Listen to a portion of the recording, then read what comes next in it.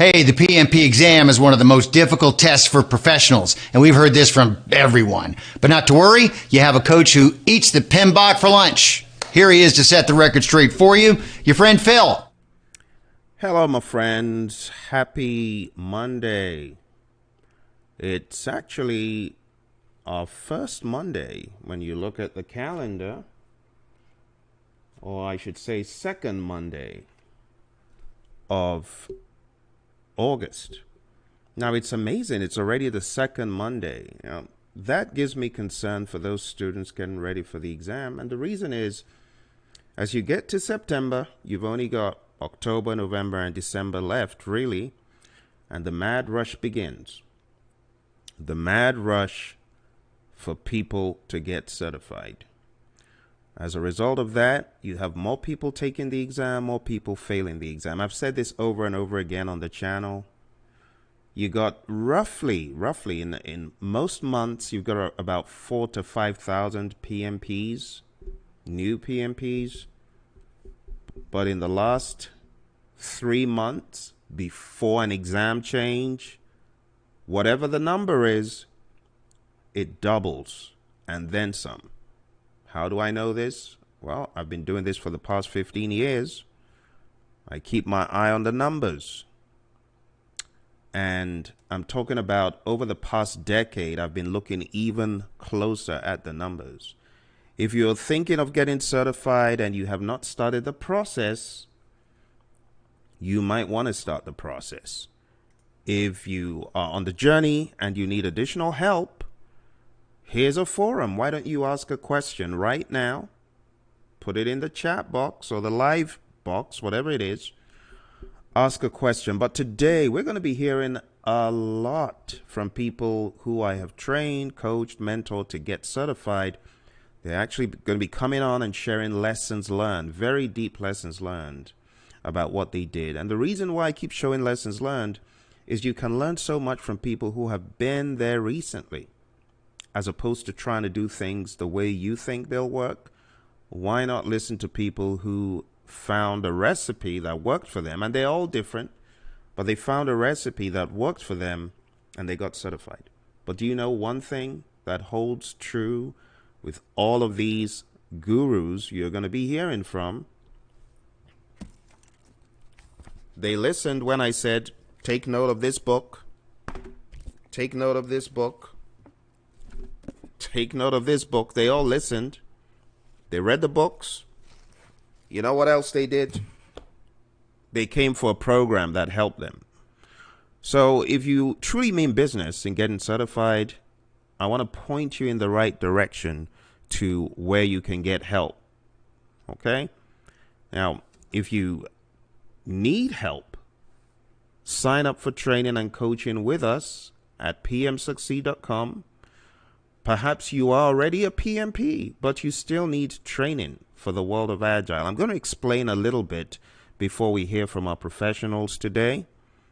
I'm just going to explain a little bit about why you should be thinking about Agile training as someone who is already a PMP. If you're already a PMP and you didn't go for Agile training in getting certified, I want to encourage you to come for training with us. And the reason is things are changing so dramatically in the world of project management that it's no longer an all or nothing affair for predictive or change driven. You got to be hybridized in your thinking. And you need to know the tools that are out there. You need to know the methods. You need to know how this can be achieved so that if your company suddenly moves in that direction, you are not going to be lost. Okay? So let's take a quick look at some of the options that I have, and we'll go into our lessons learned after that. So this whole session, I call it the marathon lessons learned. It's a bit of a marathon. Probably going to be about 12 hours long. So you might want to watch it and then come back and go again and come back, because it's going to be a rather long session. But I call it the marathon lessons learned. The two options that are going to be available in the next few days I'll show them to you really quick. The first one is the PMP exam prep camp. PMP exam prep camp starts on the 15th. This is actually an outdated one. It's going to start on the 15th of August. So on the 15th of August, we will start our 35-hour course. And then the agileprinciple.com site, it shows you that we're starting on the 18th of August and going to the 10th of September. So you can get all the details at these two sites. July 29th is when we started the open day. So we started an open day where you could come in and see how we train. And that was for students who signed up early. We've got one more open day that's happening this week on Wednesday. It's just for you to come in and absorb how our training goes and to understand the process. But we've got two vehicles for you right now. One is if you need Agile training. The other is if you need PMP training. And even if you are already a PMP, you need Agile training. I would highly advise it. So let me go into the details. As you can see here, it says PMP exam prep camp. The major training starts August 15th, but we've already started opening doors for people to come in on Wednesdays and take a look at how we run the training. So you're still good to come in and meet the training August 15th, this Saturday. And you're going to get live coaching, 6-month access to over 90 hours of video and audio. You're going to get a 20-hour MP3 set. You're going to get so much stuff. I mean, I could go on and on showing you some of the great things you're going to get. So talking about this 20-hour set, you're going to get this. It's a 20-hour MP3 series. It's downloadable. So this, you don't have to lug the physical copy about, but you're going to get 20 hours of audio with this program. It's highly advisable. In addition to that, you're also going to get a 500-page book, 500-page study guide, and just so much content, so much content.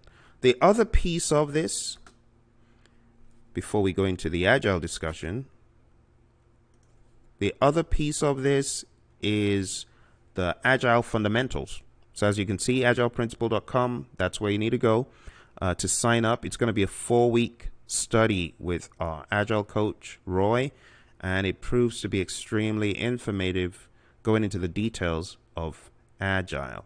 And of course, we will focus on what 70% of organizations use. 70% of organizations use Scrum. So we will dive into the basics of Scrum, the intermediate concepts of Scrum, and you will know enough to begin to use either Scrum to some scalable level and Kanban. So if that sounds like something you want, head on down there. All right. Now, why do I keep on talking about Agile? You've heard me talking about it for a while, right? There's often the concept of Agile versus waterfall. But I want to say that that is not a very good way of thinking. You might want to think about hybridization. Like in your company, if your company is all predictive now, tiny little bits and pieces of Agile could help them. So this is when to decide which process is best. What you're seeing on the screen, we call this the Stacy complexity model. And this is just one mechanism of determining which process you should actually be following. Which concept? Should we go Agile? Should we go predictive? Now consider this complexity model. Let's start with certainty. The lower left-hand corner. You can see over here where you're close to agreement and where you're close to certainty. This is where waterfall works exceedingly well. This is where things are well understood. There's close to certainty, and we also know that the requirements that we want to implement are very definitive, very defined. So in this region over here, we have a very clear idea of what we want to do.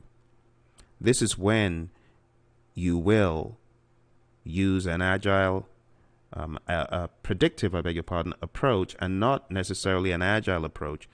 But as you begin to depart from here, let me show you with a pen. As you begin to depart from here up here, this is where you would now use an agile approach. So Agile is best when there's high variability. You can see you're far from agreement regarding the requirements, and you're far from certainty.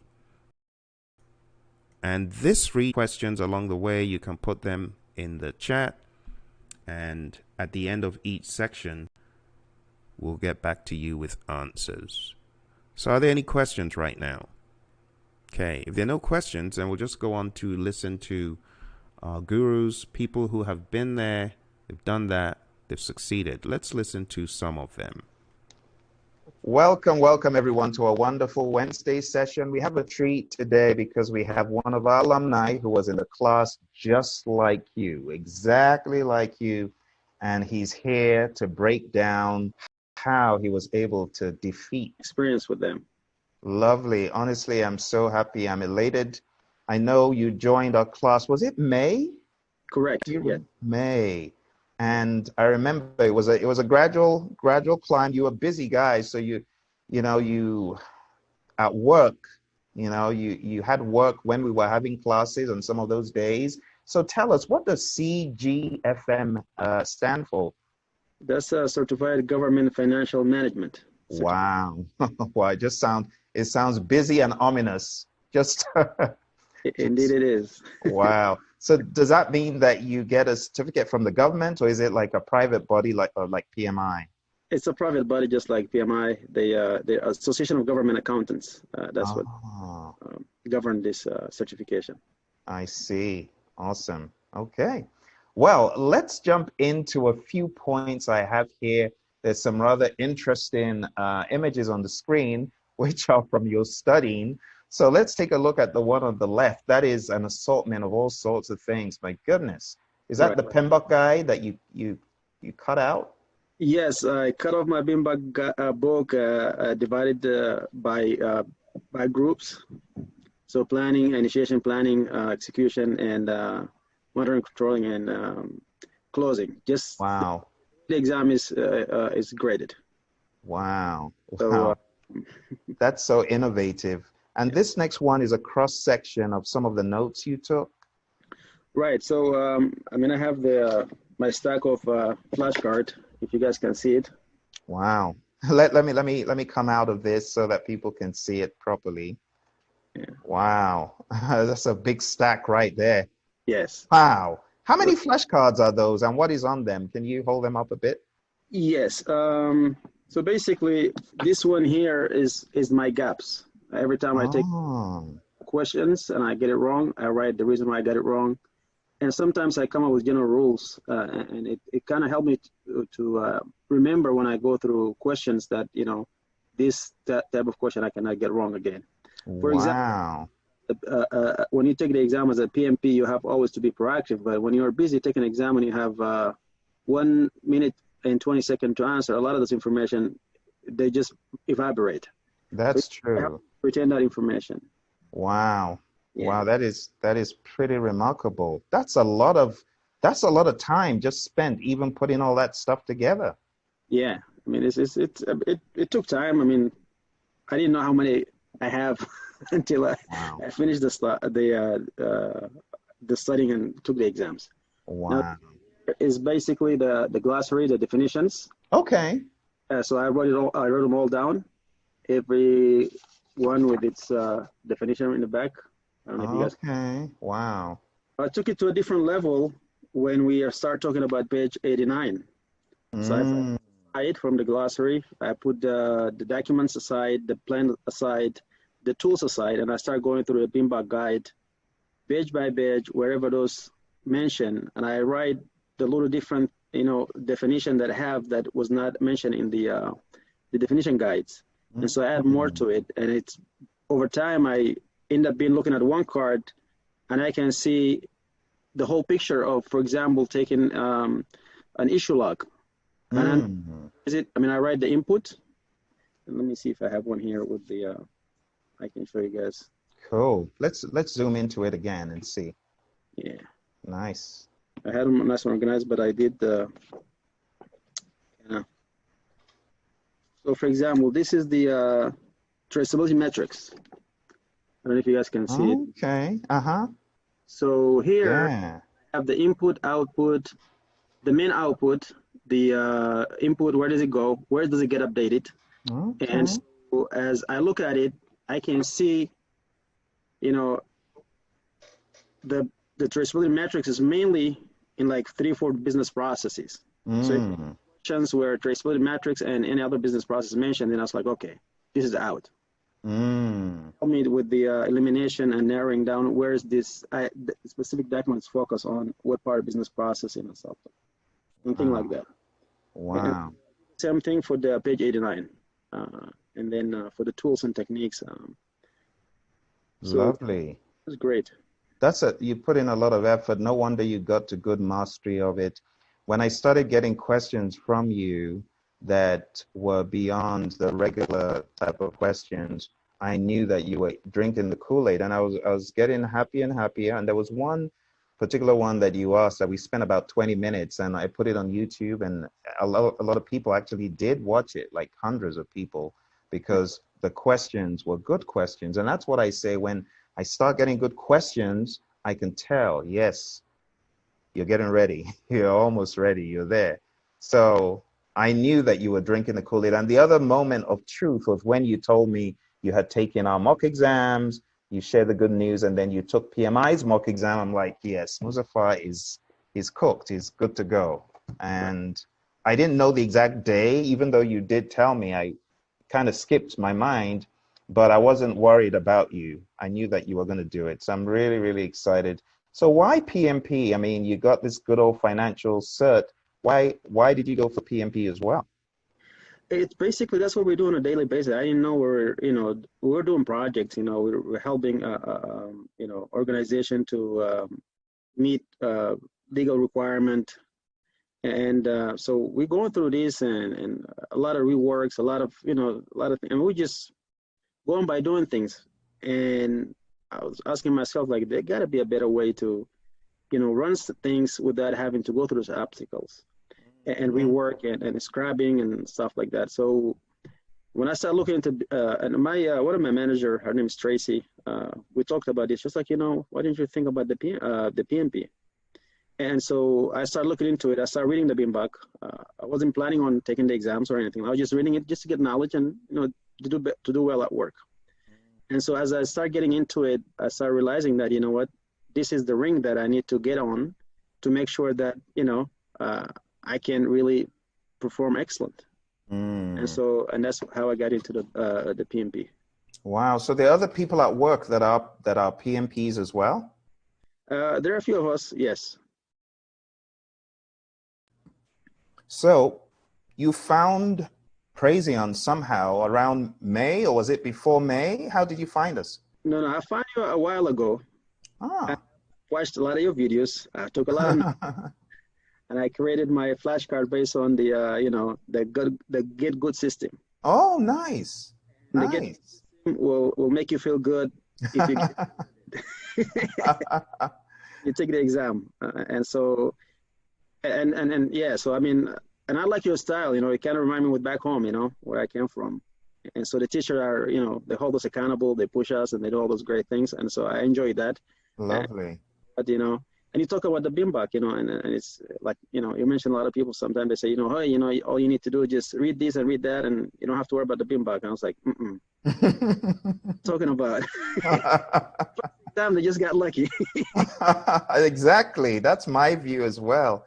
Yes. Completely. So you came on the program. You didn't even like start doing the self-study. You just went for it, and you came on the live training immediately. So Right. what made you do that? I like your style. I want to thanks my boss here as well too. She approved the training for me. Oh, Tracy. My other boss, Carmela, Ah. she's an awesome lady, and so she approved the training, and I came in I think a week late, and I just got with the program, and I was just following your steps. I was doing the LMS, and then I studied the Pmbok. Once the chapter is done, or the process, the management process done, for example, scope, then I'll go back and I read the essential. I like the essential. It's awesome. Thank you. I loved it. Thank you. It's helped me to digest. And actually, if you look at one thing that I want to share with everybody that really helped me a lot, because a lot of times when I was taking quizzes, I'm always making mistakes on the first page of the definition and the key benefits. Okay. Trying to figure out, I'm like, there's nothing in this page that, but then the questions are really deep. So, and if you look at this bit, I mean, the one that you have on the picture right now. Okay. When I started studying the essential, I was writing the mission on top. Oh. Mission on top, it helped me to glean and look at the whole pictures of what really this business process is all about. Okay. So I have the mission on top. That's the missions. I mean, it's blurry, but that's the mission that from the essential book. And I read, and so I'm like, this is a lot of my mistakes are coming from the first page. Then in the process, then I need to get good with the process. Let's talk about that, Muzaffar, because that is very important. So for those of you that are just joining the program, what Muzaffar is saying is that a lot of the problems come from the first page where they talk about the process. There are 49 processes, and each one has like a blurb about it. So Muzaffar is saying that first page, you really need to focus on it, right, Muzaffar? That's correct. That's absolutely what it is. You understand the first page, the tools and techniques on it. It eventually, any question that come to you from that process, you'll be able to answer. Very good advice. Yeah. All right, so take a look at that again. You can see right here, I'm just going to use the pointer to point to some of the elements that Muzaffar is referring to. So you've got a blurb about the key benefits and the description, but Muzaffar went a step further. He went to the PDF version of this book, the Essentials book, because like our friends who are just joining, Hanan, Mario, Rachel, everyone who's just joining, you have that book. And what Muzaffar did is he took the mission, at the top of every one of these, you got like the mission of the process. He took that mission and he put it into the Pmbok guide, his Pmbok guide, as you can see here.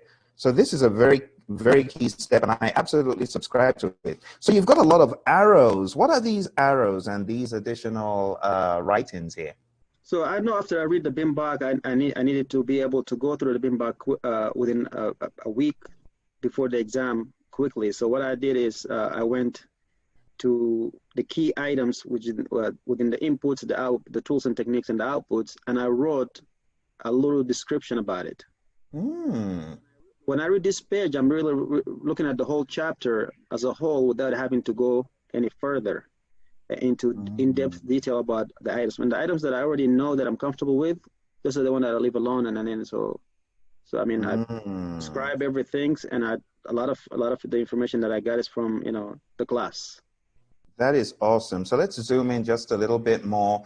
I'm showing you this so that you can see the intricacies and the level of detail and dedication you have to go through.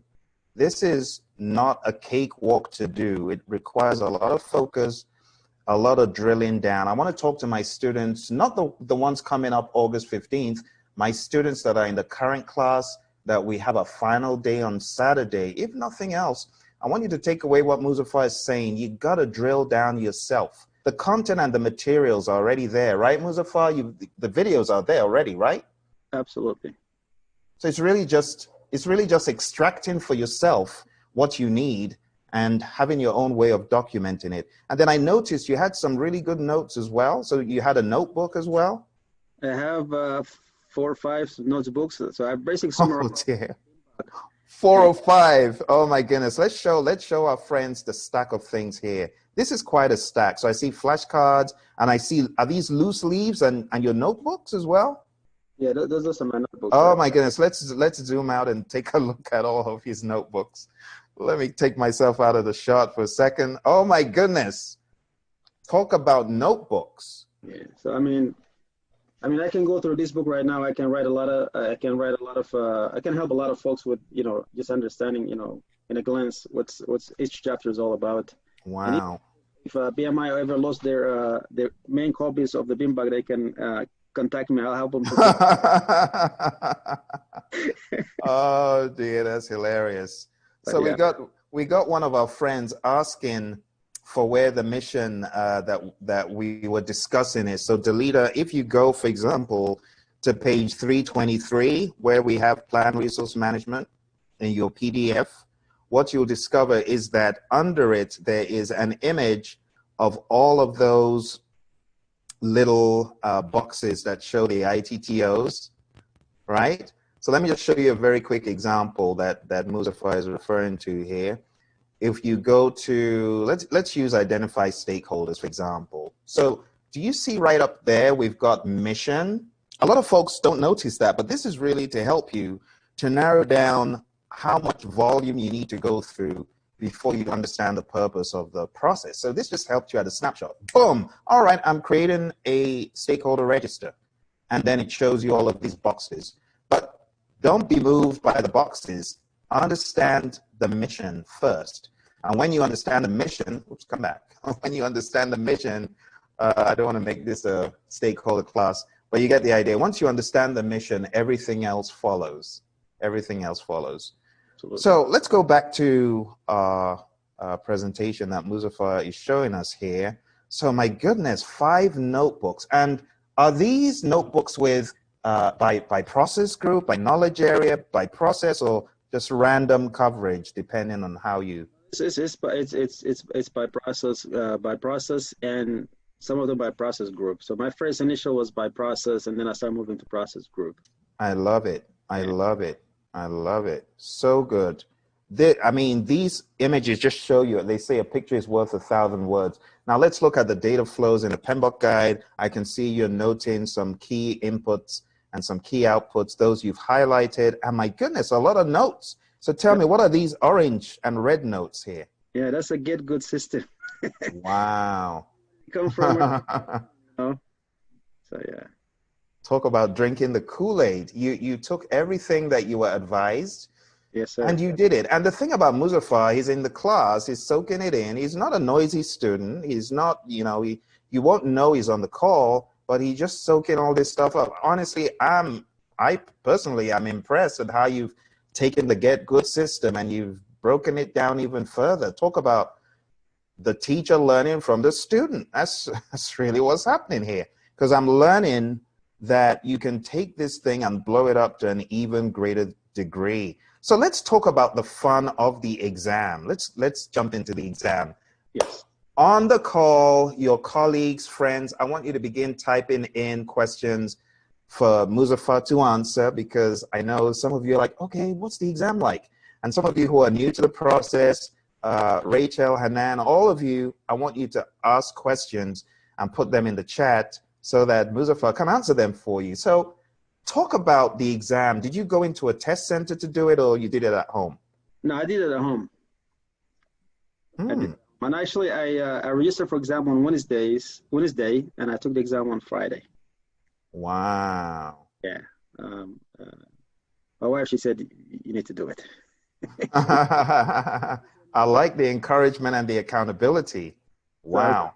Because I've been, procrastinating. I was like, I send you emails and I was like, hey, this is my score. And he's like, yeah, okay, and he work on this and work on this. And I'm working on the stuff. And she's like, and I told her when I started the process, I said, hey, Phil said if I get 71, I'm going to take the exam. So the last exam I took, and I got a very decent grade.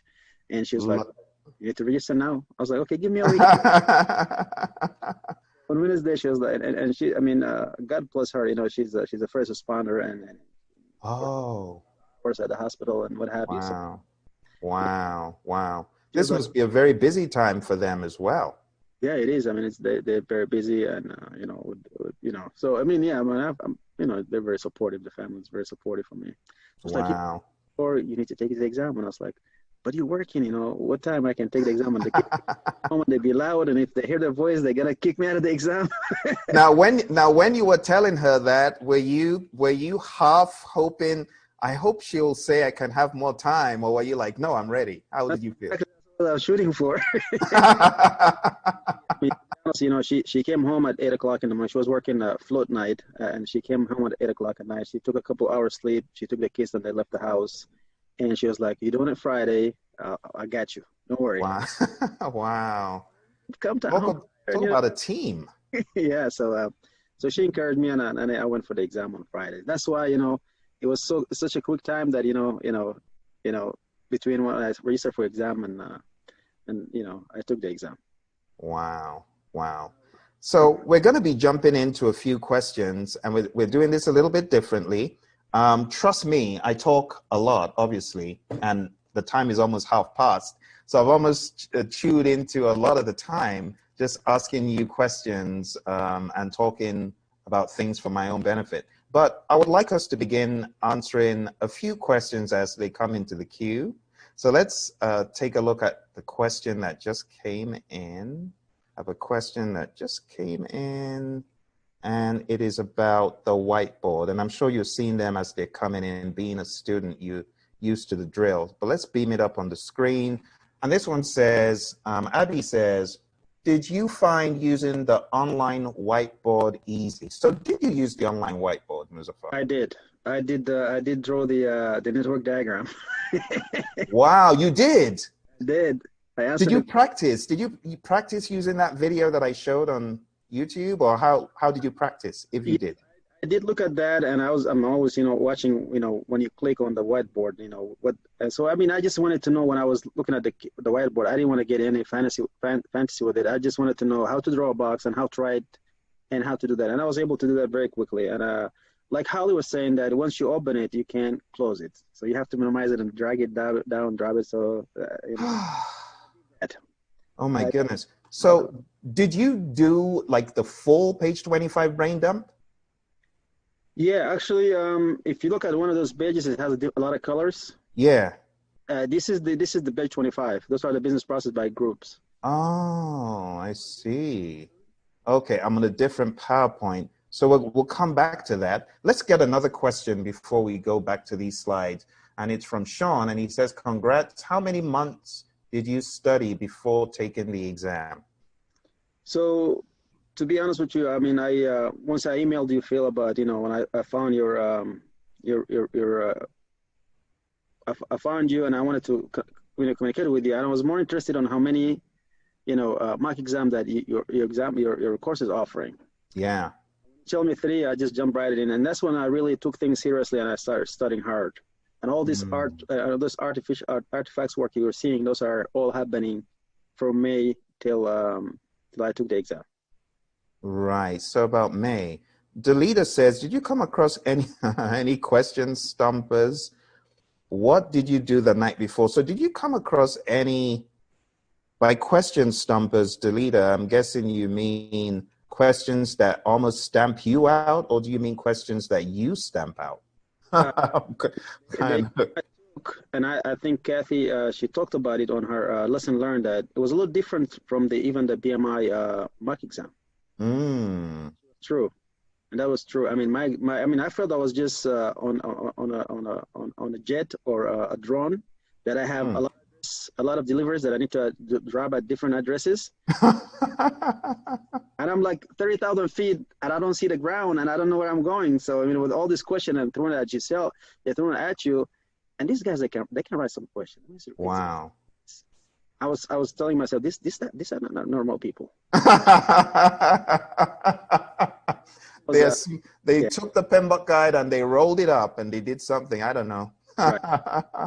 The issue, I mean, the issue and the Kabadru was a main driver for me. I mean, yeah, I can imagine. I can imagine. So for those folks who are not into the Pmbok slang, Kabadru is corrective action, preventive action, defect repair, and updates. And I'm telling you, a lot of the exam, I want to say maybe 50% even, is all around this theme, right, Muzaffar? It was for me. I mean, my first 89 questions, I don't know. I mean, they're not that. I mean, if you look at the issue log in the book and the Kabadru, it's really not that much information. But I mean, my whole questions are all about issue, and they mix them with risk, and it get crazier. Wow. So Muzaffar, let me jump in here, because I'm looking at the time and I can see within the next 5 minutes, and then I'm gonna call you back. Is that okay if you can come back and do maybe a bigger presentation for us? And is that possible? Maybe in the future? Sure. Yeah. It's a little bit. We played a little bit, and I went to sleep. I got up really early in the morning, and from 9 o'clock till from 9 o'clock till my exam, I was just answering questions from the PMI mock. Oh, And I was just get my brain into the rhythm yeah. of recalling information. So that's what I was doing. And the time of the day you took the exam was, again, tell us? Friday. And at 9, what time in the morning? No, I took it afternoon. I took it around 12:30, 1 o'clock. Oh, okay. Okay. Yeah. And as you were taking it, did you ever feel tired or? Oh man, this is something I didn't want to share with anybody, but I think it's good to share with you guys, and because it's really, like Phil was saying, calm and ready to take action. I mean, I tell you, I practiced taking the mock exam, sitting down for 4 hours, then I have to get up. When I got to question 60, I had the need to go to the bathroom. Wow. And when you take it from home, you cannot leave the room. Oh my gosh. So oh my gosh. The last 20 questions from the first part, I didn't know how to answer them. I was just going through them like this to get out. Wow. It was tough. I mean, and I just like, where's Pimpy? Do you have Pimpy? So, you know he's trouble. Why are you asking for him? This is not a good thing. You know he's nothing but trouble. I tell you, man. I mean, at the time, I was like, but once I finished the first half, and it was very challenging, the last 20 questions, to be honest with you, and I don't know how I answered them. But coming back, I know that I have to take action, and I have to make sure that I'm on pinpoint answering all the questions. And so, yeah, so Pimpy, it was challenging, but hey, I got you. You're very mean. I'll get you on the RMP exam. Pimpy, I don't think he's taken the RMP. I think he dealt really savagely with you, so it serves you right. Absolutely. So, ready to take action, and if you're going to take it from home, make sure you're ready to take action. I mean, because you don't know what situation you're going to get into. That's a very good point, and thanks for sharing that. Yeah. This one from Sean: how many network diagrams and EVM questions did you have? A lot of EVM questions. They're not necessarily mathematical questions, but a lot of them. The network diagram, there's a couple of them, and then the relationship between the activities. Okay. Cool. So, like Phil saying, take no prisoners. I got one question. I got a question about calculating something that, about a contract. I'm like, what? Like I said, you should have known that. But it was quiet. Yeah. So Pimpy said you should have known that. He's so insolent. I told you not to invite him. He's not a very good sort of being. He's just troublesome. Gonna hurt my feeling, Pimpy. Oh dear. Okay, we got another question, and this question, I think Pimpy will help us read it. Okay, read it, Pimpy. Did you read the Pmbok guide first? Yes, I did read the Pmbok guide a lot of times.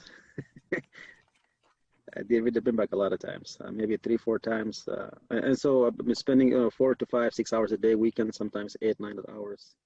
And my 3 years old, he called the management process when I because I speak, I read loud, and so like quality management. So he said quality, imagine it. My 3 years and a half old. So, and if I'm not playing Phil, they get used to that. If I'm not playing, watching Phil video, he'll come and pull me for my shirt. Your teacher.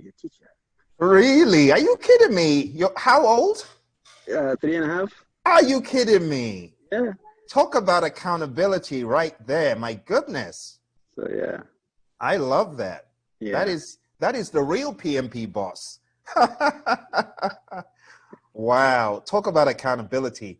So Muzaffar, we got one more, and then I know it's a work day. I'm going to ask for you, if you can, maybe just chill for another 5 minutes and take any other questions that came in the queue to help your friends. But I would really love for you to come back. If you could come back and help us out this weekend, maybe for an hour on Saturday, I would really appreciate it, because I think there's a lot more you have to say, just taking a look at all the slides you shared. But Delita says, yes, like confusion in the question, possibility of multiple answers, but choose the best. So what was your thought process in choosing the best answer, Muzaffar? So I really use the highlighting and the striking heavily. Nice. Throughout the exam. And it's a very simple process. There are two icons on the top, the far left top of your screen. And so like when I read with the cursor, I go through the questions, and whatever interesting part of the question I highlight it. Once I highlight it, I click on the, the yellow highlight, and it highlighted for me yellow. So like, you do in your class, you closing the blocking the noises. Yeah. When I'm reading the question, I'm only concentrating on these two things. And you know how the slimy the question are. So I'm between two process, I start looking at the questions, and I start striking out, and I start, and really, just, a lot of my flashcards start coming back in my mind. I see stuff in front of my eyes while I'm going. Wow. So I call a lot of the stuff, and the striking really helped me to not have to worry about which one that I cross out. And I know that sometimes I get to the answer without even having to know what the answer is, because I strike the stuff that's wrong. So wow. Understand the Pmbok and going through it, and you have developed all this knowledge. Trust me, even the question is not from there. They give you those information. If you're able to strike them out, you get to the right answer most of the times. So the process of elimination is very big. It's That's what it sounds like. It's really important, because sometimes this question, some of those questions I didn't even understand what they're trying to. But when I start looking at the answer, the answers. Yes. No, like this has nothing to do with this business process. This is a tool, input. This is that, and so I find myself coming to the good answer, and so I was like, okay. That is so remarkable. Yeah. So once again, I want to say a massive thank you for Muzaffar for taking time out and coming to speak to us and walking us through some of his processes. And we haven't had enough time to do it full justice. And that's why I'm going to call Muzaffar back to help us on Saturday to give us a further breakdown. And I'll be in touch, Muzaffar, as far as the time that we will do this on Saturday. But we have a lot of students on the call, at least between 8 and 10 of them here. But on Saturday, we have both the prep camp and the tech camp. So if you can jump into the tech camp later on in the afternoon, it won't bother your morning. We know your family has paid the price already. We don't want them to keep paying more prices. And it will be really nice to hear from you in more detail how you're able to tackle the beast. So thank you, Muzaffar. We really appreciate you. Thank you. Thank you. Welcome everyone to a wonderful Wednesday session. We have a treat today because we have one of our alumni who was in the class just like you, exactly like you, and he's here to break down how he was able to defeat the PMP exam. Muzaffar, welcome. Now, before we go any further, for those of you that are just come in and you're wondering what is happening, as the announcement at the very beginning said, it's a 12-hour binge on lessons learned, trying to understand how people that got certified actually did get certified. So we're going to be hearing from a number of folks, and Muzaffar was the first student, now PMP, that we heard from. What I would like to do at this point is open up the Q&A for any questions that may come in through YouTube. So if you have any questions right now will be a good time for you to ask. I'm going to activate the chat, and if you hit an F5 on your computer, well, if you're using a different device, just refresh and you'll be able to see the chat box, which is for you to ask any questions that you may have. All right, now before we go into any further discussion regarding people who have passed the exam, I want to talk about a few things. The advent of Agile. I keep saying it. People get it twisted that Agile is an IT affair. I've heard this in companies I've trained. They tell me, oh, Phil, there's no need for us to go down this path. I'm like, what are you talking about? They're like, well, this stuff is just for IT companies, and we're not an IT company. Well, nothing is further from the truth than thinking Agile is just for IT companies. Now let's get it right, and then we can move on. All right? We know that Agile is predominantly used, or was predominantly used in the very beginning, right? In software. But think about waterfall as well. That is definitely where waterfall began in construction, but we're using waterfall for almost everything now. Think about it. The same way waterfall was used in just construction in the beginning, and it began to multiply and penetrate all the industries, the same way you'll see Agile starting out in IT, right? Because it fit really well there, but technology is changing that very fast. And with the onset of object-oriented programming and things like that, it made it a lot easier to change things quicker. Agile just fit in that space. And Agile has grown substantially. It's become more mainstream. As I'm sure you recognize, we use the word Agile, not just for software, but really as a way of thinking. See? So when you think about Agile, don't just think IT. Think about it as just another way of thinking, a more robust way of thinking. I mean, there are organizations that we have trained that have nothing to do with IT. They have everything to do with software and hardware and firefighting and fire safety protective gear and things like that. So I want you to remember that IT and Agile was the beginning. Agile is more of a mindset of how we do work rather than building in all of that flexibility and the way we do things in software. It's not just software, right? So I want you to consider that, because all markets are tending towards this. And the reason why I stress this even more is because a lot of students, including students we had from just 2 days ago, those students came back to say, Phil, questions on the exam were not just onesie, twosie Agile. I had like 10, 20, over 20 questions in Agile. So my friends, I don't want to be an alarmist, but I want to be a voice of reason to you. If you are thinking of taking the PMP exam, the CAPM exam, whatever exam you're thinking of, 2 things. 1, get help. Go on down to pmsucceed.com. Do not go for those trainings that are death by PowerPoint. This is very interactive, extremely informative, and you get all sorts of crazy perks. Really, really good at pmsucceed.com. Secondly, if you feel Agile inept, and it's all right to feel Agile inept, we've all been there. I was there. I was Agile inept. I got no clue. I thought Scrum meant Agile. Agile meant Scrum. I didn't know until I went for training. Okay? We have training coming up at agileprinciple.com. You can sign up there. We're going to have 4 solid weeks of training. And a lot of these concepts that I keep on bringing up on this channel are going to be discussed. We're going to have our Agile coach and myself, Roy. Roy is our Agile guru. Roy is going to be sharing a lot from the world of Agile. In fact, we're covering all of the Agile Manifesto, the Agile principles. Then we're going into Scrum. And I'm telling you, you're going to hear things that you probably have not heard before. Okay? So with that out of the way, I want to find out if there are any questions coming into our YouTube channel here. So if there are questions, maybe we can take some of those.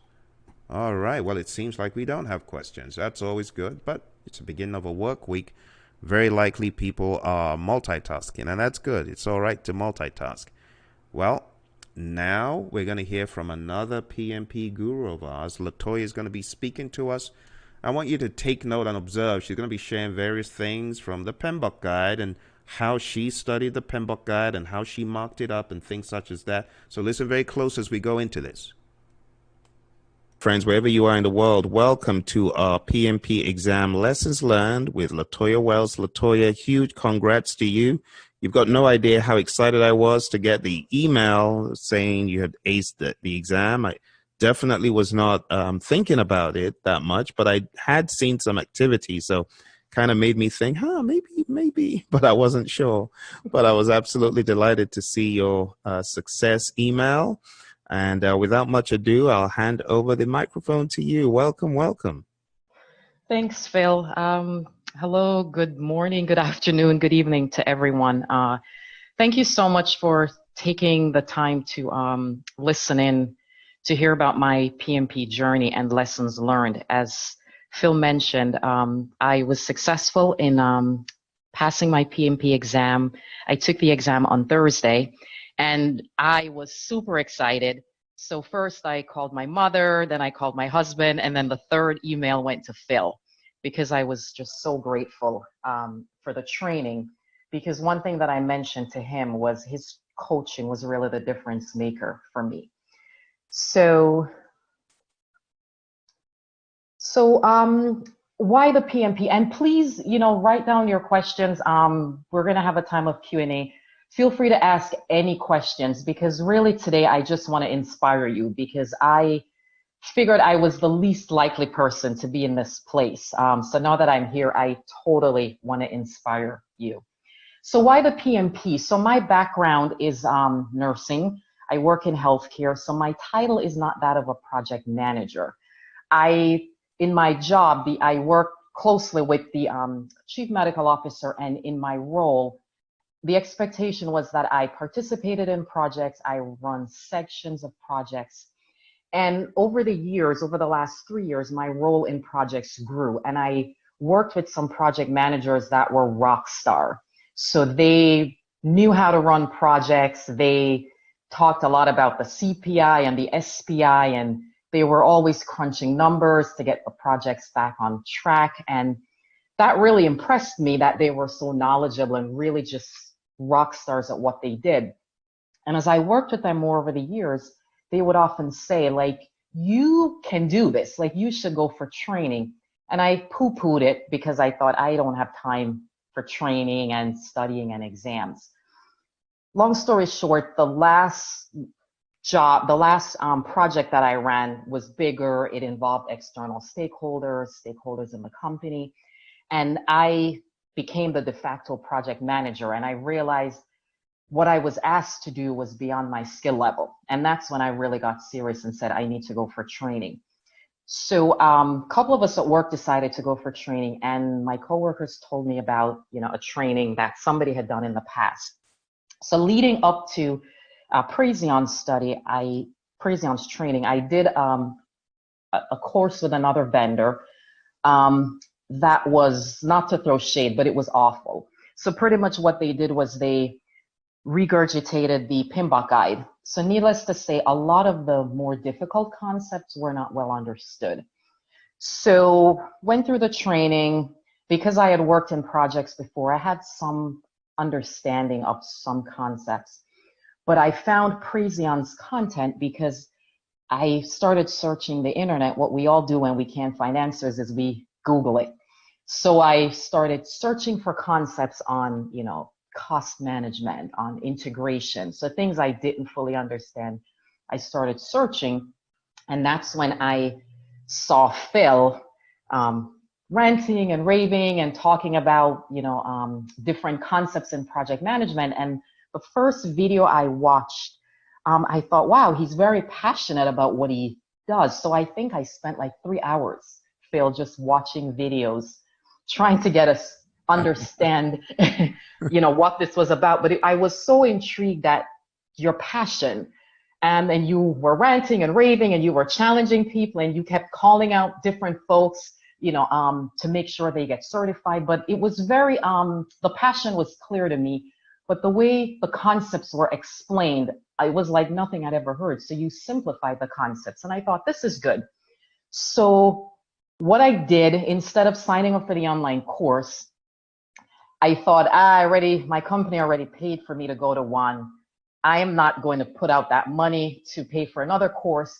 So I will keep going over to the Praizion site and trying to get answers to questions I had, but still trying to study with the material I had. That was futile. It didn't work. But I still kept trying, and then I set my exam date and I still kept trying, and it wasn't working. So I started to get frustrated.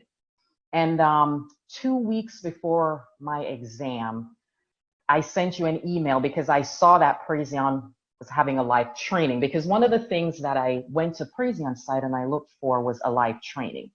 and there was none. It was the LMS that was being offered. And I thought, I didn't have a good experience at the last LMS, so I'm not going through this again. But I didn't understand the difference. So I emailed you. I saw you were running a course, and I thought, no, my exam is going to be in 2 weeks. I don't want to delay it any further. I will keep going my way.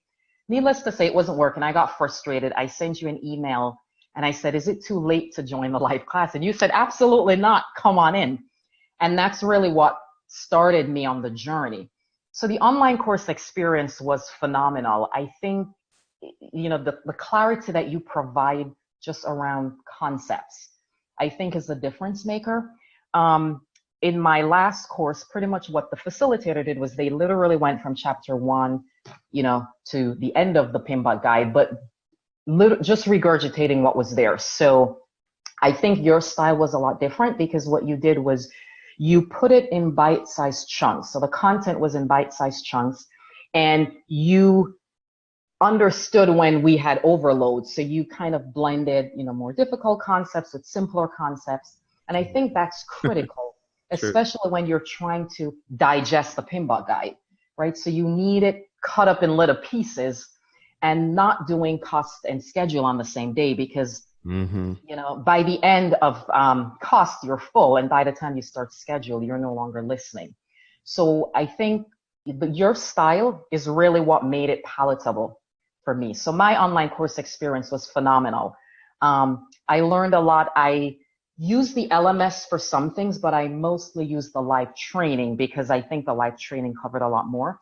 I went to the LMS when I needed more information. For example, if a concept was difficult, then I would go to the LMS. So what were my lessons learned? How did I study for the exam? So the first thing I did is I made a decision really to start over, because when I was trying to blend your content with the old content, I was getting confused. So I made a decision to stop doing that. And I read a lot of comments from folks that follow you on YouTube or on other platforms. And I see a lot of people say that. They said, oh, I was in another class, and then I started doing Phil's work. And my suggestion is, if anyone on the call or whoever will listen to this is doing that, my suggestion is just to stop it. Phil, you made a comment. You said everything you need is in the LMS. You don't need anything else. And that is absolutely true. And when we try to mix and match, it just gets confusing. So I decided to start on a fresh foundation. I literally threw away all my notes and all the material that we got from the other class, because I was tempted to keep going back. So I threw it all in the garbage, and I started fresh. And my tools were the Pmbok guide and the project management essentials and the LMS. Those were my tools.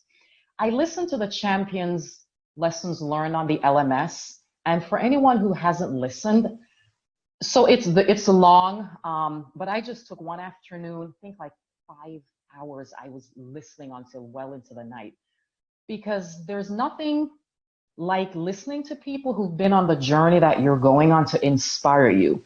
And after listening to a lot of those folks, I was stoked. I'm I can do this. One of the people that, she was a pharmacist and talked about not having any kind of training, and was sent to the class because everybody was going and there was nothing for her to do. And they're you go to the class. And she passed. And I was just so inspired by hearing their journeys. And they were normal people, just like me. So that really inspired me. So for anybody who hasn't listened to one or two of the champions learned or champions lessons learned, or just listen to somebody who has gone through the process, my suggestion is to do it. I was greatly inspired by them. And that's the one reason I reached out to you, Phil, because I want to inspire somebody else to take the leap. I also decided to take the exam within a month after the live class ended, because they all said, I wish I took the exam sooner, because I lost a lot of what I knew and I ended up restudying it. So when I moved my exam date out, I pushed it out to a month after the exam, so 9/19, because our classes ended, I believe, August 17th or something like that. I developed a written study calendar. So before I would say, okay, I'm going to study, like 2 hours, and then I would like not do it. So then you, on one of your rants, you were talking about writing it down and documenting your study plan. And if you don't plan to study, then, plan to fail. So keep doing your rants because we're hearing you. So I developed, so you provided a template and you went step by step on how to study, which I'd never seen anyone do. So I took that to heart and I plugged in my own timeline. I got a huge whiteboard from Lowe's, and huge. And so I didn't have a picture of my whiteboard to show you because I erased it the night before my exam. Because I thought on faith, I'm going to erase this. There you go. I'm not going to need it. There you go. And I thought, you should have taken a picture first. You did. I got a huge whiteboard, and then I dumped page 25, took your suggestions with all the unique, inputs, the tools and techniques, the outputs. And then I used the red marker and I did my own data flows because that was critical. And I got a lot of that on the exam. So really understanding the flow of the deliverable, understanding WPD, WPI, WPR, like a lot of that. And doing the whiteboard. So for those who have not done the whiteboard, I want to encourage you to do it because I didn't have to do a data dump in the exam because I saw my whiteboard and I saw the lines. Wow. So I knew exactly how to answer those questions. I did it so much that I didn't need to do it anymore. I literally saw my whiteboard and I saw everything. So that made it really easy. And then I got index cards. I took one afternoon. I remember when I jumped on your first call, you said you were calling out a bunch of us that had the exam within the next 8 weeks. And you said, have you written out the 49 processes and their key benefits and the unique ITTOs on index cards? You need to do it. You're like, LaToya. Do it. And I thought, wow. So I thought, I don't have time for this, but it didn't take that long. It literally was one afternoon. So I took the time and I went ahead and wrote them out. And what I would do is areas that I was struggling with, I would just randomly kind of look at them. But that really helped as well. And I would write down anything else. So key benefits, I would write out pretty much anything that I needed to remember. So my contract types, I wrote out. The quality tools I wrote out. So anything I wanted to remember, I wrote out. My study time averaged about 4 to 8 hours a day, depending on what was happening. To be honest, the 8 and 10 hour days were tough to retain the content. So I found my sweet spot was like 4 to 6 hours. Anything beyond that, I was kind of redoing it the next day.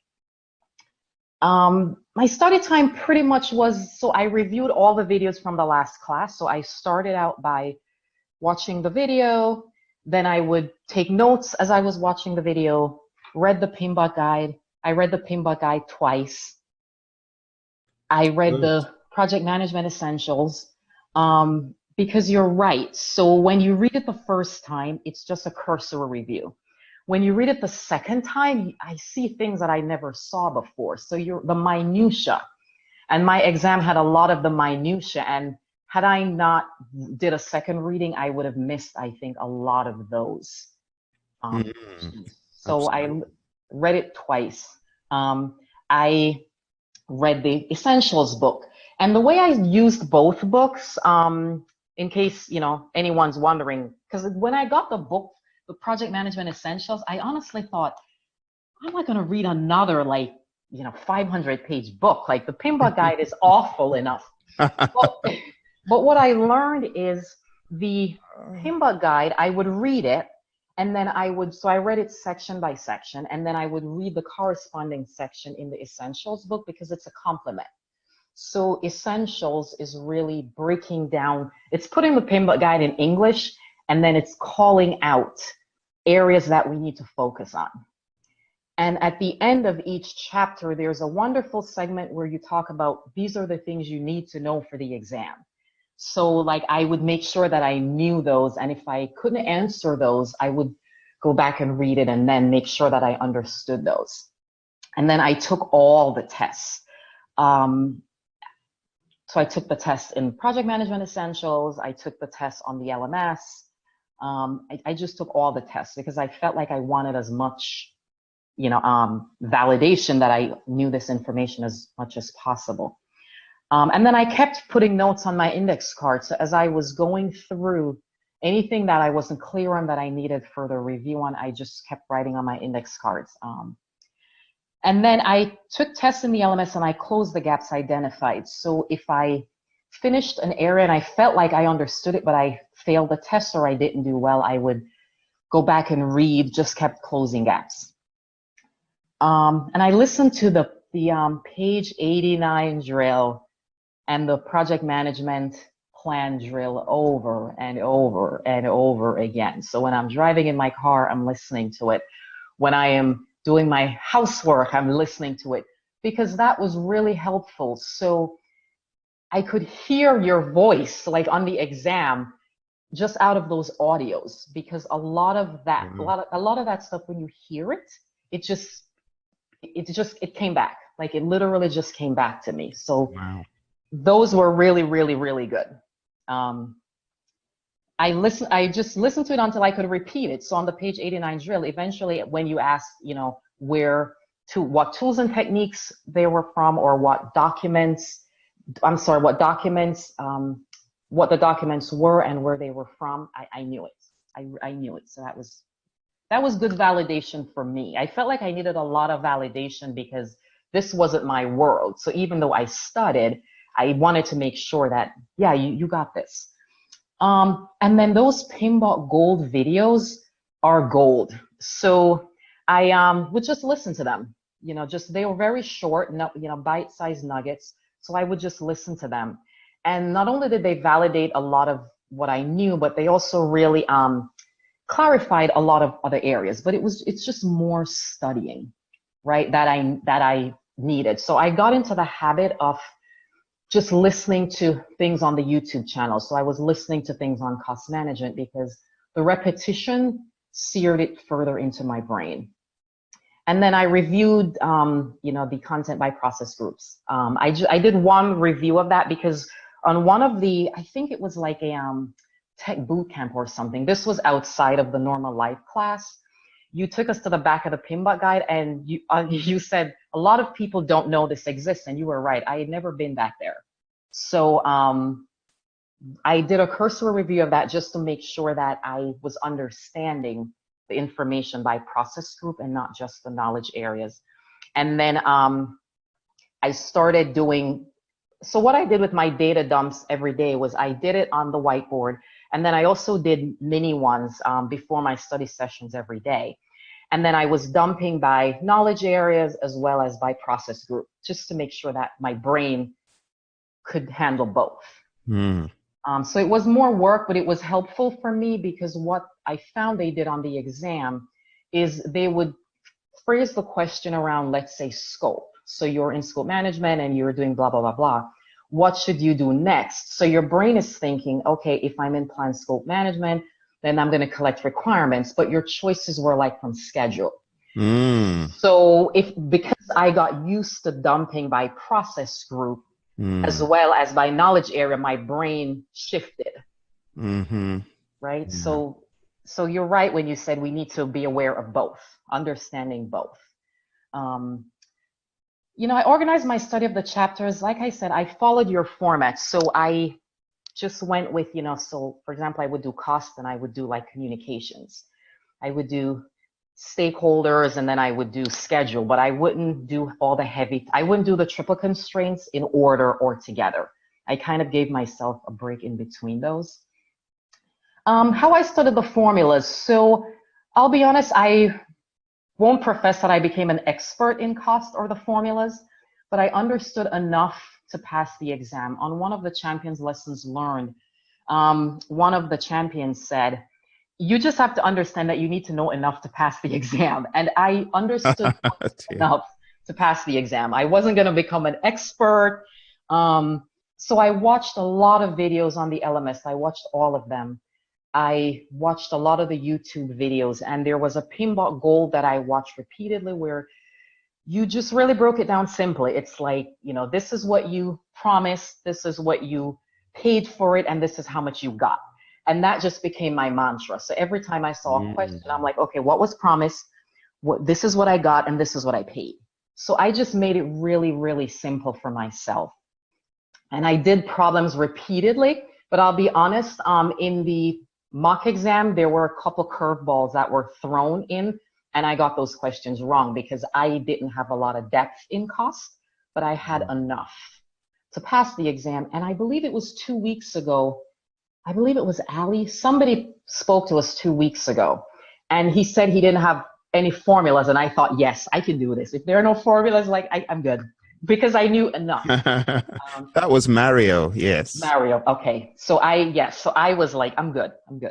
And then I wrote up my formulas, and so I knew the formulas, and I could dump them I knew my way around the formulas, but I never became really proficient in them. But what I made sure that I understood was the why behind them. So what did they mean? And I'm glad I did that because, so my exam I got about 5 or 6 in cost management, but it was no calculations. They gave you the answers. And for example, they would say to you, the CPI is this and the SPI is this. What does this mean? Or they would say the CPI is this. The project manager has to hit a deadline. They can't extend the project anymore. He's going to add overtime. What's going to happen to the CPI? So it was those types of questions that I got about CPI and SPI, but there were no calculations. And I got one about, you had to know that it was what was left over was your budget at completion. So they described it and you had to pick it from the answers. And another one was around earned value. You had to know that they were asking you about earned values. So no calculations, but really you're drilled down to understanding the why. And you did like a drill with us in one of the live classes where you just threw out numbers. So you were like, this is 3, what does this mean? This is 0.5, what does this mean? So those were that was very helpful because my questions were exactly around that. What I did a week before the exam, so I continued following my study plan, and I took the 2020 mock that I delayed taking because I was scared to death, because you said it was hard. A lot of people said it was hard, and then you wrote in the subject that it's hard. So I thought so I was nervous. But I took it and I passed, and my confidence soared. I think I got like 78, and I'm like, I got this. I can do this. I can do this. So I closed the gaps. But what I realized was my endurance, my stamina for the 4 hours. So I did really bad on the first mock exam we did in class. I failed, but I didn't study. I was kind of just sorting through all the content because I had joined the class late. And I made a mental note I had to work on my endurance. So when it came to the 2020 mock, I didn't do well. Like I was tired, my mind was wandering, and I made a mental note I have to work on this. So then the day before the exam, and I know you advised us not to do this, but I did it anyway because I wanted to work on try to build my endurance. So I took another mock. That one I failed, but I know what I did. I was nervous. I'm thinking you shouldn't be doing this. I heard your voice saying you shouldn't be doing mock 2 days before your exam. You need to clear your mind. So, but I closed the gaps identified. But the mistake with that is that now stayed in my head. So I had to get that self-talk out of my head. It's like, oh, so now you failed. You shouldn't have done that. So I had to really work to get past that. The day before, I reviewed my index cards. And then I stopped early. I think I stopped my studying like 7 or 8 o'clock. I watched like a reality show on TV that I like. And then I thought I need to just, de-stress myself. But I think the one thing that I'd never done is I never saw myself passing the exam. And I really started to see myself. And I'm like, you can do this. Like you can pass the exam. And I saw myself passing the exam. So I think that was key. So I know a lot of people are on the bandwagon about, positive self-talk and visualization, but that was important for me because I'd never seen myself passing. I was going through the motions, and I think I had a kind of intellectual view of the exam, and I never made that connection to say, no, you can do this. Like you can do this, and it's tomorrow. So that was helpful. So my unique lessons learned is, again, I think the biggest thing for me is I had to believe that I could be successful, right? So when I heard, from the champions and I heard other people talk about it, I thought, oh, that's them, like they are project managers or they do this. And it was always about them. And I never realized, like, no, you can do this. Like, you can do this. So I just want to encourage everyone to say, believe that you can be successful, because you can be successful. Be mindful of the internal dialogue. So I think a lot of times we don't realize when we're struggling. So when I was struggling with the formulas, I would say, oh, I can never get this. Like, this is crazy. Like, cost is hard, right? And we hear this a lot. Cost is hard. Everybody struggles with cost. And we don't realize how, right? My husband always says that the person who thinks they can and the person who thinks they can't, they're both right, because it becomes almost a self-fulfilling prophecy. And I had to talk to myself. It's, no, you can do this. Relax, take a breath, walk away, refocus.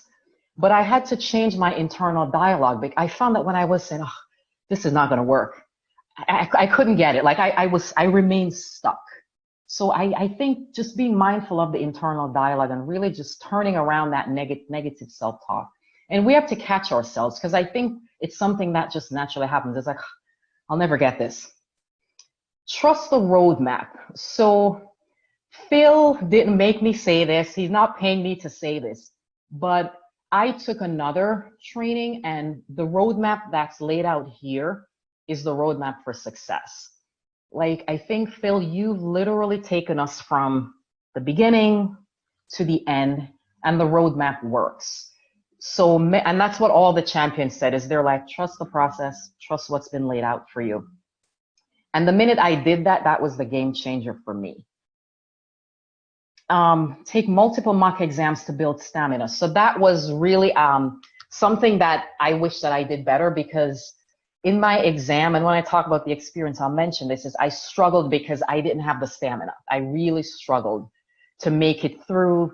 2 hours in, your mind is wandering. The people next to you, you're hearing them sigh, you're hearing them click on the computer. So your mind just absorbed all the distractions when you're not, your stamina isn't there to really train. You have to train yourself to be focused. And I didn't do that. And I think that hindered me some. Trust your training. So during the exam, I literally heard Phil's voice. It was, this is quality assurance. This is quality control. Because on my exam, they never used the word managed quality in the responses. It was always quality assurance. So I heard you saying that. Quality assurance, quality control, quality assurance, quality control. Like, I kept hearing that. So trust the training, and your brain will want to go to what's familiar. So I got a lot of, on my exam, there were just a lot of not answers. So when you study, you're expecting certain things, right? So for example, when you do planned scope management, for example, because I got a lot of scope, you're expecting your output to be, the scope management plan and your requirements management plan. Those weren't the options. So it would say something like, you are going to use, the output will be used to create a hierarchical breakdown of all the tasks. So things like that. So you had to know that you were still in scope, and that was your WBS, and that came further down. So my exam was a lot of those kind of nuances.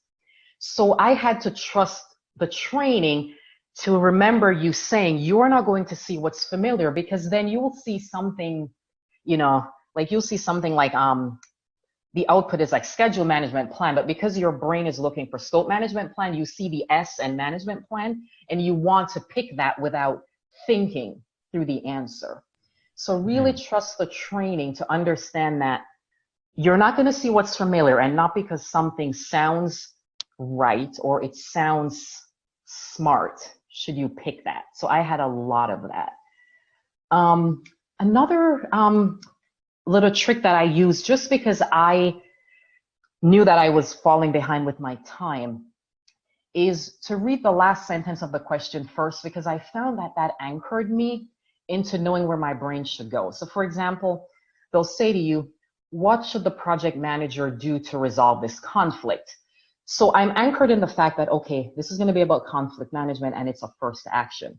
Because when you read the background, it's about stakeholders from overseas flying in, and then they were late, and your brain just gets thrown because there's all this stuff that's built in, and then you start thinking stakeholder when it's really about conflict management.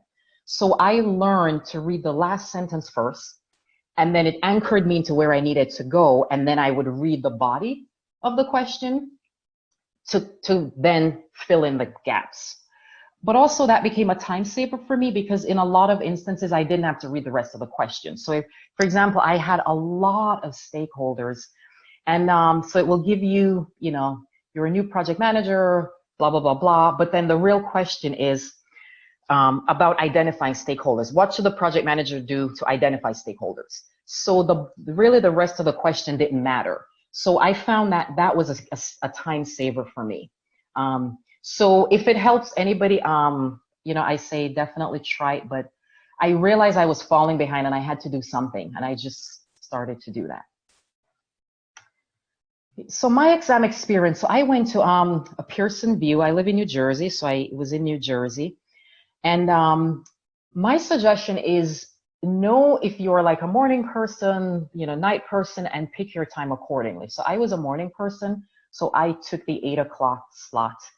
And I made sure I got there super early. I left my house super early because I was super nervous. I didn't sleep well the night before because my brain was just ruminating over the exam. There was a lot of traffic because it was rush hour. So there's all these things happening exam day, all these things that shouldn't be happening. And the room was cold, right? So these exam rooms are always cold. Okay. So dress appropriately. You know, so for folks, based on where you live, you know, kind of, you know, yourself. So these are like little things, but they were like important things because it can make or break your experience. Yeah. Did you check out the venue before, Latoya? Did you drive there before, the day before? I did not. So I wanted to, but I did not because I didn't manage my time well enough. So I was still studying the day before. So I didn't, but what I did was I went onto Google Maps and I scoped it out. So I'm familiar with the area, so I knew where it was. And I knew that area was trafficky, which is why I left. Yeah, New Jersey's crazy. I can only imagine. So I left super early, but I scoped it out and I knew the area. It was where I thought it was going to be. So sweaters were allowed, but no jackets at my Pearson site. So, and you know, I've heard people say they went to some sites where if you went in with like a sweater, you couldn't take it off. So at my site, you could take it off, but you had to put it behind you. So like you couldn't put it anywhere but behind you. But as we're heading into the winter months, for folks that are in climates that's cold, just keep that in mind, because if you go with your jacket and something not warm underneath, that's a huge distractor. So the exam was easy to navigate. There's a 7-minute instructional tutorial that, you know, walks you through what you need to be doing. So I took the tutorial, not because I felt I needed it, but I was so nervous, like I could hear my heart pounding. So I really took that time to calm myself down. You know, you can flag questions and return to them later. So that, you know, I did a lot of that. What threw me off guard was the first thing the woman said to me is, she's like, for your exam, PMI students like to brain dump. She's like, no brain dumping until the first question appears on the screen. And that caught me off guard because I'd never heard that before. Oh, wow. So then that made me like more nervous. So she's like, a lot of PMI students, she goes, the first thing they want to do is brain dump. And she said, you cannot brain dump during your tutorial or you'll be disqualified. She's like, not until the first question hits the screen. So there's an on-screen calculator, no personal calculator. So I've heard folks say that they were able to take like a standard, like old school calculator in to their facilities. At my facility, you could not. So you had to use the on-screen calculator. So this is important because when you're practicing and you're doing your calculations, my suggestion will be to practice on your computer using the built-in calculator because it slows you down and it's different. So during my studying, I had a, huge like calculator that I was using. So I had to really finagle using, the calculator on the screen. So I only used it to calculate a network diagram. So I didn't need it for a lot, but I guess it's just good to practice with that in case that's all you have, because that threw me for a loop. And she's like, nope, you can't bring no personal calculators. You use the on-screen calculator. So there's ample scrap paper. So I hear stories about people not having enough paper. So at my site, we got like, legal size sheets, 4 of them, laminated, double-sided. So you could dump if you needed to. You can do calculations if you needed to. You can draw a network diagram if you needed to. So I really had more than enough. And I remember Mario saying that he kept his pen open and he like ran out of ink. So I did that because you're so nervous, you forget. So I'm like, oh no, I'm gonna run out of ink. So I, closed it quickly. So my pace was slow initially. So I was very nervous. I was just thrown off guard by the unfamiliar choices in the answers. So I got very few like direct answers outside of like quality tools. Outside, it was just very like weird things. For example, when they wanted like WPD, like it wouldn't say like WPD. It would describe it, and you would have to know what they're talking about. So I got a lot of that, and that just really messed me up in like the first like 10 questions. So my pace was slow. And I was struggling, so I was kind of just working through that. 90 minutes in, and then I sat in a cube where I was right below the clock, so then I heard the physical ticking of the clock, and it just seemed so loud because the room was so quiet. Okay. So it's all these little things that were just bothering me that day. So 90 minutes in, I had only gone through 75 questions. And I was super distracted, and I thought, I have to do something. So, I'm hearing people sign either side of me. They're moving their chair, they're clicking their mouse. There's all these things happening. So I decided to take a break. So my plan was to go 2 hours and then take a break because I had planned to take a break. But I thought, just take the break now. So I took a break, and I thought, all right, let me just use the restroom, drink some water. And really I really had a talk with myself in the bathroom. It's like, come on, you've got to do this. Like, you're here. And I really just had a pep talk with myself. But I felt a lot better after the break. I went back in, got to question 100, and then I started getting distracted. But that happened to me during my mock exam, so I was expecting that. So I remember a number of people saying, I just went to 200 and to change the pace. So I did that. I went to number 200 and just started answering backwards. And that helped. I think just getting out of kind of the place that I was in. So that helped me. So I started answering in reverse. And then the last hour, so then I felt better. I was in the zone. I think I understood kind of my exam. I wouldn't see exactly what I was looking for. So I just kept going. The last hour, I had 37 questions to go. So 25 were seen. So as you're going through the exam, you can flag ones you want to go back to. So I had 25 that I hadn't seen at all, and 12 I had flagged to go back to. And I thought, oh, come on, girl, you have to pick this pace up. So then I did. When I was totally finished, I had 30 minutes left. So I had seen what I wanted to see, and I felt good. So I thought, I'm just going to take the entire time because you never know. And I just started reviewing some things that I had flagged that I felt needed a second look. But then I started changing answers, and I thought, stop. So I went back and changed the answers that I had changed back. I thought that's like, test taking 101. Don't change your answers unless you're absolutely sure. Don't do that. And then, I allowed my time to be up, and then I left. And then I sat there and I literally closed my eyes while the computer did its, you know, while it was calculating my test results. And then it's like, congratulations. And I was just super happy because in that moment it was all over. What would I do differently? So I would maintain consistency with my study schedule. So even though I, you know, worked out the calendar, I wasn't consistent in the beginning because my brain thought, oh, you have a month, plenty of time, you know, you're good. So I wasn't as consistent in the beginning. The last 2 weeks, I was more consistent, but I had a lot more work to do because I wasn't consistent. So consistency is definitely key. I would have taken more mock exams just to really build my stamina. I struggled in the exam because of that. My stamina wasn't there to sit through the 4 hours. And I think the mistake I made when I was home was when I was tired, I would like get up. So the one thing I did was, so my dining room table was like ground zero for this.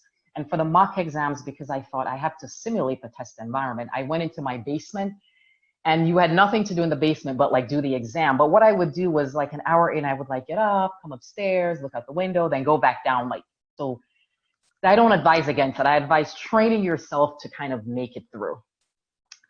And I honestly would have signed up for training with Praizion sooner. So I realized that I wasted so much time, like just kind of going back and forth. I could have been past, you know, the journey longer had I just bitten the bullet and just did it. I think what pushed me to sign up was, you know, on one of your rants, Phil, you said, you were going on and on about something, I forget what at this point, but what you said that really spoke to me is you said a lot of people have a problem cementing success. So you get to the edge and you never you get to the edge of the bridge and you never cross over. And that just spoke to me because I felt like that's what I was doing in that moment is I didn't want to invest in myself, right? So my company already paid for a course. It wasn't working. And I refused to make the investment because that's really what it was. So I would have signed up sooner, hands down. You know, mastering the knowledge areas. So I think that for me, what was helpful was, so chapters 1, 2, 3, the foundational elements I think get poo-pooed, right? So everybody is in, you know, scope, schedule, and cost, and the triple constraints, and, you know, and everybody's focused on that. But I think that the foundational elements were critical. So on my exam, I got a lot of questions about matrix organizations and functional managers pulling away the resources from the project and what was the project manager going to do about it. So I got a lot of foundational stuff. I got a lot of things just really around the basics, right? So that I'm glad that I believe in the first class, you took a long time to really kind of drill those concepts down. I think integration doesn't get the respect that it deserves. And I got a lot of questions out of direct and managed project work, monitoring and controlling the project. So I got so many questions on project lessons learned register. So many questions. I couldn't believe it. And I believe you said that to us. You said it's a relatively new area, so expect a lot of questions. And I got a lot of questions out of that. So I'm glad that I really had the foundation, you know, in that area. So scope, schedule, and cost. So I think what really helped me is understanding that they are the triple constraints, and when you mess with one on the project, you're going to mess with them, and then quality plays into it, then resources plays into it, and risk is just always there. So really tying it together, I think what I didn't get initially was that things don't go into a vacuum. Like, this is a very iterative process. So things are always going in, coming out, and that's why the way you presented the data flow was really, really, really helpful, because that really showed kind of the gamut of how things work. And I think it allowed my brain to start making connections that I couldn't make before. back to integration, you spend a lot of time. I think the whiteboarding, so hands down, the whiteboarding was the best thing that you did for us, because you took a lot of time going over change management. And I got so many questions on change management, but it wasn't just straightforward questions. You know how you took us through the sequence of activities and you're like, this can happen and that can happen. Yeah. So I got like about 3 questions where change was implemented. They didn't initiate a change request. What was the project manager to do? And you had to understand the sequence to know that you need a written change request, or the stakeholder requested the change. The project manager started the change, but it never went through change control. What needs to happen next? So really understanding, and they placed a lot of importance on making sure that there was a written change request. And a lot of the 2 questions, one was the project was like 70% complete, and the project manager realized that one of the members on the development team implemented a change without telling the project manager or sending it through change control. What were you to do? So the answer was you had to go back and put it through change control. So it was a lot of, but taking you through the sequence. So had I not seen the sequence, I don't think I would have understood that, because I think my brain would have thought, oh, like I didn't realize the change sequence had so many steps involved. So that was really helpful. The quality tools, right? So that was really, really key. You said on one of the calls, and by the way, everything you said, I did. Like you said, make sure you know the quality tools. Like I put a note, study the quality tools. And I got all my quality questions were around the tools and where they were used. And had I not known them, I would not have gotten those correctly. I got a bunch of on resource, but it was about people. It was global teams. So it was like your team is in a different time zone and you're not meeting your project deadlines because they don't know when each other is available. And the answer was you had to get all the resource calendar and create like a master resource calendar. And you kept saying that the resource calendar is for when the resource is available. So you know when to schedule meetings, when to go for training, so that type of stuff.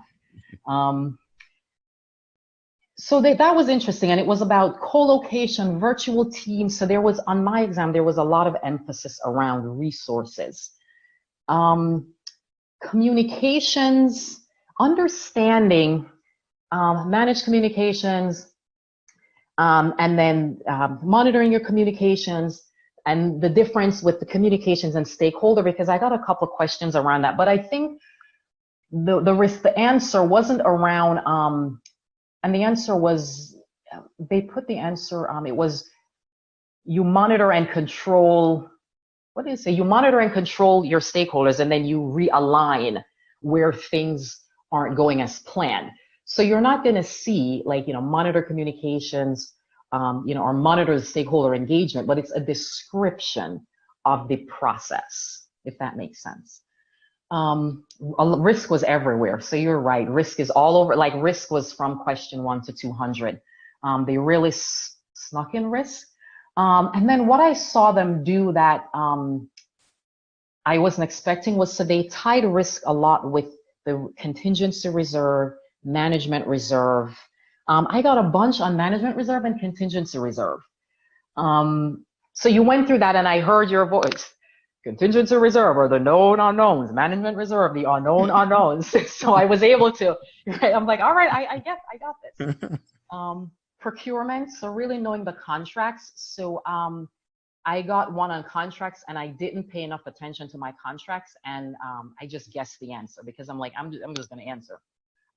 So they wanted to know which was the riskiest contract for the supplier. And you said it, but I couldn't remember. I'm like, you repeated it, but so that I just guessed. So knowing the contract types, I got a couple questions on conduct procurement. So understanding what's happening in that process. So the answer was conduct procurements, but they describe the process, right? So they're like, you're awarding the contract, and I knew you're like, this is where you award the contract, you shake hands, and then you start to make sure they're doing what they're supposed to do. So that visual that you have with your data flow, I saw that. I'm like, okay, I know this.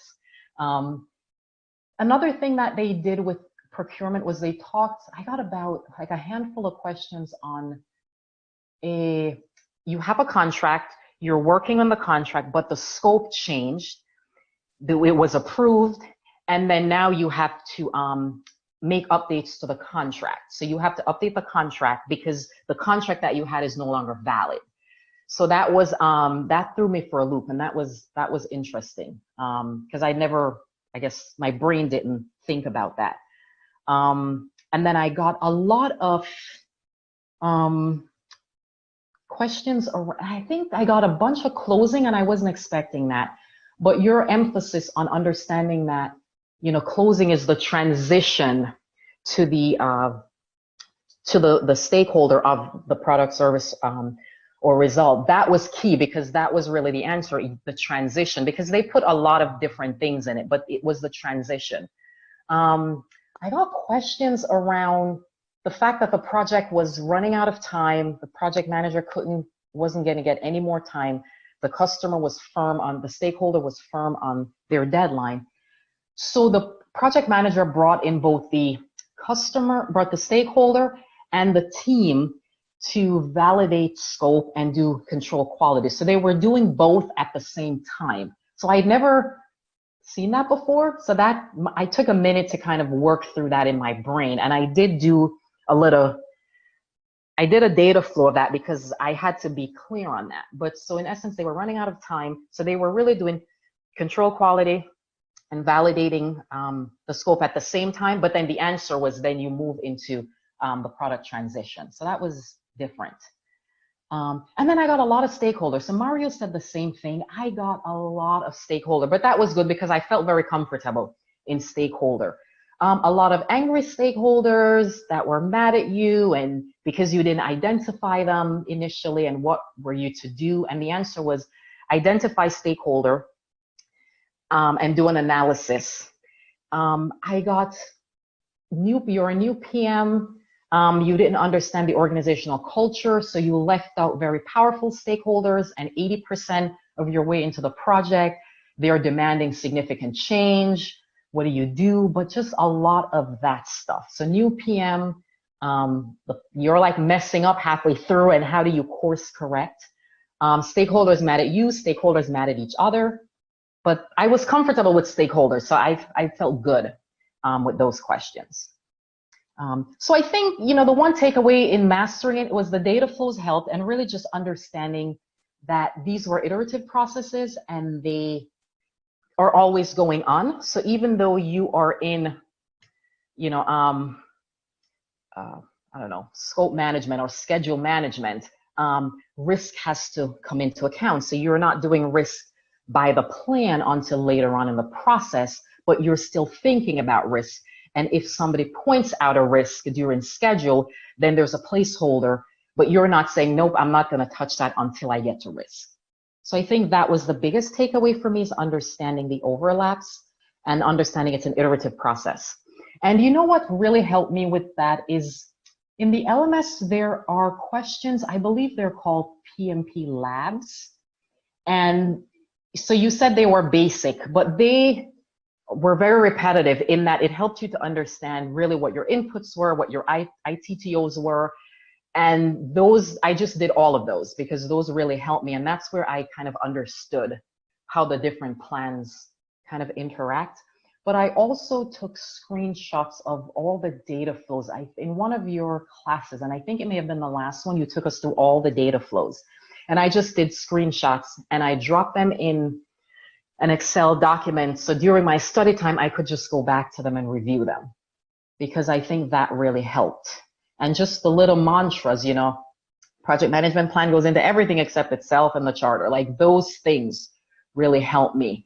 You know, understanding WPD, you know, coming out of direct to manage project work, and then it's going into the other processes, everything except integration, and then they spit out WPI, and then WPI comes back into monitoring, controlling project work. So those things, like I said those over and over again, and those really help me. So those little mantras are helpful. So just my study tips of formulas is just keep watching the videos I found were helpful for me. watching them over and over again. Now I believe the Pmbok Gold, the Gold series are shorter than, like, there's longer videos and there's shorter videos. So if someone is short on time, I recommend the Pmbok Gold. I like those because those are short, to the point, and they're really golden nuggets. And for the formula, I would say just keep doing them, right? I think on one of our calls, somebody asked that question: how do you get good in the formula? You just keep doing them. You may never become an expert in them, but you just really need to know enough to make it through the exam, and understand kind of the why behind them. What does it mean? Doing a brain dump on page 25, definitely I recommend the whiteboard. Definitely, and the whiteboard with different colored markers so you can do your own kind of data flows. And understanding the WPD, WPI, WPR, I got a bunch of questions on that. They really stuck in integration for a lot of my questions, and I'm glad I really understood it the way I did. The ITTOs, so I think I first found you, Phil, when I was trying to understand the ITTOs, and everybody was like, oh, you have to study them, you have to cram them, and I thought that's impossible. And you said, make sure you understand them. And that's what I did. So I didn't know all the ITTOs, but I understood the unique ones, and I understood why they were used. So I was able to navigate the questions about ITTOs, and I got a good number of ITTOs, questions around, you know, what ITTO was where, or they described it, and in the answer you had to pick where you were going to use it. So FAQs. Did I read the Pmbok guide? I did, twice. So the first time was painful. The second time was a lot easier because, and I find that if you watch the video, I wouldn't just read the Pmbok guide cold. I would watch whether it's a video on the LMS or one of the live classes, and then I would read the Pmbok guide, and then I read it in sections. So I watched the video of the entire class. So if you're just using the LMS, that's divided into sections. So you can do section, read, you know, and then the essentials. But what I did was I watched the live class. I read the Pmbok guide by sections, and then once I finished one process, then I read the project management essentials. And I reviewed notes that I took a lot of notes during the class. And when Phil said, you know, this is important, make sure you know it, then I would make a note of it. And I just got a whole bunch of like little Post-its. My Pmbok guide is like loaded down with Post-it notes because I would put a Post-it here to say, this is important, go back to this, focus on this. And I have writing like everywhere. So I studied about, like I said, my sweet spot was 4 to 6 hours. I did like 8 and 10 hours in the last 2 weeks, and I didn't get a lot out of that. I found that the next day I had to reread some of the stuff because I just felt like my brain was saturated. Additional books, literally just the Pmbok, I think just the Pmbok guide and the project management essentials, because the essentials complements the Pmbok guide. Formulas were not a big part of my exam, but you had to understand the concepts around cost to understand how to answer the question. So I would say know the formulas, but really beyond that, understand what they mean. Should I delay my exam? So I think that's a personal decision. I delayed my exam initially because twice I delayed it before I took it because I didn't understand key concepts. So I think the differentiator for me, how did you know you were ready for the test is the next question, was I understood all the concepts. I clearly understood cost. I clearly understood schedule, quality, all that stuff. I needed to then study. So it got to a point where I watched a lot of the videos. I sat through the class. I did some reading, and I had to start studying. Honestly, so up to the morning of the test, I didn't feel ready, but my markers were, you passed the mock exam, right? I've been taking tests throughout. So after reading every chapter, I would go back to the LMS and I would take all the tests that were available. There were some optional tests on the more difficult topics like schedule and cost. I started the one on cost and those were way too hard, so I just stopped. But I did the one on schedule. I did all the tests on all the other knowledge areas. And I kept passing the tests. Like I would get maybe one or two wrong, and then I would see my mistakes. So I did the test in the Project Management Essentials.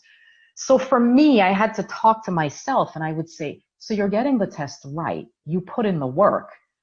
You passed the mock exam, which was the most difficult exam. You're ready. So I had to take an objective stance.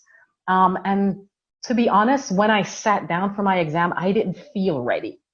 But I had to go back to the fact that I did the work. I passed the test. You can do this. So, so I just want to encourage anybody who said, I don't feel ready. For me, the feeling never came. And the feeling may never come, but there are objective markers based on the roadmap that will tell you that you're ready. What in our study routine contributed the most to our success? So for me, I think the data flows were really the game changer for me, because it helped me understand that these processes weren't like stuck in a vacuum. So when you created the project charter, it wasn't like just sitting somewhere, like it was used in other places. There's information about stakeholders from the charter. When you created the project management plan, it wasn't a one and done, like it kept getting updated. And so those things were really game changers for me. And understanding the ITTOs. So I think the biggest takeaway for me was really understanding that you have to understand the concepts. Like you can't cram this stuff, because it's not like an exam where they're asking you, definitions, right? Where you can just cram the definitions. They're really wanting to make sure that you understand concepts. So you have to understand processes, knowledge areas, and then how to kind of work through. Because in my exam, I got a lot of you're having difficulty, right? Like I don't think I had one question where things were going right. It's this is how it should be. This is how it's going. What are you going to do first or next, right? And I even had questions where the project manager was running out of time because it was an inexperienced PM, and the sponsor was telling the project manager to skip over quality control and just send it to the customer to have the stakeholder. The stakeholder will let you know if there were issues that needed to be corrected. And I thought, you can't do that. And in the answer, it was follow the quality management plan. So it was those types of things. And initially your brain goes, well, if the sponsor said do it, then surely it's right. But then I remember Phil saying, you have to uphold the standards of the profession, and you need to make sure that you're doing the right thing. So it's really understanding those kind of fundamentals. So that was everything that I had prepared. So now I'll take whatever questions you have for me. Thank you, Latoya. That was extremely detailed, very entertaining, but very informative as well. And I learned a lot myself. There are a lot of things that you pointed out that were key to your success. So that's going to help us in the future. But there's a question from Shantae here. It says, congrats, Latoya. Was the 2020 mock exam the closest to the actual exam in terms of complexity of the questions? No. So thanks, Shantae. So I would say the 2020 mock was harder. So my exam I felt was easier than the 2020 mock, because so my exam didn't have a lot of, I was expecting a lot of difficult like scenarios. So my exam had a lot of scenarios, but they were short scenarios. So I had like a quick blurb, like maybe 2-3 sentences was the scenario, and then what would you do next? What would you do first? So the 2020 mock was definitely harder, I found. Because I felt the 2020 mock had a lot of red herrings. You were going in 6 directions, and you had to really think about where you were going. So I believe that if you can do the 20, so I think what Phil said is if you pass the 2020 mock, you're ready. That is absolutely true. The 2020 mock was a lot harder than the real exam, in my opinion. My exam had a lot of twists and turns, but it wasn't difficult. So what you had to understand was you truly had to understand concepts from the Pmbok guide, but it wasn't you wouldn't get lost in the scenarios, I would say.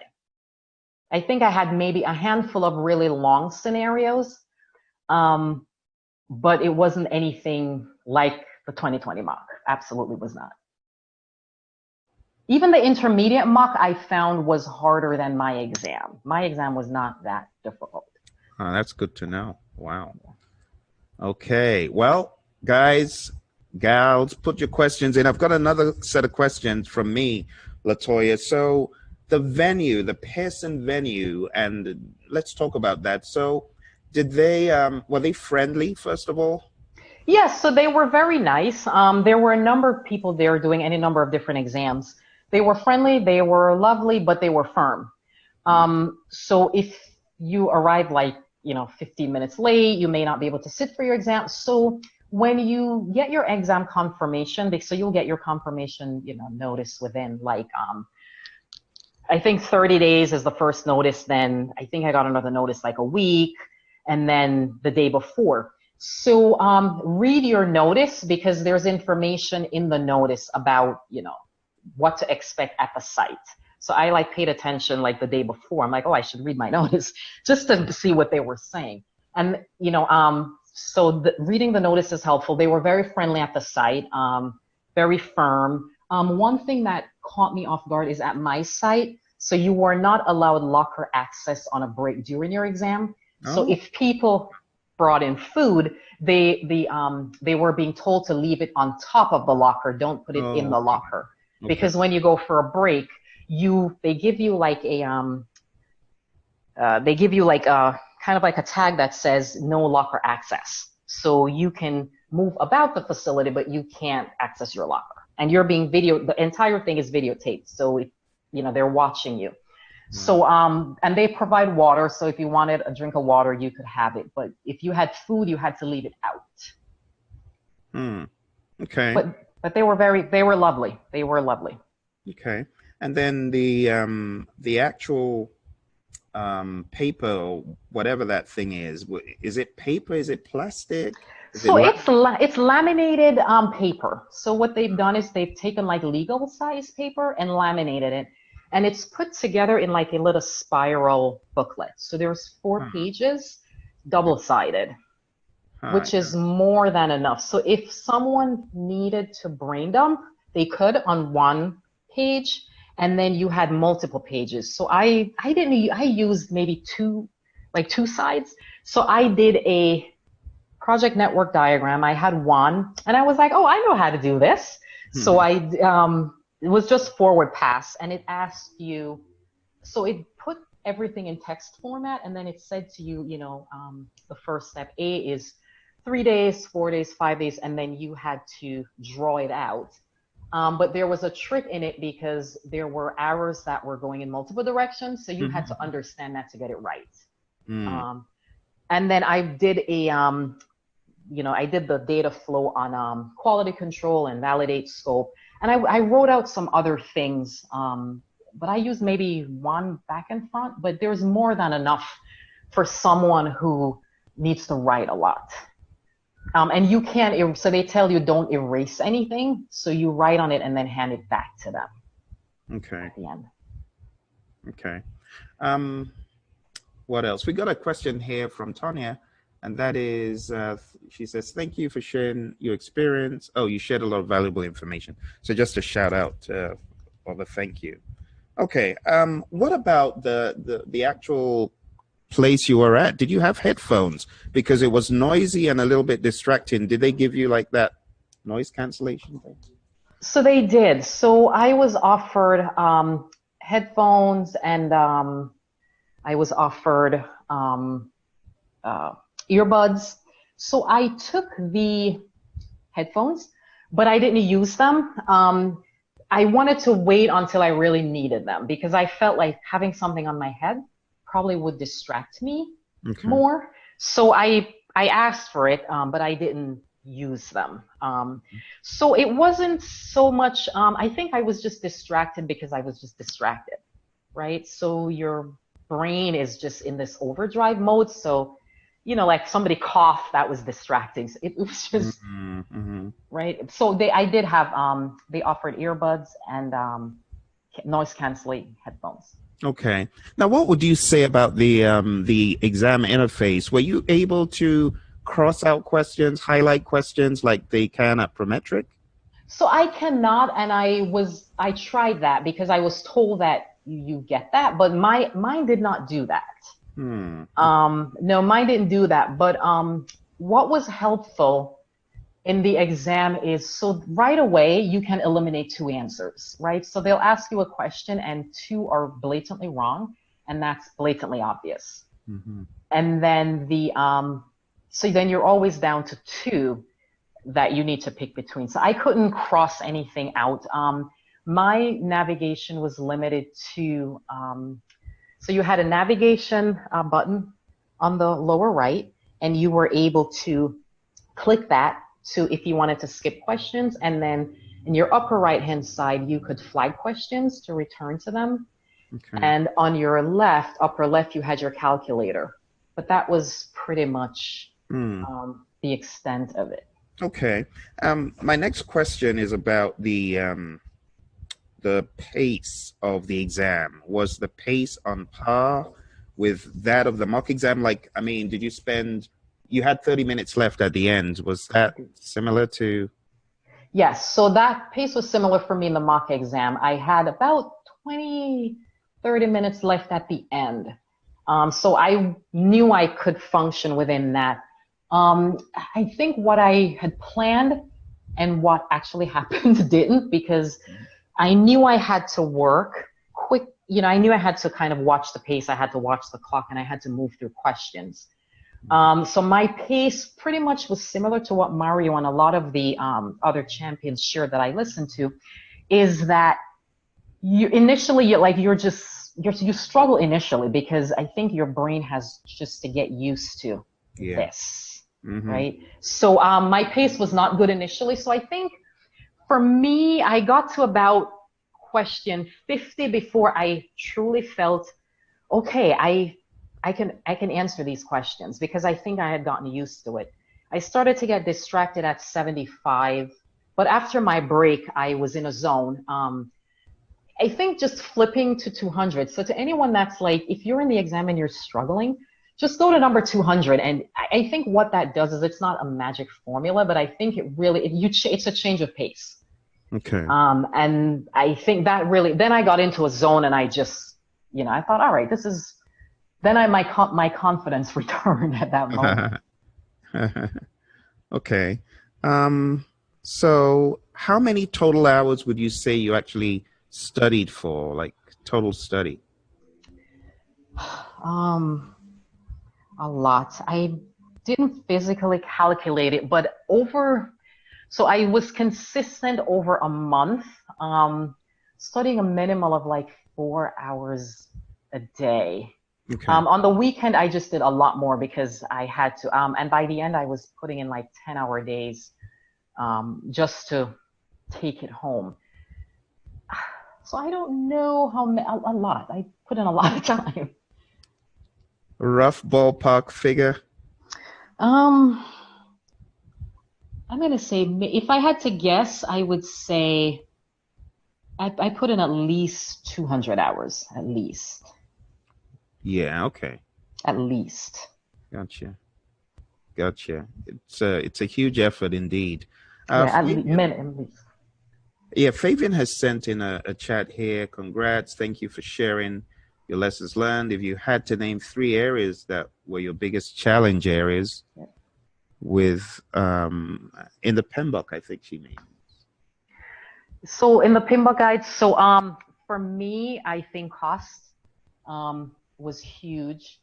Understanding just the formulas and when to use which. I think first of all, understanding the formulas, right? So not getting, just really consumed or overwhelmed by, the various phases of EAC.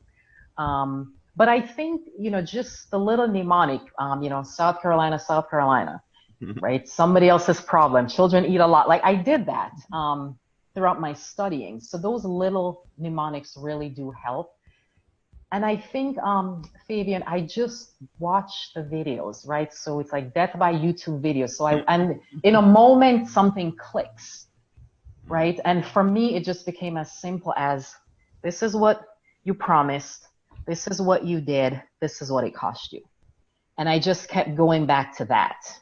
And that really helped me. So did I become an expert in costs? No, but I think we just have to remember, you just need to know enough to pass the exam. And when Mario said I didn't have any calculations, I'm like, I'm good. I'm good. But I think understanding in one of the classes in cost, at the end of cost, Phil took us through this drill on the meaning behind the numbers, SPI, CPI. And that was all I needed to know for the exam to get those questions correctly. So cost was a struggle for me. Schedule management was a struggle, but I think that was because of a perception. So I saw the network diagram and I read forward pass and backward pass, and I thought, oh my goodness. But once I understood it, I was fine. And what really helped me understand it was just going through the drill we did in class. There are some extra exercises in Project Management Essentials, and I did those, and I took the extra test questions on the understanding concepts. So when I understand concepts, I can think through things, right? So some people they have a photographic memory, they see it and they can remember it. So I know myself, so I knew really what I needed to do. The third one that was difficult for me, I think was quality, just because there were all these quality tools, right? So like, a whole bunch, at least 12, maybe 15 quality tools, and really understanding when to use what. And we got a lot of questions on the mock exams and just in the mini exams after the chapters on the different tools, whether you're using Pareto, it's histogram, so that was a challenge. But I wrote it out on index cards, and then I just studied my index cards, and every time I got something wrong, then I would close the gap, and then I would just keep going back to it.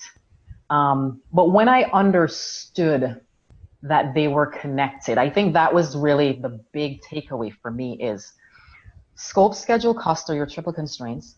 And if the stakeholder or somebody within the organization changes the scope, you must assess the impact to the schedule. You must assess the impact. So there may be none, but you must assess the impact, right? And then in the Pmbok guide, it mentioned quality. So you have your triple constraints, but you should also consider quality, risk, and your resources. And the minute I got that, I didn't struggle anymore. And I did get a couple of questions on the exam around that. So you made the change request was approved. It affected the schedule. What should the project manager do next? And the answer was assess the impact to the cost. Right. So the minute I understood that, I think that helped me in my reading. Questions, because once our PMP guru is done, that's it. That's it. I don't know when next. So you better ask these questions right away. Ask the questions now. Yeah, and I just wanted to say, Phil, when I emailed you, I just, I thought of the group, and my biggest thing was like, we went through the live class together, so I recognize a lot of the names. And the one thing that I thought of was, they can do this. Like, I remember thinking this, like, they can do this, because in the classes, like, a lot of times when you ask questions, like, I didn't know the answer to a lot of the questions, but I made a note of it, and I went and I found it, and I thought, they can so do this. Like, they knew a lot more than I did, leading up to the weeks before my exam. So I just want to encourage you guys, like, if you went through the live class with me, and I know a bunch of you guys did, you absolutely can do this. Absolutely. Hands down. Hands down. Thank you, Latoya. That's very comforting words. We got another one in from Shantae, and it's, what was the top knowledge areas weighed heavily in the exam? So If you're going to say it seemed like all day was risk or all day was change management, what would you say? So I got a lot of, I actually wrote them down. I got a lot from integration, direct and managed project work, huge. I was surprised at the amount of questions out of that. Managing project knowledge. So a lot of, you're a new project manager or there's an inexperienced project manager and the project is, you know, there are mistakes being made on the project and they're being repeated. What can the project manager do in order to figure out, you know, what happened in the past and to prevent this from happening in the future? And it was the lessons learned repository. The project you're in a functional organization, the project has ended. What do you need to do before releasing the resources? Collect lessons learned. So I got a lot of that. One of the questions was knowing that the lessons learned repository, the lessons learned register goes to the repository, which is the OPA. So a lot of questions from integration. Perform integrated change control. So knowing that change sequence, the steps that, you know, Phil has given us, huge. If I had not seen that, I would have struggled through those questions. But once you've seen that and you understand that change goes through iterations, you will be fine. Definitely, I feel like I got a lot of scope. Just a lot about the WBS, but they didn't call it the WBS in the responses. So they kept describing it. So knowing what the WBS is, that helped me. So that's all very helpful. Thank you very much for all of this breakdown, Latoya. I want to speak to those who may just be joining and be wondering what on earth is all this babble about. Well, we're talking about the PMP exam, and it's a big push to help those who are trying to get certified in 2020. As you know, the exam is going to be changing January 2021. I highly advise anyone that wants to get certified to begin the process right away. Begin it ASAP. Someone says, Phil, how do I start? Well, go on down to the website, pmsucceed.com, that you see on the screen. When you go to pmsucceed.com, you'll be able to sign up for our next PMP course. It is starting on Saturday the 15th of August, and we're going through all of the content that you need to get you certified. And one of the pieces that I often tell people about these days is the world of Agile. So if you have not been for Agile training, we have another course for Agile. I know lots of people say, oh, I've already been for a PMP course. Well, maybe you've not been for Agile only. Go on down to agileprinciple.com. We've got training starting on the 18th. And all of that is described in the agileprinciple.com article. Go there. It's from the 18th of August to the 10th of September. You do not want to miss it. Okay, so as a segue, we're going to talk a little bit about the world of Agile. And in Agile, we talk about sprints. So I'm wondering what you would select for this. Some of you should be aware of this. If you've read your Agile practice guide, this is not that difficult to figure out. So a sprint is what regarding the world of Agile? We go into a lot of detail, but before I address this, I would like us to take one or two more questions just to see how well you've been studying. So here's a question for you, very basic, nothing insurmountable here. This is an input to monitor and control project work. What does this describe? I'll give you 30 seconds to think about the answer.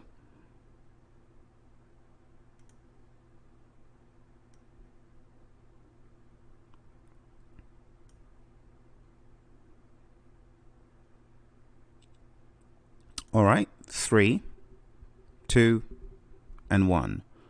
The item from the list here that is an input to monitor and control project work is C. It's work performance information. That's very, very basic. Let's go to another question. You are the project manager on a high-impact project involving several subcontractors. You observe that 2 junior team members have displayed a pattern on previous endeavors by selecting a significant number of requested changes to the product without following proper change control. You decide to assign 2 more experienced team members and remove the junior team members from the project. Which strategy does this describe? I'll let you think about it for a minute. So why don't you go ahead and think about it. Let me know what you think.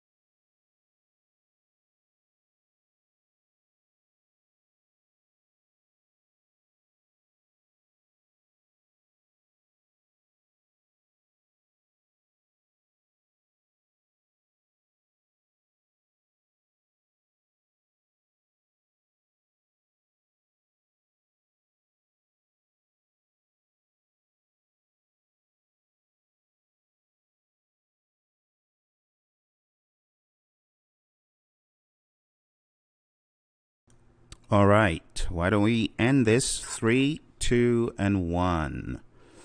From what is described, I'm sure a lot of you realize that you are taking out the problem. What is the problem? The team members. How are you taking them out? Removing them from the project. What does it describe? Avoiding. This best describes the avoid strategy. So the answer is B. Examples of avoidance actions may include removing the cause of a threat, extending the schedule, changing the project strategy, or reducing scope. Some risks, though, can be avoided by clarifying requirements, obtaining information, improving communication, or acquiring expertise. So as you go through this entire journey of risk, you want to know what exactly is being done and what it maps back to in the Pmbok guide. Highly advise that. Let's go to another cheat question here. This is relatively easy. You are in the process of providing overall management of the project work and deliverables, thus improving the probability of project success. Which tool would you use? I'll give you 40 seconds. This is not too hard.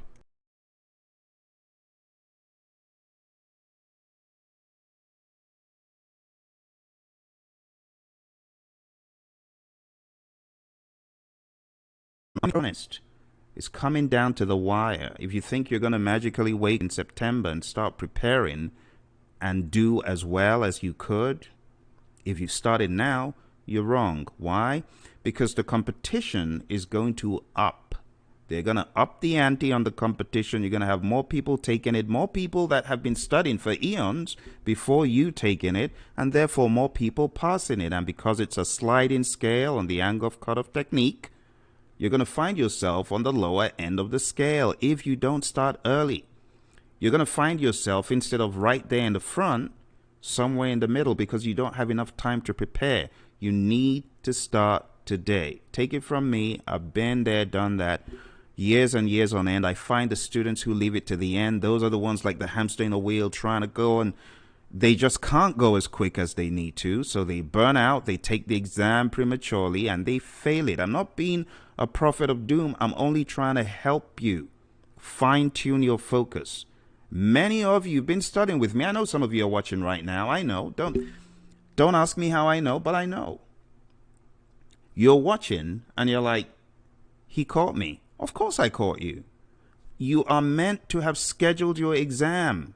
If you just finished on Saturday with me, you should have scheduled your exam. Now, if you need the contact hours, do the mock exam. And even if you're not on my program, whatever you need to do to finish your contact hours, apply with the PMI, do it for goodness sake, so that you can pass the exam in a comfortable fashion, not like a hamster in a wheel. There's still time now. But I'm telling you, when it gets to the end of September, towards the end, and that's why I said in the very beginning, if you are looking to get certified and you're like, oh, I've been pushing this off, putting it on the back burner for a while, there are vehicles to help you. I showed you this in the very beginning. For the sake of those who are not here, I'm going to reiterate it. If you need to take the PMP exam and you have not been for training for either the PMP or Agile, you need to go to these sites. One, pmsucceed.com. We have PMP training starting on Saturday. And please don't ask me when the next one is, because I don't even know when the next one's going to be. People always say, Phil, when's the next one? But since I'm not on the road, I'm making these vehicles available. So don't ask me when the next one is. I don't know. Things could change. So why don't you sign up for the one that is available right now? I might even change my model to micro learning. And then you won't have the big old 35 hours. This is a good chance for you to be in training with me. All right? So that's the pmsucceed.com site. The other site is for our Agile training, and that's going to be happening on weekdays. A great vehicle for those people who have some leeway, some freedom. You work for a company and you work remote and you've got time during the day. It would make sense to come for this Agile training. Because in this Agile training, we're covering all manner of topics. The manifesto, Agile methods and practices, prioritization, incremental delivery, value-based analysis, and the whole list that you see there. It's very, very deep. Our Agile trainer is Roy, and he's going to be training you, coaching you, helping you to make the shift from thinking in a strictly predictive manner to thinking a bit more agile. Trust me, you need to be here. All right? So once again, the places you need to go to. You need to go to the website, pmsucceed.com. Right there on the screen, that's pmsucceed.com. Sign up for the classes we've got coming up. Okay? The price is going to change. I would recommend you do this quick and go to agileprinciple.com. This is where you need to go. I know I'm in broken record mode, but I don't want anyone saying, oh, I didn't know how to sign up. That's why I'm telling you. Okay?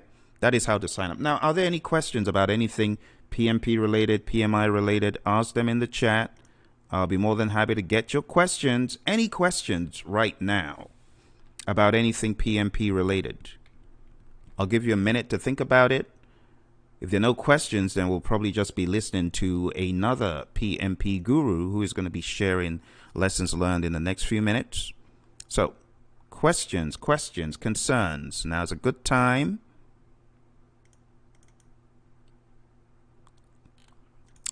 But you do know that the more you push the exam out, the more likely it is that you may struggle in finding a seat if you're looking to go to the Pearson Test Center. The more you delay it, the harder it's going to be. So my question is, why are you delaying? You've got your contact hours. You can apply. Send in your application. It doesn't cost money to send the application. It does cost money when you're paying for the exam. So why don't you send your application now? It's zero cost. I know some folks think they have to pay. No, you don't have to pay. Any questions before we hear from our next speaker? All right, it appears there are no questions. We'll hear from our next speaker. Let's go. Hello, everyone. It's your friend Phil here with a phenomenal guest of ours. And you know, anyone who gets certified is a phenomenal guest. So, Brittany, I'd like to say a huge welcome to you. Can you introduce yourself so folks know who you are? Hi, my name is Brittany. I work at a healthcare nonprofit, and I just got PMP certified thanks to Phil. So I know a lot of the folks listening would like to know, what exactly did she do? So that is the main purpose, folks. I'm going to be interviewing Brittany, and you guys feel free to ask questions. If you want to jump on the actual call and ask a question yourself, you can dial into the number below. But we're just going to have a blast because I am curious to know how Brittany did it and what she's been doing since our live class out in Houston. So, Brittany, we had a live class in Houston, and you were my host, and you were very gracious to make sure that the class ran well and I had everything I needed. But little did I know that you were actually going to do this. You know? Yeah. So, well, that was a whole year and a half ago. So I guess I didn't know I was going to do it either. wow. You're right. You know, it just occurred to me, it is a year and a half. It's not just a year. Yep. Wow. So, yeah, it took a while when you were here at our office for training, I was really interested and had plans to right away go into studying for the PMP, but life just got in the way, and so I had to put it on hold and pick it up again this year. And so that's okay if that happens to you too, and just do it in your own time. That's very comforting. I know there are lots of folks like that out there that have these time constraint issues, but what motivated you to get PMP certified? Because this was not a requirement from management. I mean, was it? No, this was definitely something I wanted to do. I've known about the Project Management Institute and the certification for a few years now. I've had mentors that had this certification, so that's kind of how I learned about it. And it's been on my radar for a while, but you do have to have some work experience to apply to take the exam. So I was really waiting until I had all those requirements. Gotcha. So we had this project management, pretty much standard project management intermediate class, if you will. What did you do immediately after that class? Because I know that class wasn't as intense, PMP prep. It was more like intermediate project management. So what happened after that class? So even though it was an intermediate, it really was exactly what I needed for my job at the time. I was new in my position, and we were really looking for ways to make our department run more smoothly. And between me and my boss, we determined that probably better project management process would help that. So your class that you came in just gave me the right amount of initial training to get that moving for our department and to become a more high-functioning department and high-functioning team. Gotcha. Okay. And then I remember trying to brainwash you guys to take the exam, saying, hey, oh yeah. I said, you can, So at what point did you decide you were going to do it? Before 2019, which actually marks 5 years since I graduated from my graduate school program. And within that program, I actually made it one of my goals. You know how they make you give like projected goals? Where do you want to be in 5 years? And having this certificate was one of my goals. Wow. And I made my goal. Wow. Awesome. So it was really just 2019. I want to have it done before then. Fantastic. Okay. So yeah, that's good. You already had it in your focus. And here comes this guy called Phil. And I think we sent you the study guide, and then you got on the LMS. So when did you really start getting into the LMS? At what point did you really start getting into it? I didn't really get into studying and doing the online boot camp until August of this year. Wow. There's hope. There's hope for those of you Those of you who've been for full-blown 35-hour boot camp, you Yep. heard what Brittany said. She didn't get onto the LMS until like August, so she'd been on the journey for a long time, but not really hammering on the LMS. And then when you did, you went through, can you explain what your experience was like going through the content on the LMS? Sure. So from the boot camp, it took me about 2.5 months to go through all of the tutorials and the quizzes and take and pass the practice exam. So yeah, about 2.5 months. Okay, so you got on the LMS, you studied. About how many hours a day did you study, like when you really got into it in August? Was it a regular weekly amount of hours roughly, or how many hours would you say you you started with? I had made a goal to study at least 6 days a week for 2 to 3 hours, but it really didn't end up being that much.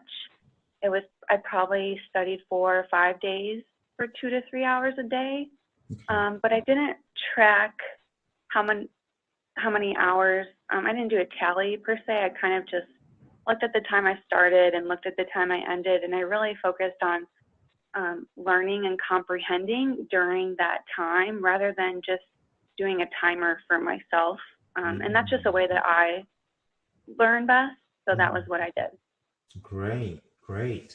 So you started off, did you go in order of the chapters, 1, 2, 3 up, or did you move around?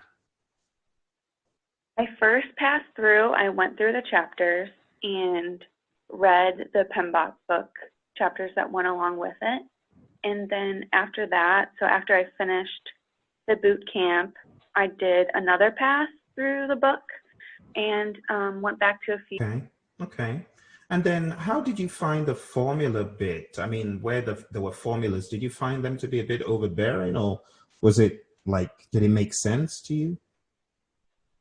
At first, I was really overwhelmed. There were a lot of formulas, but once I went through and tried to understand what the formula was trying to determine, it made it a little bit easier. So if I was trying to figure out the cost at completion, I thought, what would I need to know to determine that? And it made understanding and memorizing the formulas a little bit easier. Okay, great. Okay, so let's fast forward to, so this went on August, September, October, November. So coming to December, let's say a couple of weeks or 1 week, let's talk about 1 week. 1 week before the exam, what happened? What were you doing from a method standpoint? Had you gotten it down to a regular timing of how much time to put in, or how did you arrange your studying 1 week to the exam? 1 week before, I went through each of the chapters again, and I focused on things that I wasn't very confident on. And after every chapter that I read, I went back and reviewed the Pmbok chart that has the process groups and the knowledge areas. And I also looked at the inputs and outputs for that chapter. So I tried to think of it as a whole, think about the processes as a whole while I went through each specific part. And also during the week before, I kind of, I wrote my dump sheet of what I was going to write down once I got to the exam. Gotcha. Dump sheet, my memorization sheet. Yeah. Okay.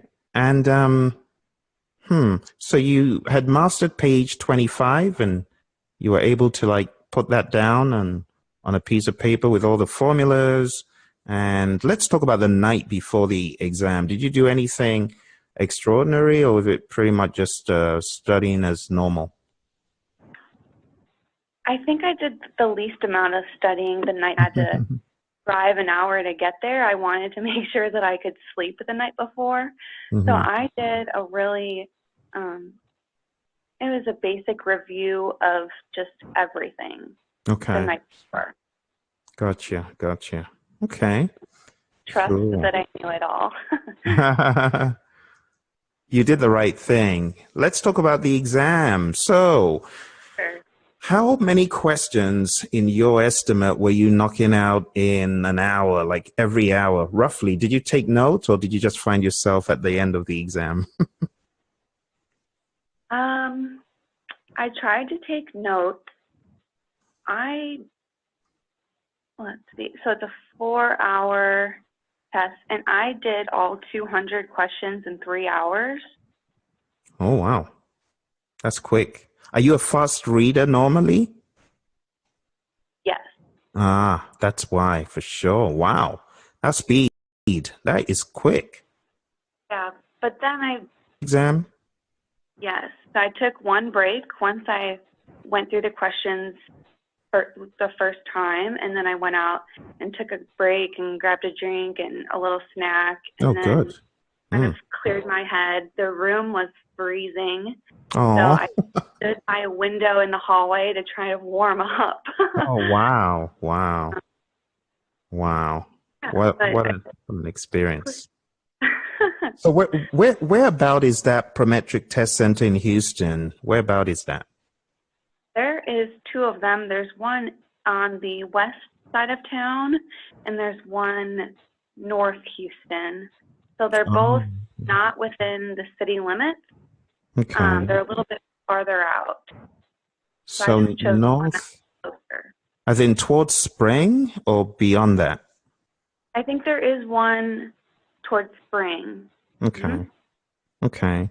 And the west side, that's the opposite side of the Katy, right? Or the opposite side of It's downtown? south of, I think it was called Bel Air. Okay, yes. Town. Okay. Yeah. Okay, interesting. Good. All right. So you took it at the Bel Air one? Yep. Gotcha. Okay.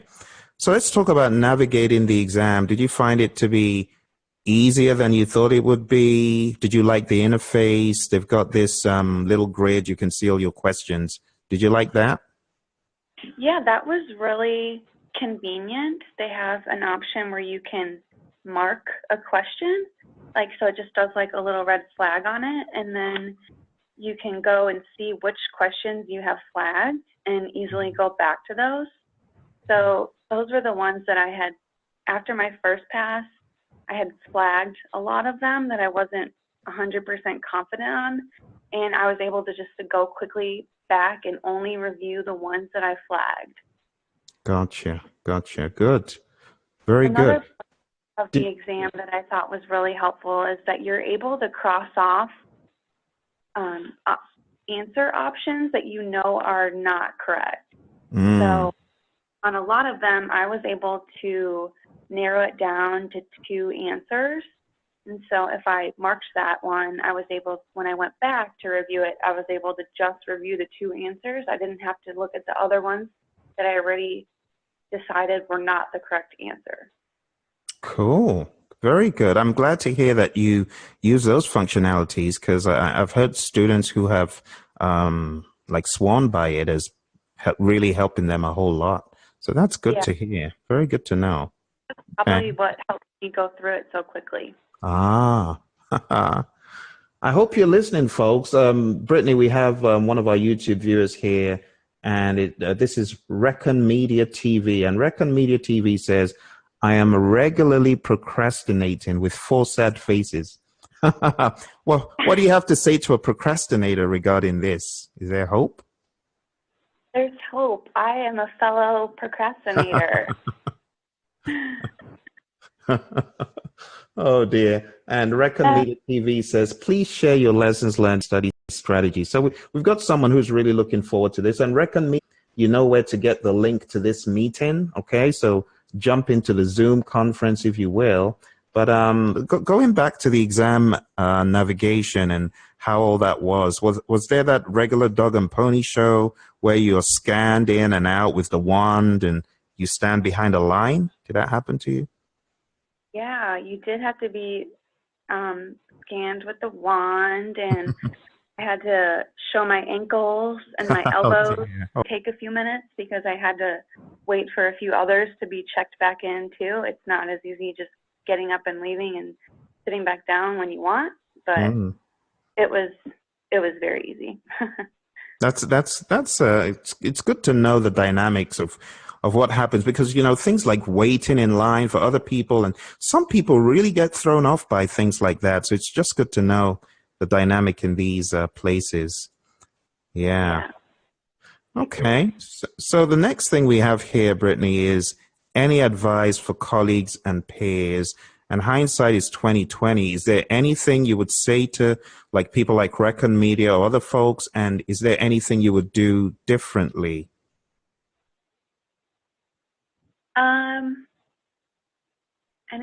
I think if I would do it differently, I'd do the same studying. I would just build in a little bit more time. I think total, I studied and did the boot camp. That took me about 4 months. I probably would have done a little bit more. Yeah, that would be my hindsight. Okay. And I guess advice for people, as soon as I applied, so I knew I needed to schedule that as soon as I could. So I would force myself to study and learn the material. Gotcha. That is a really brilliant tip, because from what you said about scheduling, it's a very safe approach in that the PMI would not penalize you if you needed to change it for 4 weeks, anything more than 4 weeks. But if it's less than 4 weeks, you have a problem. So that's good advice, doing it. Butt in gear. Absolutely. Yeah. 5 weeks. That's a very good tip, folks. I hope you're going to learn from that. And then you would have given yourself maybe a little bit more leeway. So what kind of notes did you take? Did you take any special notes, make flashcards, do anything that you'd like to share with others? Sure. When I was going through the Pmbok book, I would sometimes just read, if I had struggled with a section and had to read it a few times before I actually started to understand it, I would write it. There's plenty of blank space in that book, so I would just rewrite it out the way that I had thought about it in my mind, how it worked for me. And that helped me think about them and memorize them, just writing it down and then rereading what I wrote. That is a brilliant tip, Brittany, and you're right. There is a lot of redundancy, lots of white space in the book. So yeah. I tell people, why don't you just use the thing, write on it, because a new edition is going to come out anyway within the next 3 years. So you might as well just use what you've got. So that's a brilliant tip. So paraphrasing, writing stuff in your own words. So taking a look at these knowledge areas, so I'll just run through them one by one. So integration, someone says it's how to unify, it's how to combine, it's how to coordinate the various processes of project management. How did you find studying integration? Was it straightforward, or is there anything that helped you from your real world truly get the concept of integration? I think with integration, I just really generalized it to be that any of these knowledge areas can be changed within any of the processes, and they all interrelate. That's a good point. They all interrelate. Yeah, that's a good one. What about scope? Someone says scope is identifying all the work that has to be done and identifying all the requirements that have to be delivered. Is there anything from your real world that helped this stick? I think scope it doesn't usually change within a project, and I think that was something that I actually didn't have in my real life project management. Things always change where I'm at. So I think in terms of thinking about it from the PMI standpoint, that usually scope does not change within a project. That's what you're bound to because that's in the charter. And I think that's what I focused on during scope. management. Good to know. Good to know. What about schedule? So I know you guys use smart sheets, right? Is it? Yes, I love smart sheets. So did that knowledge help you in schedule management to grasp the concepts better? Yeah, I actually learned about predecessors and the lag time and lead times through learning the the smart sheet tool. So then when I went and I looked at schedule management and was going through that chapter, it made sense and it clicked for me. Fantastic. See, I tell you guys, go learn a scheduling tool. You think I'm joking? I'm not. You heard it from her. It helps. What about cost? So cost management in your world, I know our friends in the C-level suite in your firm, of course, their eyes are all over this. But is there anything from your day-to-day that helped this area stick better for you? Cost was a hard one for me because I don't really manage the budget. Our projects don't have money really attached to them that need to be planned and estimated and controlled. So for this one, I really just had to think about it in terms of a big C-suite office that was managing costs on a large project. Okay.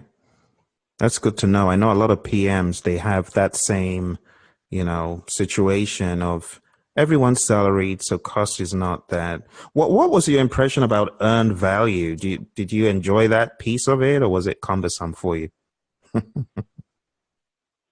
That one was one I had to go through a few times and write out in my own words. Yeah.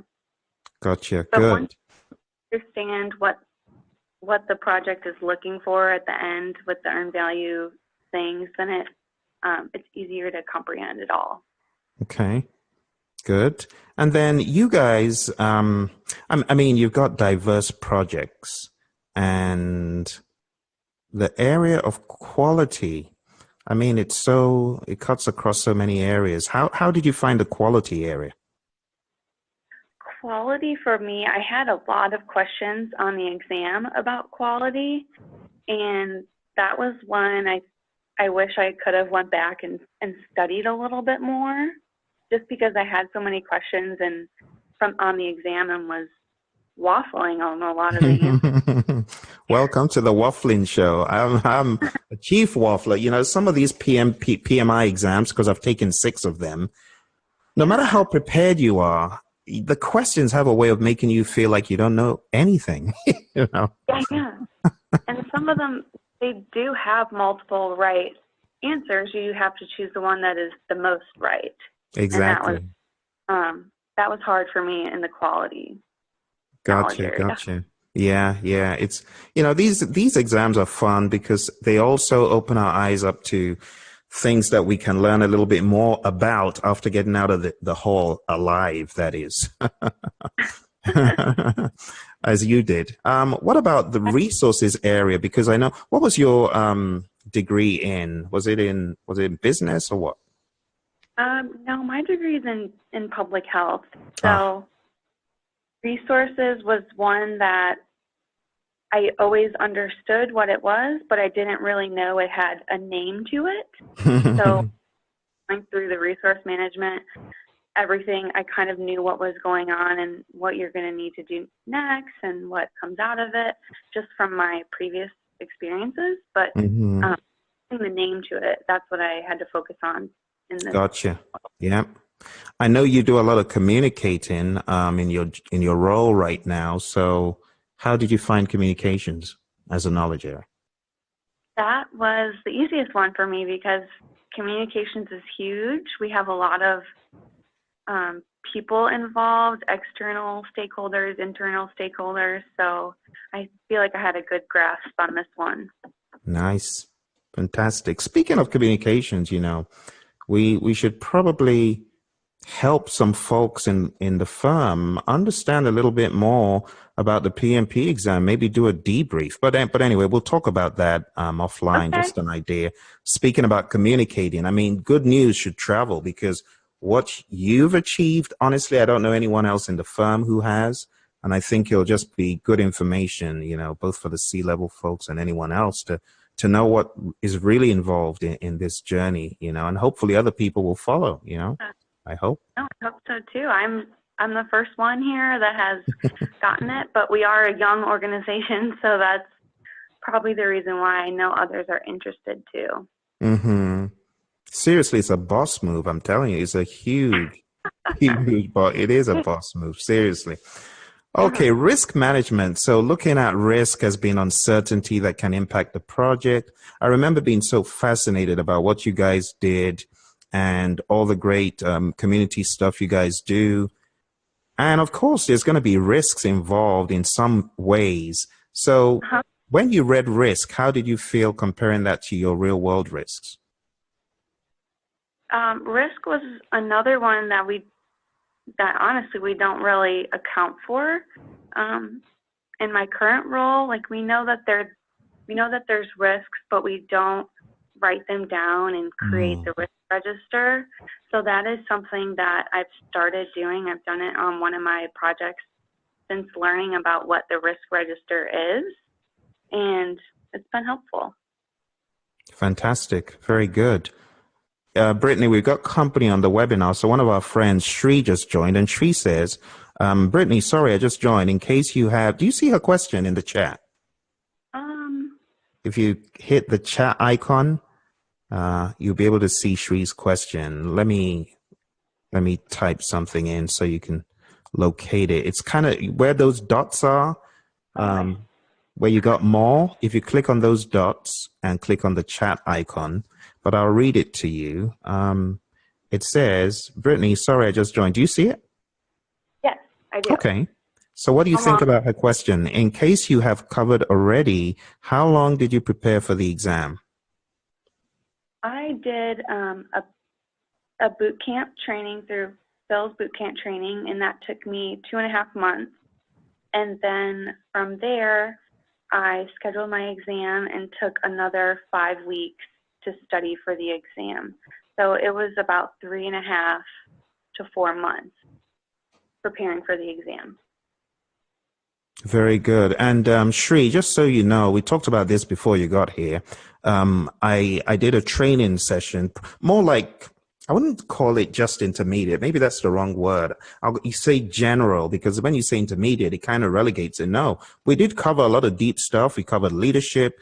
We covered communications. We covered soft skills. So it's more like a business project management training, but we did that last year, Shri. So she was coming away with that awareness of the world of the PMI, the doctrine of the PMI. And honestly, Brittany, I don't know how you view this, but I view it as someone learning something, and it's marinating. It's marinating for, I don't know whether it's 7 months, 8 months. And then finally, when you jumped on the learning system, that was another layer of awareness. So you'd actually been getting the awareness of the PMI world for, over a year, Yeah, I agree. I think it took me that much time to realize, okay, I really should go ahead and get this certification because it's really helping me in my current role. Mm-hmm. Absolutely. So let's round this up, because I know I've got another question from Shri. Procurement. Remind me, is there someone that handles procurement and vendor relations in the firm, or is it you as a PM? It's usually me. So procurement is something new for me too. I have been working on a new project and we've had multiple contracts for it. So during the procurement management, learning about the different types of contracts, that was really helpful because I was able to identify what type of contract that I was actually doing in my current role. So yeah, that was really helpful. Cool. And last but not least, so just a little comment on that. I mean, you guys don't have the regular extended dog and pony shows of a bit of conferences and, elaborate Q&A, but you just pretty much follow a general procurement cycle, right? Where you award contracts to vendors or sellers, or what do you even call them in your firm? Sellers? We call them consultants. Ah. So we'll sometimes put out requests for consultants request for information and people will send in proposals. But for what the projects that I've been working on, I wasn't the project manager at the beginning, so I don't know what that process was. When I came on, the contracts were already in place. Okay. Gotcha. Okay. So last but not least, we got stakeholder. Tell me about it, because I know you guys have a plethora, thousands of stakeholders, Can you speak about stakeholder management from your perspective? Sure. So this chapter was definitely very helpful for me in terms of the how you rank your stakeholders, about who you're going to consult with, who you're going to inform. That was really helpful because we do have so many stakeholders on our projects and within our organization to kind of figure out which ones really do need to get this information, so we're not bombarding people that don't need every minute detail of every project. Gotcha. Okay, let's take the last question from Shri. Can you see it? Yeah. So the question was, what was my 5-week plan once I scheduled the exam, and then how did I discipline myself to get through all the materials? So before my 5 weeks, when I had scheduled my exam, I had already read the Pmbok book once. And then in the following 5 weeks, I went through it again, and I focused on chapters that I had a harder time with, which were cost management and risk management, and anything to do with integrated change control and change requests. Those were the ones that I had the hardest time learning. So that's how I did the 5-week plan, focused on areas that I needed a little bit more help on. That's very helpful. So Shri, what I'm hearing from Brittany is you got to be laser focused on the deficiencies. You got to find the deficiencies. One of the things I really applaud Brittany for is follow through. And a lot of people do not follow through on finishing the curriculum. She finished the curriculum. I was actually looking for, when I got that final report, that she had passed the mock exam, and our learning administrator had issued her the certificate and copied me in on it. And I thought, fantastic. She actually did it. Yeah, there we go. She passed the marathon mock. Wasn't it a one time? You did it one time, isn't it? Because I don't see any other records here. Yeah, I did it one time. Yeah, you did it one time. And that's what I tell people. If you could pass that marathon mock one time, pass is guaranteed. I mean, the moment I saw it, I'm like, good, she's on her merry way to success, and that just assured me that you were going to do it. You took the mock on the 21st of October. So you obviously meant business in closing the gaps by finding the gaps and keeping the momentum up to follow through with it. So, huge round of applause to you, Brittany. This is very, very good. Seriously. Okay. So that's that for the knowledge areas. And we got something here that you've already spoken about, formulas, doing a brain dump on page 25. Do you want to make any further comments on inputs, tools, techniques, and outputs? And maybe, did you read the Pmbok guide cover to cover is another question that just came in. I did read the Pmbok cover to cover, just the chapters part. There's some pages at the end that are definitions and things. I skipped over those. And for the inputs and tools, techniques, and outputs, I focused on the inputs and outputs. And I did look at the tools and techniques, but I really wanted to focus on the materials for the documents that were going into each process, and if they were coming out changed or different, or what that was. And I think that was really helpful because I did have a few of those questions on the exam. That is a very good point. Very good to know that. So here's some FAQs. I think Brittany has answered these implicitly and explicitly as well. That there's no hard and fast rule. What I liked about what you said was you're not really all about the clock, looking at the clock, because it's true. You could look at the clock and still have an empty head at the end of the day, Yeah. So that's good. but I know you're a goal-driven person. So on average, what was your velocity like? Were you covering one knowledge area a week, two knowledge areas a week? I would do probably 1 to 1.5 a week. Okay. Oh, that's very thorough. Good. Very good. So someone says they're freaked out about formulas. I don't know math very much. What do you have to say? From that formula page in the Pmbok book, I probably only had to memorize maybe 6 or 7 of those, and the other ones I tried to understand what the formula was. So on the exam, my exam, I only had to do 3 or 4 calculations, but they were easy to figure out if I knew what the question was asking. I was able to do a process of an elimination of which numbers I needed to use.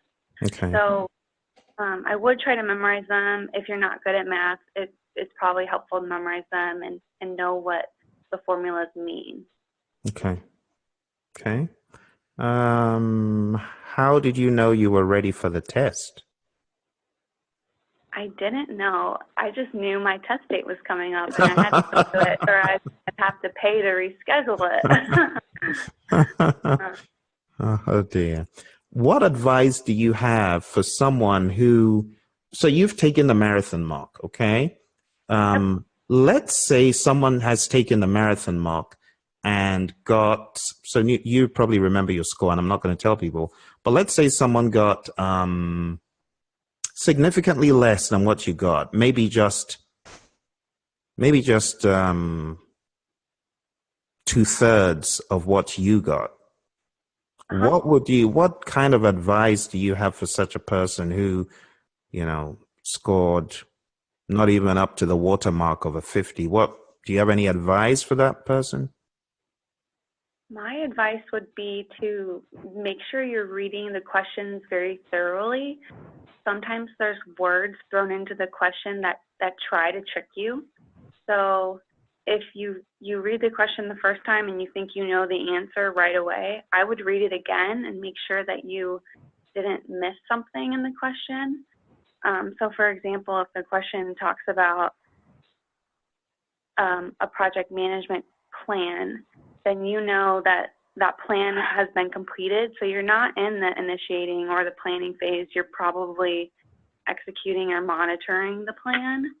So just little things like that to keep your eyes open for those, and that they're trying to trick you.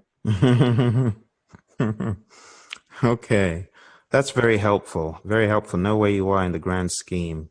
Let me just take this last one here on the screen. What in our study routine, or what in your study routine contributed the most to your success? I think focusing on the areas that I wasn't very confident with, or the areas that I didn't have any experience in my work life doing. So like the cost management or the risk management, I had never been able to do those things. So I had to make sure that I focused on those areas and how they fit into the entire project management process. That is a perfect piece of advice, folks. Those of you that have not done some knowledge areas in your real world, focus on those. And what she's saying is absolutely spot on, because in my world, I had a lot of scheduling and some costing experience, of course, scope and some other areas. But when it came to the resources, back in the day it was called human resources, I found I was lacking a little bit in that area, and some of the softer sides, I needed to be a little bit more focused on those. But the technical bits, the mathematical bits, I was good. So I did focus, It felt good focusing on what you already knew, but I told myself, look, you need to focus on what you don't know. So there was a lot of stuff I didn't know, I wasn't too comfortable with, that I focused on, and it was very helpful. So now that we are at the end, I'll just ask Brittany, do you have any closing remarks or anything off script that you would like to share with our friends? We got folks on YouTube. Shree's on here, and I'm guessing some folks may be on Facebook, maybe watching. So.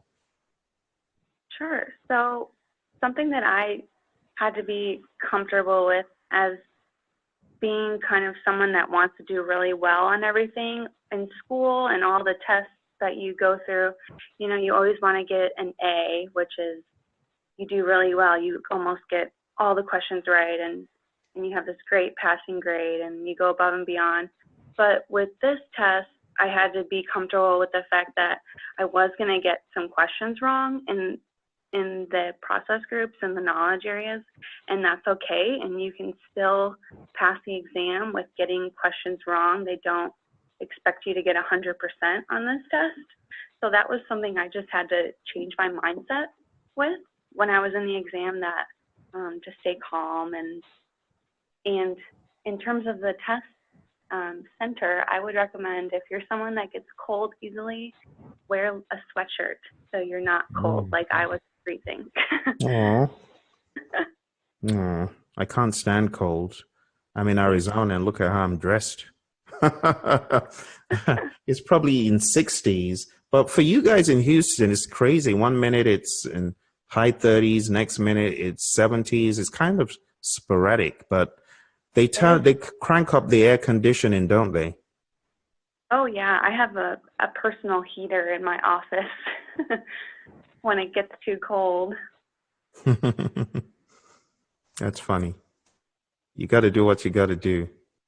Shree says, come to Boston if you want crazy weather. I do miss living in areas with snow, but Boston is really cold. Not that much. I do miss the snow, but not that much. All right, friends. Those of you on YouTube, those of you in other mediums, you got a question. I don't think anyone would be, well, some folks might be on LinkedIn, but not really in the YouTube itself. So if you got any questions, you need to jump on YouTube, send them, or jump in here and send them.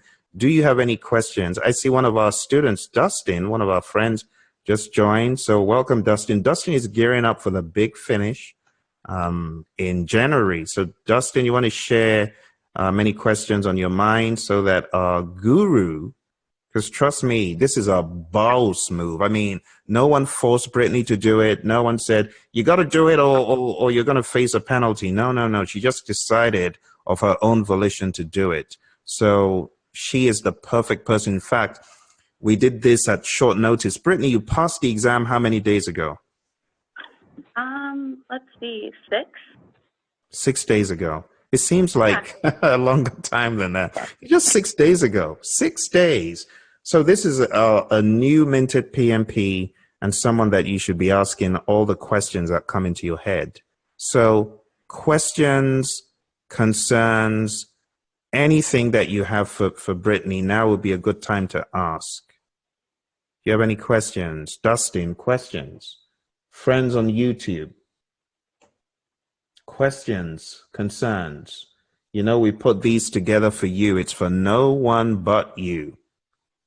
You know, I could have, you know, I actually called Brittany about 2 hours ago. We could have just had our own little chat, but I decided to bring you guys for the ride because I got certified 13 years ago. You're not going to get much good out of me. She's the person you need to ask. So Dustin, you got any questions that you would like to ask? Going once. Brittany is a busy woman. She's a PMP and a project manager in her firm. So she's got a lot to do. You ain't got questions. We're going to jump off here very quickly. Questions. Let me unmute just to see if anyone is speaking. I've unmuted everyone. Questions, concerns, comments, moans, groans, tales of woe. Once. Twice. And thrice. Well, it seems like we don't have any questions. The YouTube queue was open and I did not see anything appear in YouTube. Now, for those of you just come in, this is a marathon of lessons learned from the gurus, people who have been there, done that, passed the exam. You're bound to learn something from them. But at this point, I would like to invite you to answer a question about topics in the Pmbok guide. If you're up for it, do you feel like doing it? Let's go into a question right now. This question is about what we're facing right now. It says, you were selected as the project manager on a food service industry project. You suddenly learned that a new COVID-19 law and regulation, which will affect all food industry businesses and how employees work, is expected to be passed within the next 7 months. Your project is to launch a new product expected to be complete within 6 months. This new product would not meet the requirements of the proposed legislation. If it passes, what should you do? It's a typical example of what you can get from our friends at headquarters. I'll let you think about it for a minute and 12 seconds to be fair, and then I'll show you the answer at the end. So why don't you go ahead?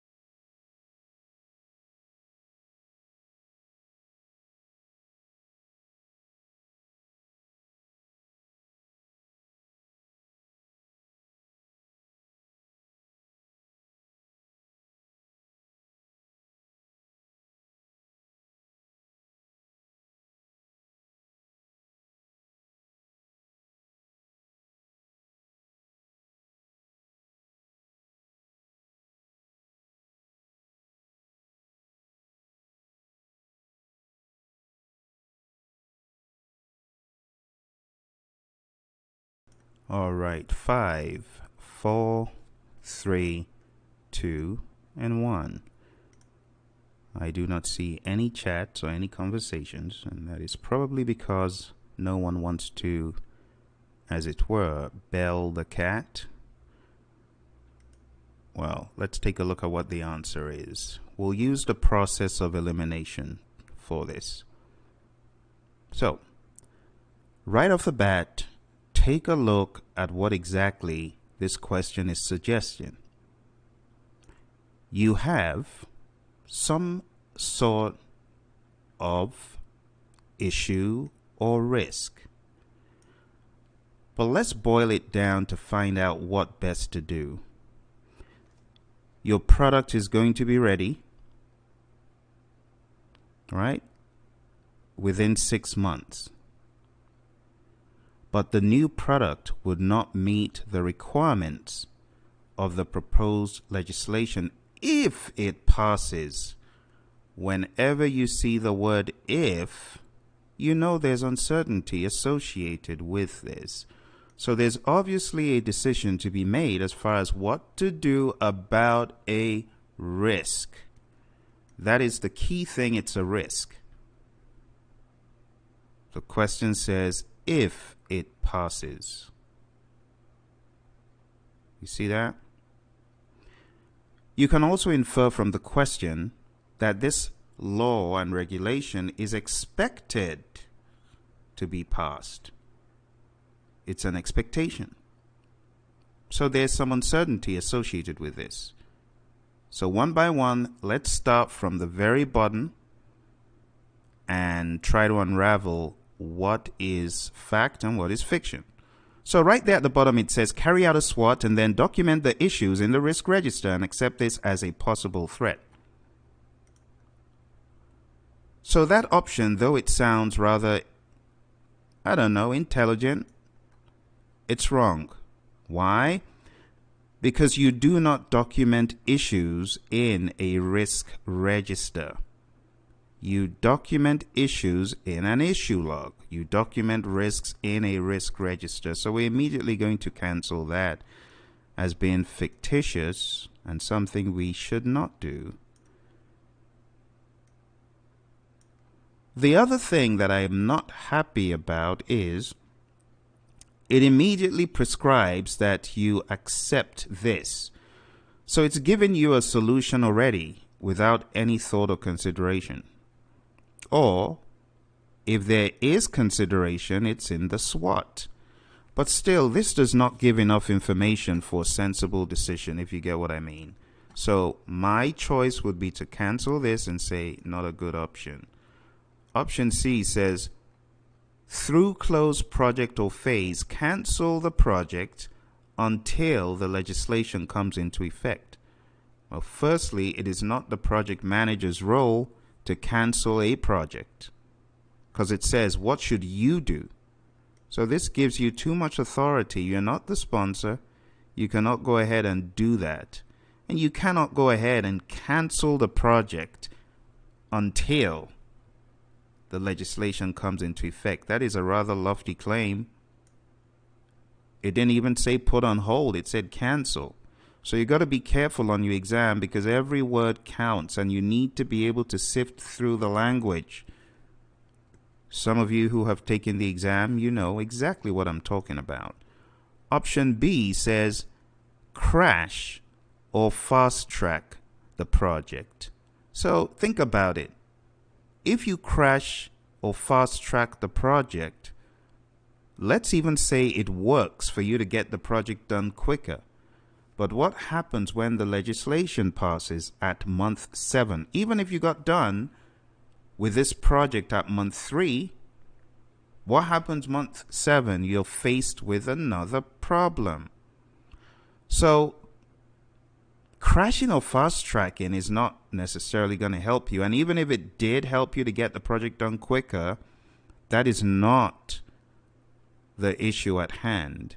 We have an issue and a risk at hand. We have an issue that needs to be discussed. And then we have apparent risks. So there's a lot that needs to be done, but crashing or fast tracking is not the way to proceed without sensible thought. In fact, on the exam, whenever they give you a question and say, what should you do? You got to be careful in jumping to familiar terms like crash or fast track, because they sound intelligent. A lot of the time, they're red herrings waiting to attack. So the long story short, the answer to this one, as you've probably already guessed, is meet with stakeholders to identify the risks, update the assumption log and the project charter. So everything else is not the best way to proceed. Let's take a look at another question real quick. Here's another one. You're the project manager on a high-impact project involving new technologies. The customer is concerned about the risk of the technology becoming obsolete quick. You agree to put certain warranties and guarantees in place. Which risk strategy does this describe? Now, this is one of those intermediate, in the middle of the road type of questions. You've got a question like the one I showed before that is really over the top as far as the amount of lines. And then you've got this that's kind of in the middle. So I'm going to give you a minute to think about this. Go for it. Let me know what you think the answer is in the next minute.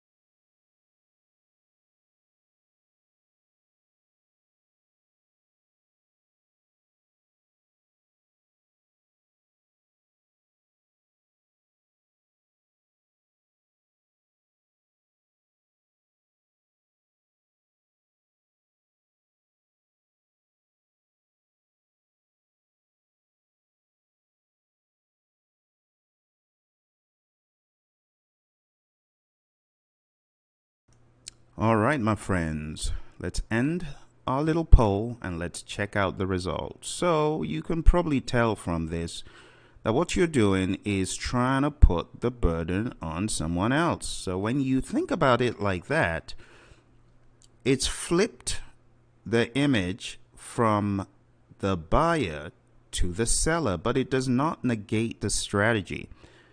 You need to watch the word "you agree." In other words, you were asked, how about we shift some of this to you or all of it to you? That's really what this is stating. You agree. You agree to it. So the customer is concerned. They voice their concerns, probably float an idea, and you say, okay, we'll go ahead and do that. So if you think about it from that perspective, the answer could be nothing else but risk transfer. The answer is risk transfer.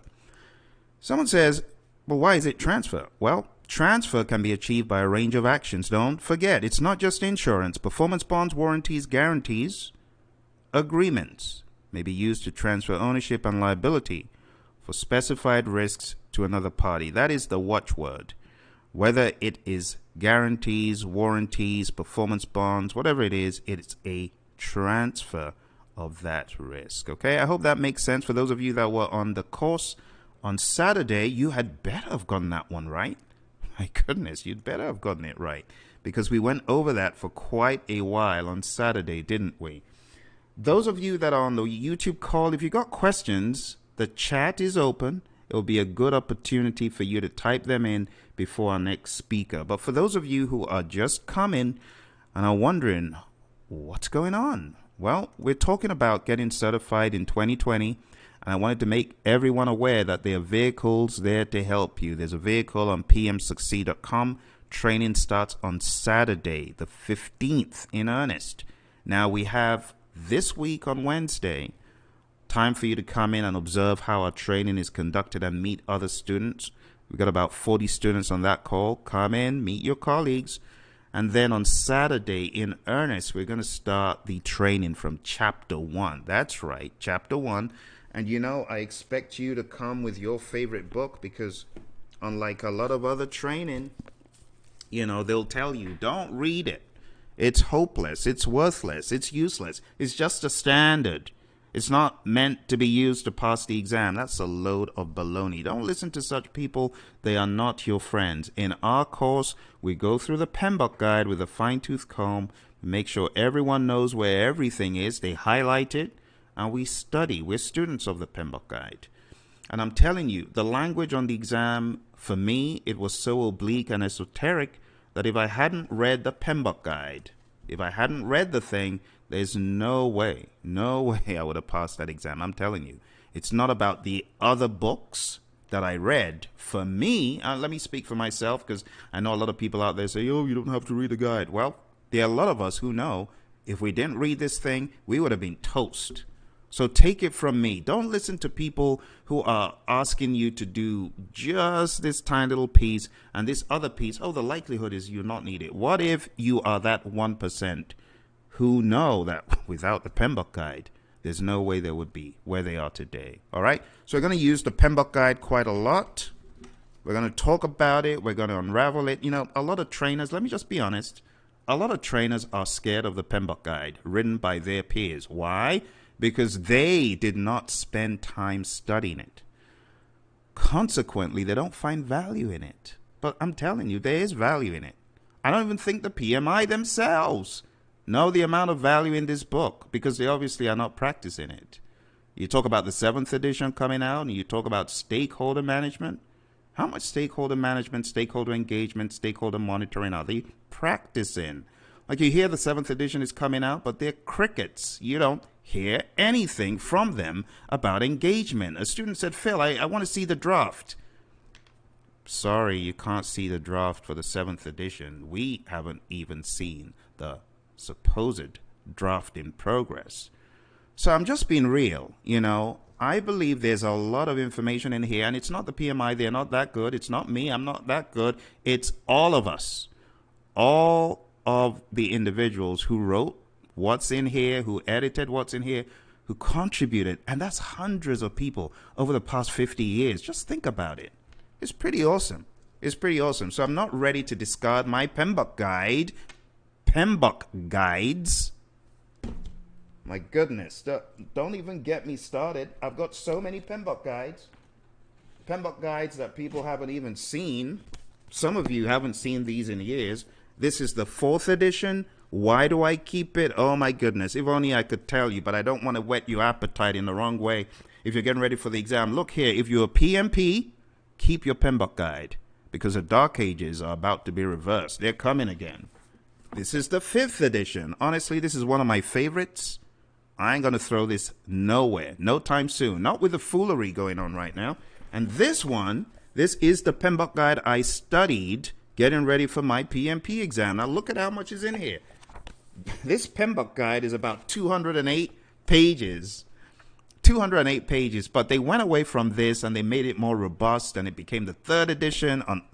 Boy, oh boy, that 3rd edition, that was the beginning of talk about hundreds and hundreds of pages.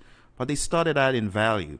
And that's why I just want to give you a few comforting words. If you're hearing about the 7th edition, you're like, oh, what should I do? Should I wait? Don't wait. Do it now. Do it now. Don't wait till the 7th edition. Do it now. And like I said, there are vehicles in place to help you. PMsucceed.com is one of them. Go there, sign up. Training starts this weekend. And the other one, next week, we're starting the Agile Fundamentals on agileprinciple.com. And I know some of you are going to be watching this after the fact, and wondering, oh, how can I join these sessions? There will always be sessions in the pipeline. It just depends on when. But agileprinciple.com and pmsucceed.com, my co-trainer and myself, we will always be supporting your efforts. Even in 2021, we will still be there, DV, helping you to navigate this treacherous terrain. Because trust me, it's treacherous. And that's why I come here. I bring my energy, I bring my zeal to you, because I know it changes your career. Like for me, my story is I knew I needed to make more money, but no one was really concerned about my degrees and other certifications. But the moment I got PMP certified, and that's why I protect it with everything I've got. I protect the Pmbok guides with everything I got. Why do I do that? Because I know it offers value. I'm not saying plow down a fully predictive road and don't think about anything else. No, I see the value in Agile. I see the value in being predictive. I see the value in hybridization. And that's why I'm here like a raving lunatic telling you, if you know what's good for your career, 2020, you will sign up for the PMP exam, get her done, move to 2021 to other things. There are many other things you can do, but one thing you want to do as a project manager, know what they are talking about, for goodness sake, in the current version of the Pmbok guide, and you will be bulletproof for the foolery that's to come in 2021 beyond. Because a lot of people, they think predictive is going to die, a slow death or a fast death, whatever. But I can tell you it ain't going nowhere. It's not. It's foolishness. It's a system that works. It works for huge projects with a lot of certainty where you need to be pinpoint precise about what you're doing. So don't listen to the naysayers that say, oh, forget PMI, forget PMP, forget Pmbok guide, forget the knowledge areas, forget the process groups. There's a lot of foolery going on like that. People thinking that the process groups and the knowledge areas are dumb. No, they're not. It's a very good framework to build a lot of understanding about certainty and uncertainty. All right, so for those of you just coming, we're talking about getting ready for the PMP exam. Go to pmsucceed.com, go to agileprinciple.com, and you'll be glad you did. So any questions? We're going to hear from our next speaker in a few seconds. If you have any questions, now will be a good time. Going once, going twice. All right, now we're going to hear from Kathy. So Kathy got certified the last few weeks, or the last week it was, I believe, of July. And honestly, that is one of my treasured students, because it was rather emotional. If you're a parent, you want the best for your kids. Well, Kathy's mom registered her for our course. before we lost her, before she passed away. So it's always very touching to me.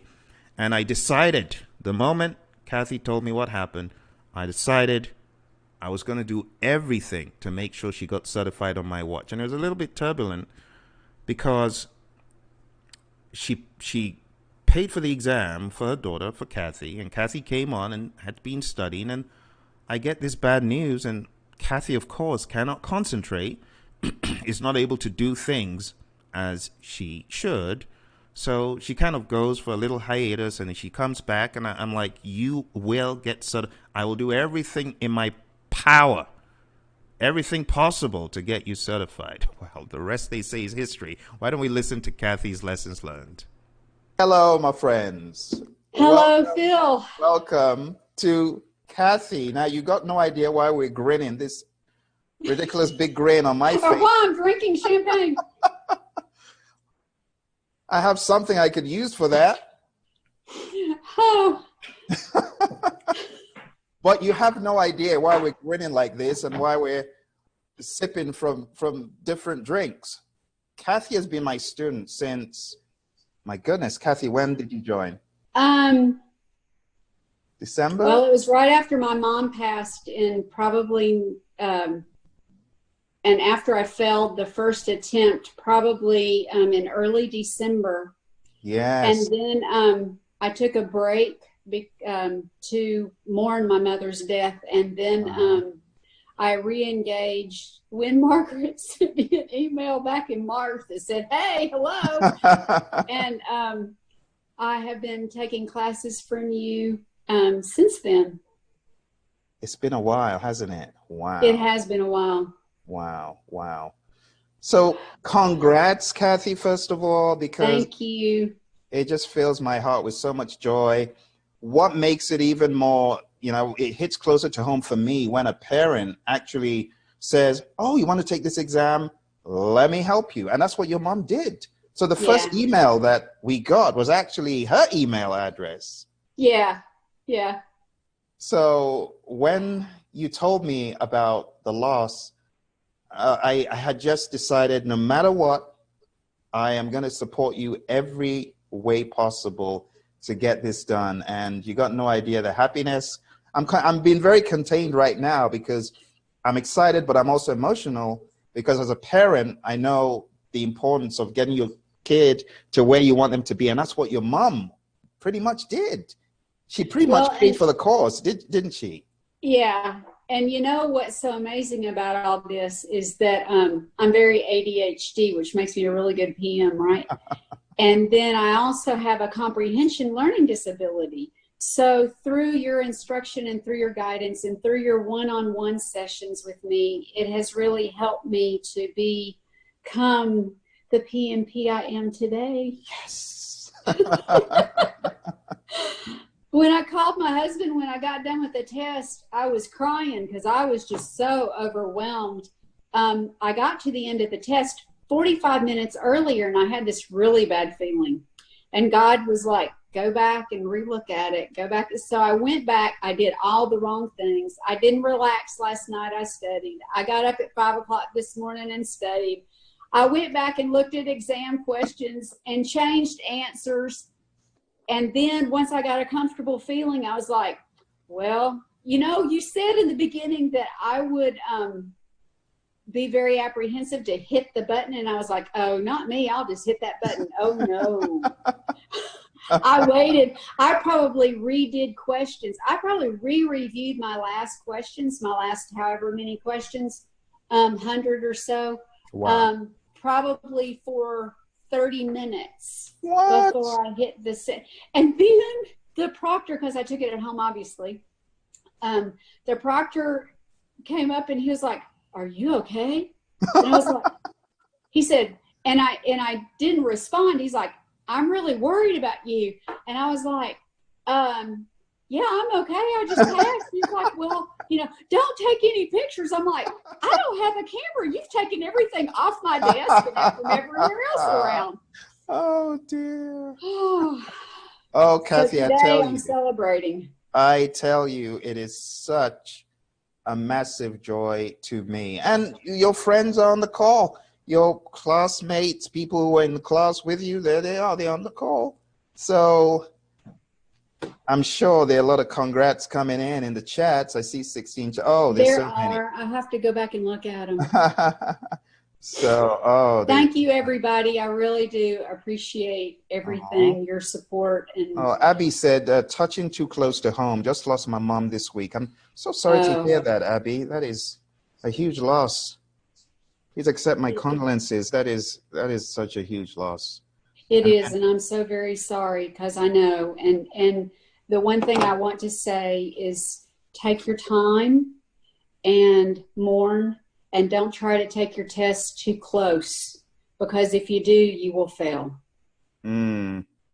So really, thank you, Pedro, buddy. We were in class together. But mourn and do what's good for you, and the time will come, and take your time and do the classes and stay involved, but make sure that you take care of yourself first, because the PMP with Phil's help will be there. Thank you. Thank you. Yeah. I just can't believe it. Oh my gosh, I've worked on this so hard. I knew, look, there's a difference between praying out of fear and praying because you know that the person is well capable. So for me, I was just thinking, you know, the law that you're done, you're gonna pass it. And, you know, excuse my faith, but I'm just a person of faith, and I just believe, you know, like even in my exam, I said my last prayers, because in my case, I did not think I would pass without that final prayer, because I spent 1 hour on 20 questions. So tell me, Kathy, let's start talking about your exam. The first question you saw, how did you feel? Oh, I felt good, because it was an EVMS question, and I came out of project controls. Yes. So, and the first time I took the exam, I looked at the question and went, "Say what?" I didn't know what it meant. So, I felt really relieved that the first, and even Holly had mentioned that her first question was like, she just was like, "Oh, let's move past this." But there were questions that I knew are one of the 25 that they don't count, because I was sitting here going, "What process is that? What order is that in?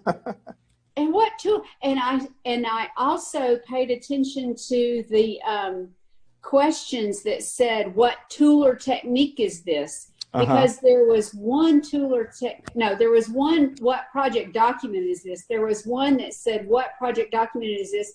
And all the other answers were like something that wasn't a project document. So I knew that wasn't right. Brittany Savage is calling me right now. He's one of your students that just passed. Brittany, we thought we might see Brittany this week because she was here the past 2 weeks. So you can ask her to join us if she wants to. If she wants to, yeah. So that's for those who are wondering what on earth is going on. Well, you know, Brittany was in the same class as you, Kathy, right? Yes. Yes, she was. And we had actually talked about doing a study group together, because Sadef and I have formed a study group, and it's more been a support group than a study group. And I think the support is really important. And Holly and Brittany and I they have supported me this last week more than you'll ever know, because in the last week, you start having I did, and it probably is because of some of my deficits, but you start to kind of doubt, and being married to an Episcopal priest, obviously I have faith. But I started praying, you know, "God, if there's something I don't know, you need to show it to me, because I can't get into this exam and not know." And I've been through the Pmbok, I've been through the mothership several times. So I'm just glad it's over. So I am really glad it's over, and I'm going to let you get on your merry way in a few seconds, but not before you drop us some gold as a PMP guru. so let's help our friends. Today is Risk Day. How was Risk for you? Was it big? Without getting into details, I mean, what are your impressions about Risk? Risk is really important. I have the benefit of working in a facility that uses the risk management. Thank you, Margaret. That uses the risk management policies and procedures. However, everybody needs to know that PMI is different, but I do have to say that you really need to practice risk and practice the steps in risk, because there were things that I doubted with project management experience and risk assessments that I doubted because the PMI does it so much differently. So studying up risk and knowing in detail why you have a risk management plan, knowing the processes that you do your plan, that you identify your risk, then you do your analysis, then you plan your Responses. risk response. Thank you, Phil.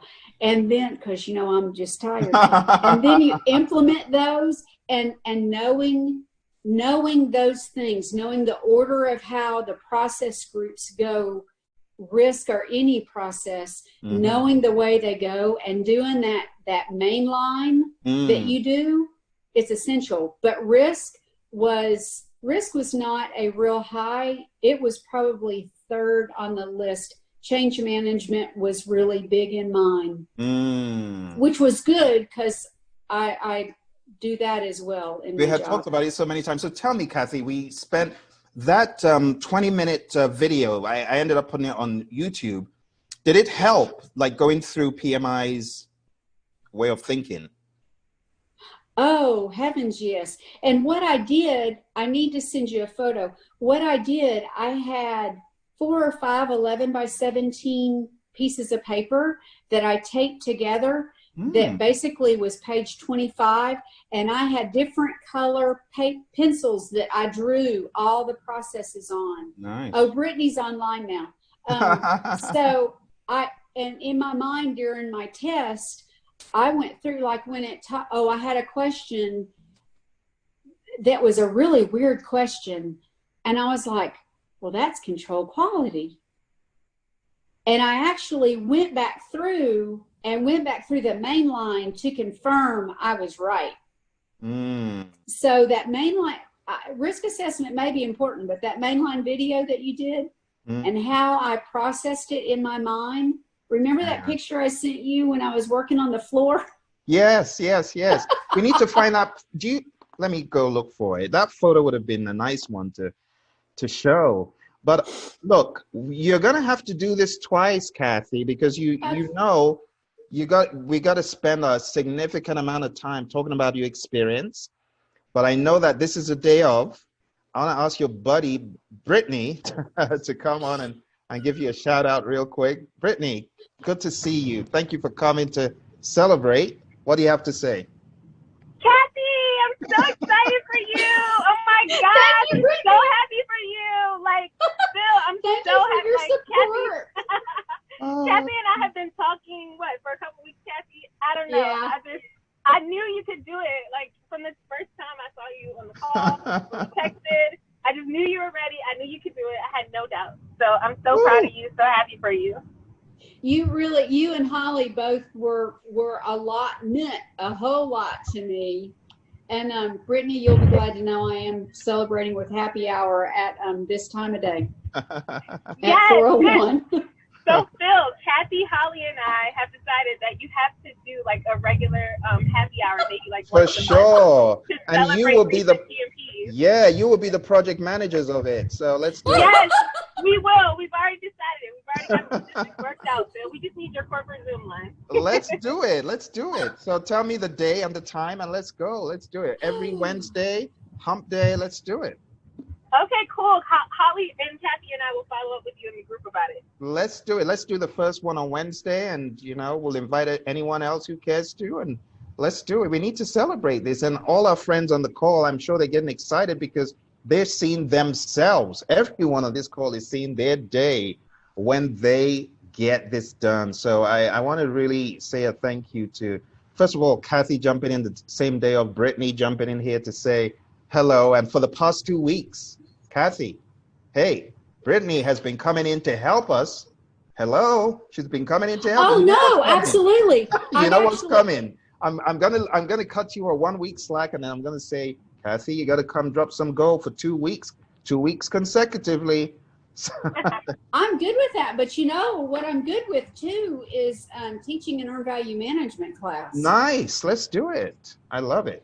Great. I'm thinking Saturday class. Earn value to the cows come home. You use it in your firm, and let's jump into, because I've got a lot of stuff on this slideshow, and I just want to hit what's on the slides. So let's talk real quick, because we want to add value to the folks here for the tech camp, and then you can jump off, but we'll see again next week to talk a lot more, like a full 1 hour session. So let's talk about this. Yeah, you just tell me what you want and I'll do it. Yeah, so let's talk about why PMP. You did the PMP. Was it because your boss wanted you to do it, or you just decided it's something that I would like to do? Or was it peer pressure? Well, Phil, I'll tell you. I was the student in elementary school that the teacher said, you can't do it.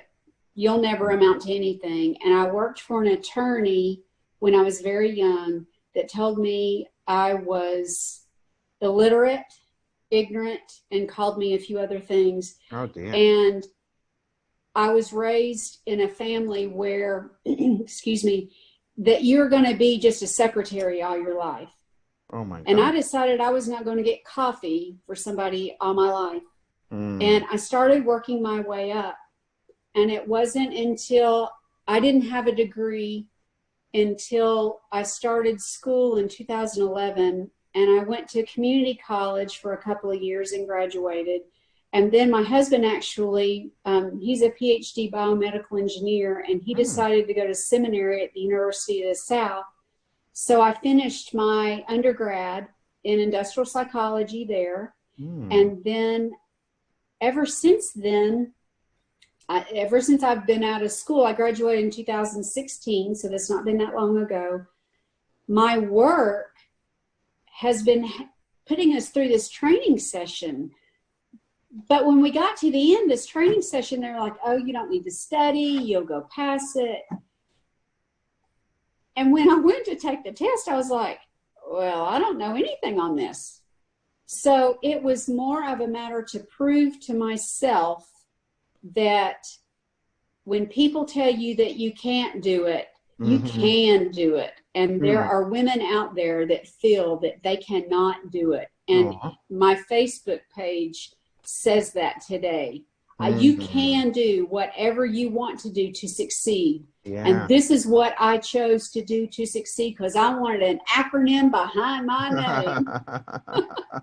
That explains it very well, Kathy. That is lovely. So you've already talked about the course, the unfortunate course that you went for. They were not able to give you good direction. That was company funded, I'm guessing. They paid for it. Oh, yes. Yeah. Yes. So at the end of the day, you found me on YouTube, or how did you find Praizion? Was it YouTube? You know, before I took it the first time, I was kind of curious as to what was going on. And when you first started, you did videos driving your car. Yes. And I was like, wow, he really makes sense. What he's saying makes sense. I could learn from him. So, and there's a guy at work who hasn't done the PMP yet, who I will have to rub this in his nose. I tried to encourage him to come and take classes during your session going on right now, because I thought, I'm going to need to take those because I need to do that in order to pass my test, and I really didn't need to, but anyway. So anyway, I lost track of what I was saying. So at the end of the day, you found me on YouTube. And then you Yes, I did find you on Did you YouTube. tell your mom and- about us, and then she signed you up for the course? Yes. Well, she told me she was pretty close on her deathbed when we signed me up. So that was a really difficult time. So this success is dedicated to her. Amen to that. Absolutely. Yeah. Yeah. It's big. Honestly, you know, the moment we made that connection by email, I said, I'm going to do everything possible, everything within my ability to make your mom proud by helping you cross that finish line. And you got no idea how happy I am, Kathy. I'm telling you, really, really happy. So, well, you know, Phil, you tell every student that, and you do that with every student. I mean, I sent you the longest email Tuesday or Wednesday of this week about things that were stupid that I already knew. And when you explained them, I was like, oh crap, I shouldn't have even asked him that. But you took the time out of your schedule with everything that you do with your students and with your company and with providing training to corporations. You took the time out of your schedule to do that for me and send me a recording that explained each one of the things that I sent. And you didn't have to do that, but you do that with everybody, not just me. It's my job. You employ me, it's my job. You employ me, I got to do my job. That's it. So I only did what you had employed me to do, Kathy. That's just the honest truth. And I saw your dedication. There were times that I felt a lot of turmoil for you. It was very sad for you because I realized the Pmbok guide and the PMI were coming across as being a little bit frustrating, to say the least. Like, I hope she just hangs in there. I hope she just hangs in there. And you hung in there. You did. And but I remember. You know, I think too, not only do you encourage each one of your students, but the students in the Monday, Wednesday, Friday class, I have to say we kind of formed a bond because we texted each other during class, and we have now, like Sedef and Holly and Brittany, we formed a community outside. Lovely. But you helped form that community, and I do have to say that how you ran your Monday, Wednesday, Friday, and then, I mean, we did an hour Monday, Wednesday, Friday, and we did 4 hours on Saturday. Crazy. It was crazy, wasn't it? Yeah. And because of that, it was more like a college class to me. It was, yeah. Which is what helped me to excel as well. So it's a group, you know, it takes a community it takes a community to raise an individual. It does. And your instruction and your classes build those relationships. I mean, really, poor Holly and Brittany, they can tell you how much I've called them this week and texted them this week. And then Sedef and I have talked so much. But we formed a bond that probably will not go away because we're in the PMP club. There you go. And we're going to continue. I don't know if you've witnessed any of my sessions on life after the PMP exam, but that is what we are going to be doing, like weekly. I've decided weekly we're going to be doing that. So we'll just roll it into the happy hour and we'll just I think that's a great thing. Yeah, Brittany and I are ready to go. We'll just do that. It's life after the PMP exam. Oh dear. Kathy, let's talk about this image on the screen. Brings back fond memories of the process. So how often? It's on my dining room floor. Yeah. So how often would you do this? Like, I did it until I had it in my memory.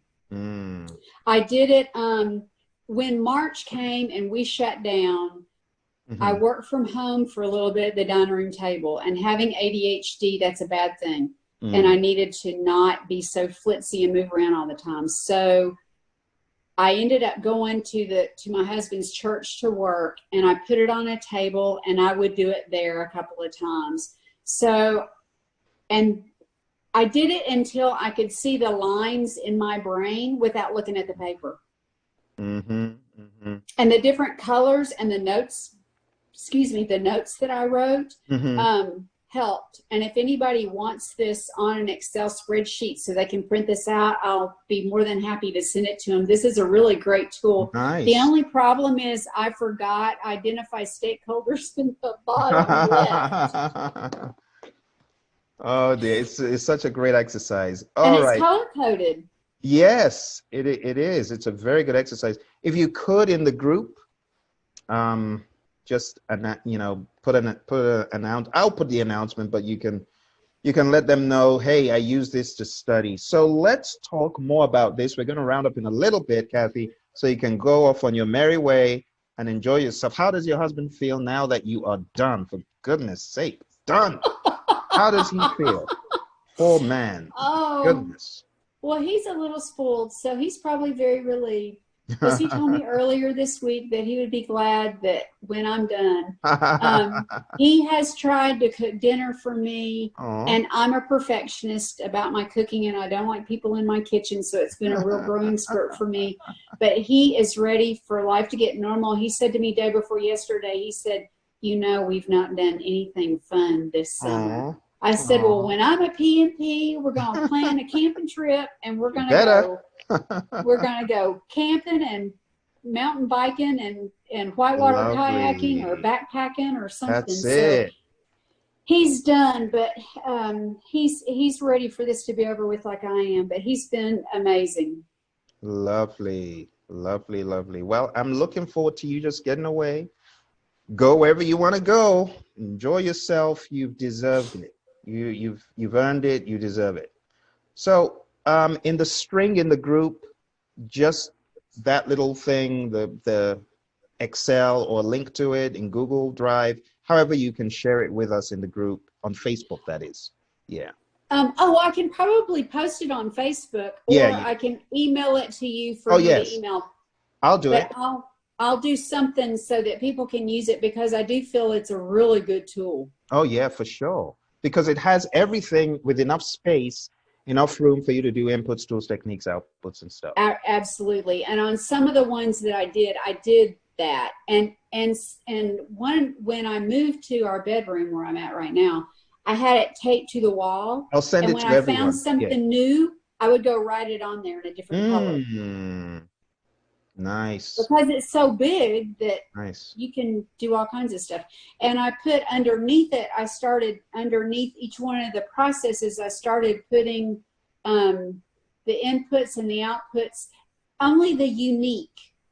Like unique things, like requirements plan, or the scope plan, or I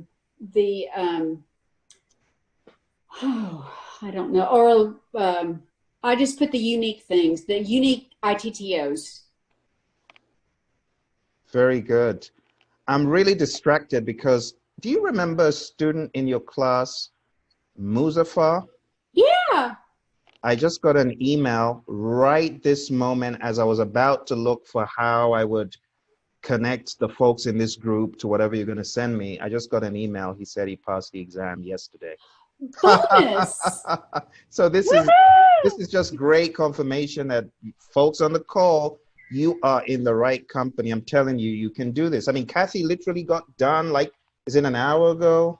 An hour ago, yeah. And you texted me the moment. As soon as I called my husband, I let my children know. I let my best friends know. Then I let you know. No, I may have even let you know before my best friends. I feel very important, but honestly, I was with you in the journey. I woke up today. I was saying my prayers. Honestly, you got no idea, because this was really big, and I'm glad that you've made your mom proud. Let's talk about the exam navigation of the first half. Did you take a break? I was like Holly. I was doing these questions and I was real involved and real into it, and the screen stopped and I was like, what in the crap happened? And then it told you to go take a break. So I think Holly said her break was 3 minutes, and that's about how long mine was. I have a peanut butter and jelly sandwich in my bathroom in here because I didn't want to go too far. That has 3 bites out of it for lunch. Oh my gosh, Kathy. I'm sure you, do you feel hungry right now? Probably not. The adrenaline. No, I've got anxiety like there's no tomorrow. I feel like I could go to bed and sleep. I feel like a kid that just got done with its final exams. Oh dear. Okay. Let's talk about, you came back after 3 minutes and a 3-bite on the sandwich, triple bite on the sandwich. Then you're back and you sit down for another 2 hours. Well, it was really only an hour and 15 minutes. Really? You finished your exam in 3 hours, 15 minutes? No. Because when I got done, I had a really bad feeling.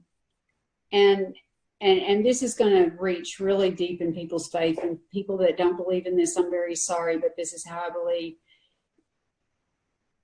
I actually felt God saying, go back and review. Go back and look at your questions. Go back and review. So I went back and I reviewed, and 15 minutes at 3 o'clock, I got the feeling that I was good.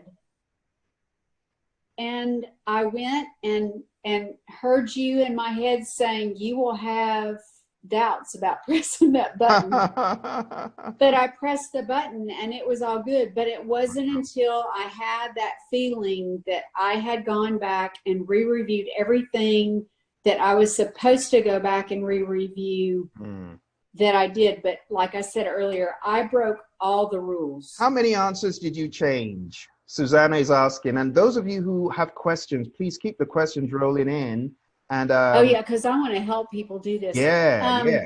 Question. How many questions did I change? You will. This is, and please don't do this because I am ADHD and I flitz around. And please don't do this on your exam because most people, if they did this, they wouldn't make it. But I bet I changed probably 10 to 12 answers. Okay. I mean, re-reviewing was good. Yeah. You got to do what you feel you got to do. You got to. Absolutely. Yeah. So those 10 questions made a difference. I'm telling you, and not doing that wouldn't have been wise. I tell people, if you feel deep down, you know what, I think I should change this. And I've got a reason to believe I know what to do it. Yeah. Well, it's that gut instinct, but I do have a deep faith. So I do believe that when I get, and I prayed before my exam, and I do believe that when I get a cue, that it is my cue that I do need to go back and take a look at what I'm being pushed to go back and take a look at. And if I hadn't done that, I don't know that I would have passed. There you go. I mean, we got to be true to ourselves. I mean, some folks, they don't subscribe to that. That's okay. I personally do because, even the great Jack Welch, he says, go with your gut. He talks about going with your gut all the time. I'll rest his soul. But that was what he espoused. And I truly believe that there's more than just, it's just some random feeling. No, we are powerful beings. That's what I believe. So either way, I'm really glad that you followed and you obeyed. We got another question. So how many formula questions? That one is always bound to come up. Did you have thoughts? Now I'll tell you what's bad about that is I've done earned value management since probably 1997. Wow. So the earned value management questions I was able to answer in my head, and I probably had no more than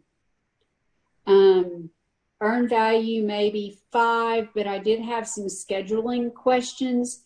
Okay. And I'm sure the proctor was curious about what I was doing because I was holding up my fingers and counting the days to do. And then they asked me a question about how many critical paths were there. And then they said, we're not going to, Kathy, we're not going to be very specific so that we don't contravene their clause of keeping sworn to secrecy.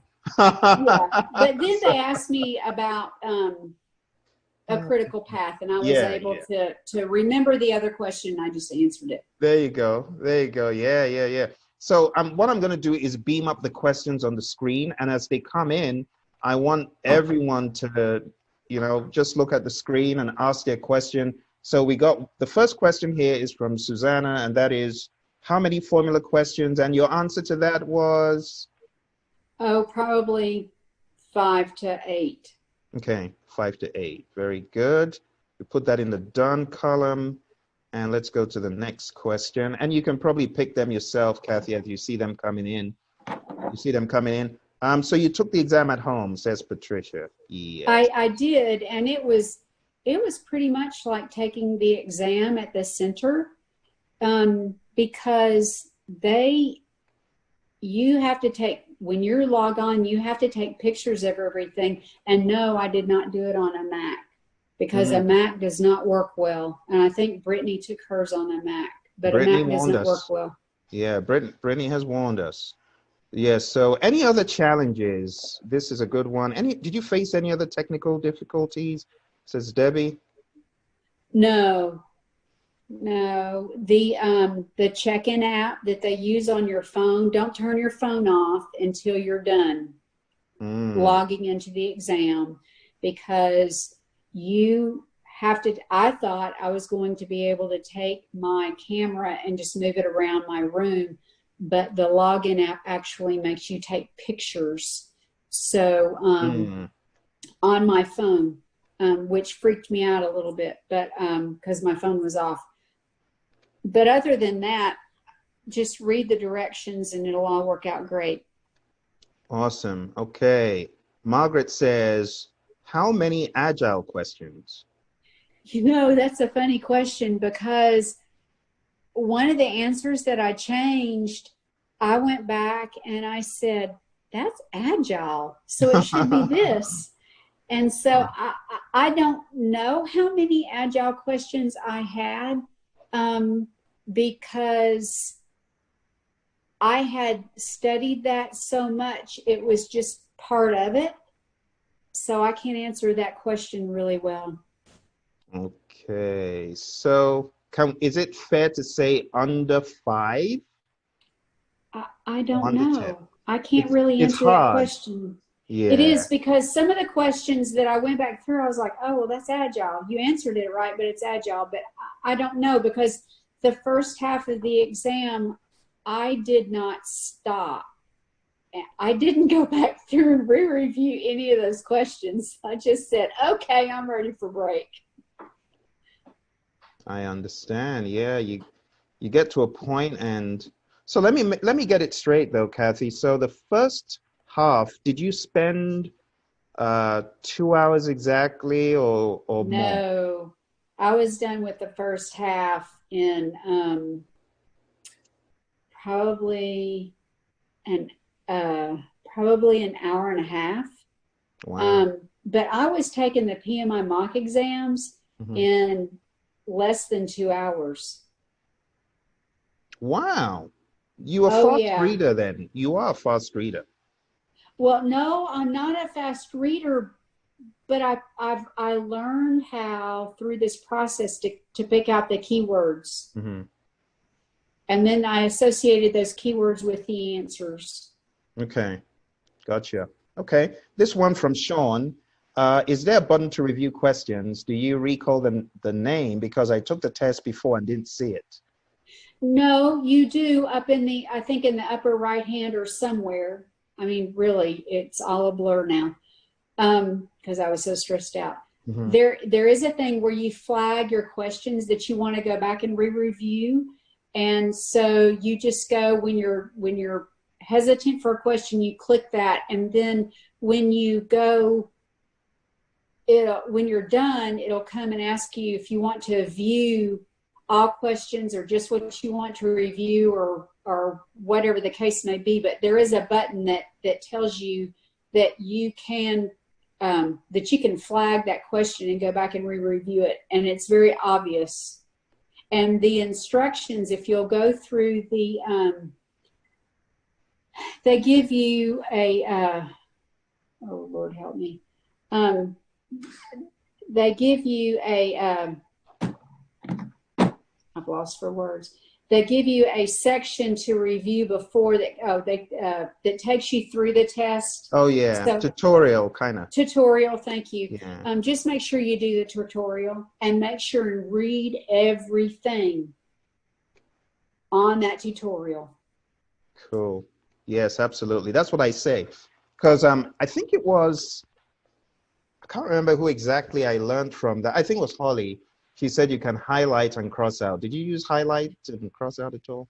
You know what? I had gotten so used to on the PMI mock exam and your exams too, that because I took every one of your quizzes and every one of your exams, every single one of them. And your exams were so much harder than the PMI exam. That's a good thing. So when you pass Phil's exam, you're ready. But I didn't use that because I was acclimated to not highlighting and not crossing out. And I didn't want to change my method I didn't want to change my testing method. Okay. So Kathy, we're going to speed up really quick. We're going to do this like turbo. So any areas you would suggest concentrating on more? And any advice for studying? That's from Susanna. You have 5 process groups, 10 knowledge areas, and 49 process groups. You need to know them all. Processes, yes. Okay, thank you. Got to know them all. All right, let's go to Boss's question. Do you remember if any question was directed at just knowing the process and not directed at the components of the project documents, inputs and outputs? So were there no. Okay. No, I don't. I was expecting that. Going through the PMI mock, I was expecting that, but no, I didn't see that. None. Okay. No, it was all, to me, it was very vague. Okay. Even I made a 95 on my mock exam, and even from that, it was very vague. Gotcha. Okay. This is from Susanna. How many hours did you study a day? And how many months before your exam? Oh, Lord. I studied, I have a learning disability, so you need to understand that I don't comprehend what I read.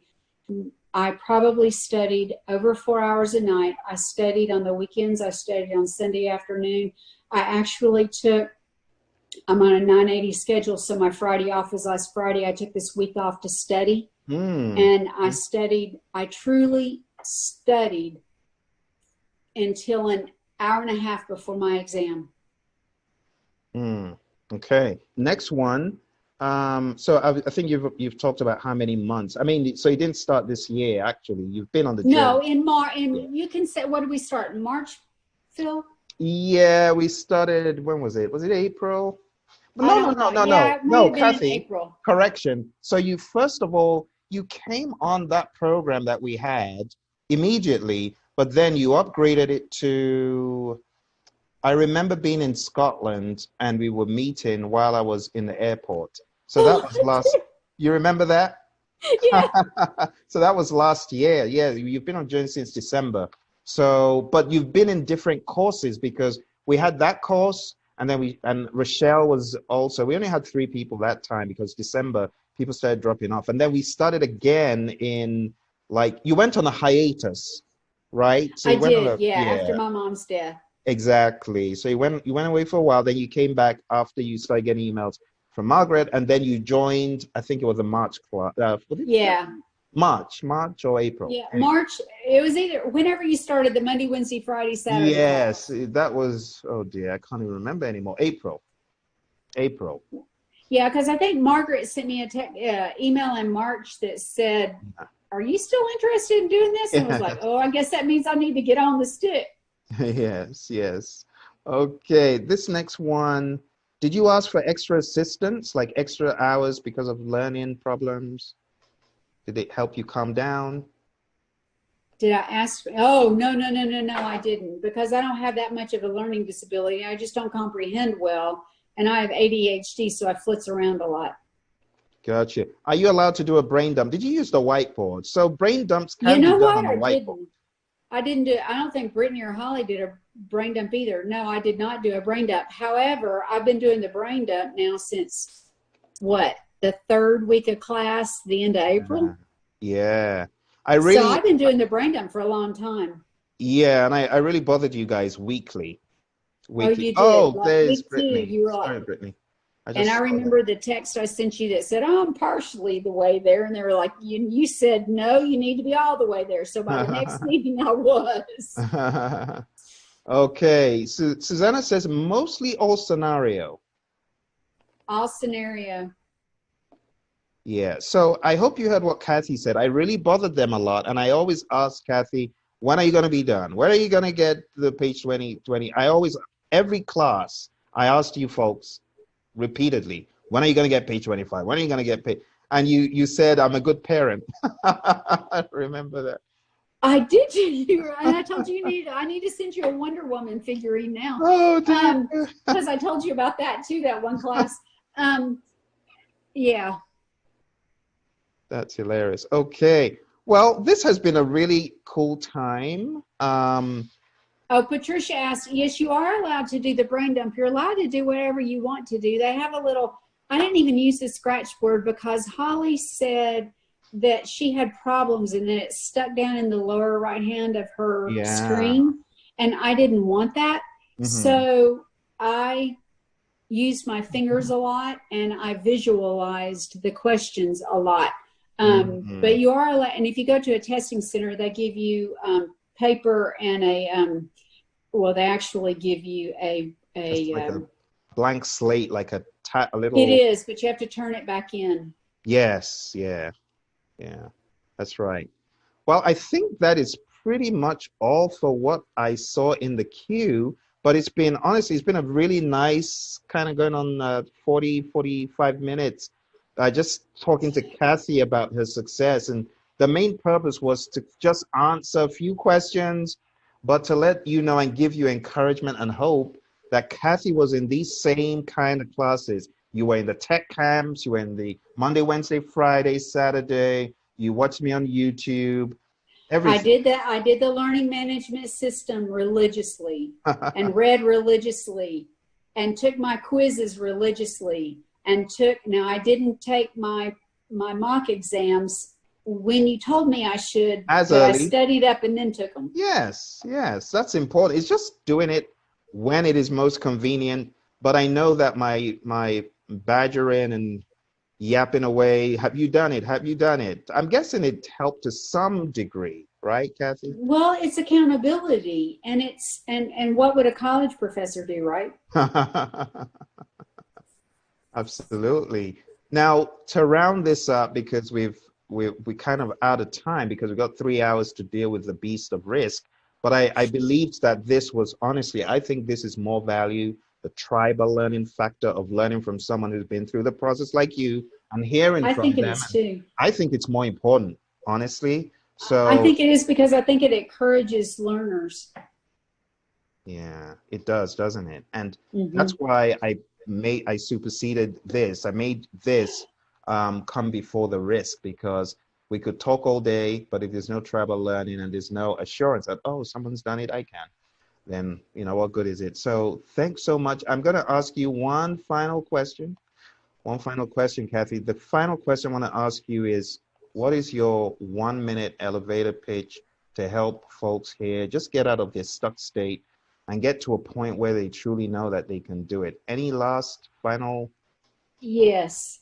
Take the Phil gives you chapter test on the Learning Center, and then he has a category that is a little bit more advanced quizzes, and then you have a midterm, then you have a 3/4 term, then you have a hard mock exam. Do every one of those until you get them all right and you get 80s and 90s on them, and then when you think you're done, take Phil's hard mock exam, and then when you pass it, go and work on the PMI and you'll know it's good. But do everything Phil tells you to do. Thank you, Kathy. What would you say about the PMI mock exam in closing? Would you say, because I know I said, people, go take the PMI mock exam. It's free. Go take it. Do you think it was of much value to you looking back in the rearview mirror? You think it was good? What? I can understand how Brittany and Holly said that it helped, but to me, it didn't help me much because it was different than the PMI mock exam. The real exam was different, huh? Well, I mean, yes. Yeah, so they've obviously started adding things to it. Would you say that some of your professional experience, earned value being one of them, and other experience helped you to feel a little bit more comfortable? Because I was able, in other words, they gave me a calculation problem and I could look at it and I knew what the CPI and SPI was before I even had to use a calculator. There you go. Yeah. And scenario questions that talked about, you know, what is this, behind or above or ahead of schedule or what? I knew that without even having to calculate it. So that earned me a lot of time. Yeah, yeah. So practice your formulas. Practice the formulas, my friends. Kathy, I cannot say thank you enough for just jumping on here just immediately and wanting to give back. I appreciate it. I'm going to take this recording and I'm going to put it on YouTube to play. I'm going to put it on Facebook. So those who need a little bit of inspiration, a little bit of motivation can actually receive it from your awesome talk this afternoon. So yes, because I am a PMP boss. Woo! And I beat Pimpy. Pimpy is nowhere to be found. Who's that, by the way? Who's that? and I'll be trying to send you a Wonder Woman if I can find it. There you go. Please do. Holly was very adamant. Phil, you need a female figurine for your collection. You need a Princess Leia. I said, she doesn't speak. That's all. And a what? That's Margaret. You know, Wonder Woman and Superwoman. There you go. I know, right, Brittany? I'll send Wonder Woman if you'll send Superwoman. Absolutely. Yes. Thanks for trying to call me a while ago, Brittany. Oh, you're welcome. I just wanted to say congratulations. I was driving, but I wanted you to hear my excitement. I literally screamed when I saw your message in the car. I cried. I told Phil this earlier, but I broke out in tears. The proctor was worried about me. I called my husband, who was like, he didn't know what to do. And then I was like, I passed, and he couldn't understand what I was saying. He was like, oh my God, she's crying. She felt it. And I probably cried 20 minutes after my exam because I was done. Dear. I know the feeling. I know the feeling. Soak it all up. Feel all these good feels because it is nothing like passing this exam. And absolutely. I want everybody to feel this feeling. Yeah, absolutely. We've got to get Sadef there now. She'll be there soon. Please do everything possible. Sadaf, Vidya, everyone on this call. These are your colleagues. So what are you happy about? What are you so happy about? I am Pimpy, and I'm very upset that you passed the PMP exam, but I'll be waiting for you sometime soon. You better watch your back. Hey, Pimpy! Get off my desk, you silly little primate. I apologize for those of you that haven't met it. No, that's a bit cruel. For those of you that haven't met him, that's Pimpy, the PMP exam. He likes showing up every now and again to torment people, but you see Kathy put him in a chokehold, you know, and got done. So the story on the channel is we have our PMP students who are like the stormtroopers, and they know exactly what to do to take Pimpy out. We're going to hear from the stormtrooper. Stormtrooper, any suggestions for our friends? Ready for action. You got to be ready for action. He said, let's move. Anything else? Anything else? Orders received. I wish some of you were like the stormtrooper. I give orders, and the stormtrooper knows what to do. Stormtrooper also has a backpack full of the Pmbok guide and other books. Put it on the back of the stormtrooper. Trooper standing by. Standing by to act, to read the book. Some of you need to be like that. You ain't reading your Pmbok guide, I want to encourage you to read it. For those of you who are just coming, we are having a marathon of lessons learned. We're talking about various perspectives on the PMP exam. And I'm also holding you accountable by asking you a few questions. They're rather harmless questions, and some of these questions, you might find them as being very trivial. But nonetheless, it keeps you on your toes for your exam. So I'd like to, first of all, before we hear from our next speaker, show you where to go if you need help for your PMP exam. If you need to join a course, go on down to pmsucceed.com for PMP training course. And if you need some Agile training, well, go on down to agileprinciple.com. Both of those sites have got courses that you absolutely need to be signing up for. Okay? Well, now it's time for a very quick run through of a few namby-pamby questions just to kick the tires and make sure that you're doing what you should. Here's our first easy question. You are working on a very important process, and the key benefit of this process is that it allows stakeholders to understand the current state of the project, to recognize the actions taken to address any performance issues, and to have visibility into the future project status with cost and schedule forecasts. Which output will you derive from this process? I'll give you a minute to think about it, and then I'll come back and show you what the answer is. So, go ahead and take a stab at it.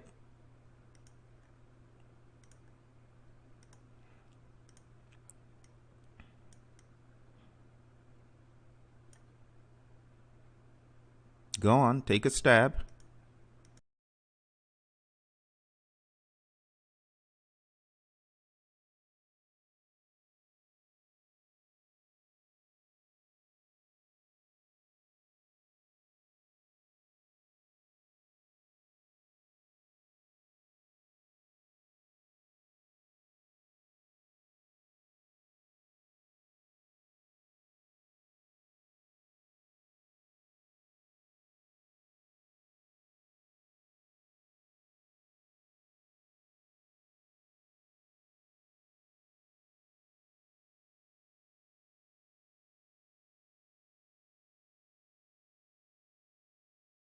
All right. 5, 4, 3, 2, and 1. And we're out of time. Let's take a look at what the answer to this one is. The answer to that question, my friends, is none other than... Let's see if we got any chats from YouTube first. Absolutely zero chats. It's probably because chat was off. Let's put chat back on. And I'll invite you to ask any questions you have before we get back moving again. But the answer to this is work performance reports. Okay? Because what is being described here is monitor and control project work. So it's really asking what is an output of this process, and that's why I say it's relatively easy. All right, let's go for one more before we hear from our next speaker. So the answer to that, work performance reports. Let's take a look at another one. This is relatively easy as well. This states you are in the process of ensuring timely and appropriate collection, creation, distribution, storage, retrieval, management, monitoring, and the ultimate disposition of project information. Which of the following would you use as an input to this process? Again, a relatively easy one. Take a stab at it. I'll give you about a minute. Think about it.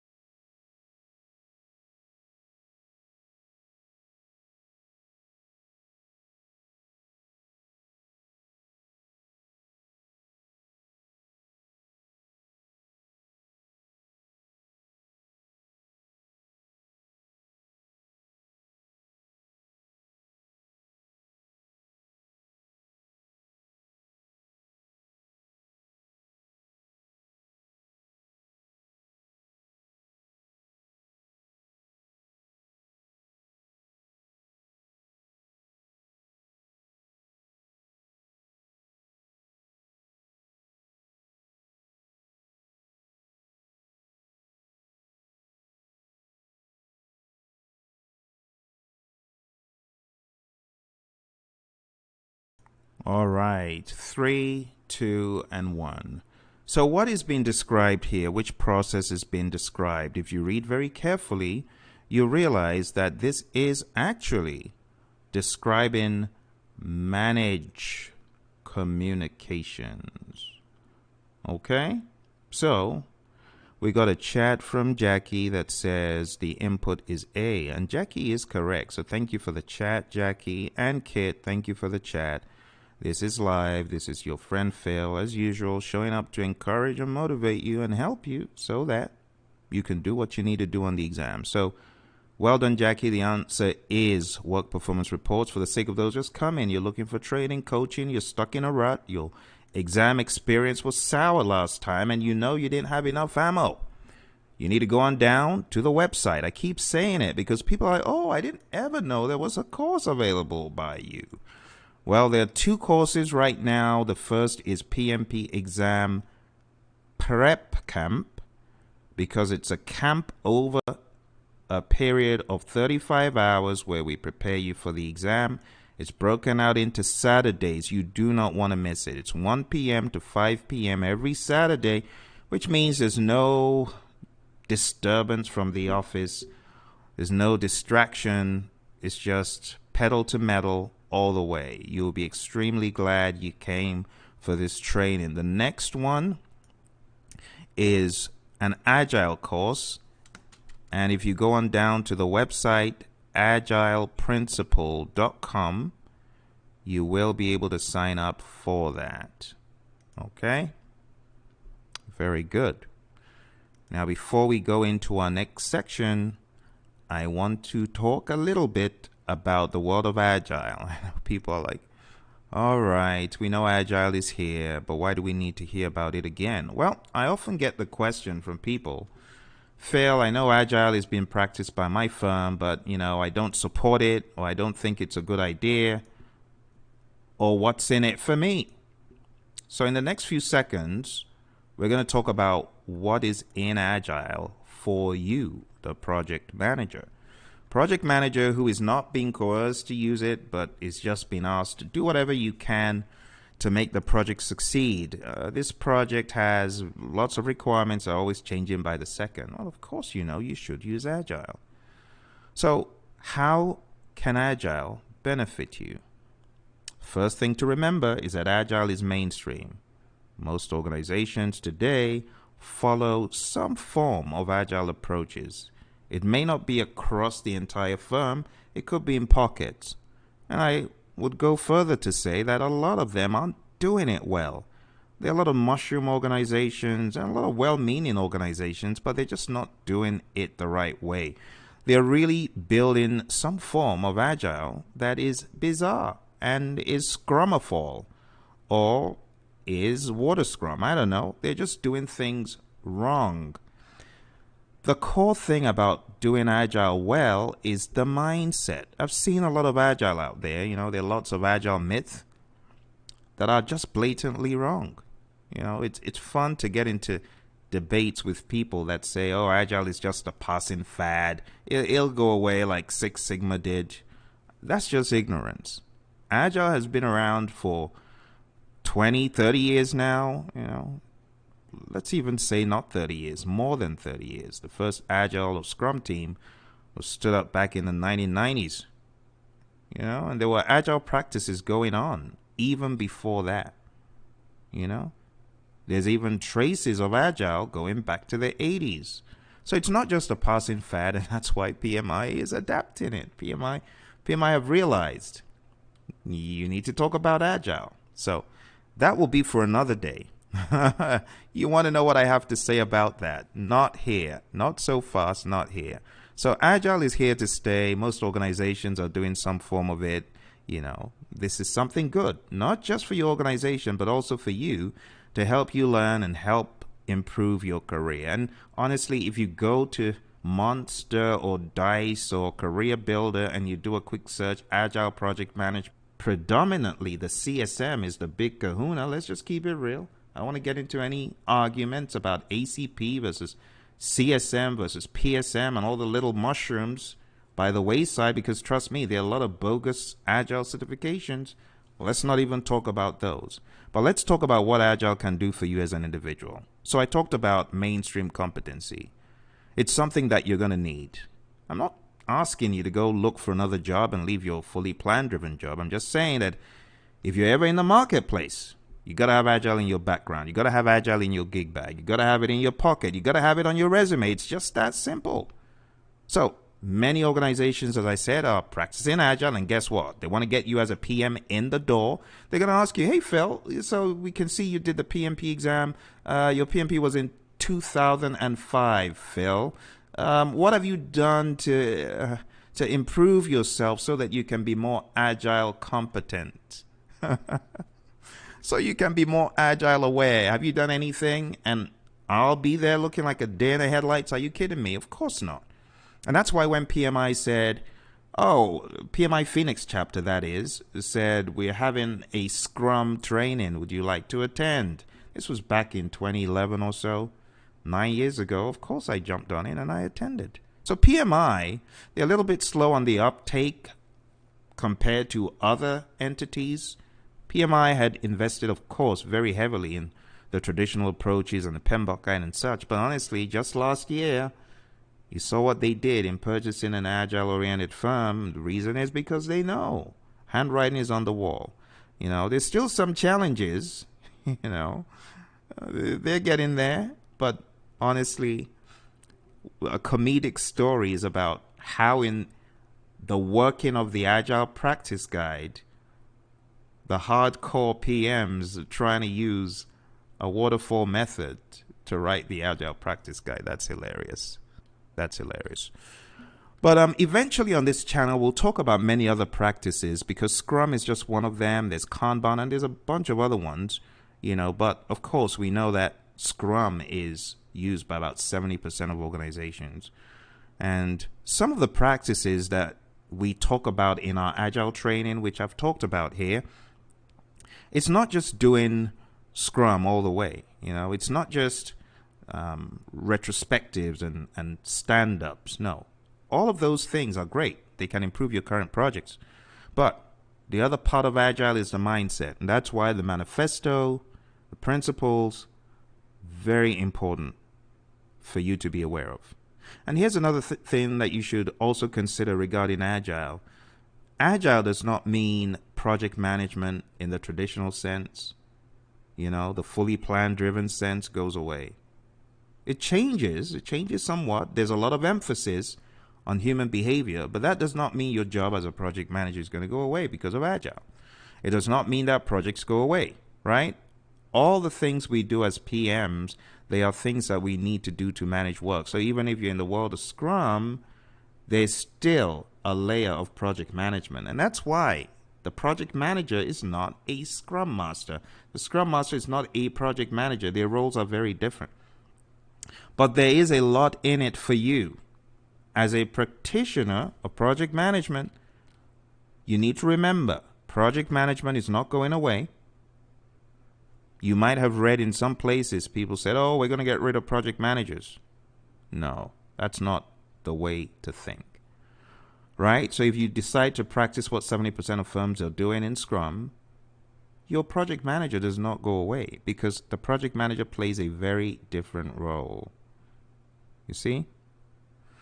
So maybe you don't need a project manager if the project is so small and so low risk. Maybe the value of a project manager isn't that great. But when you're bringing complexity and you're dealing with multiple teams, larger projects, then you need someone to manage that.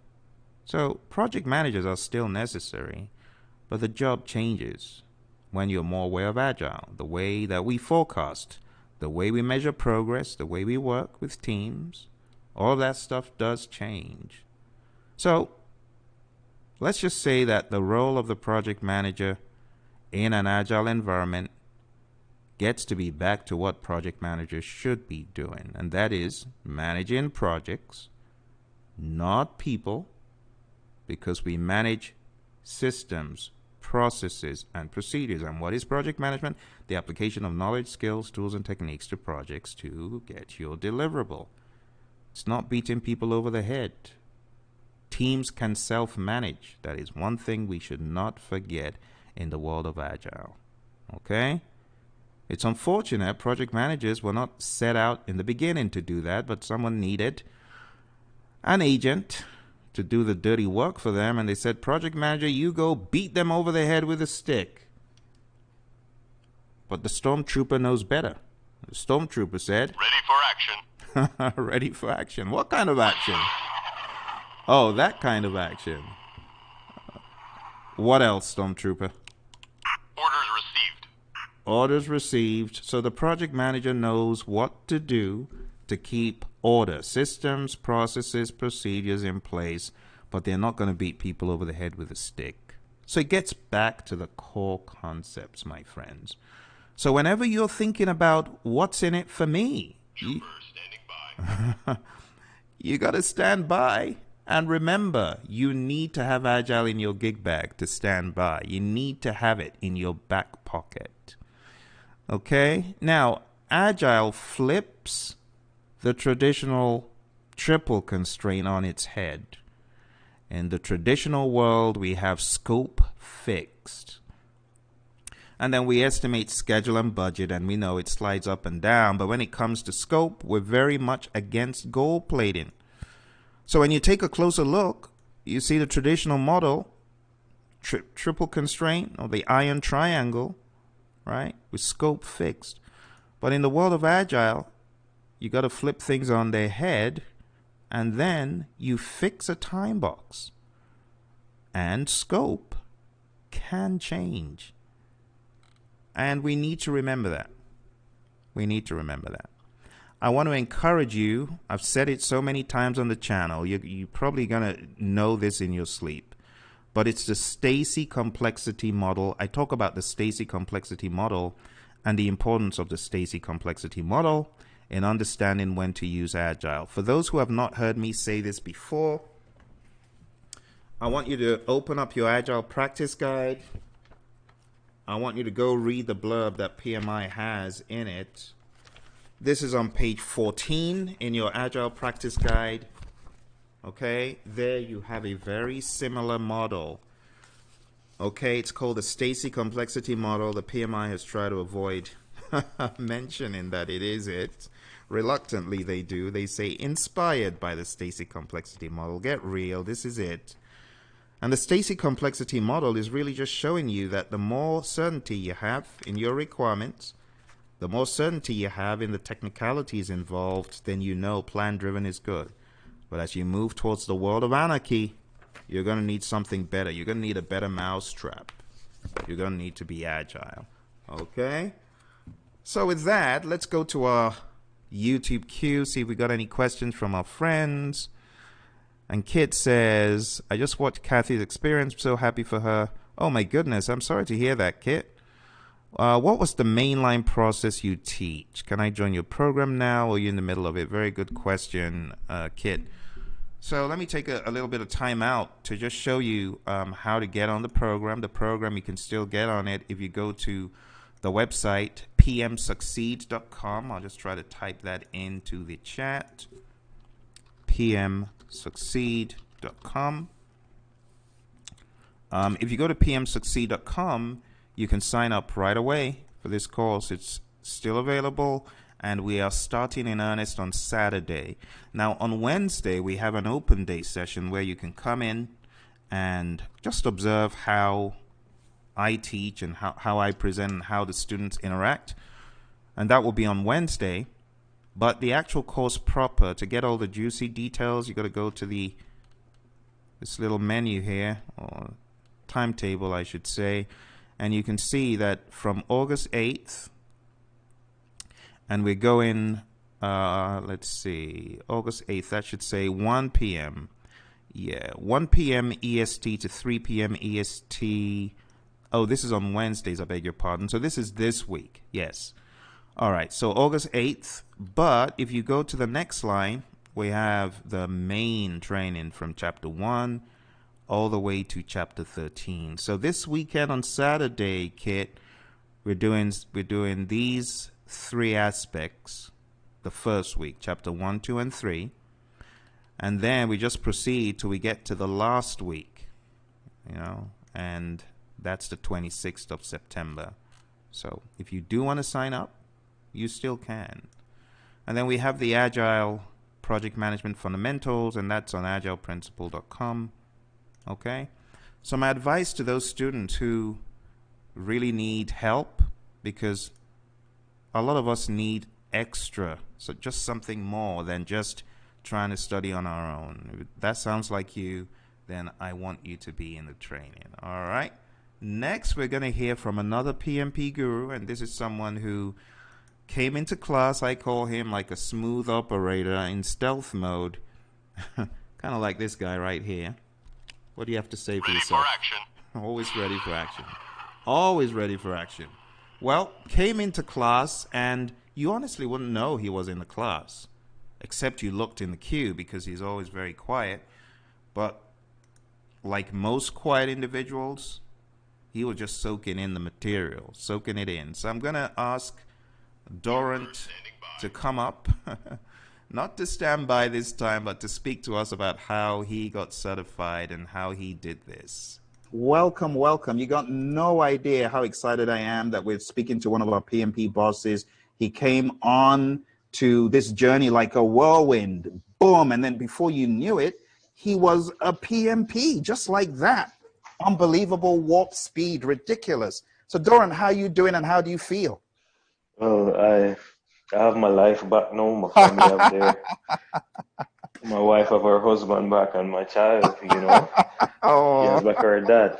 As you said, my journey was really, and this is the first time we spoke. You're hearing my voice too. Yes. We normally message, you never saw me before. Yes, that's it's so true. cool, And so let me say it is, as you can see my face right now, it has been, well, I don't know what to do with myself right now. That's one of the things, because I think when I'm doing anything, I go all in, and it did pay off. It did pay off, and I had to definitely do this session with you for everybody to know how good your methods are and how good you have been. Wow, I'm so grateful. Honestly, I'm really excited because you were quick, man. You were quick. I don't know how you did it. I don't know what your formula was, but you're so quick. I can give you a look at the formula on my bed. So I hope you can see the papers. So listen. So this is the Scrum guide. Yeah, wow. You remember that session? Yes. This is the ethics. I hope you're seeing these things. Yeah. It, right? Everybody can see them. Yeah. Yeah. And then this is the essentials. Yeah. Wow. This is, and if you can see, I printed out everything from the soft copy. Oh my gosh! Wow. And then this is a Pmbok guide. All chapters, all pieced. Oh my god! Get straight. Then this is your mnemonic, that I did this too. Yeah. So this is practice. Wow. This is one of the practices again. Oh my gosh! And then this is the tools and technique thingy. Then after that, this is the glossary tool. What? Yeah. So I split everything up, and wow. This is the glossary, and then this is the tools and techniques that I redid. Wow. And as you can see, yes, I wanted it's on several pages, but what I did was, this is not a normal legal size paper. This is like construction plan paper. Printed it on that to get everything out. Is that 11 by 17? That's a big. Yes, big that's paper. 11 by 17. Oh yes, my God. It is. So this has been my life from I've been with you. Wow. Yeah, because not wanting to sound anyway, but you're probably my husband back then, Oh my God. Don't want to sound anyway, Funny. So, and then you drank the Kool-Aid. Look at it. I think I also hit the glass that the Kool-Aid was into. So, oh my goodness. And this was when I finally realized that I was ready for this. this thing when I got the result from you. Because if you remember, I never filled out the application because I needed your hours. So before that, I had like 27 hours because I did ITIL before, and I was in procurement before, so I did some procurement stuff, and that only gave me 27 hours. So I just took 35 hours from you. Yeah. And I signed up for it, and then it was a wait to get. They gave me the 5 days, and then I checked one day, and then I saw that I was approved. And I booked my wife was like, you need to book that thing like tomorrow. I can't deal with this. I can't deal with it anymore. My daughter went on to say, Daddy, I don't want you to have any more letters behind your name because it's not cute. It's not. So right now, I can't tell anybody I'm going to do anything. I can't. But on a serious note though, Phil, I am certified in A+, Network Plus. Wow. I have CDP, that's data protection. I have ITIL, as I just said. I have MCSE. I have MCDBA. I have my MSc, which I have a master's in. I have a master's in computer and information.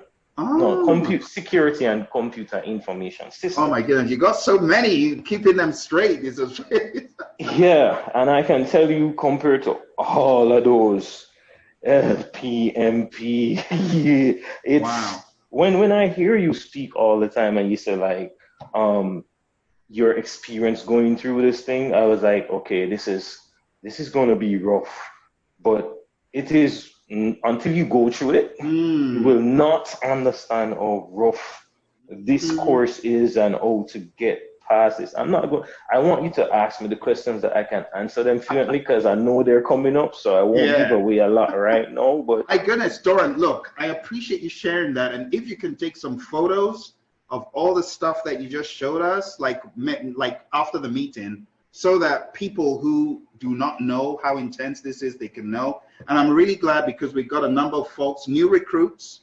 We got new recruits. They are definitely at the right place. I can tell. I want to even get this as a money shot. Let's see if I can fix my camera like that. I can tell them out there that if they don't follow what you say, they're going to be in trouble. They're definitely going to be in trouble. It is not an easy feat, and guys, trust me, when I clicked that button and I saw congrats, I as I text you and said, I don't even know what I got where and when because I never looked to see if there was an option to show me how I did. I was like, congrats? Hell. He was like, hell no. I'm like, wow, I am definitely not going to make this thing lapse because I'm not going to do that ever again. It made everybody hate me in the house. No, even the cats, the dogs, everybody hated me. Even the mosquitoes, because to tell you, Phil, you know I'm from Jamaica, right? You're making me snort. Oh dear, hilarious. Yeah, I'm from Jamaica, right, Phil? Yes. I'm from Jamaica, but I recently migrated to Canada.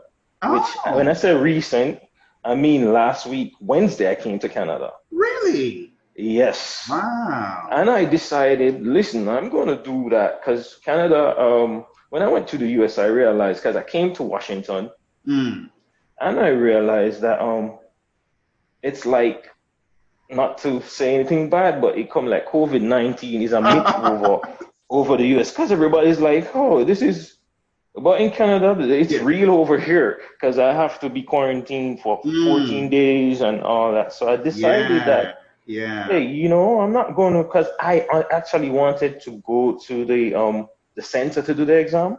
Okay. I never wanted to do it online, but I'm saying, you know what? I'm going to be locked in here for 2 weeks. 2 weeks? Then I'm going to, and then I'm going to come out and go do that. I say, hell no. And then my wife is in my skin. Hell no, she can't take 2 weeks with all these papers all over the place, and I'm not paying anybody any mind and all of that. It's true. Yeah.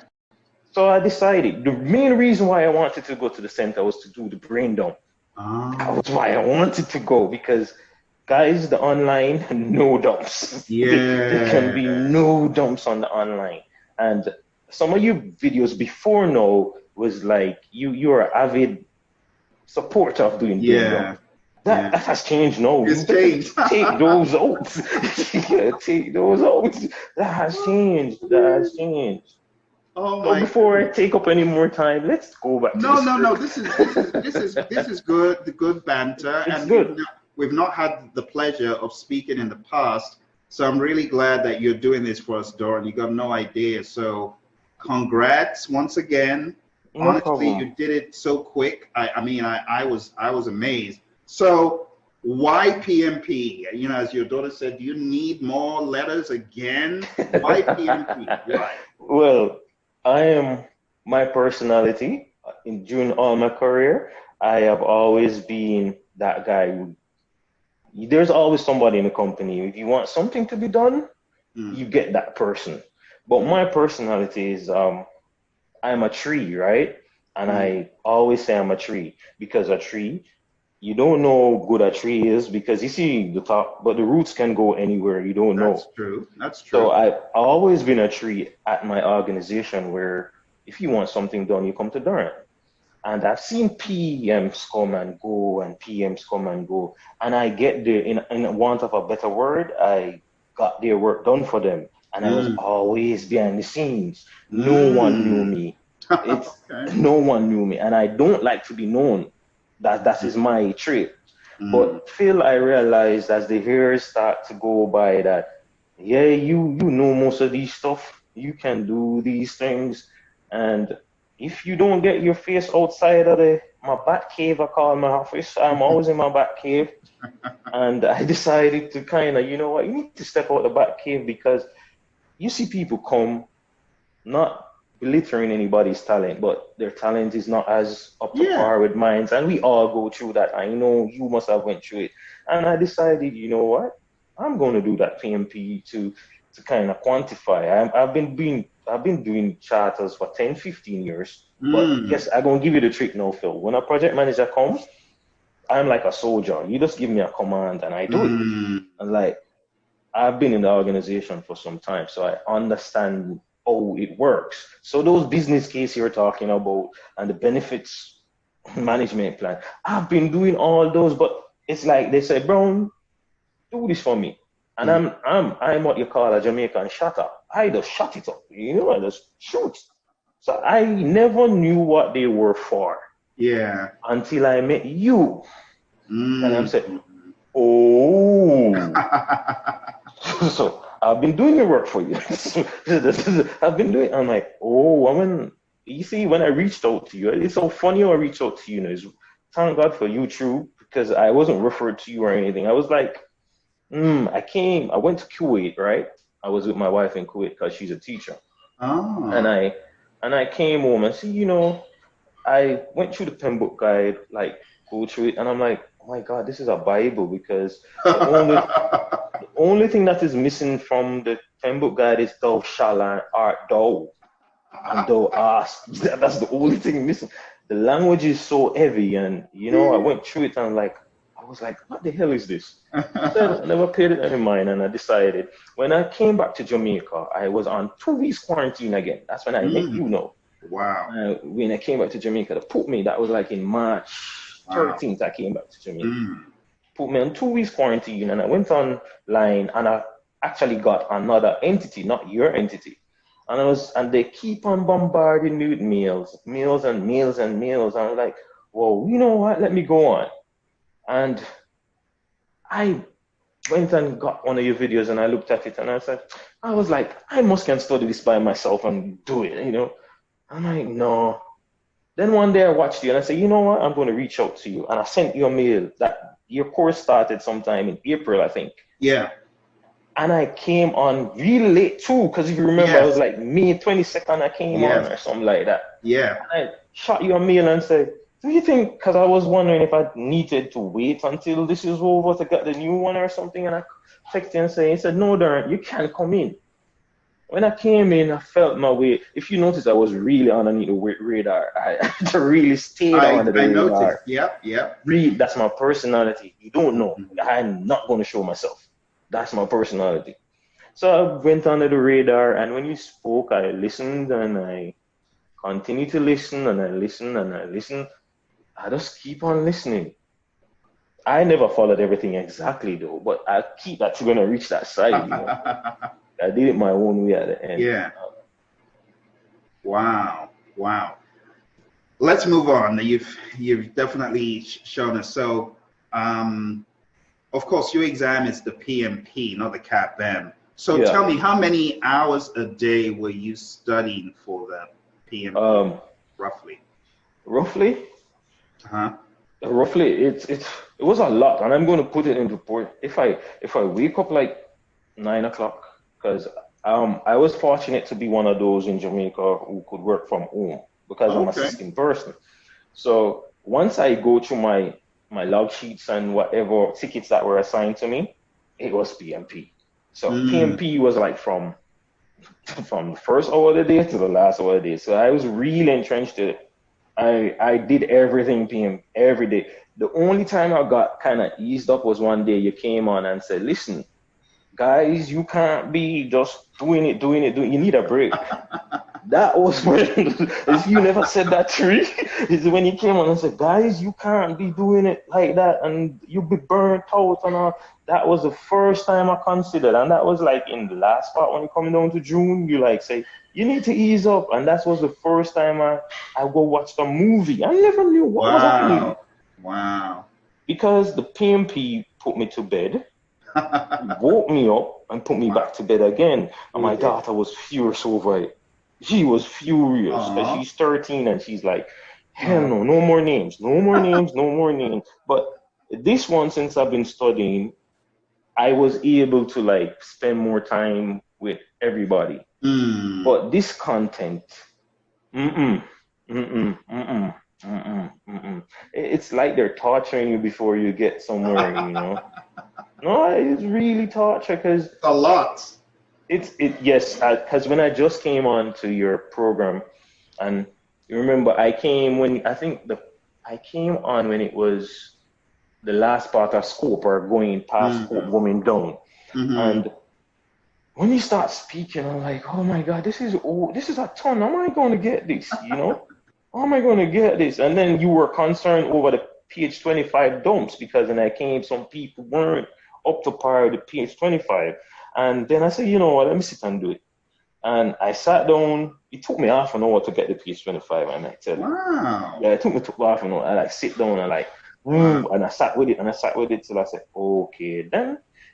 Actually, I almost got, you know, when it got good, when I got your mnemonics, because I was doing it before the mnemonics. And when I got mnemonics, I'm like, oh, so smoking is good right now.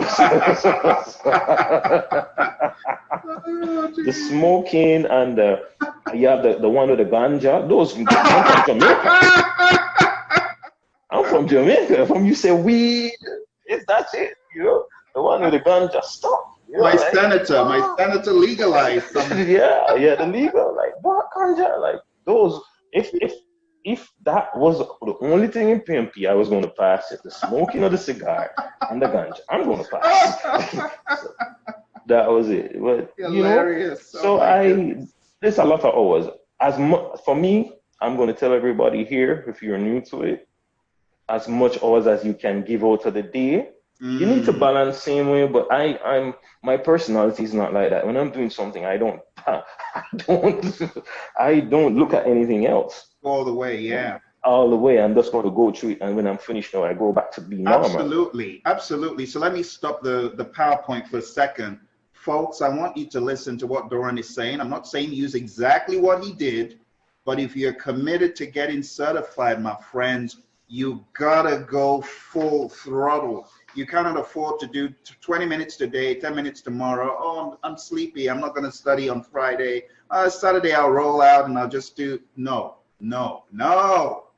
What Doran did, which is even shocking to me, is he went pedal to the metal and the duration. Listen to when he came on our course. May what, Doran, was it?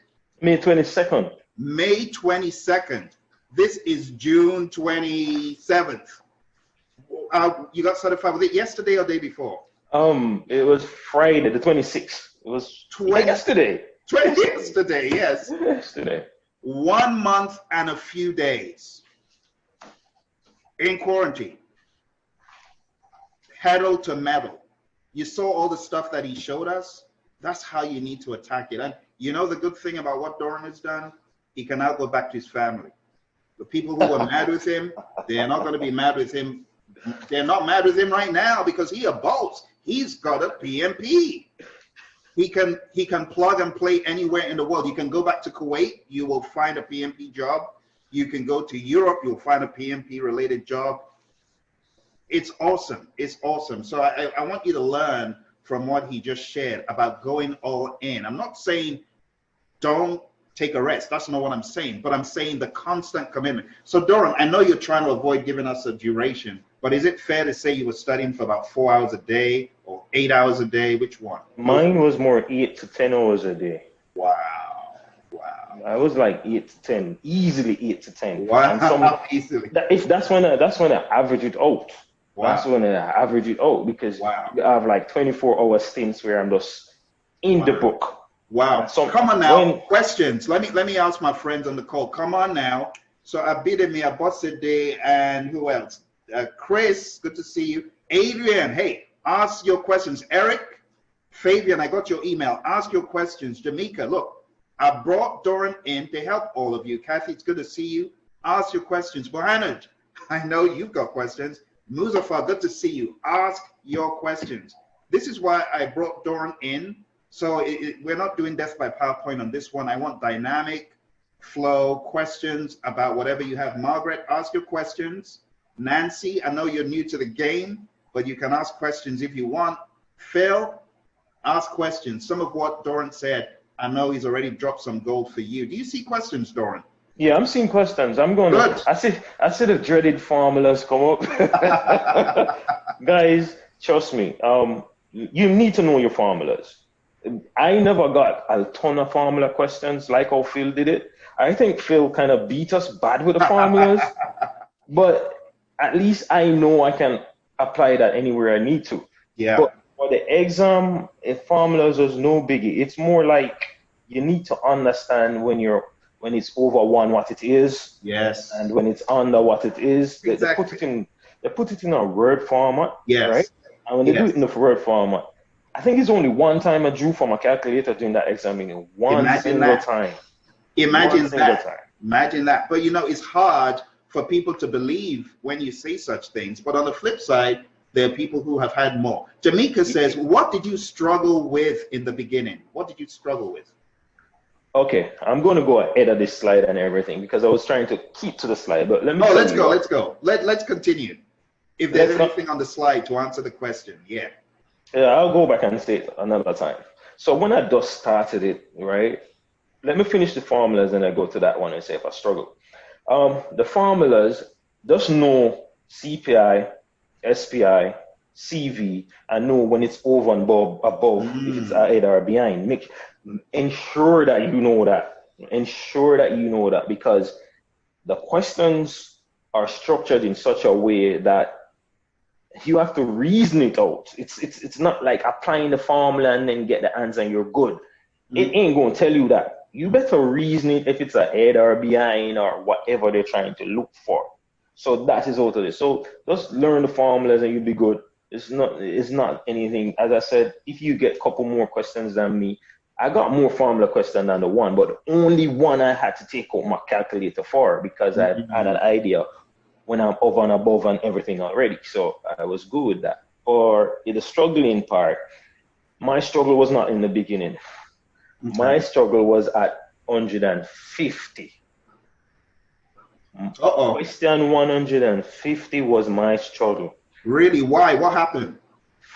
I think it's fatigue and nerves and the time started. Oh, did you take your break at 90 minutes, the mandatory No, you don't. break? Yeah, I did take the break. I had to. I had to take the break because it actually stops the exam for you. You don't have a choice. It stops the exam for you, and when it stops it for you, you kind of like, what, I'm coming out of this place, I'm coming out of this place. And I came out the place and I had a banana. Okay. I drank some water. The guy who was overseeing me was really nice. Okay. You know, but my problem was question 150. The proctor actually had to tell me to put back my face back in the camera. Like, what? Because it was like, boom, boom, boom, boom, boom. I'm like, oh my God. I mentally kind of zoned out because wow. Everybody that is on this call, I can tell you this. You can't swap this exam. None at all. It is scenario on top of scenario on top of scenario. I doubt if I got like what is an orange, like a question like what is an orange? I only probably got one that says what is an orange. Everything is like you're at the supermarket, you got a list, your wife is waiting on you, and your child is crying on the phone. What are you going to do? Everything was like scenario on top of scenario on top of scenario. And then in the exam, something at 150, when I started to struggle and my hand started to shake, I was like, whoa, this is no good. And you're at home. You're taking it in the quarantine where you are. In my home. And it hit me. I was like, and I started to catch my breath back and say, no, Darren, listen, I'm good. Then after 150, I kind of got back in on the proctor said, put back your face back in the camera. Let me turn off the alarm. Okay. Oh my goodness. So I love the questions coming in, and we're going to do Jamaica. I guess Jamaica's question, and I'm really glad you're sharing this. I think Jamaica's question is, what did you struggle with in the beginning of the entire process? I think that's what she may be asking. Like in the beginning of this whole PMP thing, trying to pick up steam. Yes. I struggled at the beginning because when you were talking, Phil, I was like, oh my God, what is he talking about? But for me, and I think it's for everybody else, I can tell you guys, if you're new to this thing, keep on going through the content. The more you see it, is the more you kind of, one day you'll be reading it and like, oh, okay then. You're like, the light will come eventually. Just keep on reading it, keep on reading it, and you'll get it. Eventually you'll get it. Hey, Dora, we got a lot of questions. We're going to power through. Stephen says, I have been overwhelmed with many YouTube videos, but what made Dora move to Phil? What made you move to Praizion? Because there's so many videos, everyone's saying, I'm the prophet, listen to me. What made you use Praizion? Listen, you see when I watched your video, and I looked at it as I'm going to call myself by Yardman thing now, Jamaican thing, you know? And then excuse me who don't understand me, I'm speaking this far, but I was there, you know, and I was like looking at the video and said, no, that brother, you're good, man. I'm going to call somebody and say, look on the brother. I'm saying, yeah, man, that brother, you're good, man. And then he start talking about eating the Pmbok guy, and I said, man, I eat the book, and look at me, take out my book, and I say, yo, the man I eat the book, that man ain't normal. You understand? I said, I said to myself, you know what? Let me reach out to him, and then me reach out to you, and then me start zone out all of the other videos, because there's a ton. I'm gonna tell you, I'm gonna give you a big thing when I knew I was ready for the exam. There was this guy, because there's a lot of Indian content, not being racial, right? There's a lot of Indian content, PMP, expert Indians. Experts. And he did a question. That's all I knew I remember. And I looked at it and I said, yeah, he's correct. But he was trying to explain scope in terms of validate scope and control quality. And Phil, I'm not kidding you with me. That's when I knew I was ready. The exclamation he did, he himself mixed up. He messed up validate scope with control quality. And I said, no, you're incorrect. I said, no, that's not why. I said, no, you're incorrect. When I realized that he was incorrect, I said, hey, you understand no, Darren? Because I said, no, that's not what it is. He got the question right, but the explanation for the question was wrong. I totally get what you're saying, because we've had another student that got to that same point and was correcting videos he was watching, and then he said, I'm ready. He was ready. That was when he kicked off. But starting first, you're gonna be lost. Absolutely. You're going to be lost. Let's you power can through find this, it. Doran, because you and I, we can go all day long on this. So, I can keep talking to you for the next 24 hours. I know.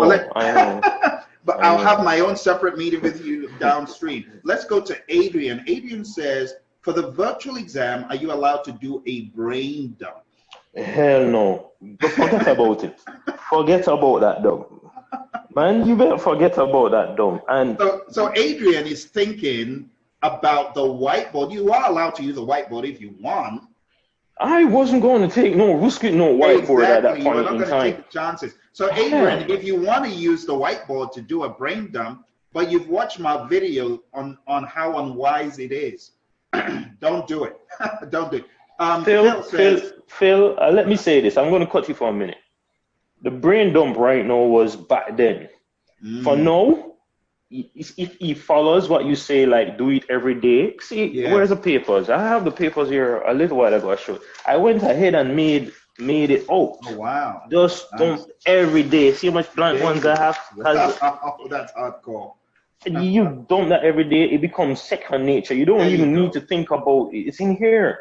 You have it after a while. When you just start it, for those who are new, even if you start it, you're gonna be, but after a while, it's you just don't need it anymore. Adrian, you honestly, what Doran is saying is spot on. I believe you don't really need to do that because it's gonna waste your time. And it will make your nerves go all over the place because the whiteboard is just crazy. Phil says, Doran, knowing the 49 processes, do you feel the chart helped with the questions, knowing exactly what is being asked? Oh my God, I have to say that, man, it does, you know why it does? Because you see, they're trying to, unlike you, Phil, you try to stab us in the front when you're doing your exam. You come to your face and try to stab us. But with PMI, they're stabbing you in your back, on your side, on your leg. So you better know. You better know where they are. You better know where they are. Because let me say this, because I'm going to say it again. You see that process that they call stakeholder management and communication? Yeah. We'll twist the mic with the stakeholder engagement. Oh dear. Oh dear. Right. So I'm going to drop a big egg for everybody right now. You better know those inside out. You better know that what's in them. Not only that, know that they're like their outputs or whatever they are input. You better know what's in there. Know them well. Fabian says, thank you for bringing Doran in. Congrats. Were you smiling during the exam? For example, I see you, Phil. Yeah. Phil was there with me. I'm not going to lie. You were there with me because it never manifests itself until you're doing the questions where you realize what Phil was saying was true. When he says to you, do not try to swat it, do not try to memorize it, understand what it is saying. And was my comprehension of everything that allowed me to I tell you that I got a question, right, Phil? When I answer the question quick and fast, I come and go. And I'm saying, no, something was wrong. That was too easy. And I went back and instead of this, they use measure instead of evaluate at the first part. And the measure is going to make it completely wrong. Then I look and oh, you tried to get me because boom. The Muzaffar says, was your network diagram question simple or complex? My wife is in here. She should sneak in. My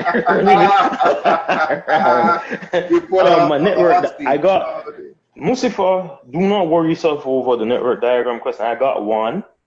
I got one single one, and it wasn't a diagram. It was worded straight through, and they gave me a listing of whatever I was supposed to find a critical part. I marked that for later because I was going to sit down and try to. Hell no. I was like, hell no, man, I marked it and left it alone. I left, exactly. That's what I would do. That's what I would do. We got another one. Abosede says, how did you digest and understand the ITTO? Please take this away. I'm going to leave for 5 minutes. All right. Talk to us. The ITTO, that gave me a warm time. My brain is quick. And when I tell you that gave me a warm time, I digest it in the last by using my daughter just to get her involved in everything. I got her to remember these pages that I showed you that I printed out. These are these are the techniques, the tools and techniques. And I got my daughters to start telling me the ones that are in red. Let me see if you can see the ones that are in red. These are the unique ones. So I made sure I know these new unique ones, the ones that are in red. The others, I kind of know where they were and started to reasoning out why I needed them. The input is the same thing, because if you know the output from one process, it naturally, most of the times, flows into the next process. The main line, I understood the main lines. I understood the deliverable side too. So I knew our mainline, and it was a matter of meshing in everything else. And I constantly repeated them every day. I walked with the 11 by 17 paper everywhere I went. When I was on the plane to Chicago from Jamaica, and I was in Miami, I had this out. It was an ordeal for me. Wow. Wow. Also, this was this is the spreadsheet. You think this is the ITTO spreadsheet. If you can see, I've been through it like a whirlwind already. Whirlwind, everything on it, everything. I started to do this after I got the 49 processes done. Page 25 was out my way. Page 89, I'm thinking, yes, that one I was out my way. I got them. Then I started to focus on these. That's when I started to focus on these. But it's not let me tell everybody, it's not a SWOT. It's not a SWOT. It's not a SWOT. You cannot SWOT it. You cannot SWOT it. And for everybody, you have to listen to Phil. You have to, when he says you have to know the diagrams that are associated with quality, that thing is for real. That's not a myth. You have to know. In the risk, you have to know what the cause and effect is. All of those there, you have to understand what they are. Flow charts, control charts, you have to understand them. And not just SWOT and say, because what they do in the exam is like, they give you what you glance at, because they give you back an answer, and the answer has something to do with the control chart. And if you see it, you'll get happy and click it. Don't click it. Look properly. The wording in the answers will catch you, because they'll give you what you're looking for. And they put it bold, and you see it, you're like, that must be it. Hell no, it's not it. Not it. So you have to be alert. So guys, don't worry about that. It will come to you. It will come to you. These things, I have scribbles all over the place. It will come to you. Just keep at it. Listen to Phil. Keep at it. And one day you realize that once you hear quality, you can eliminate what is in quality as diagrams versus what is in risk, because they try to mix you up with quality and risk most of the time. So the diagrams, because risk carry a whole ton of diagram for itself, and quality has its views. So you have to know those things. And absolutely, guys, I might tell you that quality assurance and control quality, which is managed quality and control quality, you better understand it. You better understand it.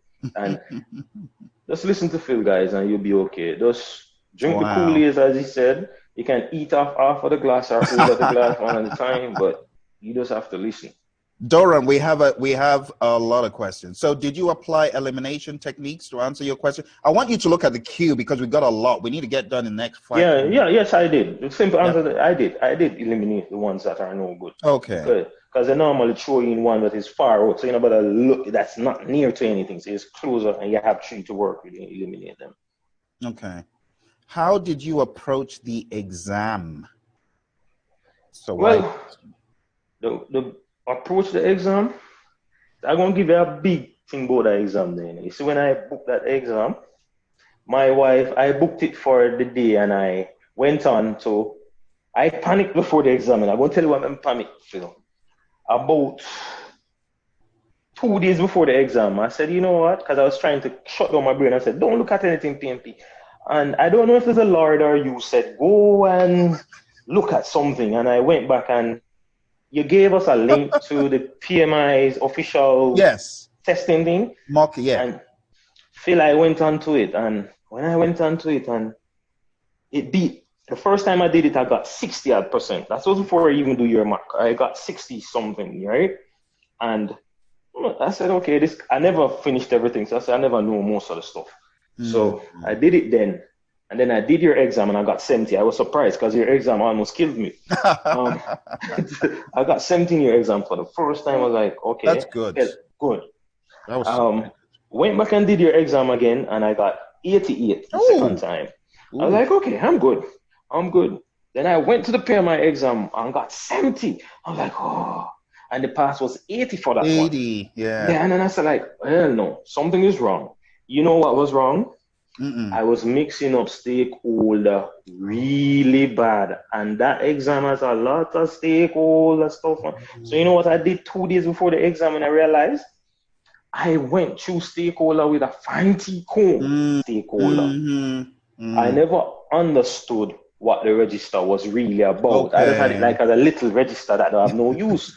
It was wrong. It was wrong. So I went back to those 2 processes, identify stakeholder and plan stakeholder engagement and ensured. And they also, in that mock, I realized that the communication plan 2 can be very, very tricky. Very, very tricky. And the wording will change it. So I realized that I had a huge gap there. And I even said to my wife that this is the part you're going to kill, you know.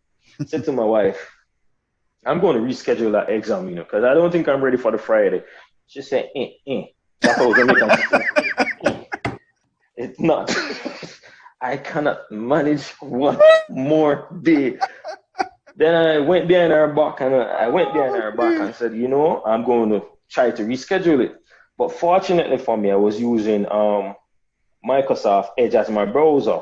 Edge doesn't work well with PMI. Really? Work with yes, it doesn't, because I wasn't seeing my profile to go and reschedule the exam. It was the day before the exam now, when I opened up the site in Chrome, then I saw the option to reschedule. I'm like, nah, the 48 hours gone already to reschedule, so I can't reschedule anymore, so I have to go in. That was why I never pushed it back, because I was going to do it Sunday, which is tomorrow. As I said, you know what? I was going to do it tomorrow. I was not comfortable, but my wife was having nothing to do with it. So I had Thank God for a good spouse who says, I'm holding you accountable. You said you're going to do it. You better do it. Yeah. Yes, you did. That's fantastic. So that was how I did that part of it. That's fantastic. All right, so a lot of funny comments here. Nancy says, "What gave you the most? Value? I think. What gave you the most value? Maybe while studying, was it videos, Pmbok guide, your print notes? What was it?" Let me tell you. To be quite honest, not here for advertise for Phil. Phil and me are no contract. I'm not getting any percentage of anything here, but. What gave me the value in it for me personally, I was struggling with scope.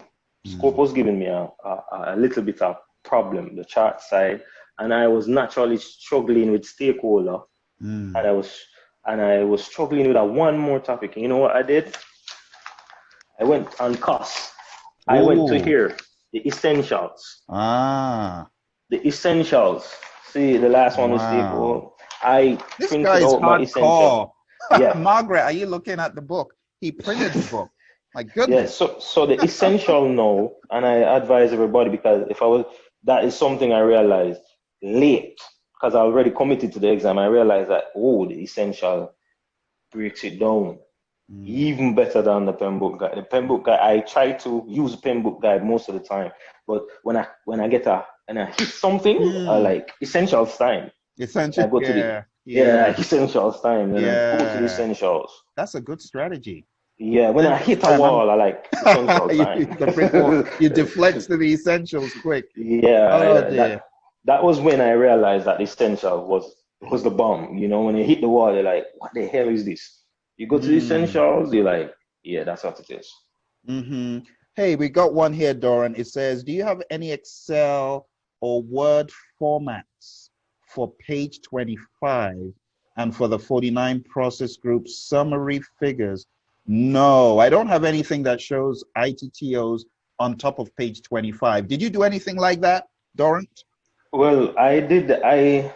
Page 25? No. What? But no. You're trying to. You're going to choke, guy. You're going to choke if you try that. You're going to choke. No, I wouldn't tell anyone to try that. You're going to choke.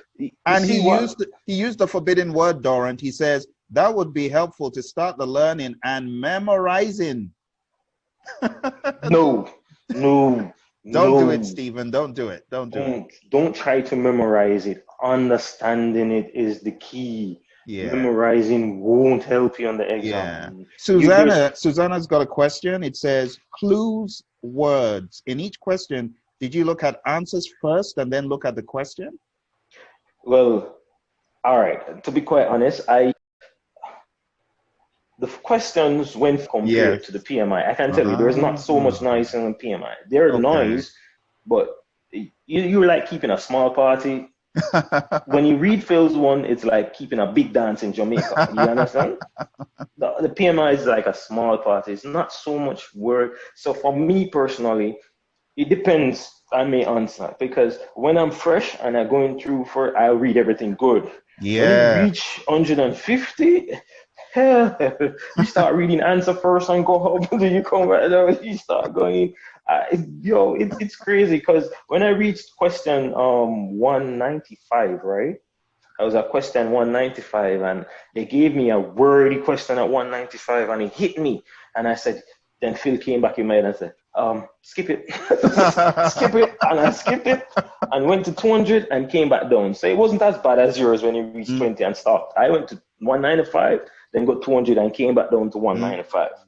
Then when I came back down now, I figured out what 195 was talking about. Okay. Because I went to 200, and as you did say, I got the same thing. When I went to 200, I knew 200. I was like, I knew 200. 199, I knew 199. 198, tricky, but I'm narrowed it down to 50-50. Yeah. I'm like, look for a keyword now, found out the keyword, selected that, and came back down. Then I reasoned. So if you go in that exam with the mindset that I'm going to do this straight through, you're going to die. You're going to die. You're going to die. Oh dear, you're hilarious. Okay, this says, for initiation and close project, the closing process group, what will your advice be for us to wrap our hands? Muzaffar, your former classmate, he's saying, how do you wrap your mind around initiating and closing? Help us. All right, for initiating, I remember, honestly, I remember the question, but I can't tell you them, right? And you won't get the same question like I'm going to get because they're different. But for initiating, understand the project charter. Not only the project charter, what is inside of it, but ensure that you understand the benefit management plan, feasibility study that is involved in the business case scenario. From you understand that, you're going to figure those questions out easily. For when it goes down to identify stakeholders, you better know that the project charter has something to do with it. and you better understand what is actually inside that stakeholder register. So it's not like you can just say that this is a stakeholder register for the output and you're going to pass. Yeah. When they give you that scenario, you better know what kind of classification go end up in there.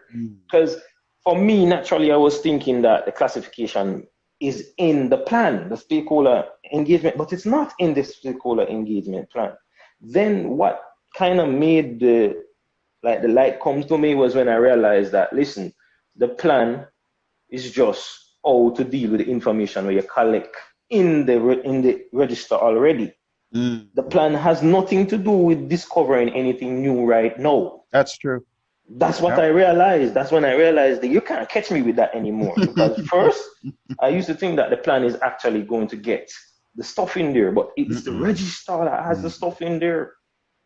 So the register is more than what I thought. So when you come into it, you like the register, you're like, name, dates, and time. No, it's not name, dates, and time. Analysis is in there. For the mapping, because that was when my daughter was ringing in my head, and I used to get that tool wrong all the time because I was putting the stakeholder map representation thing in the planning all the time, and she asked me, and I said, no, what it is doing there? I went back and read, and it's supposed to be on the identify stakeholder. So your daughter was testing you, like asking questions. Wow. Yeah, she did. Because everybody wants me out of PMP, you know. Everybody wants me done with it. That is hilarious. That is hilarious. Margaret just chatted in. The ITTO tool has what Stephen was asking. So that's true, Margaret. Maybe we should send that to Stephen again if he doesn't already have it. Kathy says, I'm doing each with a fine-tooth comb. Okay, see that? Let me look for more questions. I think, what else? Okay, I think we got caught up, Doran. We got caught up. So let's go back to our slides and move on to the next one. So you've talked about your exam experience, pretty much answering all these questions. Let me ask for my own selfish benefit. So how many questions were you answering an hour, roughly? For the 90, let me say the 90. I remember this specifically. When I reached question 90, let me max it out. I had an hour and roughly,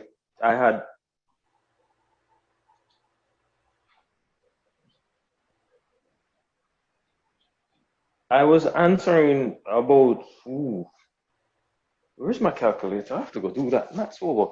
So when I reached here, so I was answering, I think I answered the first 90 within an hour, you know. Really? I answered the first 90 within an hour and 20, an hour and 10 minutes. Yeah, something like that. Hour and 10 minutes. That's fast. I answered the first 90 in an hour and 10 minutes. So did you use all 4 hours, or did you? I only had 5 minutes. The exam, it's creeping back on you, because I was confident when I came out the 90 minutes for the break, because I was like, whoa, I was really moving. But I was like, you know what? I kind of got paranoid, because I was kind of thinking that when you submit those 90, are they going to say you're on a high pace and give you something wicked? You know? and I felt like that when I went back, because after I took that break and went back for the other 110, the time start closing in. Wow. Till when I reached like 190, I had like 20 minutes left. What? When I reached 195, I had like 7 minutes left. So it started to close in. Oh my gosh. Really fast on me. It started to close in. And as I said before, at 150, I got Agile questions. I saw that. I forgot to tell you guys, you're going to see Agile. You are going to see Agile. And I got about 10 of them.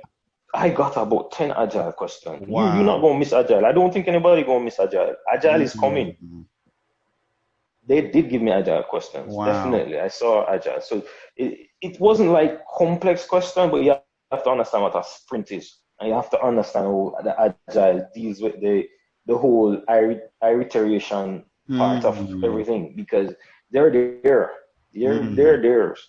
They weren't my give me question, because I have to really think it out. Because I don't really understand the Agile concept that much, but I can help myself. I can know what falls in a product on the backlog, and I know what's in the sprint, and I know what the product owner is. Were you in the class when Roy came to teach us? Yes, I was there. I was there. I missed the first one. And I came back when I leading up to the exam. I went back, but I should have spent more time on it. Yeah, I should have, but the questions weren't that rough that you can't figure out that this is what it is, you know. Okay.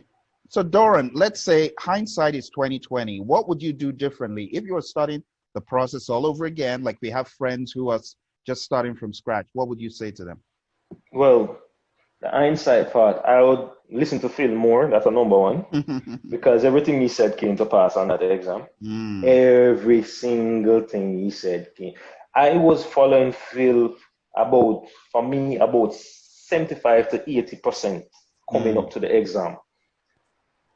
That 25% that I missed, I would have spent more time just list, because it was in the last that I decided to actually go through I'm trying to remember what it was, the appendix. It was in the near. I decided to go through the appendix. The glossary and appendix. Yes, it was. I was hesitant to do it. I was like, "This is an overkill." No, Overkill. I was hesitant. I was hesitant to do that part, and I was hesitant to. There's somewhere else I was hesitant to look at. You know, the key benefits. I was hesitant to look at it. It was only when I went and got the PMI official test, I realized, hell no, you need to go look at it. You need to go look at it. So, Doran, would you say the PMI mock test was very similar to the real thing? Yes.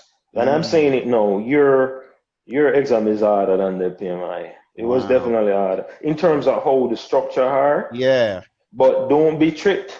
It is a very tricky exam somewhere because one, as I said, I give the example with measure versus, they will tell you, you know, like I remember seeing something like measure the project charter. Project charter is the ideal answer for the question, you know, but the measure disqualified the project charter. So you have to prepare your brain mentally for that. And they're like, they tell you something that wraps up everything with the register or the engagement plan, but the thing is not there. The answer is not there. The answer is actually in communication because there's one word in there.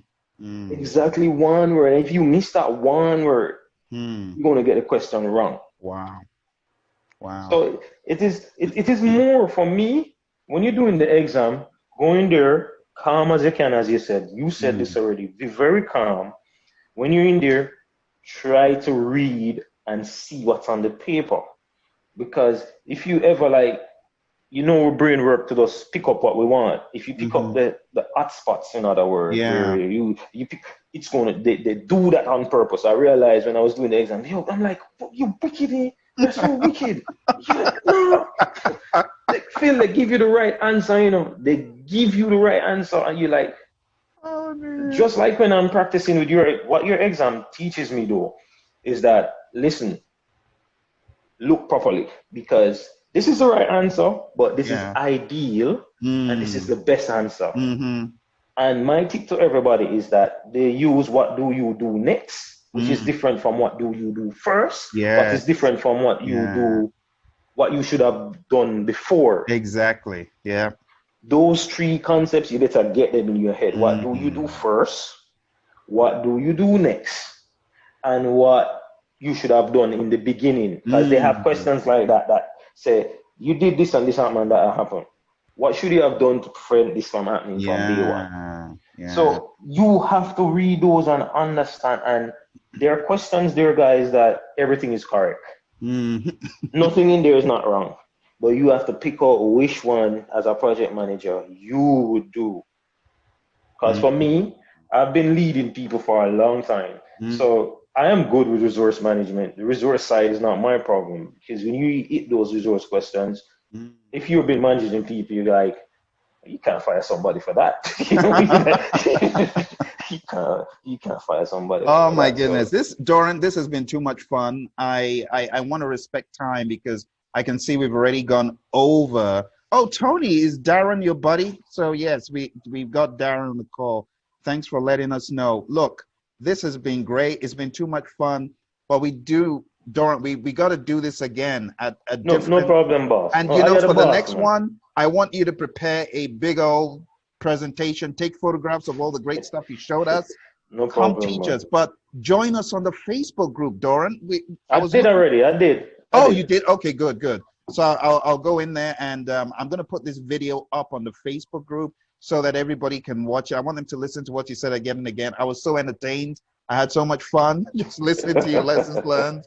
And we need to do this again. And honestly, I would like for you to just come back and help answer some questions. But you know what? Don't leave, Doran, because what I want to do, I want to end this officially, but then I want to come back and answer some additional questions. So those of you joining us, thank you very much for the engagement and the questions. I know we've gone over, so if you need to drop off, I hope you've gained a lot from what Doran said, but we're going to hang back and answer a few more questions that came in. So thank you very much. That's the end of the story. I hope you really gained something. Have you got 2 more words, Doran, to share like just wrap it all up in 1 minute for anyone who needs to jump off here. You want to, this other, not an advert, but Phil, you're the boss. That's all I say. You're the boss. Without you, this wouldn't be possible. That's all I can say. You can do it, guys. Phil, you're the boss. That's to the boss, and you're good, man. You're good. Thank you, Doran. All right, my friends, take care and have a good rest of your day. Do everything Doran said. He just nailed it right on the head. All right, Doran, we got a few more questions before we jump up. So Adrian says, doing the test, how did you jump from the beginning to question 200? So did you go to question 200 at the beginning, or what? That was like, no, you couldn't. You can't do it on the online one. You can't do it, yeah. No, you can't do it with the online one. So that was my plan, you know, if I was going in, because I was just gonna emulate what you did, Phil, and came back down. Yeah. It can't be done in the online one because it automatically cuts you off at question 90. So you have no choice. Gotcha. You have to submit. You have to review and submit that site before you move forward. Did you use a Mac? No. I can't afford a Mac. Hell no, I can't afford a Mac. Now you can, because I'm telling you, you're going to blow this thing up. You're going to get so many great jobs with all your computer degrees and stuff. Susanna says, I'm on a Mac. I heard there were issues. Yes, there are issues. There are issues on the Mac. If I were you, I would look for a laptop. So any questions? Come on, keep the questions coming. I like the engagement from the new folks who had questions. Ask your questions, because you know I kind of rushed you off the other call in here. So I'm gonna be calling you out. So Jamaica, Abosade, you got questions, now's the time. Darren, good to see you. So I didn't know Tony was your buddy, Darren. So questions, we want to answer your questions. You see any? Phil, any questions? Sonia, any questions? Susanna, are we good? You got any more questions? You're going to reschedule to the center, Susanna? Okay. You got to do what's best for you, all right? I think we got it, Doran. I think everyone's tired. They've been with me for 2 hours before this. I've been through that. I had Saturdays like that. Not for 2 hours, 4 hours. I'm telling you, 4 hours, right? It was crazy. Those Saturdays were crazy. Yeah, but Phil, honestly, you see, when you meet somebody with a passion for stuff, because like you, I have a passion for computing. I am straight computing, right? Oh, nice. And as you grow in your profession, you realize when you reach that point where you need to come out of it. Not even come out, but to enhance yourself. Enhance, exactly. Yeah, right. But when I met you and start to go through your training, I was in your class and you would not know that I'm there. Because I'm just there focusing on how you're presenting it. And I'm like, do you remember? Loves this. Do you remember some weeks I'm like, where's Doran? Is Doran here? You're always asking where I am, because I'm not saying anything, because I'm watching a master doing his craft. I'm like, you know, this man good. I like, you like, we ask you a question, you're like, go to this page and this number and this and this and that. I'm like, for you to be able to go through such a monstrous book and can tell people where the stuff are, like, this man don't have no life. You know, one day my wife, I'm gonna give you a joke. One day my wife asked me if you don't have no wife, because she's like, what? One day we were doing one of the 4 hours, and you gave us about 6 hours that day, because after the 4 hours, you know who you are. After 4 hours, you have a question and answer, and you were there. That was when I was Jamaica. You guys absolutely. I remember those days. And the honest truth is, if you don't put in the time and the effort, if you don't put students through what they need to go through, they're going to have less. So I don't believe in shortchanging people. A lot of people, they'll tell you to come on a course, and honestly, it's a scam, because half of the course is you working on your own. You know, half of the scam is you working on your own, and you've been put into a lockdown mode on a computer. No, that's not how we roll, you know. So the courses that I've been asking you to take a look at and be part of, you take a look over here, these courses that I've been kind of talking about, these courses are full on. They will keep you engaged, okay? So before we went to Doran's talk, we were here. We're talking about Agile and stuff. And before we talked about Agile, I called your attention to a couple of courses that are starting. One of them is starting on Saturday, the 18th of, I beg your pardon, the 15th. Am I getting the dates mixed up? Having a Jekyll and Hyde moment here. The 15th, is it? I'm sorry, I'm having a Jekyll and Hyde moment. What's today's date? 15th of August, right? So we're having that course on the 15th of August, and it's running to September 26th. And we have another course that is running from the 18th of August till the 10th of September. One of them is purely PMP. The other is Agile, but it could be used for those studying for the PMP or those who are already PMPs but are, let's be honest, just not very knowledgeable when it comes to Agile. So those two courses are starting. If it sounds like something you want to do, something you want to be part of, my advice to you is to go on there, sign up, and let's see you in the class. All right. So I was talking about Agile before we went on the break. I want to keep talking about Agile. But one of the things I want to stress about Agile is it's not just about you. Agile is about the customer as well. See, it is focused on your customers. And this is why I keep encouraging people to know more about it. Customer satisfaction is the primary goal in Agile. Agile favors quality over speed, outcome over output. We focus on continuous improvement. I mean, who doesn't want continuous improvement? Who? I mean, everyone wants continuous improvement. So Agile is focused on your customers, and it behooves you as a project manager, whether you already have a PMP or not, to know a little bit more about Agile, which is why we're making this course available to you. So customer satisfaction is the primary goal when we work this Agile methodology called Scrum, or framework, I should say, called Scrum. We're not just talking about on schedule, on budget. You know, schedule, cost, and scope is typically what you hear. But we're thinking about the human piece. See? And that's why I encourage everyone to come for the ride. Come for the ride, you know? So something else that's difficult for a lot of organizations to get to is the concept of outcome over output. You know, most organizations, they measure output and they use output as a measure of success. But think about it this way. If your outcome is to have happy customers, measuring output does not guarantee that outcome. See? So here's a concept. If I can deliver one simple thing that delights and satisfies my customers, isn't that better than delivering 10 things that do nothing for the satisfaction of the customer? Think about it. That is what Agile is focused on, and that's why it's so change-driven, because we are focused on adding value. So if we need to change scope or cut back scope to delight the customer, isn't that a good thing? But we're not just doing this at random. There's a deliberate, calculated way to do it. So if you're just measuring output, we could deliver a whole bunch of things, low quality, low value, that does nothing to define success.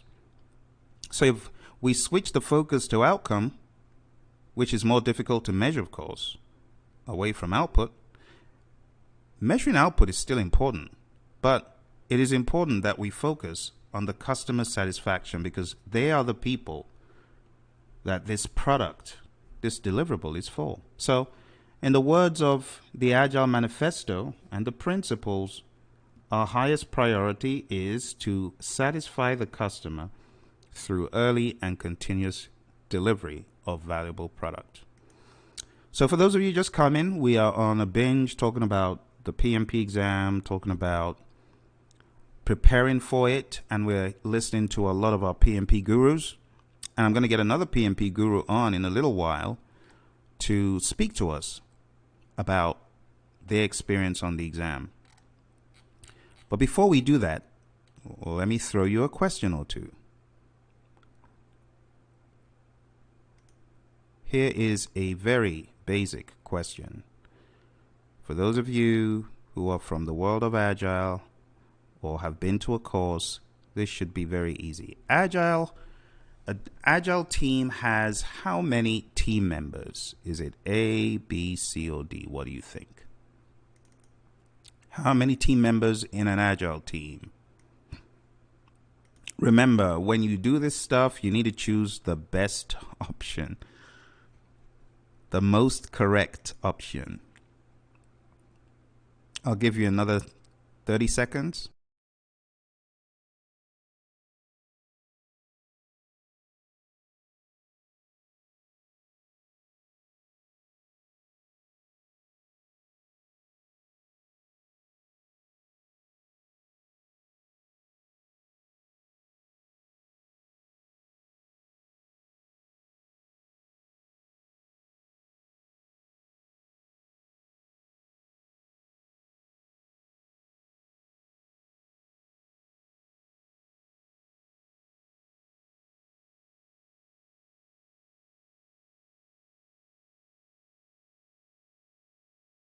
Alrighty, 3, 2, and 1. So the answer to this is B. Agile teams have a small number of people. 5, too small. 24, too large. 120, much too large. Alright, so the answer to that one is B.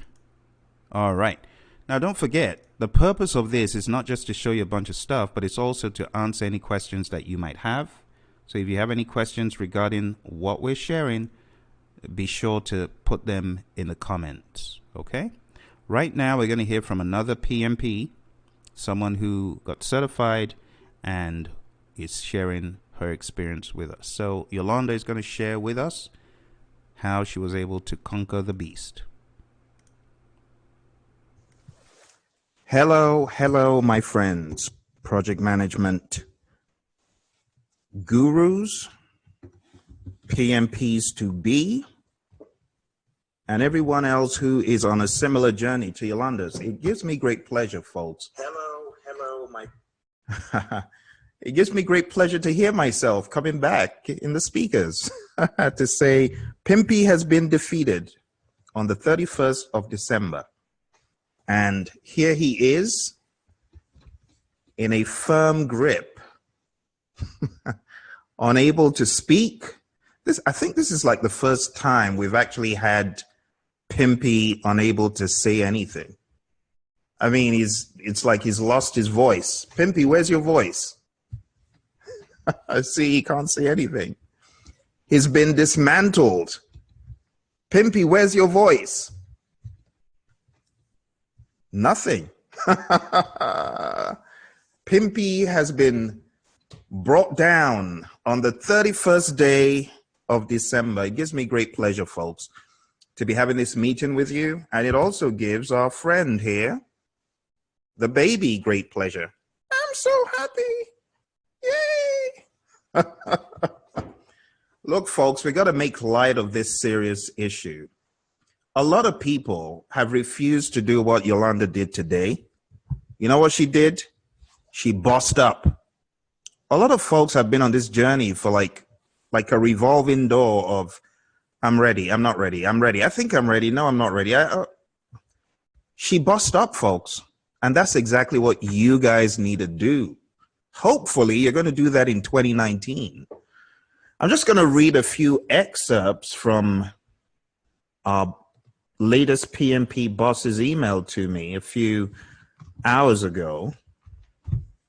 I'm just going to read a few highlights, things that made me jump out, you know, that just jumped out at me, that made me really excited for, you know, her success on this exam.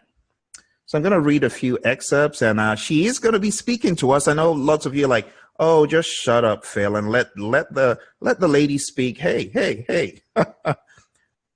Just hold on. I'm going to unmute her phone in a second, but I just want to read a few excerpts. I have to. You have to indulge me. This is the 31st day of December, and this villain who has been terrorizing people for all year long has finally been brought down. I mean, it is just, I just lack words to tell you how excited I am. I just got off a plane, actually. I've been on travel, got off a plane and checked my email, and there it was. Do you know how that makes me feel as a trainer to get this great news that someone not only bossed up, but actually killed Pimpy? So I'll just read a few excerpts. So it reads, I'm so excited to announce that I successfully passed my PMP exam today. I will be ringing in the new year as a PMP. Woohoo! I achieved above target in 3 areas and target in 2 areas. Honestly, any pass on the exam is fantastic, but 3 above targets means you dominated. It means you got this ridiculous clown in a chokehold and pummeled the life out of him. Look at him, miserable. And she said, although I completed the 5-day, 35-hour boot camp in November from another source, I knew I needed a self-study program to supplement my preparation. Lots of you are like that. All you're doing is watching the YouTube. Now, the YouTube videos are good. That's how you get to know about your buddy, Phil. But you need to take the next step and sign up for the program. And that's exactly what she did. She said, I stumbled across your YouTube channel and felt that you had a genuine and straightforward approach with your delivery. I ambitiously attempted one of the mock exams that you offer, and I got a wake-up call that I wasn't at all prepared, as I thought I was. I had less than a month until my exam after failing that mock exam. I felt discouraged at first and seriously questioned if I would be ready on exam day. New Year's Eve. Wow, that's true. It is New Year's Eve. All that was in my head is the last day of the year, but it's true. It's the day before 2019. I even considered rescheduling it. I listened to your lessons learned sessions. I'm telling you, folks, those lessons learned sessions, they're helping. They're helping people. You might want to be listening to those, seriously. And she talked about testimonies of others who passed, some with short periods of prep time, like Parmeet. Parmeet is a poster child for that. And I kept on reminding myself I can do it too. I had a full week off from work. That is one of the smartest things to do when you have your PMP exam coming up. You got a boatload of time, use the time. And that's what she did, you know, plus the weekend, which gave me 10 days to get ready. You see, too many people aren't putting themselves into that peak concentration like she did. There are so many lessons to learn from this. In fact, look, I better quit. I better take a glass of water, calm myself down. Excuse me. And let me just get the woman of the hour, because this email, there is so much gold in here. I think you probably just need to hear from the boss herself. So without much ado, Yolanda, I am going to be unmuting your phone line in a few seconds. You ready? Are you there? Yes. Good evening. You are there. But I think my issue is my speakers are down. Give me a second. Okay. I'm going to unmute my speaker. Sure. I got so carried away, I didn't even turn my speakers up. Here we go. Okay, are you there? I'm here. Woohoo! Yay, I'm here. I made it. The woman of the hour. Congrats. Oh, thank you. Thank you so much. What an amazing feat. What an amazing show of bravery and goodness. Just tell us, how do you feel right now, right this moment, Yolanda? How do you feel? I will say, and first of all, thank you for inviting me to share this journey. I feel really accomplished. I think I've proved myself to myself that that if I can really trust myself, that I can do anything. That's kind of how I feel now, because this was a big challenge for me. Wow. This did not come easily. I really had to make a decision to put in the work, and I'm so thankful. Wow. That I'm able to share that it paid off. I'm so delighted. Honestly, look, never say never. You know, I told you like a few hours before, I was saying, wouldn't it be good if someone could kill Pimpy on the last day of the year? I know some people are going to get all emotional. Some people actually like Pimpy. I feel sorry for you if you like him. Well, I took a liking to him too, and I'm sorry to disappoint and spoil his New Year's.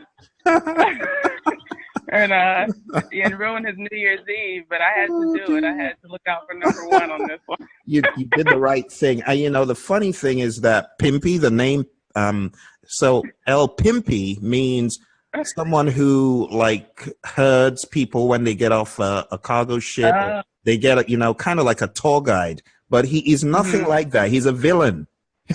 Yeah. Pimpy is a villain, and you just disgraced him. He's not going to have any. He's not going to have any first of. What I needed though to help push me over the edge. So actually, I should send him a thank you card. Oh dear. Yeah. Oh, I am so elated. I feel great. I'm thankful to be on this side of it for sure. Absolutely. Yeah. Thank you. Oh, look, honestly, I can just put myself in your shoes. But tell us, let's go way back. Let's go way back into when you first of all heard about how did you hear about the PMP exam to start with? Okay, this is a interesting story here, but I'll keep it short. I was not a project manager in the traditional sense. I wasn't a part of industry. I work at a campus. I work at a university, and I'm in an office setting. I was promoted to project manager to work on the academic and university operations side of things. So, my background was a little interesting, but they saw fit for me to be a project manager. So I thought, well, I've received the promotion. I wanted to get the credentials to go with it. So I wasn't doing this for my job. I was doing this more so for a personal, meaning it wasn't a requirement for me to pursue. Yeah, I did this. I had a variety of things in my past that qualified me to get approved to take the exam. I was an events manager for a while. I worked with a government IT company. So I did some kind of project coordinator or administrator. So I participated, and I was a contributor to projects, but had never been a formal what I call a traditional project manager. So I kind of felt like I was at a disadvantage. Gotcha. Now, before I forget, Yolanda, there was a company a university out of South Carolina a few years ago that wanted to do some sort of PMP training for their people. Did you guys hold your class on campus? This was offered through the university. I work at Clemson. I don't mind sharing. It is. It's them. Got it. It is them. Okay, interesting. Yeah. In Greenville, I took it upon myself to Small world. It's interesting. I told the president, I actually work in the president's office, and I said I wanted to go for this, and they fully supported me, and I went for it. I signed up. This was November. I finished my course November 12th, and I said by the end of the year, I'm going to be a PMP. I didn't make it a formal announcement. I just told myself, because I knew I had a full year, I knew I didn't want to take the full year just because once I told myself that this was something I wanted to take on, I just jumped in for, feet first, full speed ahead. And it was kind of rocky at points. I went through the full spectrum of emotions of, can I really do this? Am I really cut out for this? I have the title. Why get the certification? But it's kind of what it was all over the place with, should I even consider taking the exam? Wow. Did any of your colleagues come along for the ride? Yes, I have. We have an IT person who, the gentleman introduced me as someone who had just passed this PMP successfully, I think in the spring.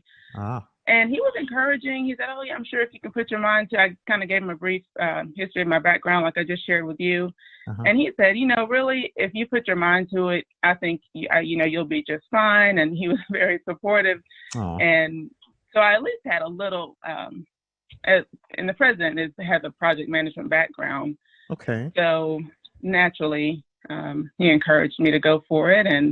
But it comes from within. And I think one thing I was thinking about joining the call today, you can learn the book, you can listen to friend Phil, or whoever. But honestly, a lot of this, for me personally, it was a self-driven. I woke up inspired to accomplish this. And the positive self-talk, I mean, I thought I was an optimist before. I really had to push through break through some walls when it came to the negative self-talk. So I'll just say that I incorporated visualizing. I visualized myself excited, leaving the exam, calling my mom, calling my colleagues at work. And I would just picture myself periodically, even in the middle of studying. I would just like, oh, it's going to feel so good to finally, be able to let everyone know the good news. And I would just have these daydreams of the end goal.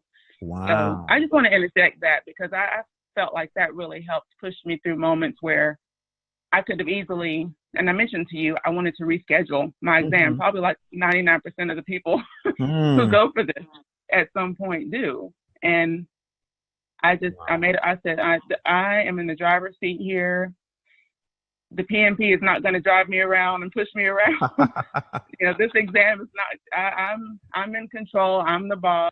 I'm going to take control of this. There you go. I won't be defeated.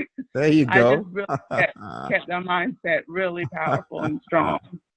There you go. Pimpy's got egg on his face now. I haven't heard a word from him. I haven't heard a word. Hurting his feelings. He's in the corner. with his blindfolds on, he doesn't even want to see. But I know it's gonna make him mad. But I am gonna show everyone else on the call, because I know some people would be wondering, okay, who's speaking to us? So I'm gonna share your picture with them so they know who's speaking. Yeah, please do. Yeah, so those me on the call. So those of those on the call. This is Yolanda. Oh, I'm so sorry. I always make this mistake. It's an O, not an A. So it's okay. Pimpy would have had something to say about that if I didn't catch that. So I caught it. Shame on you. Not a problem. Not a problem. So you had another gentleman on. He's very helpful, and I remember seeing his picture, and it was just kind of nice to have a face to a voice. It's always good to have a face to the name, and know who's speaking to you, who's speaking with you. Sure. So let's backtrack a little bit, because I want to give these folks a little bit of a timeline. Because some people feel you need to have been on this journey for 6 months, 7 months, 1 year. Can you please tell us, as precisely as you can, when the journey really, really started? Like when you heard about Yes, like I mentioned, I heard about it early fall. So this would have been around September. And I went ahead and signed. I was tempted to sign up for the spring course. And I thought, since I have this, once I challenged myself to look into it, I thought, let me just go through with scheduling myself for the class. And I started that, and it ended November 12th. I started in October. My boot camp was broken up into 2 months. It was 2 days in October, 3 days in November. And then we were left to self-study until we decided to sign up for the exam. And leaving the boot camp, I felt like I had the shell. I knew what a Pmbok was. I knew the chart. I was getting familiar with it, and I knew I had a lot of work to do between that day and whenever I decided. Even a year out seemed like if I can just take it within 6 months to a year, I'd be happy. And something just came over me where I felt like, I don't want to leave the year with this over. Wow. I don't want to let this not drag out, because I know it can still, I could have probably taken more time. I just chose not to. And when I really focused on prep, because I didn't know where to begin after we were released that last day of boot camp. Mm-hmm. I thought, where do I start? Okay, I have this Pmbok, and I have, a multitude of YouTube videos, and everyone's got a course, and everyone knows the best way to this, and everyone knows the best way to that, and the 10 steps to this, and the best way to learn formulas. And so it's just it was overwhelming with the material that's offered. So I knew I could have done it on my own, but I really felt that I could benefit from investing in a supplemental course. And so by December, I know by December, second week or so in December, I knew I wanted to schedule my exams for the end of the year. So it took me about a month to really feel confident that I knew I could make it to the exam and be successful. Yes, it felt like I was biting off more than I could chew, but I was like, how about I just laser focus in, instead of trying to give myself permission to take longer. I thought, let me just laser focus in, nail it. By December 10th or so, I said, I'm going to schedule it. At first it was the 21st, and I thought, okay, I'll say, you know what? I'll give myself the last day. I said, New Year's Eve. When I saw they had a New Year's Eve date, I didn't feel intimidated. I thought, what better day to take it? I'll just ring in the new year at the PMP. We'll just do it that way. So I signed up for the 8 a.m. And then, of course, that's when the reality set in. What have I done? I just signed up for this test and was still not feeling complete. And this is what brings me to you. I was like, okay, I have a good maybe 2.5 weeks to do what I felt to conquer this mountain of material. Mm-hmm. I was piecing things together. I had things kind of disjointed, like just paperwork everywhere, files everywhere. I didn't have a real structured way to study. So when I would sit down to study, I would learn things. I would learn formulas, or I would sit through reading or watching a video or something tutorial on something, but I wouldn't know how the processes were integrated, or like when I saw your data flow chart, that's when I knew, okay, this man is on something, because this is starting to click. Between the data flow, the mainline video, and the formulas, the earned value formulas, I was like, I'm going to somehow, I wasn't aware that you had a short-term subscription, or that I could tailor it to to what I needed. So I knew I had a short window of time.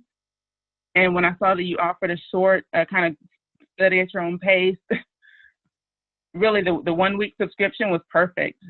Then that's what I did. And that may not be for everybody, but that's the time that I had. I really had a short window to work with. And that was the best strategy I could think of. Was you seemed very thorough, and I liked your delivery. You kind of tell it like it is. You don't sugarcoat and try to make it seem like a fluffy exam that's just gonna be floating on clouds and things. So, and I think up until that point, that's part of what I believe that's part of why I hesitated to really jump into a really intensive self-study program like yours, because I think I was taking it a little bit too lightly, or I didn't have a point of reference for what I was up against. So when I took the mock exam, actually that's what happened first. I said, well, let me just see how much I've retained just on my own self-study, and kind of get an idea of where I am with what I've done on my own so far. And I saw that I was not where I should be based on my results. Granted, I put myself, I wasn't in an ideal setting to take on the challenge mock exam at all. I was distracted. I didn't do like you told me. I didn't wait till I was in somewhere quiet for 4 hours.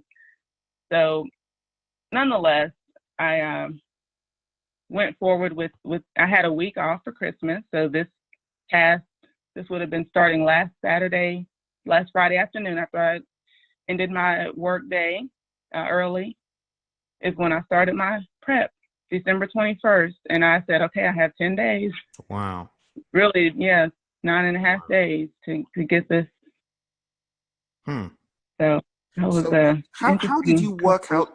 How did you work out the idea for a schedule? I mean, did you plan every day, every one of the 10 days? What did you what was your plan? Okay, yes, that's a good question for me to think about. How I came to the study plan. I didn't sit down and write out, I kind of did in a way. I kind of had a relaxed schedule of 8 hours where I knew I was going to wake up and have my little morning routine, and set my day. And then first things first, go ahead and I did have a plan, like I did do the process groups in order.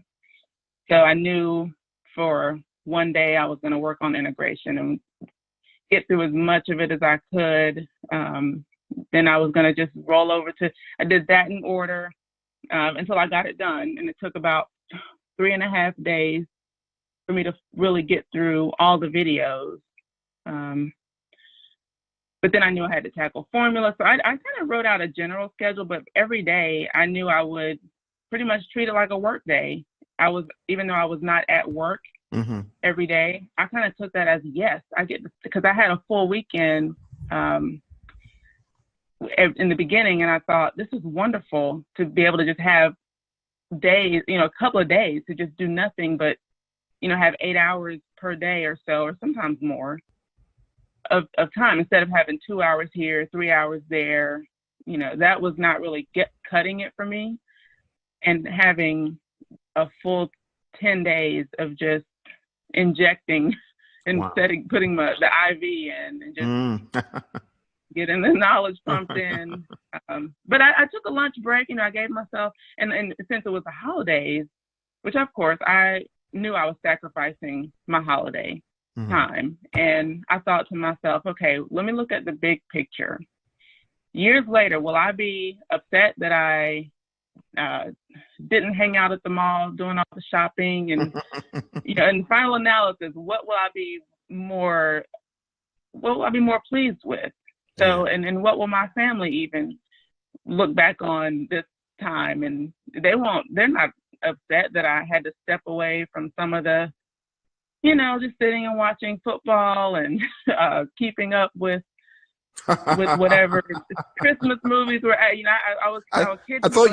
I thought you were going to say keeping up with the K with the knowledge areas. Exactly.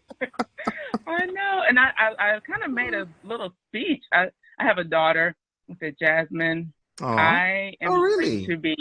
Yes, I have a 10-year-old daughter. That's my daughter's name as well. That's my daughter's name. She got to know you. She would come in. I would say, I'm listening to Phil. Aww. You're always listening to Phil. And then she would say, is that your friend Phil? Like, yep, I gotta listen to friend Phil. Oh, so dear. You were not she was happy. You come in peace, Phil. You were there to help mommy. So I wasn't a villain. You weren't the villain at all. And I told her, my friend Phil's going to help me get this. As soon as this exam is done, we can celebrate. And I kind of had her buy-in, so to speak, with it. And so now she's wanting to plan the celebration dinner. And that's lovely. That is lovely. I announced to the parents and family. I said, hey, everyone, this is what I'm working on. And everyone's so supportive. And I thought that was special for me too. I always have known I have a very supportive family, and that just helped pull me through the holiday season, because That is so important. I mean, you've hit a big nail on the head. A lot of folks don't involve the family in their endeavors, and that's why a lot of them have no support. The kids don't understand why isn't mommy available, why isn't daddy available. You know, you got to share with your stakeholders, even all the way from the biggest stakeholder, so to speak, to the smallest stakeholder. You know, that's it. It was a short-term sacrifice, and it was like, okay, this just this one Christmas, this 1 week. Let's, you know, we'll just. It takes a village to raise a PMP. It was more like my parents had my back, and everyone would offer to do flashcards, and wow, Jasmine she got to where she would pick up the little sheets of paper I had things scribbled on, or she would try to do a little trivia and. Wow. I let her jump in, and I said, okay, give me a question. That's what it's all about. Oh, that's fantastic. It was a dedication. Yeah. That is really, really encouraging to hear that. And I have a few things on the screen, like how you studied the formulas. Tell us about your experience with the formula questions, or I should say the formula, not the questions, but I mean formulas in general. Tell us how you got through those. I was the most intimidated about formulas. I put that off because I felt a resistance. Like I was so nervous about how I would look at the sheet or the list of formulas that I knew I needed to have. And at first it just seemed like the big scary pimpy monster, you know, staring, you know, just growling at me like, you're never going to learn these. But once I started breaking them down, and then really once I started learning about the backstory, so to speak, of the formulas, and they just made better sense. You know, just making sense of what does earned value mean. It's not just numbers and letters and things. I'm just looking at it. Okay, put in the scenario. That's one way that you help for sure, was how to really read this as a scenario as opposed to just plugging in numbers. Gotcha. And it kind of softened it up. But I took a full day. I really focused. I knew I was going to set aside. I was like, okay, I'm just going to pick a day, and that's going to be formula day. And I was like, I'm just going to, that'll be it. I focused on formulas one whole day. I did the earned value mania. Okay. Oh, good. Yeah, I did that. Wow. And I said, I'm not coming away from these formulas until I had a very, very solid base and it really, wow. It proved to be really helpful. That is very helpful advice. So those of you who are, always afraid of the formulas, you got to face your fear, just like she did, and maybe do the earned value mania or something else.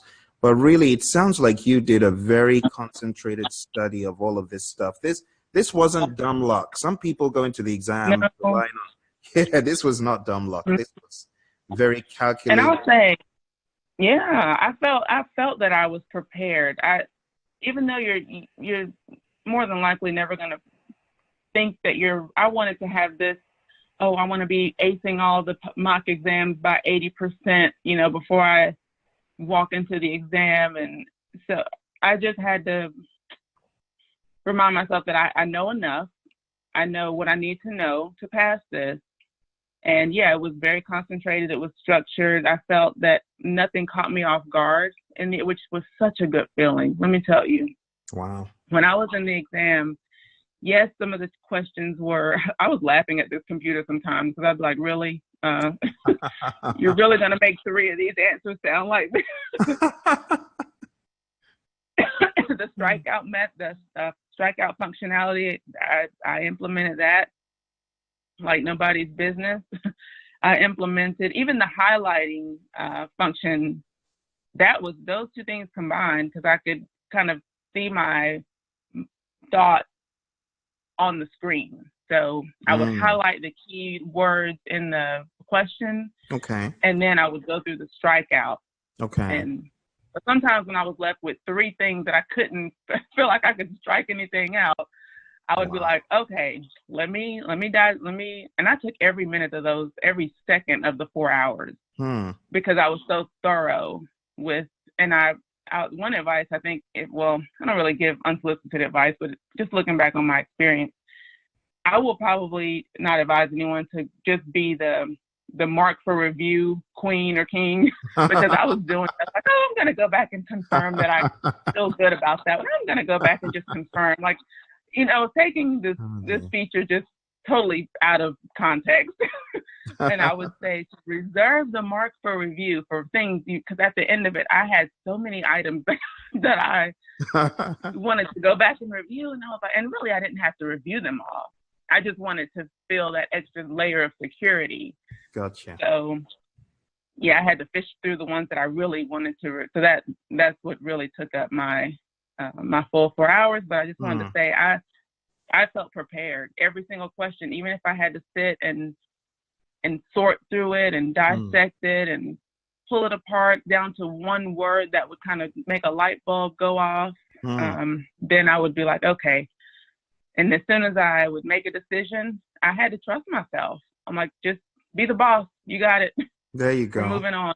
There you go. There you go. And I can tell from what you're saying, you definitely listen to a lot of what I tell people. I mean, but you took it and ran with it, because a lot of this stuff I have been saying on the videos, but it's very refreshing to hear someone who was a student actually take what Phil is. I don't know. Some people may think he's barking like a dog. He's not.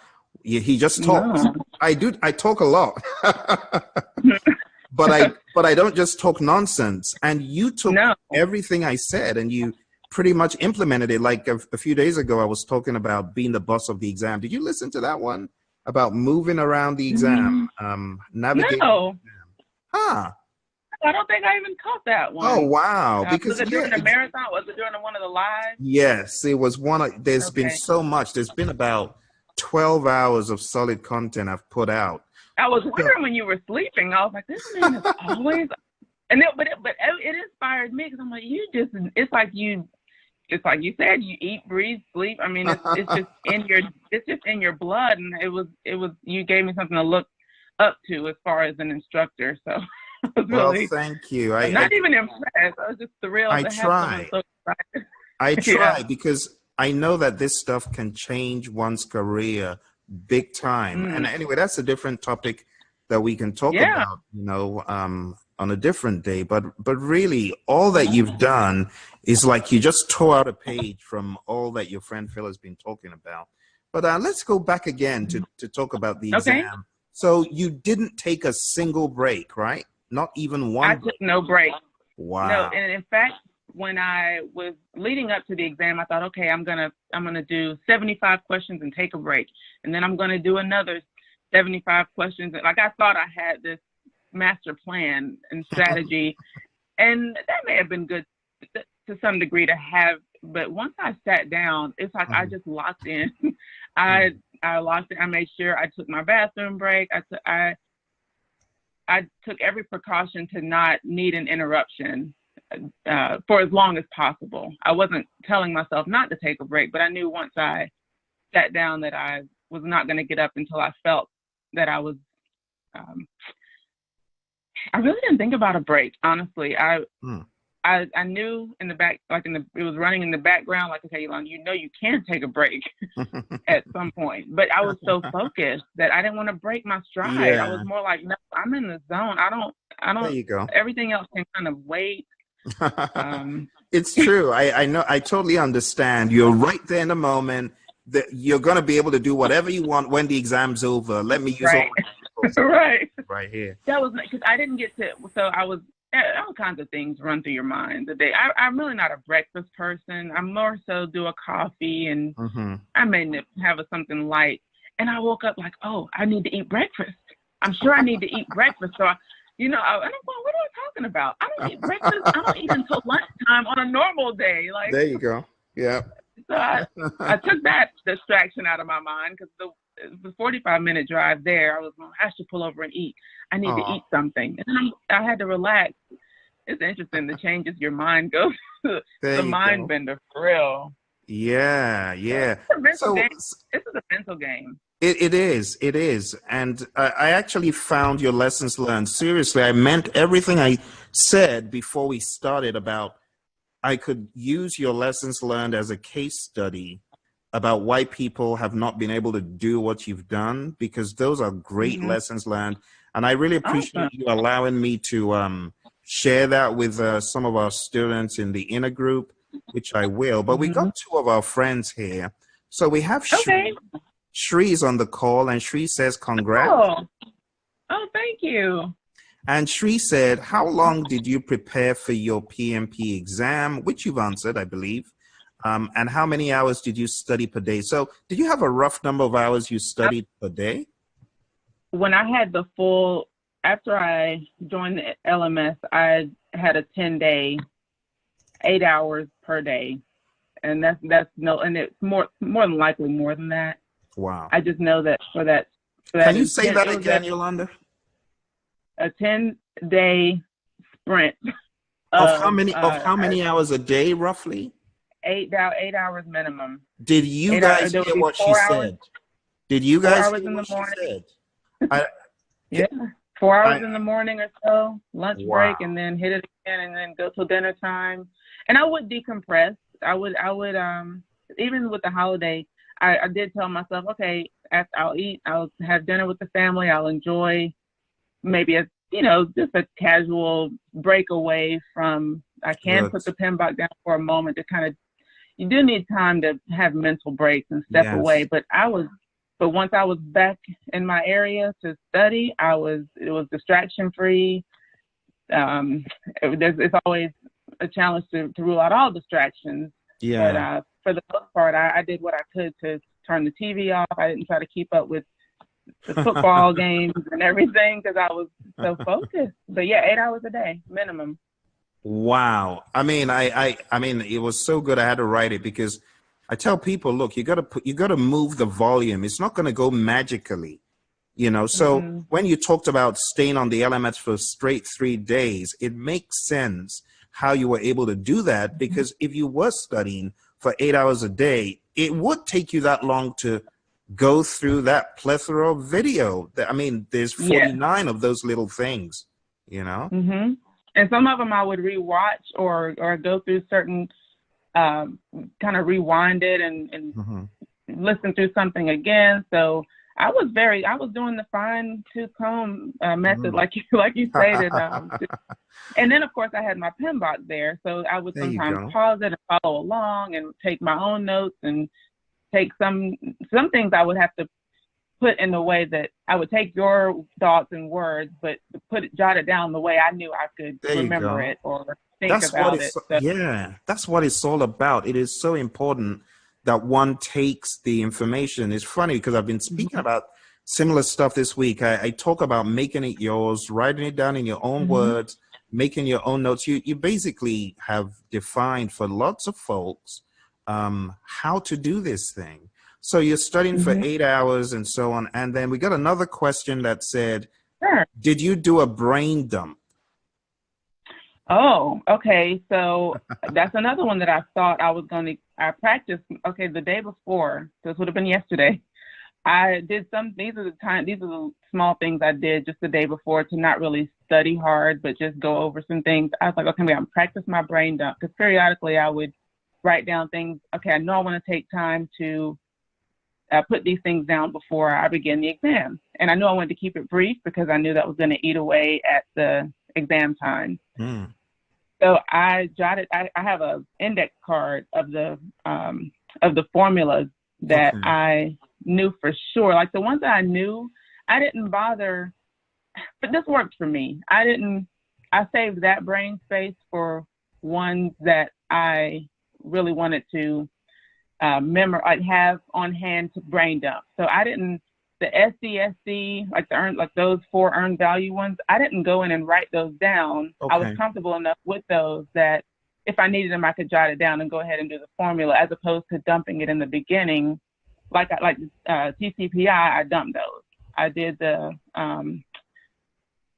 were about 3, like even with the beta distribution triangular, I knew those, but I still dumped them anyway, just because I didn't want to get stuck trying to remember something. So that was my strategy for the dump. But I didn't do the full chart. I did portions of the process group chart. Okay. So I did planning. I wrote most of planning out. Since most of planning goes in order, like I didn't try to do the rest of the chart because I was conscious of time, and I was also comfortable enough that I felt like, okay, I can visualize enough of the rest of the chart to not have to really write it down. But that's what worked for me, and I was comfortable. That was in my comfort zone to do that. But I say with the brain dump, write down what you think in the most concise way, get it down to I did take your advice about doing like a 5-minute time limit. Okay. I timed myself, and I had about 7 minutes at first, and I thought I want to kind of narrow down what I really think I need, because if you overthink the brain dump, that can, I think, get in the way. Yeah. Trying to overthink something like that, I had to focus on more things, more of the content than just some things that I knew I had memorized. Gotcha. Yeah. We got another chat for you, and this says, how did you, this is from Shri. Shri says, how did you manage 8 hours on a working day? So these were non-working days because I had the week off for Christmas. What a good strategy. So now, the working days, so leading up to the 10-day crunch time, or the 10-day, I had that November 12th or so to the beginning of, or the middle part of December. And during working days, that's how I ended up taking a mock exam and letting the thing time out because I was trying to do it at work. But I would take my lunchtime or just moments where I had some downtime, and I could, during the work day, depending on how it wasn't like this every day, but I usually didn't get up and study before work, but I would pack everything and take it to work. And I'm not condoning putting work responsibilities to the side. I just incorporated it into my day. Absolutely. So I just, I can take, to me, anyone can take 5 minutes here, 10 minutes there. Yeah. Especially in the beginning when I was learning that process chart, I would just take out a sheet of paper. No one had to know what I was doing. I'm relatively secluded anyway, so I can take 5 minutes to see how much of the chart I know today. Just as I get to my desk, I would take out a sheet of paper and, okay, let me see how much of whatever it was I've been studying that I can either review or something. And then in between things, you can fit in minutes and moments. And I heard a story about a guy that used to have it on his computer screen, and he would have a blank one on his computer screen, and he would type in. And I thought that was a nice trick. I just personally like handwritten. Yeah. I did everything, most things were handwritten for me, because that reinforces the material with that tactile. I'm kind of like that as well. Yeah, I prefer doing it by hand. So we have another chat from Fabian, one of our friends who's been on our course. Fabian, I hope you're doing great. It says, serious, ! Full-time PMP prep job. Oh yeah, that's it. That was pretty much it. It was a PMP work day. And I will also, I failed to mention the audio. I did actually add that on. It was one of the first, I think I bought that before the mock exams. You have an audio of the lady talking through the definitions of the lexicon. I would just play that instead of playing my my 80s music. That I love 80s music. Nice. And I normally play the 80s music at work, but I would put that in. And so, I tell people your entertainment until you get certified has to be Pmbok stuff. It's a Pmbok diet. It really is. And even the commute to and from work would be even if it's just motivational and inspirational. Like, I love the way you do the lessons learned live, when I could just hear your different exam tips and things that other people have experienced. That used to just get me still in the zone, even though I wasn't learning a process or learning a formula. I was still connected, still connected to the IV. I love that. I'm going to borrow that from you, Yolanda. I'm going to have to borrow that. Get hooked up to the IV. Just let it drip. Oh, another thing I did, it was kind of fun. This was kind of a fun thing to do. And I have an entertainment background. I used to do acting classes. So sometimes I would just, and I would find myself relating everything to either the Pmbok or project management, or so even if I was saying, if someone was talking about shopping and they're like, oh, I don't want to spend $100 on that sweater. I was like, that's a constraint then. I said, you have a sweater, you have a constraint in your shopping budget right now. And one of my coworkers, her husband was saying, because she was doing so much Christmas shopping. And so I would just kind of play around with terminology or just infuse it into my everyday life, and it would kind of make it a little fun too. I love it. That's exactly what I recommend to people. People get all weird about project management, like it's this thing out of the sky. No, it's not. It's every day. So I really like what you did. Maybe you can give me some more ideas. I just broke it down the size. That's pretty much. I love it. So Fabian says she's very proud of you and thank you for sharing a great gift to go into 2019. I'm telling you. Thank you. You're welcome. This is inspiration. And then she also says, what was your favorite LMS video that hit the ball out of the park? Is there one that you remember? Said Fabian. That I can think of. I love the Earned Value Mania. For some reason, I think that's the one where PMP made the most appearances. And I just got a kick out of the, and I mean, it's cheesy, but it's so fun. First of all, it's right up my alley because for one, I just like to make things into an enjoyable process. So if I can find humor, if I can find inspiration or whatever it is in something, the more the better. I mean, you couldn't have brought them out too many times. I mean, it kept me, I guess, light enough, engaged, definitely engaged, and lighthearted enough where I didn't make it into this dark, heavy, gloomy cloud that I was. And so I just took that as a way to move through the process a little more easily. Don't get me wrong. I don't want to paint the picture that this was, I almost backed out, and I really didn't tell you my exam date out of the moment that I was having a negative thought of, what if I don't pass it, and I've announced that I'm taking it, and he's going to probably ask, and I thought, okay, I just won't say when I'm taking it. I'll just, you know what? It's funny. I mean, I'm a person of faith, and when I hear things in my head, I'm careful to obey. I know. So when your score came in, I just got a check. Look, don't see anything negative. Yeah, I'm glad you did. I did enough of it for you.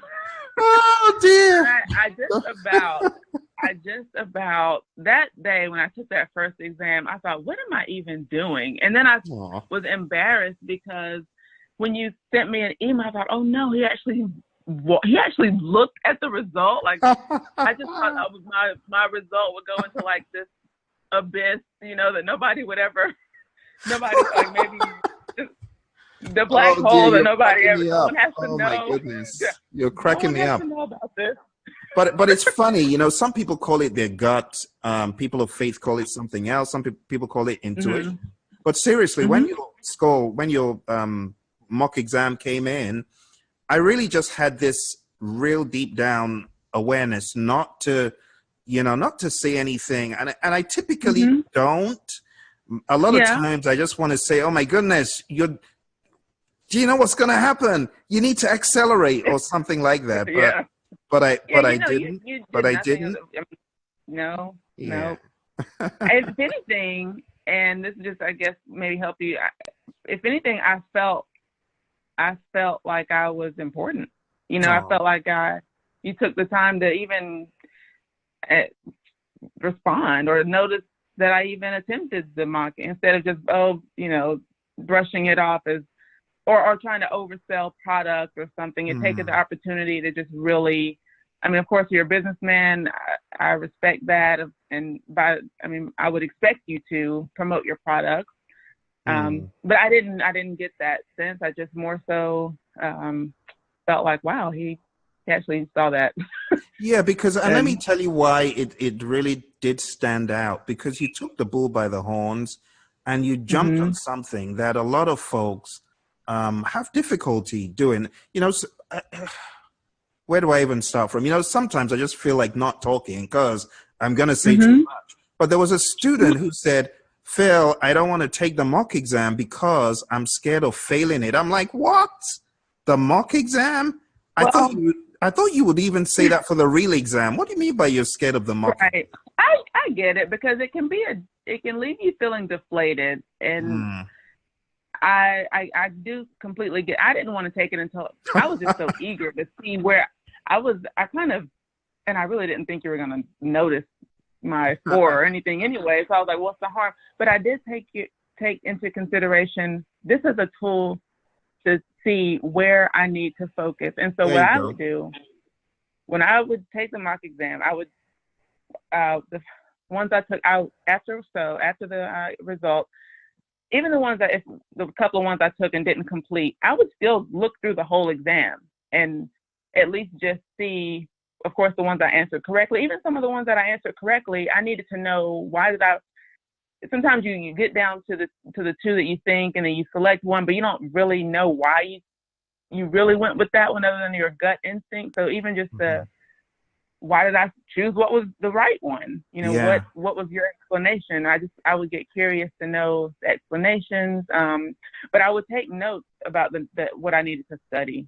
That's what I did, and I took it as this is here to help me, and this is not here to embarrass or make me feel in any way that I'm not capable.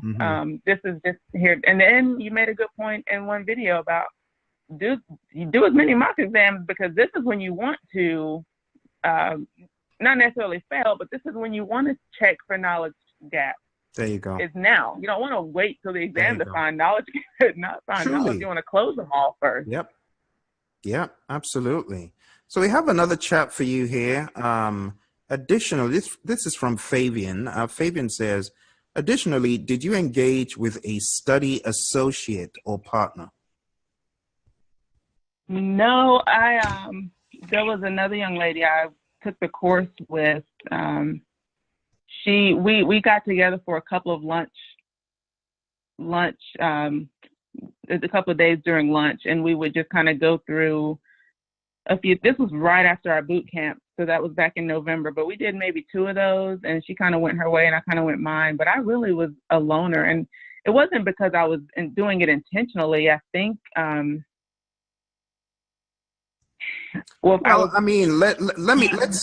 would look at it this way, you weren't really alone. Your buddy Phil was there with you. Exactly. I didn't feel alone. You're exactly right. I really didn't. I didn't feel like I needed a big group. I felt like really, and again, this is just the way I handled this for myself, to take this on. I felt like the best strategy was for me to pretty much go into a cave with this and just me and the Pmbok. I kind of didn't want a big study group. I kind of didn't want a lot of influences, or because you get to talking to people and you're going to hear sometimes some of everything if you're not careful. Hopefully you're in the right supportive group, and I know your community is awesome for the support system. But some people say, oh, it's that. I know people that signed up and failed 3 times, or I heard about someone that thought they had it and didn't. I was confident too, and I didn't pass it. So I just kind of wanted to block out any potential distractions. And I know that something that everyone has to discern for themselves. Right. And an environment that supports your growth, and even when they're explaining, some past failures, it's in a way to not discourage you, but in a way to say, these are some things you can take from this, and just from experience, you can share, the lessons learned, just as you call it. Absolutely. Yeah. Yeah. So that's good to know. And then we got another question. So Shri says, which mock exams did you do? So I can tell you firsthand, because Shri knows all the mock exam names. So she did, Shri. She did the mini mock of 50 questions. She did the PMP Prep Camp mock exam 6th edition, which is the challenge mock. So she did the challenge mock. And then you did the 2020 mock, the crazy. I think the set, it comes with 5, and I believe I took all 5, or at least attempted, even if I didn't finish. Yeah. I wanted to at least see the questions. Yeah, I'm looking at them right here. So I see the mini mock, the challenge mock, the 2020 mock. You also did the you did the 3 terrible ones for sure. The 200. Then I was curious. You know what? If nothing else, I was curious. I was like, what does a very, very hard question look like? I was really curious.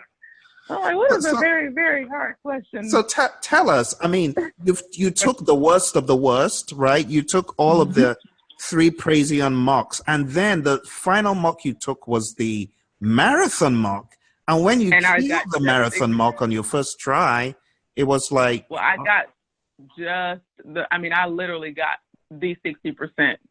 I mean, on the, not 61, I got 6, but I took that. You would have thought I aced. I was so happy that I saw the congratulations screen.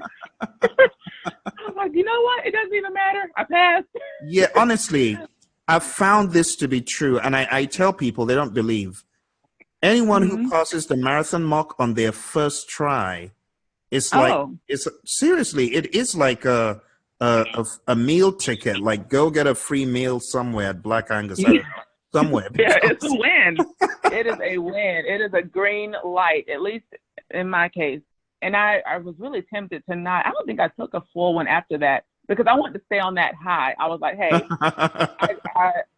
I've seen the light. I did do practice questions that you had on some of your videos, or I would follow along with those. I didn't really take another full exam after that. I don't think. I just wanted to. I was like, okay, I'm going to use that as confirmation. There you go. Yeah. Heaven sent a sign. There you go. And honestly, if you pass that one, when you pass that one, I'm like, okay, this is a sign. I'm on something, yeah.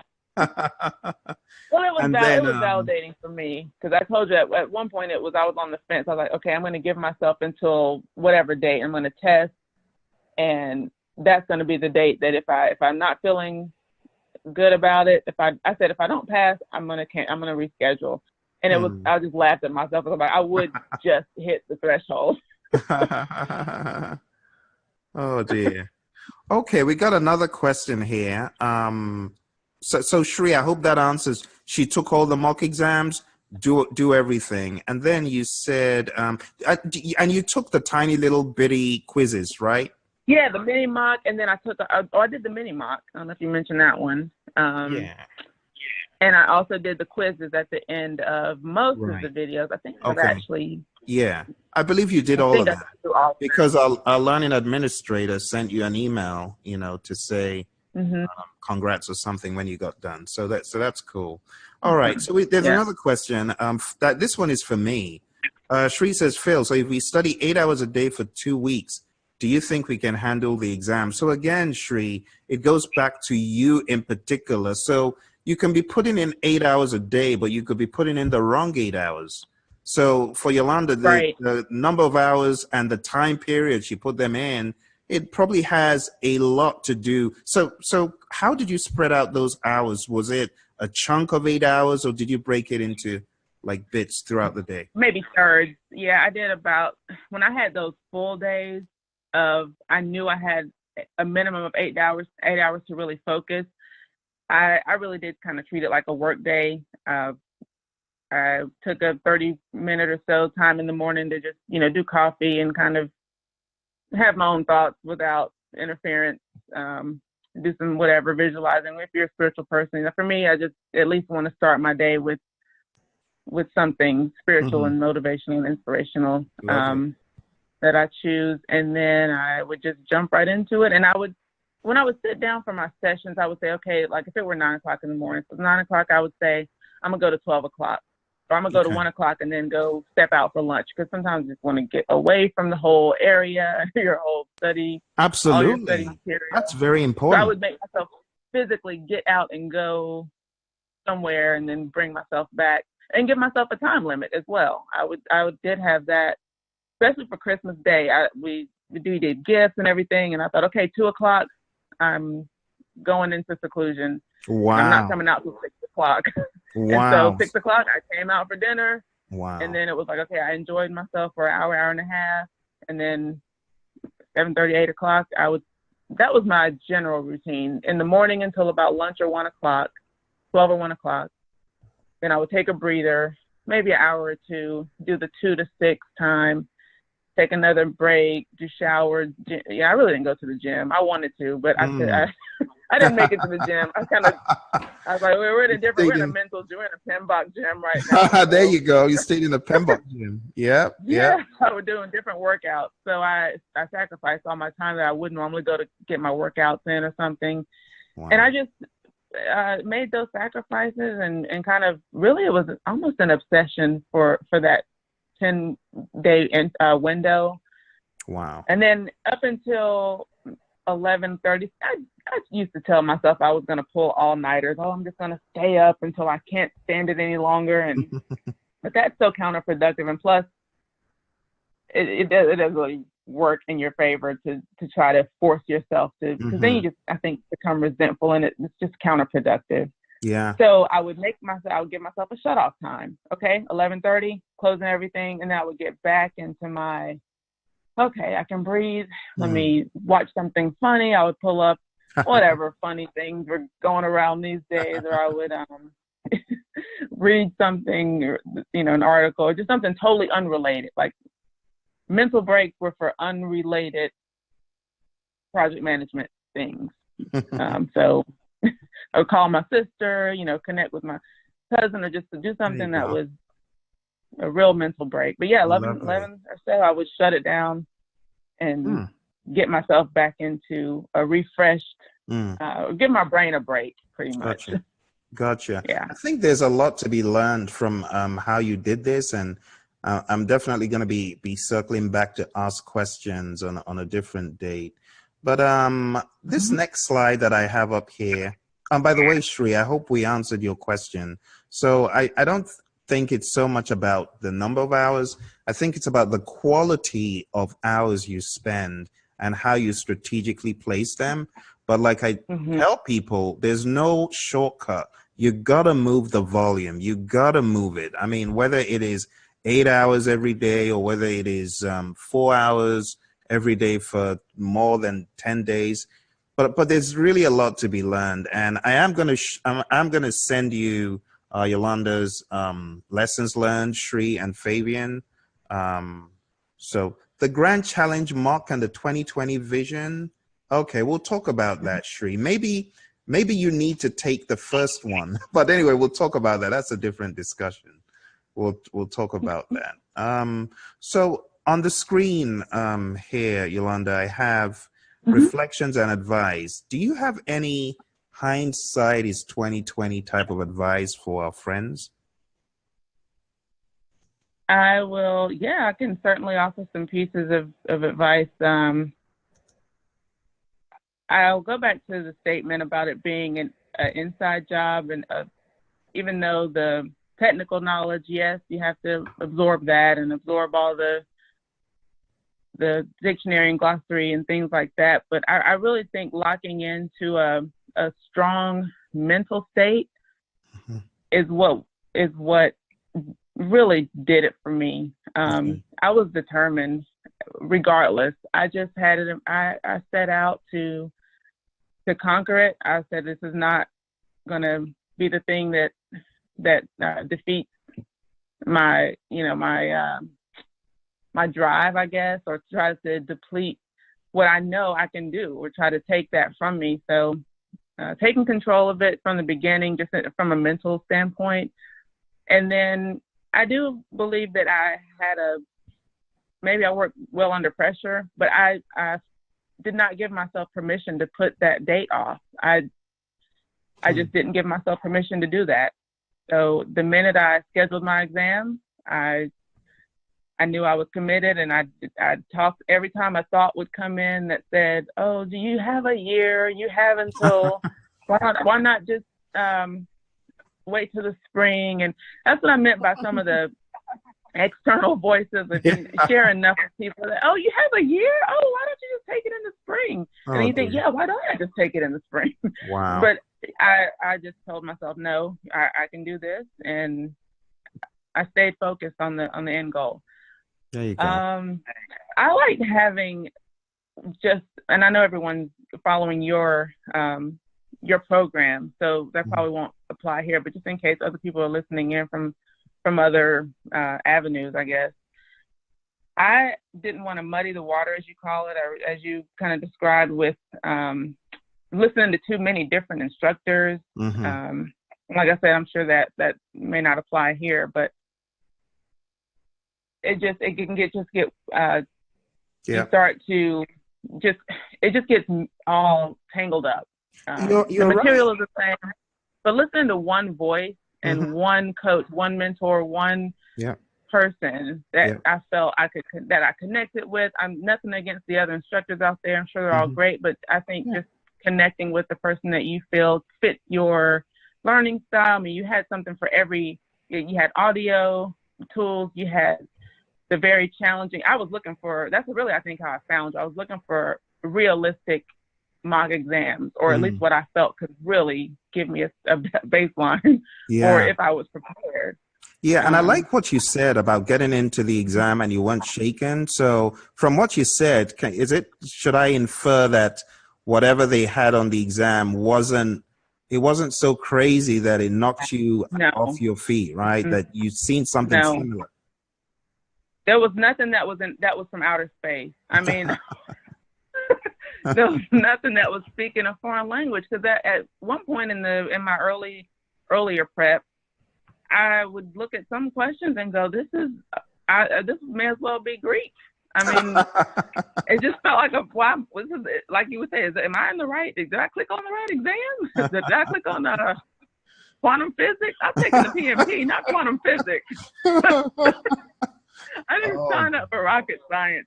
So, yeah, I felt so confident, even pushing, I know I've stated this before, pushing through those challenging, or the questions where I had to just make a choice and trust myself and trust my instincts and rely on whatever prayer I could summon up at the time.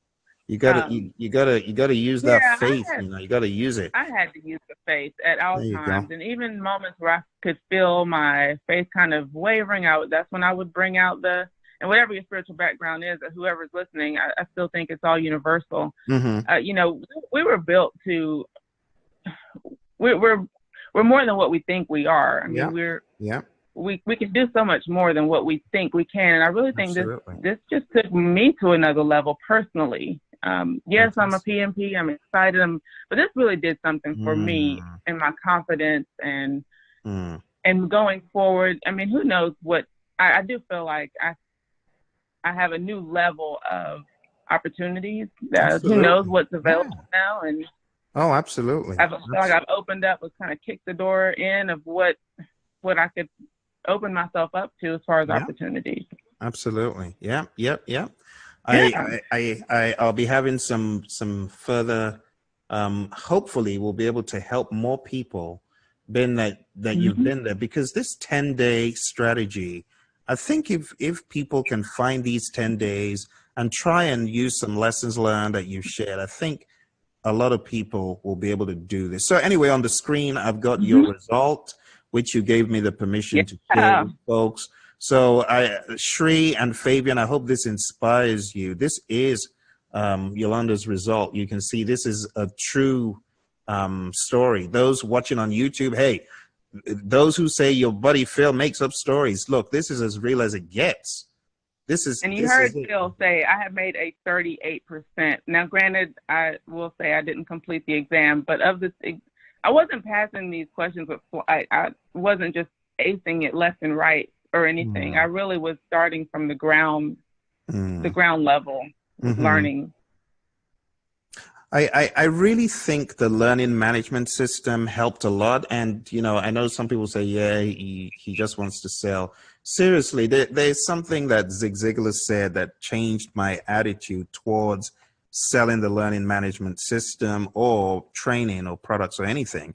And what Zig Ziglar said is, if you truly believe what you have can help people, why on earth wouldn't you do everything possible to let people know about it? So when I come on YouTube and I'm trying to tell people, get this system, get this, I'm trying to help people, not trying to sell people, but trying to help people, you know, because I know that looking at your results, and like you said, at 38, someone would say, oh, you know, that is discouraging.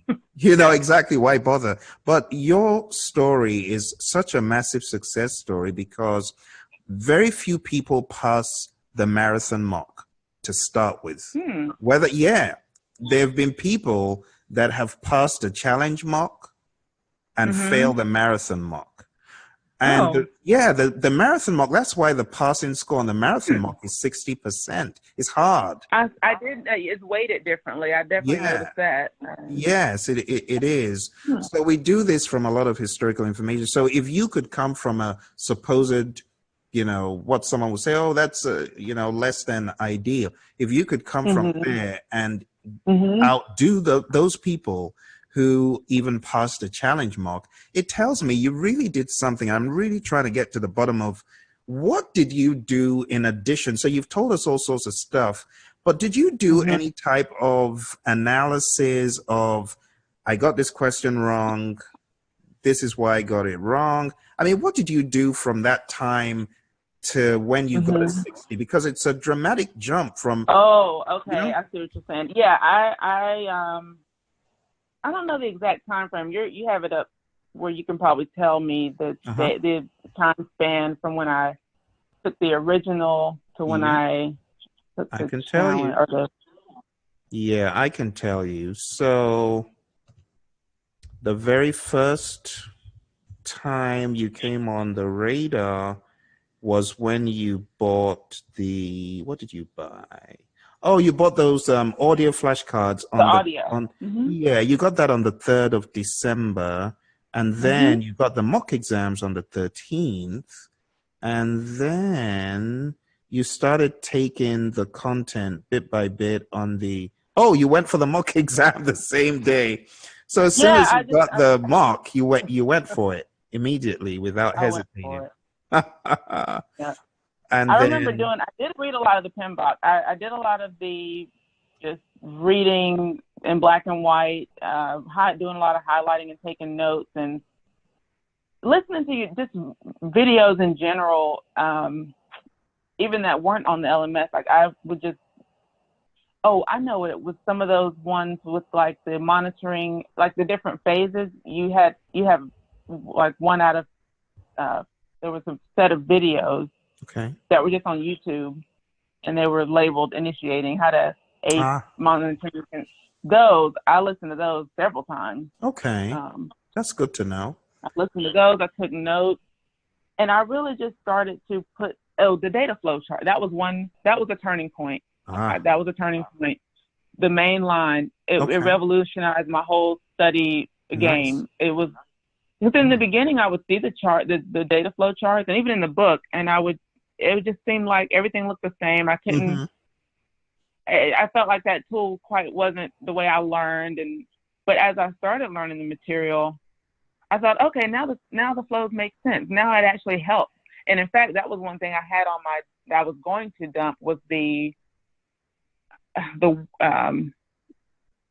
of a scaled down version of where you go from the plan, kind of the deliverables, and you do your control scope and you validate and everything. So scaled down version of the main line. A scaled down version of the main line. I thought, okay, if I can just go in and know how I did the day before, have that prepared to dump, but I was just I wanted to just go ahead and tackle that exam. And I thought, okay, if I need that chart, I know how to draw it out, but I wasn't going to waste time. That's kind of how I did the dump, like I mentioned before. If I needed it, if I knew I had it fresh where I didn't want to risk forgetting it in the course of the exam. But for the things I knew I could retrieve without having to write it down, I didn't bother wasting time or taking time for that. Some people may feel more comfortable with a full brain dump. I just didn't feel that I needed to take much time on that. Gotcha. There's a lot more in the timeline, and I'm not going to go through everything, but on the 21st, you then decided to sign up for the full the full learning management system on the 21st. So this truly is that's like when I had the 10 days on the LMS. That was it. That was when I put everything that I could to the side and just, I knew what I was signing up for with myself.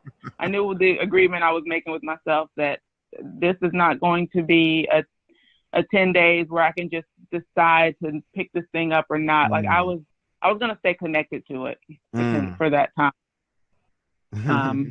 It was hard not to get on there the day before. I resisted. You said take a break. I thought, I noticed you preserved that feeling of that high feeling from when you did the marathon, and you probably I took that was and ran. Good strategy. A good strategy. We got some more. I said I'm not taking another exam. That's all I needed. That's it. We got some more questions for you. So we got we got in other words, what is your favorite Phil's video? I think you said it's the Earned Value Mania, right? I like Earned Value Mania. I learned a lot. And the main line. That's another one. And the main line. That's really on your. No, that's really on your Learn Man. That's just one of my. It's on YouTube as well. Yeah, a lot of people don't know that video is out there, unfortunately. So that was from Sri. Okay. We got another question from Fabian. Fabian just said this is fantastic. Then Sri said she attacked all the three you always talk about, Phil. Yep. So you did all the 3 mock exams. I talk about the 2020 mock, the marathon mock, and the challenge. You took all of them, and not everyone does. And I'm telling you, you're doing that only made you she's talking about your score. She said, I always talk about initiating, closing, and executing. And she said you attacked all of them on your score, on your results. That's true. Oh, yeah. That's interesting. That is when I knew one of my weak areas, and this is maybe a strat. I got to executing like nobody's business. Between executing and I knew the other ones I just knew I needed to master because I was so weak seemingly, and that was a constant in I believe that was a constant thing that kept showing up. So I was like, I'm determined to just get this executing thing down. Like, what do I need to, the quality knowledge area was, for some reason, it took me a minute to separate the manage and for some reason, I just wasn't, it clicked eventually, but I just kept crossing those 2 groups or those 2 processes and little things like that. Like once I knew where I was tangled up, I would just zoom in on it and go through the Pmbok over and over again, take notes, retake notes, pull up different videos. I use YouTube as a resource because in the beginning I hadn't joined the LMS. So I would just go through your channel and whatever area I sat down to say, okay, I'm going to do. I did do that every time I sat down to study.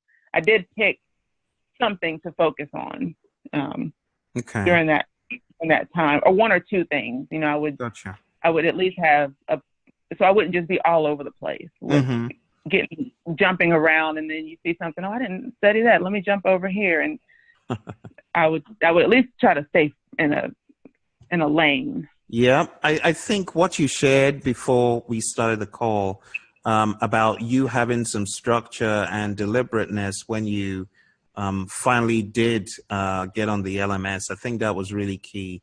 And I just want to point out to folks who are listening, who are watching on YouTube, this is what Yolanda is talking about. It's this course, PMP Exam Prep Camp 2018. That one, that's the course she's referring to. A word is enough for the wise.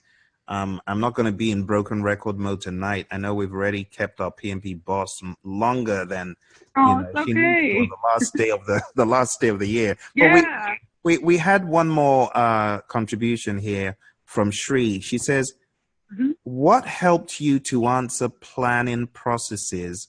What comes next type of questions? Did you concentrate on those in any particular way?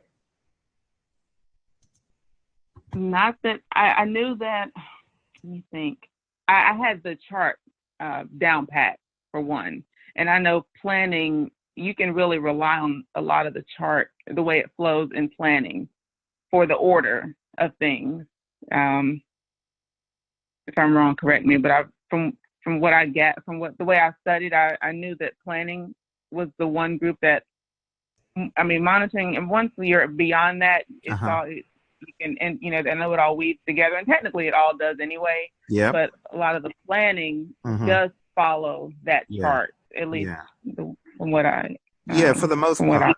For the most part. For scope and schedule, and then that's I need to do another video on that, which I will. But yes, Shri, she's talking about the page 25 chart.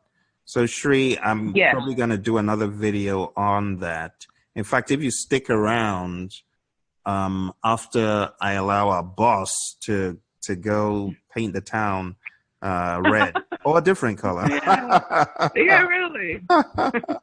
Paint the town red. Yeah. So Shri, just stay behind. I'm going to do a follow-on video based on your question. But really, the reason why I've kept you this long is I'm trying to unravel the pieces and get that magic formula that is going to help other people. And I think I've really gotten a lot from you. But let me go to the next slide here. So hindsight is 2020. What, if anything, would you do differently? Would you do anything differently, or are you just, happy the way it turned out, or would you have done anything differently? It's hard to say I would do anything differently just because of the results. However, when I was kind of dipping my toe in the water to test the water kind of with the audio tool, and had I just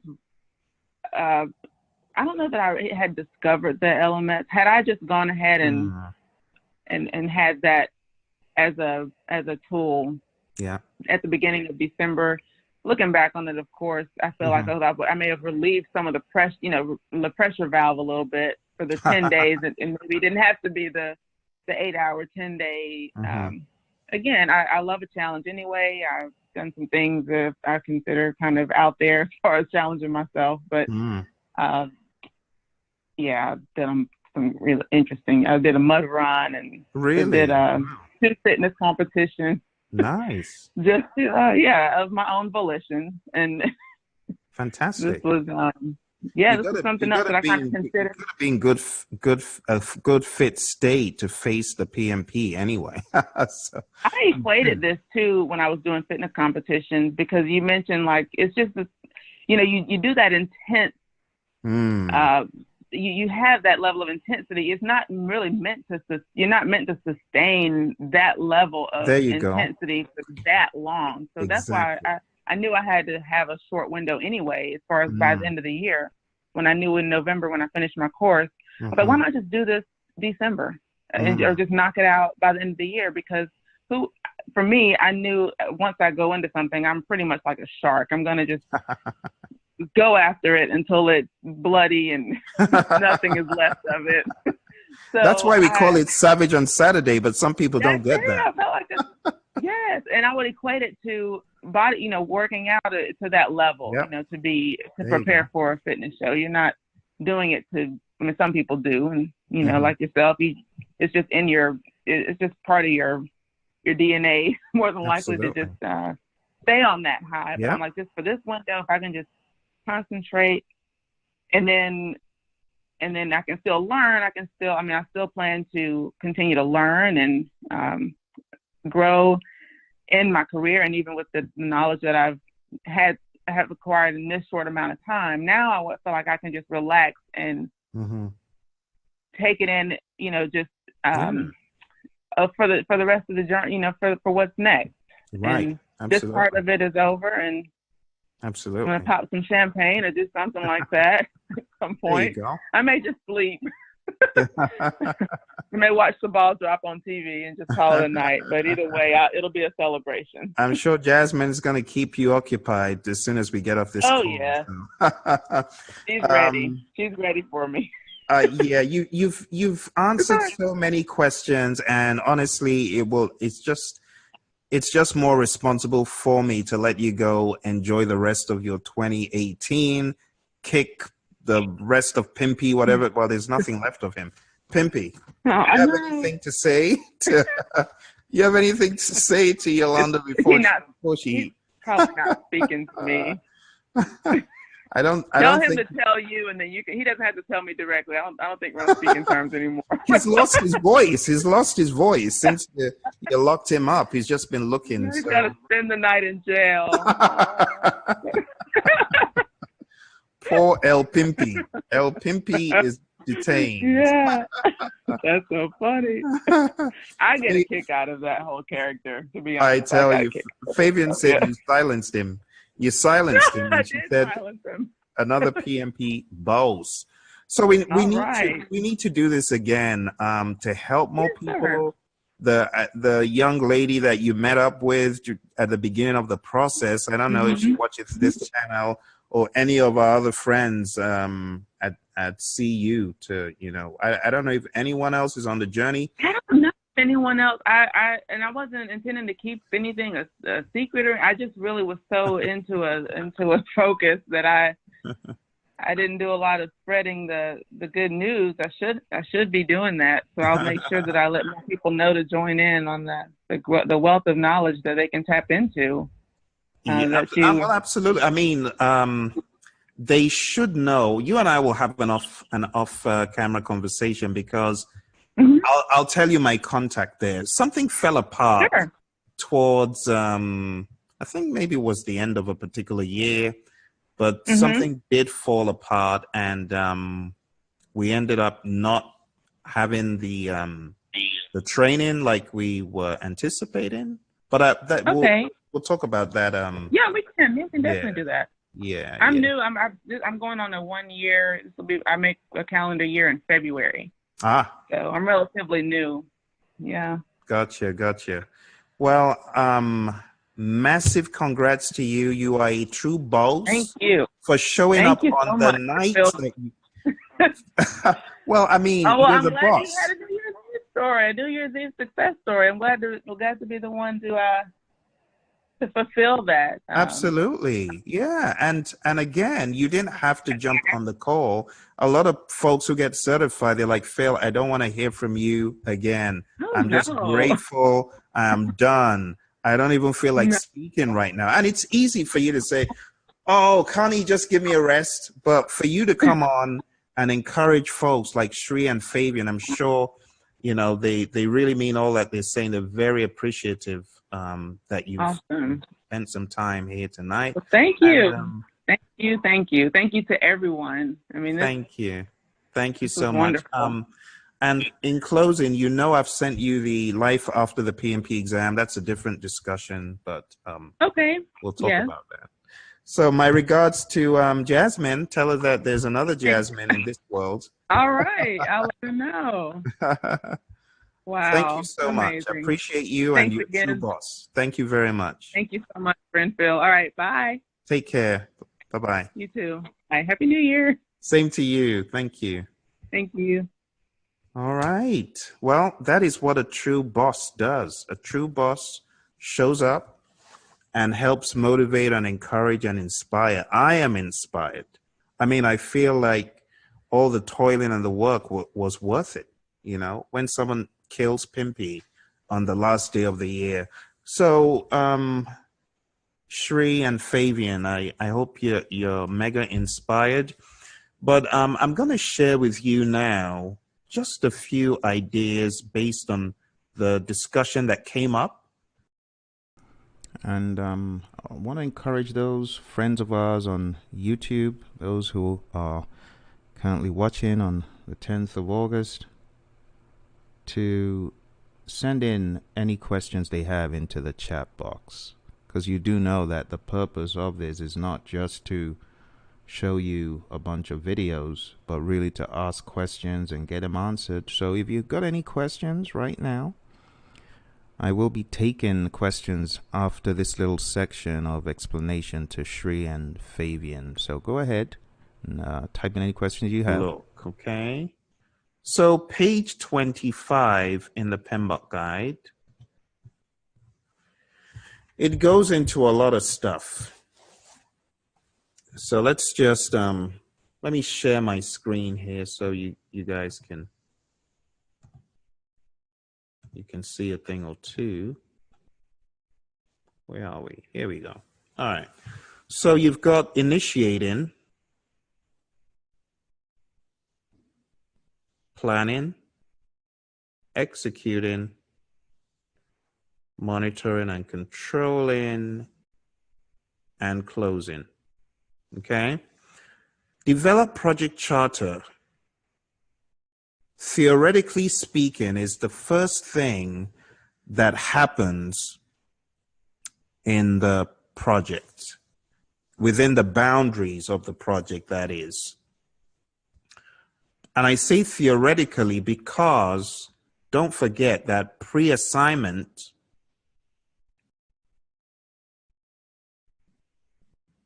is grouped in executing. But pre-assignment, the word pre means it predates develop project charter. So when you're talking about some of this stuff, just be aware that we don't want to get all crazy and rigid.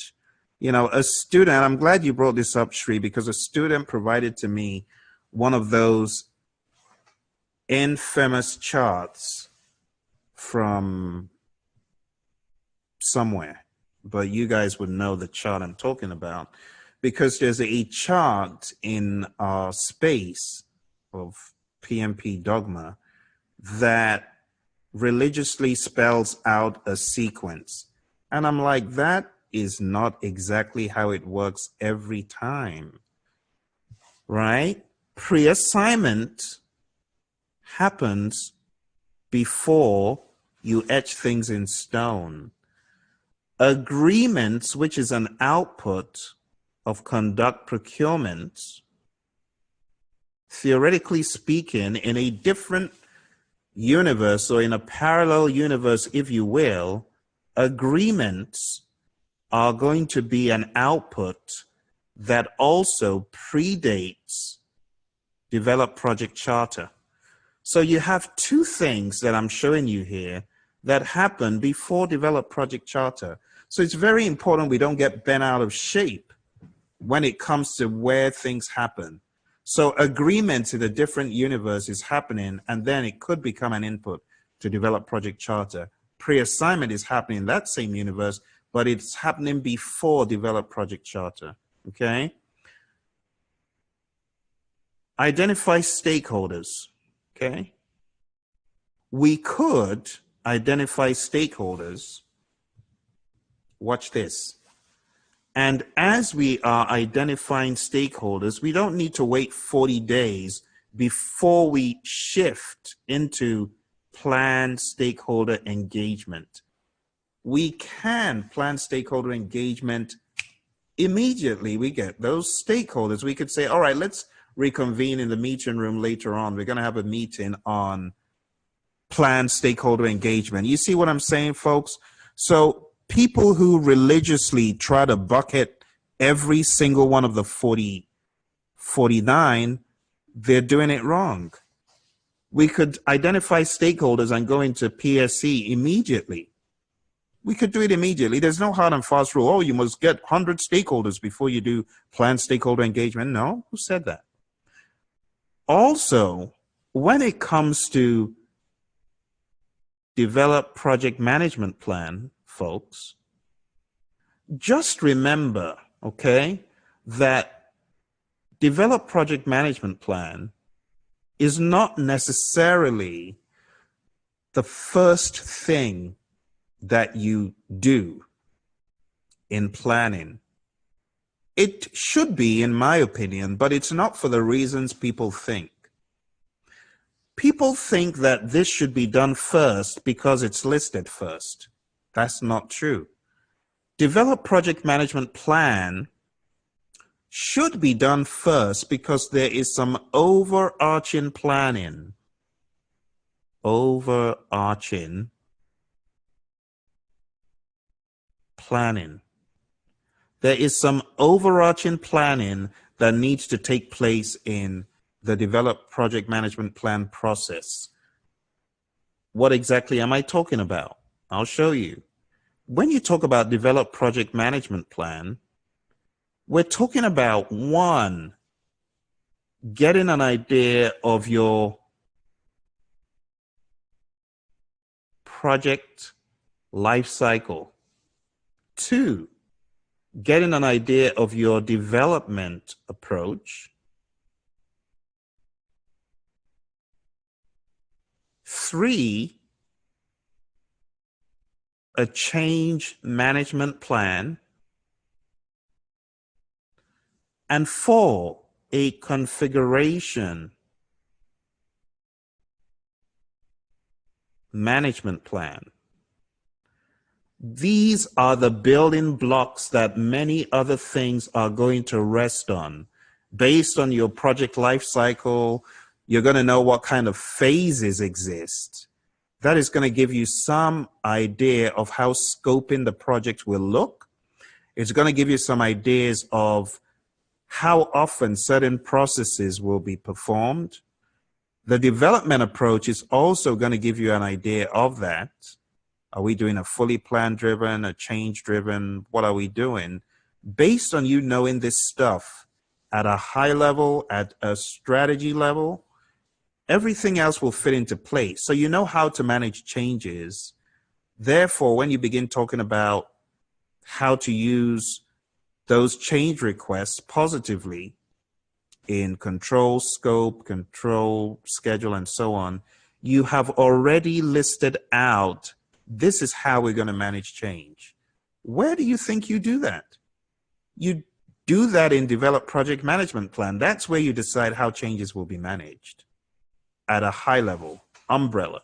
That is also where you decide how features and these functions and features that are cataloged in documentation, really your configuration items, it's in develop project management plan that you identify those configuration items and you intentionally decide how to manage them. So when you come back to this chart and you look at DPMP happening first, you got to know why it's happening first. It's not because PMI listed it first. It's because there is some overarching stuff that needs to happen. And then when you have done the overarching framework, you then begin to add some flesh on to the entire picture. So it's at this point you can decide the how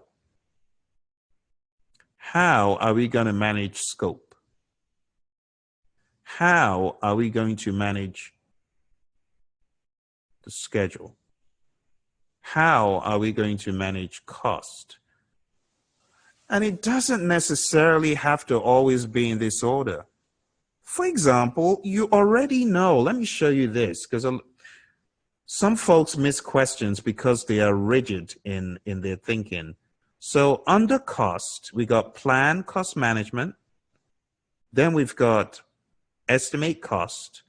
Then we have determine budget, from which we get the cost baseline and the project funding requirements. Now, do you know that some of this stuff could have already been defined in a parallel world of conduct procurement where you are the seller and all of this stuff is already somewhat defined in agreements? You see? So it's important that you really understand a question and don't get hung up on that page 25 order, completely blinded by the fact that things could happen differently. Let me just show you a few, because there are a couple of things that people should use as examples of this. And I'm sorry to keep you here this late on the last day of the year, but I think it is important that while you know page 25, don't lose your mind on it. Still maintain some control of being able to assess a question to fully understand, okay? So let me show you a few examples. Take a look at page 248 in your favorite book, okay? Page 248. And we're taking a look at the determined budget process, okay? Determined budget, page 248. All right, so if you take a look at this, let's see the outputs that are, let's see the things that are outputs of somewhere else but inputs to determine budget. All right.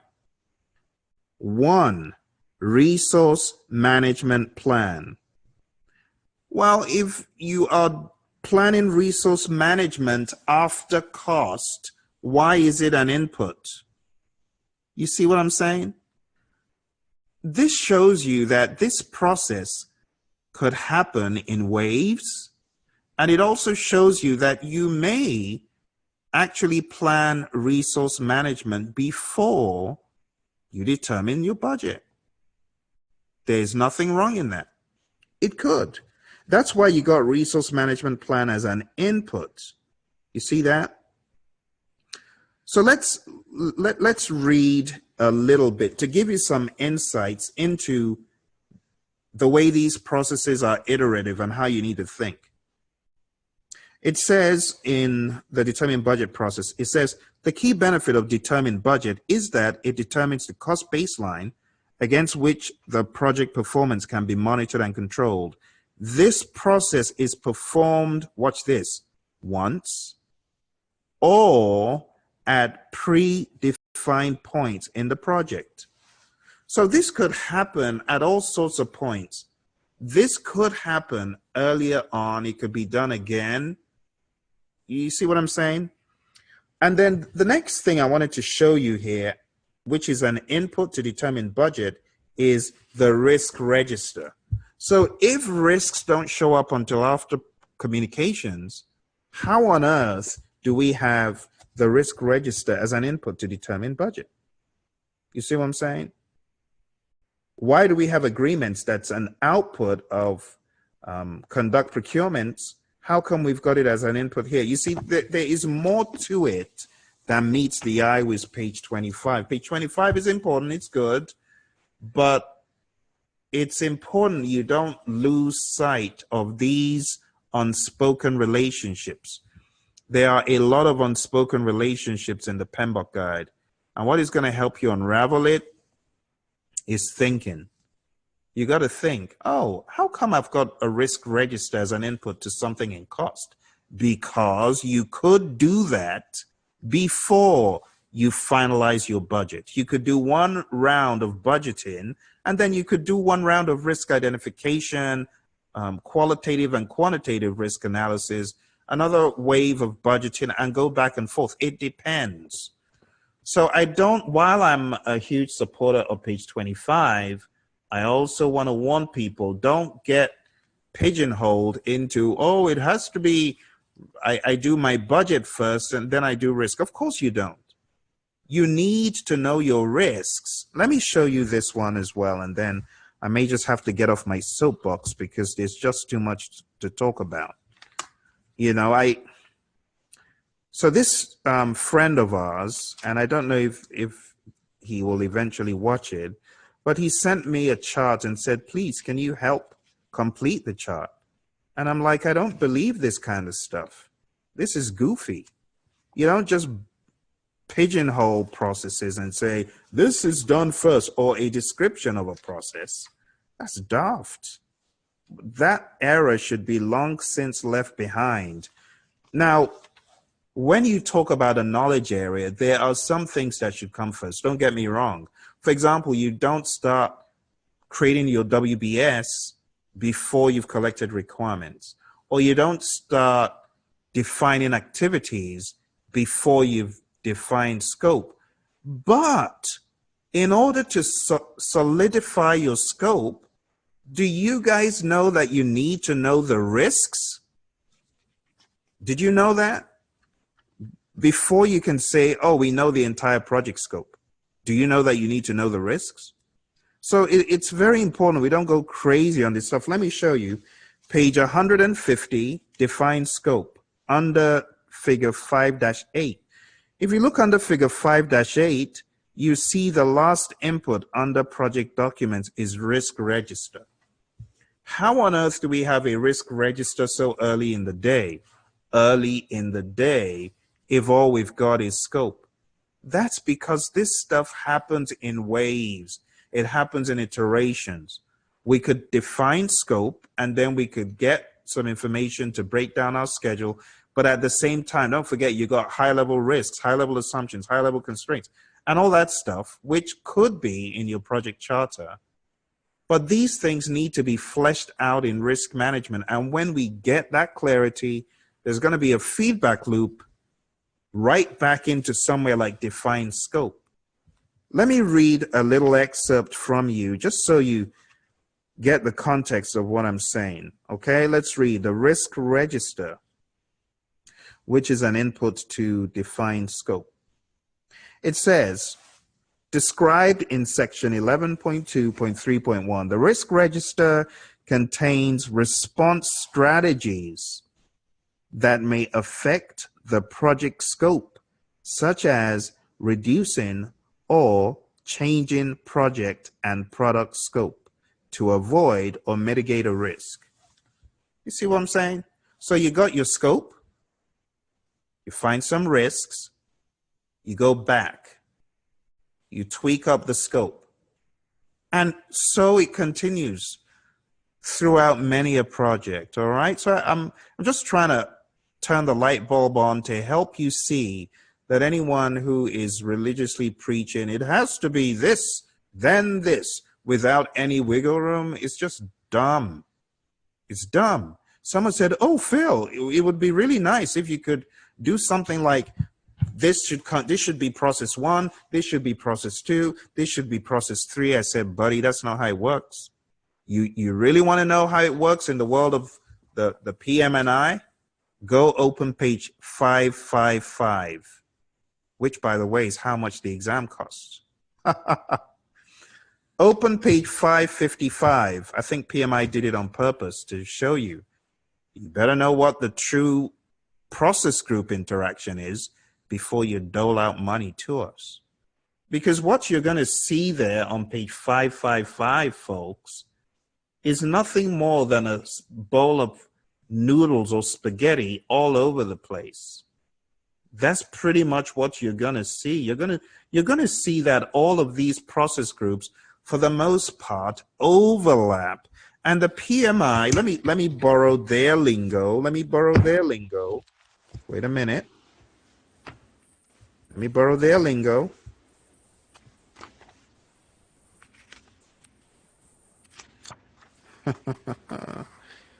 Oh dear. Okay. I can't find the exact place, but I'm gonna play back the tape recording in my head. The 49 processes interact in ways which are not accounted for in these images or in this guide. So when you read it, proceed with caution. Let me borrow something else from the PMI. These processes interact in ways that could include, but are not limited to.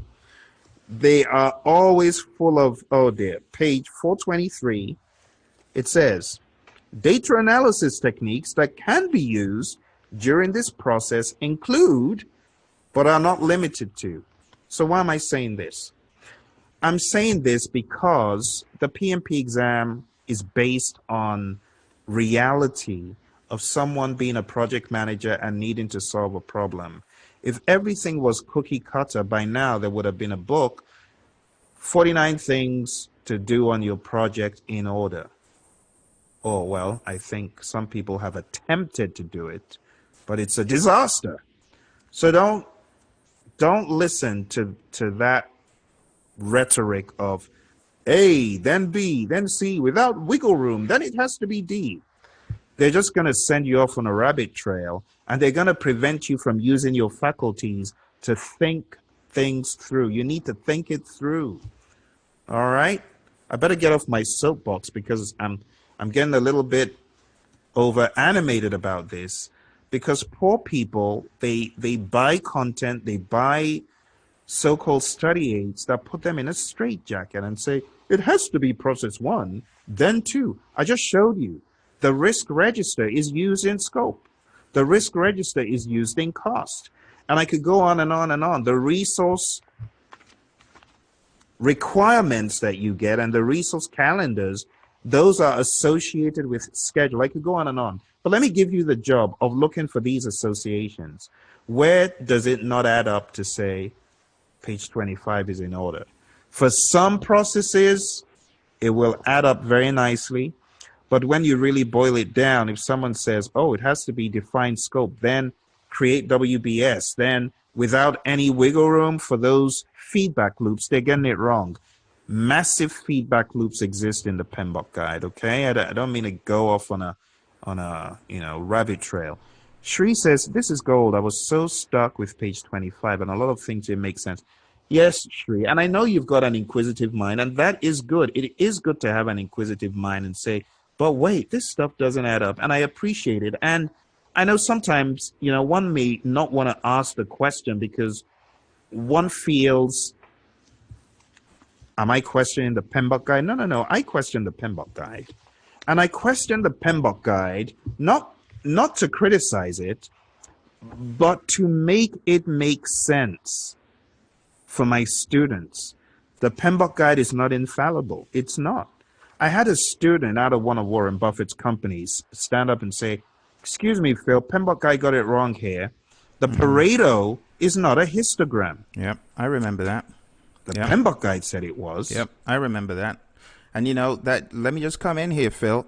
I remember that, and that is the reason why we talk about unraveling the guide deeper, why we go into deeper studies, because you should question what you see when it doesn't add up. So anyway, the long story short, this student in Warren Buffett's company said, this doesn't add up, this doesn't make sense, this is not true, this is not the case. And I went to PMI and said, hey, we got this one wrong. This does not describe a Pareto. A Pareto is not a histogram. It's a vertical bar chart. It's an ordered vertical bar chart, but it's not a histogram. I could bring out my Pmbok guide that's here in the shelf and show you where the PMI got something wrong, but because an inquisitive mind said, hey, I'm a Six Sigma black belt and this doesn't make sense. And they changed it. You see what I'm saying? So for those of you just coming, we're on a binge. We're having a long discussion about how to pass the exam. It is meant to inspire and encourage those of you that want to get certified in 2020. Hey, if you want to get certified in 2020, pay close attention to all these lessons. I mean, even 2021, 22, 23, whenever you want to get certified, these things still hold true. Everything that you've heard so far holds true. And the first thing that these folks did to get the traction they needed was to go on down to pmsucceed.com, exactly as I'm showing you on the screen, because we have training that is starting on Saturday. In fact, we have a little open day session on Wednesday, but that's going to be followed by Immersion into the world of the PMI, the Pmbok guide, on Saturday. All right, so go on down to pmsucceed.com and you'll be able to sign up for this awesome course that is starting 35 hours with a lot of redundancy built in. There's going to be so much redundancy. It's going to be almost unbelievable, the amount of value that people are getting. I always tell people, even if you just signed up for the materials, even if it's just the materials, this comes with the course. You'll get this for free. The real price of this is $175. You get the downloadable MP3s. You also get this awesome study guide that so many people rave and rant about.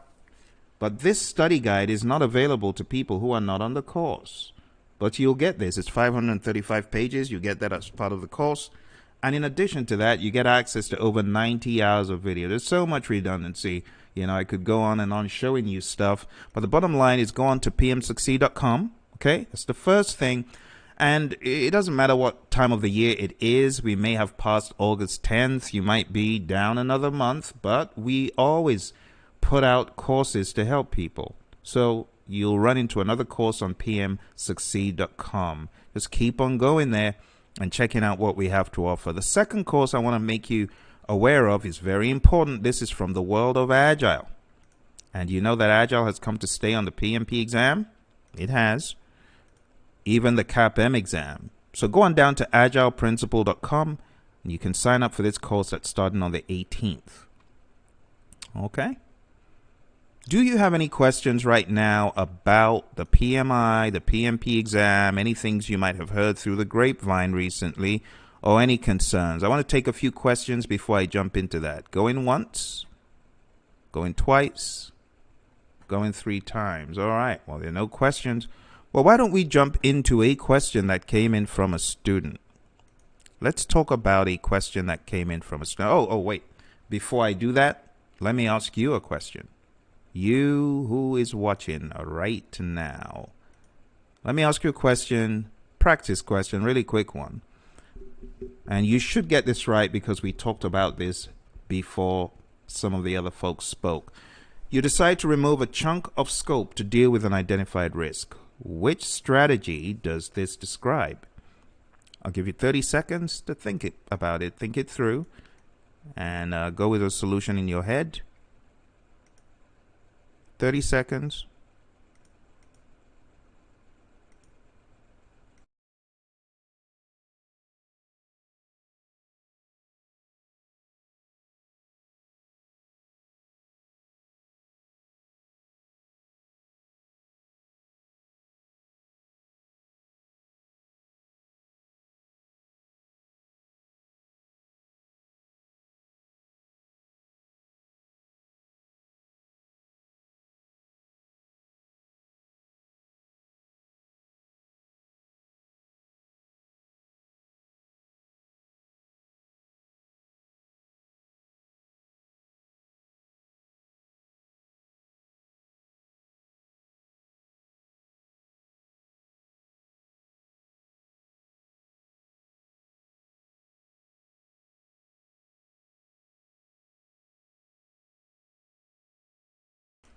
All right, time up. I was a little bit liberal with my 30 seconds, more like a minute. So, taking out some of the scope of a project, for those of you that have read Chapter 11, I hope you got it right. I hope you realize that this explains the avoid strategy. When you take out a chunk of scope, you are avoiding that risk. Okay? Let's go to our next question here. So that is avoid. Next question. You decide to build a fence to minimize the probability of a break-in risk. What would you call that? I'll give you another 30 seconds.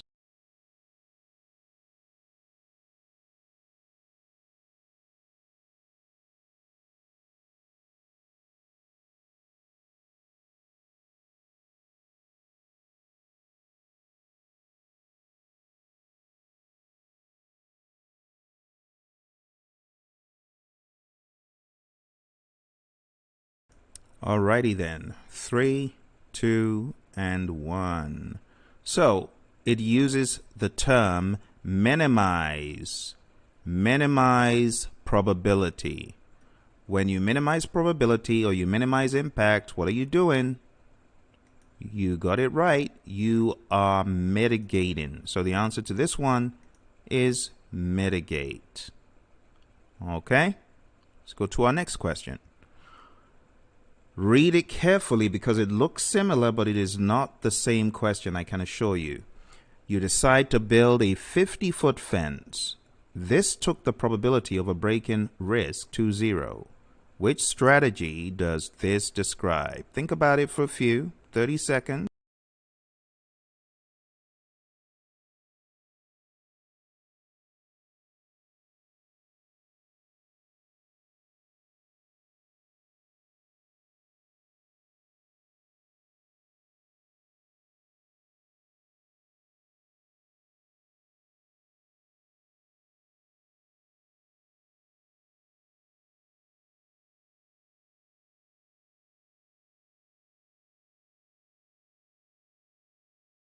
Alrighty then, 3, 2, and 1. And for those of you that were on the call on Saturday, those students of mine, I'm really hoping you're knocking these out of the park, because we did talk about this over the weekend. So when you take the probability of a negative risk to 0, what are you doing? Again, you are avoiding. So the answer to this is avoid. This is very straightforward. It's just a memory jogger. I do not consider this to be lethal at all. It's very, very basic. Here's another one. The next one states the government has demanded that you procure performance bonds before they do business with you. Which strategy does this describe? Another 30 seconds coming up.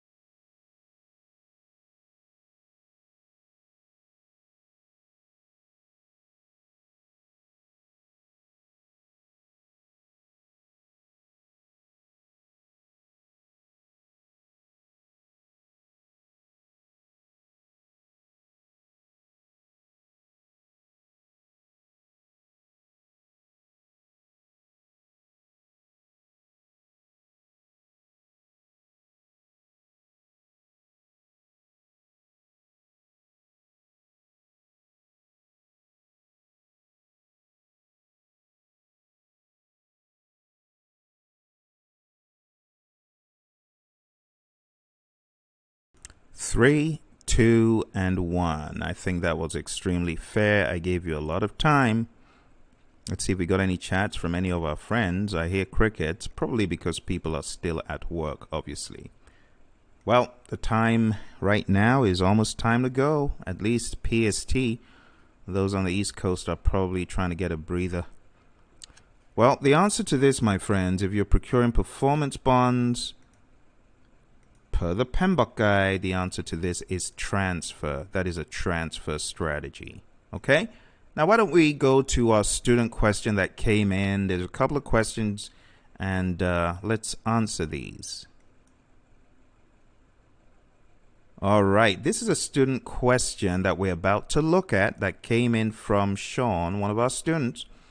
And it says, is the reason why close procurement isn't integrated with control procurement because procurement could possibly close out 10 to 20 years down the road, depending on the contract? Well, the answer to this, Sean, is actually in the Pmbok guide, you do see that closing out of a procurement is actually part of control procurement. So control procurement is the process where you close out procurements. I don't know if you'd seen that. So why don't we go on to 12.3, because I'm guessing that is your question. Kind of like, where is closed procurements? It used to be in the 5th edition, so why isn't it here? Is it because you could close out? Well, let's read it. Page 492, Sean. Let's go there. It says, control procurement is the process of managing procurement relationships, monitoring contract performance, and making changes and corrections as appropriate. Watch this. And closing out contracts. So if you're closing out contracts, you're in control procurement. You see, the key benefit of this process is that it ensures both the seller's and buyer's performance meets project requirements according to the terms of the legal agreement. And if you take a look at one of the outputs of control procurements, let's go to 12.3.1. I want to read something for you. 12.3.1. It says 12.3.1 point. I think there's another point after that. 12.3.1 point. See. Oh, I beg your pardon. It's 12.3.3.1 probably. Let's see. Is that it? Yes, it is. All right. 12.3.3.1, Sean, and it says on page 499. I'm going to read it for you. It reads, the buyer, usually through its authorized procurement administrator, provides the seller with formal written notice that the contract has been completed. Requirements of formal procurement closure are usually defined in the terms and conditions of the contract and are included in the procurement management plan. Typically, all deliverables should have been provided on time and meet technical and quality requirements. There should be no outstanding claims or invoices. You see, no outstanding claims or invoices. It's met the technical specs at the time we are signing that it's done. And that's okay. That's fine. But then it says there should be no outstanding claims or invoices and all final payments should have been made. The project team should have approved all deliverables prior to closure. So closing out a project or phase or closing out a contract, don't begin muddying the waters with the afterlife of the product, because when your product goes into the operations team, it goes into their orbit, the project's done. Yeah, they're using the deliverable as they should. Deliverable breaks down. What about warranty? Project's over, but the warranty's in place. It's another piece of the afterlife of the product life cycle. You know, before I would talk about the project life cycle, the project management life cycle, and the product life cycle, and they're all different. But the product life cycle is the life of the product. So going back to your great question here, the next paragraph that follows. Now, what if the procurement contract is a 7+ year contract with warranty and other services for software, customer hardware, but you are procuring the hardware for your customer for Dell? It goes back to what I just said, Sean. So if the project spans across that time and the warranty is included in it, okay, that's fine. Then the project isn't over because we've talked about the duration, the length of the contract. But it is possible to deliver, to install whatever it is. Project's over. You get what I'm saying? Project's over. But some companies choose to make a level of effort component part of a project. And if that is part of the project, then the warranty, the guarantee, the additional field service work is part of the project. So it really depends on what the contract says. B says, how would the procurement administrator, legal supply chain department formally close the procurement contract with the supplier as well as close out the project with the customer? It's a good question. It really depends on how they want to set it up. They could decide, well, the level of effort is part of a project. You know, I've worked in a company where that was the case, and the field service engineers, they'd go out.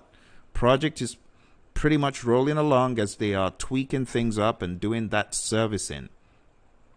They chose to see it as part of the contract. It's kind of the way some aerospace firms do their business, and that's okay. But if you think about some other firms, you're like, no, we want to be one and done, and that's it. And if you want us to do additional warranty work, that's another component, another SOW. It really depends on people and how they want to do business. And you know, the PMI, they're very open. I should say, the Pmbok guide, let me be clear. When I say PMI, sometimes I mean Pmbok. When I say Pmbok, sometimes I mean PMI. But let me be clear on this one. The Pmbok guide, the writers, our esteemed colleagues, they knew this, and that's why it's open. No one says a project must have the warranty and the guarantees and stuff in it. No, it could be part of what comes with the guarantee, but the project is done once you've delivered the good or the service, if you get what I mean. In other instances, the entire project is that additional scope of work to service the customer and to put some guarantees and field services in place and all that jazz. Okay? Let's take a look at the next page. And the next page got a little bit of garbled looking text here. Let's separate what you're trying to say here, Sean, so everyone can see. There we go. So it's a scenario. Say for project X, you're selling software to company Y. And say your QC team verified the scope in quality control and send it to the customer who validated and approved the scope in the control process. And say you, the selling software company, also have a procurement contract with Dell to buy 200 servers, cabinets, and so on. What might the steps look like when going into the closing project process? How might this scenario play out in the actual close project process with the agreements and procurement documentation? It's a good question. So really, it boils down to two things, Sean. Hardware, services. Contract for hardware may include contract for services, and it may play out for the entire duration, or maybe contract for hardware is different from contract for software. It really depends on how you want to split it. And of course, there could be many other entities involved. There could be many other clauses. There could be many other procurement milestones. And it depends on how you want to break it down. You know, the PMI talk about firm fixed price incentive fee. All that stuff could come into play. But the contract is closed when all the services and all the products in that particular contract have been rendered. So it's really up to the company. You know, a lot of these companies nowadays, they form certain peculiar agreements. But the bottom line is, once we've delivered what we said we would in contract X is done. You see? And it's that simple. If a contract says, for this to be accepted, you need to meet XYZ requirements, then do that. But I can tell you straight up, Sean, there are many companies. We have worked with many companies in the world of education. We have worked with many companies all over the world, and they all do business differently. Even those in relatively similar industries, they do work differently. You know, some come up with really innovative contracts, and others just stick to, no, it's going to be firm fixed. You know, no, without wiggle room. It depends on the company. So it's a good question. It's a great question. But these days, companies are getting more agile. They're getting more savvy, more aware of how they can bargain and get creative with contracts so they don't feel locked in. Okay? So I hope that helps you. Before we go into our next speaker's banter, I have got another question for my friends getting ready for the PMP. This is going to be from the world of risk again. It's just a harmless little question. You decide to design redundancy into a system to reduce the impact from a failure of the original component. Which strategy does this describe? What do you think? What do you think? I hear crickets. Everyone's at work. Everyone's busy. Oh, there we go. There's Gabriel. Gabriel, how are you doing? Gabriel says, I want more information about this training. Okay, the thing about that, Gabriel, people start abandoning ship when I talk about training because they're like, oh, we just want content, Phil. Let's finish this question, Gabriel. I'll talk about it real quick for a second. Okay? All right, 3, 2, and 1. So the answer to this question, as you probably guessed, is mitigate. And that's because mitigate is a reduction of impact, a reduction of probability. And I said this in the very beginning. You got to know when you're mitigating. You got to know when you're accepting. And one of the distinguishing factors is doing nothing versus doing something. So designing redundancy into a system to reduce the impact from a failure of the original component. Let's go there. Let me see if I can actually open up to the page to show you. You know, sometimes it swirls around in my head so much. I'm like, is that right? And I just need to open it up. Let's validate that I am right in this case. Okay, on page 443, under mitigate, it says, where it is not possible to reduce probability, a mitigation response might reduce the impact by targeting factors that drive the severity. For example, designing redundancy into a system may reduce the impact from a failure of the original component. All right, so that is definitely mitigate. Now let's go back to discuss the training. Gabriel had the question regarding the training.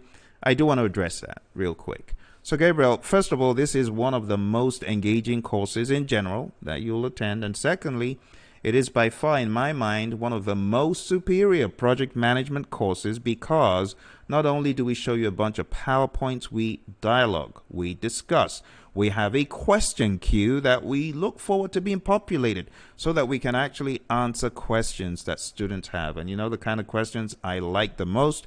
It's the questions that are based on your real world, trying to marry real world and Pmbok guide. Because I tell you, a lot of people, they've heard so many things about this, and someone said, Phil, it's a fairy tale. I say it's not a fairy tale. All the things in the book are from other people's experience.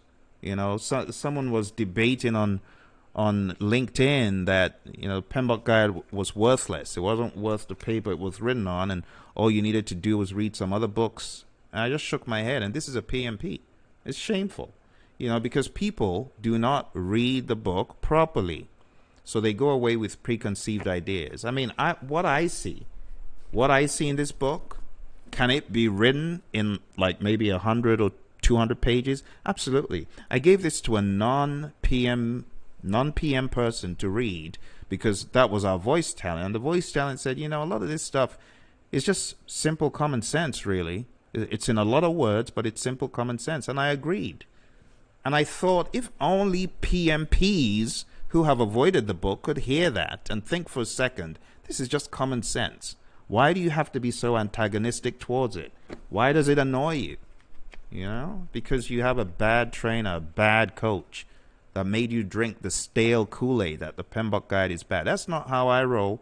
So when you come for my training, Gabriel, I get you to the right point of thinking where you can see that this is not just a waste of time, but it's something that could far outweigh the PMP cert benefits.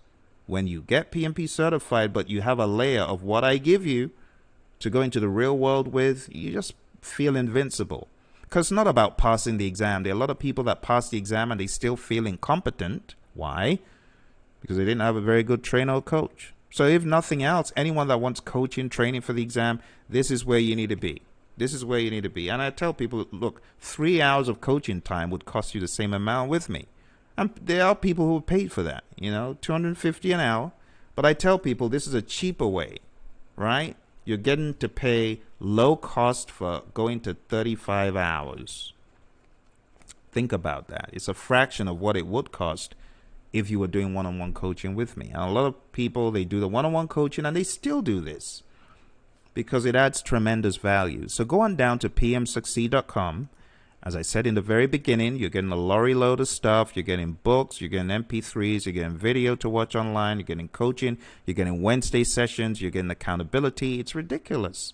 It's ridiculous. I mean, I wonder why people would still go and fork out $2,000, $1,500, $1,200 for another course where they just leave you high and dry. You're done. Well, thank you. Bye for now. And you never hear from them ever again. Don't do foolish things like that. So, Gabriel, I'm glad that you are wise, you're smart, you know, and I've said for the course, you're going to get this. It's a 20-hour MP3 set. You know, you don't have to lug the box around. We give it to you digitally. It also comes with this.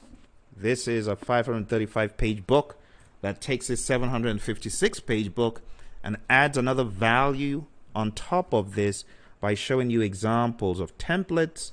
We also have questions in here. We also have data flows and images, tables that will help magnify what is here and give you a friend that you can carry around. Well, PDF version. So if I were you, I would go on down to the website. I've talked about it ad nauseum. I don't want to get in broken record, because I've said it so many times. Go on down to pmsucceed.com. Sign up. You'll be glad you did. Just like all the other people you've been listening to. Doran, Muzaffar, you listen to Kathy, you listen to Brittany, you listen to everyone. and what they had to say. So Gabriel, the site you need to go to, I'm beaming it up again. Go on down to pmsucceed.com. The price will be changing this week. Anyone who wants to be part of this, you need to join quick. We're also having an open Wednesday session where you can come in and ask questions. You want to get it while it's hot. Get it while it's hot. All right, go on down to the site. Sign up. We'll look forward to seeing you. Are there any specific questions, Gabriel, that you had about the training? I hope I got all the questions you had. But right now, we need to hear from another PMP guru of ours, another PMP expert. And that is what we're going to do in the next few seconds. But if there are questions about anything, let me know. I was really upset to hear that one of my students ran into a bottleneck on the exam today. I mean, logged on to do the whole Pearson view thing, turn on the computer, which had already gone through the vetting and the validation. So he ran the test, and then he started the video, and all of a sudden, it just got stuck. It just got hung up and refused to move forward. So now this poor student has got to go back to the drawing board to try to keep the momentum up. Unfortunately, you know, it really isn't something that I wish on anyone. But, you know, the good news is when that happens, from what I've seen, my students that happens to, I haven't seen one of them not turn back around and smack the exam in the jaw big time. So I'm just going to say to that student of mine out there, be encouraged, okay? Don't let it get you down. And before you know it, you're going to be a PMP boss. Trust me, it's coming. Usually the PMI takes, 5-7 days. They'll get back. They'll tell you when to do it. And when they say do it, just be ready, right? And you're going to do absolutely well. So any final questions before I jump off? Okay, Gabriel, I think I did a good job. Why don't we go back and speak to one of our gurus? Honestly, this dude, this is my guy right here. Because if you hear what he did, what he went through, you'll be inclined to say, ready for action. Just like he did. He was ready for action. Kill the exam, he did. He absolutely obliterated it. So why don't we go in and hear from our friend Daryl along this journey, and finally, boom, he hit that ridiculous thing in the jaw. It's now a PMP. You can see the background behind me has dramatically changed to signify accomplishment, enjoyment. Come on, Phil, let's hear from him. Bring him on. This struggle. Bring him on. So, Daryl, welcome. I'm really excited to have you on today. How you doing, man? I'm doing pretty good. First off, thank you for having me and actually present what it took me to get here to talking to you and your students in regards to getting PMP certified. Thank you, Daryl. I'm really, really excited. You know, I'll try to curb my excitement so that we can focus on what you have to say.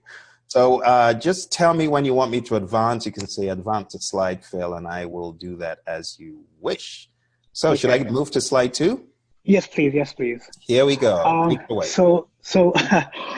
And Phil's right. It was a long journey for me before I started these slides. It was a long journey for me, and Phil was there throughout the way. This particular journey for me was different than any other journey that all your PMP students experience. So it's I'm touching into more of my personal side, but I want to let everybody know exactly that this PMP is a challenge, and you need to keep pushing through. So the agenda is it's about 4 or 5 slides. I'm giving you the reasons, my journey, my impediments, and of course, exam day. So please may you advance. So reasons why I pursue my PMP is because of professional personal development like everybody else. Career enhancement. My company where I work, they're always looking for growth. So if you show growth, they want to invest in you so much. So, and my goal was also to become a PMP. I've been doing overseas work as a DVD contractor for 4 years, in 4 years.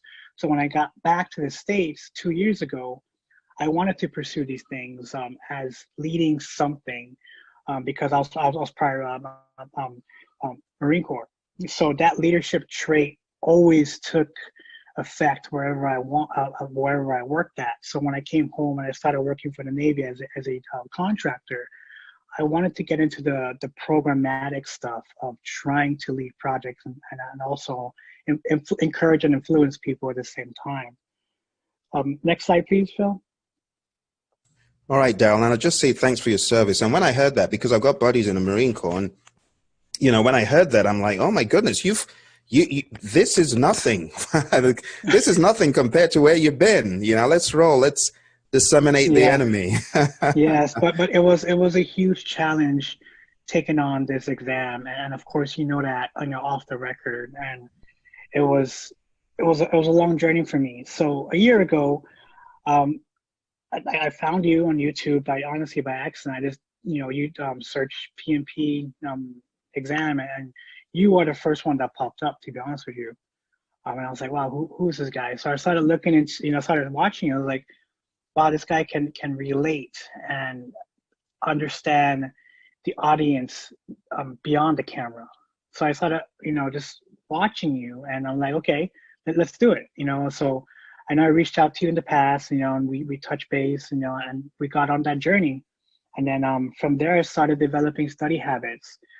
So on my first attempt, as I was going through your courses and your advice, I went ahead and I scheduled my first attempt, and that first attempt was not good. I did everything you said not to do in the PMP stamp out exam failure. So everything you told everybody not to do, I did it. And I know you were there to advise me, but I know you didn't want to overstep and telling me what to do, but you kept on pushing. Watch the video, but I did everything you told me not to do. So I failed that first attempt. So after that first attempt, I started to reevaluate myself, and I was wondering what's going on with me. Why am I so? My brain was so out of it. It wasn't organized. I was anxious. I had the symptoms of PTSD, and that's going to be on my next slide. And this is going to come into my personal life.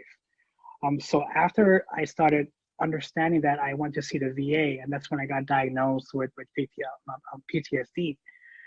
And this diagnosis happened 11 years after I got out of the Marine Corps. So throughout those 11 years, I was experiencing those, but I was in denial. So when I got evaluated and everything else that come into play, everything else, I got on medication and stuff like that. I had to disconnect from the world. I mean, personal life, my family's work, and I was also pursuing my MBA. So I decided to get on the meds. Everything calmed me down. My brain started to reorganize, and my temper started calming down. I was like, let me take the second attempt. I followed the PMP exam stamp out, with the exception of my work being in the way. I had more work demands than at that time, and I failed at that second attempt. So I went back to the VA and said, hey, I'm still feeling the same way on these meds that you gave me. So my doctor was like, let's try this route. So we switched my meds, and I was okay, let's try it. So now I was more focused. I was more trying to accomplish things that I always wanted to accomplish. So if you can move on to the next slide, Phil. So here's what I want to talk about. This touches more into my personal life because it impacted my ability to pass the exam. Of course, I was fighting PTSD for this whole entire time, which I didn't know until I actually got seen at the VA, and they're like, hey, you got PTSD. You didn't know that? I was like, no. So I had to fight that at the same time, along with other commitments like my family, my work, trying to get my second degree, which is my MBA, and that took a huge toll in investing so much into this PMP exam. I invested so much, total of $2,500, because of the study materials, of investing in Praizion, which I so appreciate. Just retaking the exam on 2 attempts, and that's a pretty huge amount of money. And then my own PMI membership. So throughout this a year and 2 months, I kept investing in Praizion and rescheduling and it was becoming a bill and a debt to my side, because every time I would schedule something for my PMP, I always reschedule, and then I always tell Phil I rescheduled. So it was always a huge thing on my part, and before I started, I told you it was this personal life of what my impediments were impacted my ability to pass the PMP. So in January, Phil reached out to me and says, "Hey, what's going on? You've been out of touch." I go, "Yeah." So I told him, and I said, "Hey, I'm getting better. I'm starting to feel myself now, and I'm going to really push on and really schedule this exam, and I'm going to keep on doing it. And I have one more attempt, and I want to pass." So Phil, as he's very supportive, he said, "Let's do it." He told me to keep on pushing with the mock exams and the 2020. And I kept on every single time I got that instant YouTube text on my phone, I would immediately click on YouTube on his videos, no matter what time it was. I would just watch it, and my study habits it really improved understanding my challenges with PTSD. So what I did was, throughout my study habits, every morning I would get up, I would study page 25, and I would just memorize page 25. At the same time, I had my drive from work to home was like an hour. So I would listen to Phil for about 20-30 minutes. And then that rest of the 30 minutes, I pre-recorded my voice with page 25. So I would pre-record the knowledge areas, I would pre-record the 49 processes, and I would listen to myself to make sure I am actually understanding and remembering the processes. And then I started to just work I just kept on watching Phil's videos, and I started to memorize everything. So on my exam day, what was the next slide, Phil?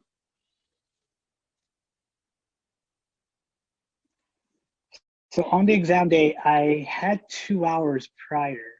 I took PTO, so I had 2 hours prior before the exam, and I was already wide awake. So I drove to the exam site at Pearson View, and I went to the nearest Starbucks. This is not encouraged, so please don't do this. And Phil's going to highly recommend not to do this. I pretty much, for those 2 hours, I cut everything, everything, all the noise, and I put on my headphones, I put on Phil's voice, and I just went through the Pmbok guide. I didn't look at any other social media, and I just heard Phil's voice. I used the audio clips that he sent me. I just kept on playing it for those 2 hours. And I opened up I printed out the exam content outline, and I filled in every single task that I know. And I was surprised because I filled it out to where I was filling it to the details. Like, okay, task 1, this is going to call out identify stakeholders, but it's going to call out this. But then this is at TTO that's going to call out this. So I was already writing out so much on the exam content outline, and I realized, like, wow, I'm actually ready. So with those 2 hours, I was pretty much cramming, but at the same time, I had to feel confident. So that's why I did it. So I know you won't. I know it's not encouraged to do that, but I just felt that I had to do it, because if I didn't do it, I guess I wouldn't have passed. Yeah, you got to do what you know you got to do. If you feel it deep down. So you went to the Starbucks. How many minutes away was that from the? It was actually like 5 minutes away. Oh, okay. Yeah, it was 5 minutes away from the test site. Wow. So I went to the test site first. I scoped it out. I went back to the Starbucks I passed. I parked, got out, took my laptop, and I went to work. So, wow, I love it. You got to be agile, and that's being agile, because that throws out convention and tailors it to what worked for you, that you know what. But it was totally out of the ordinary, because the previous two attempts, first attempt I didn't sleep. I did not sleep at all, Phil. I took the 4-hour mock exam that night. Wow. That night prior, and he told me not to do it. So but I did it. On the second attempt, I had good sleep, but I drove to the test site, to take the exam. So I didn't do my ordinary routine. So those 2 hours, I was like, you know what? Let's open up the Pmbok guide. No music. Put on Phil's voice. Put on the audio, and just run through it. And I actually did it. Wow. And on my 4-hour exam, I wasn't as nervous as before. I was pretty confident. I was really confident, actually. And then the results was I got 2 above targets. Wow. There.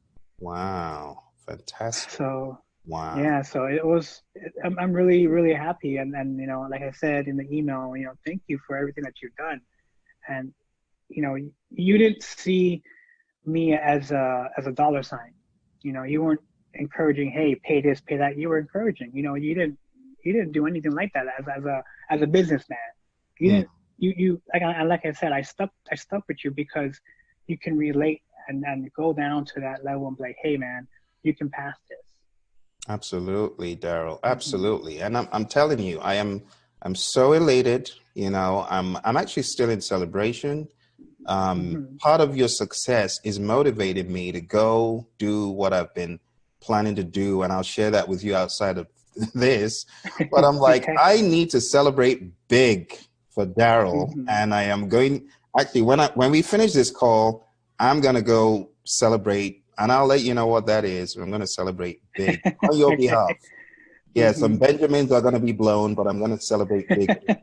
Thank you, Phil. Thank you. I'm telling you. So I told you, one of my buddies, one of my close friends, Colonel Crail, Marine Colonel, and he's a close friend of mine, and he has journeyed with me in training so many entities, the U.S. Air Force, the U.S. Army Corps, the FBI, NASA. He helped me with all of these people. And I'm like, I need to celebrate, because this just accentuates that it is possible.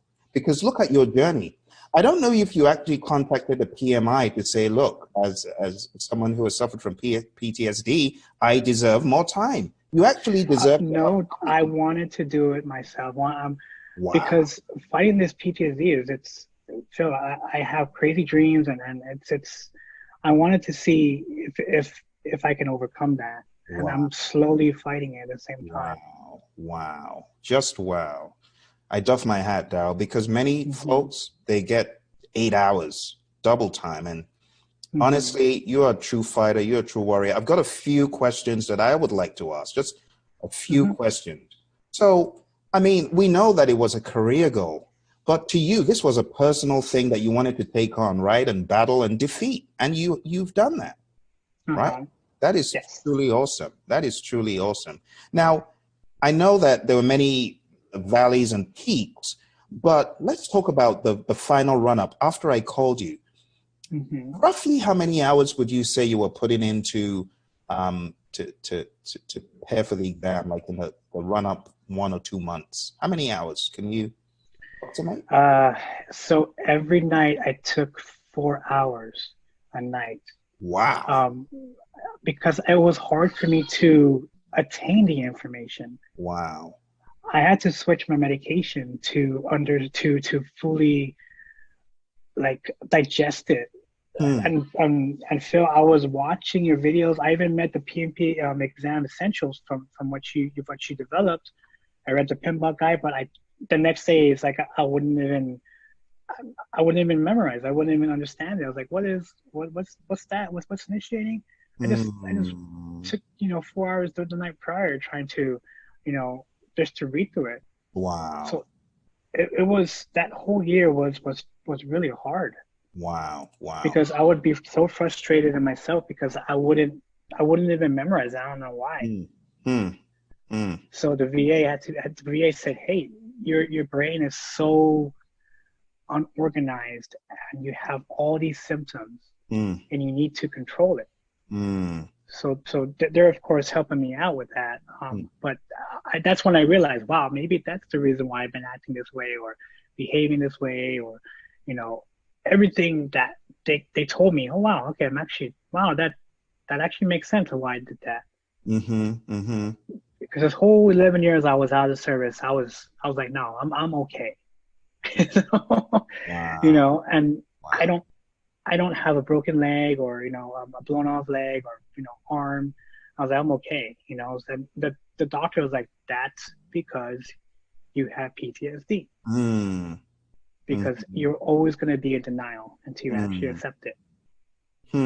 Because Phil, I've invested so much in this exam.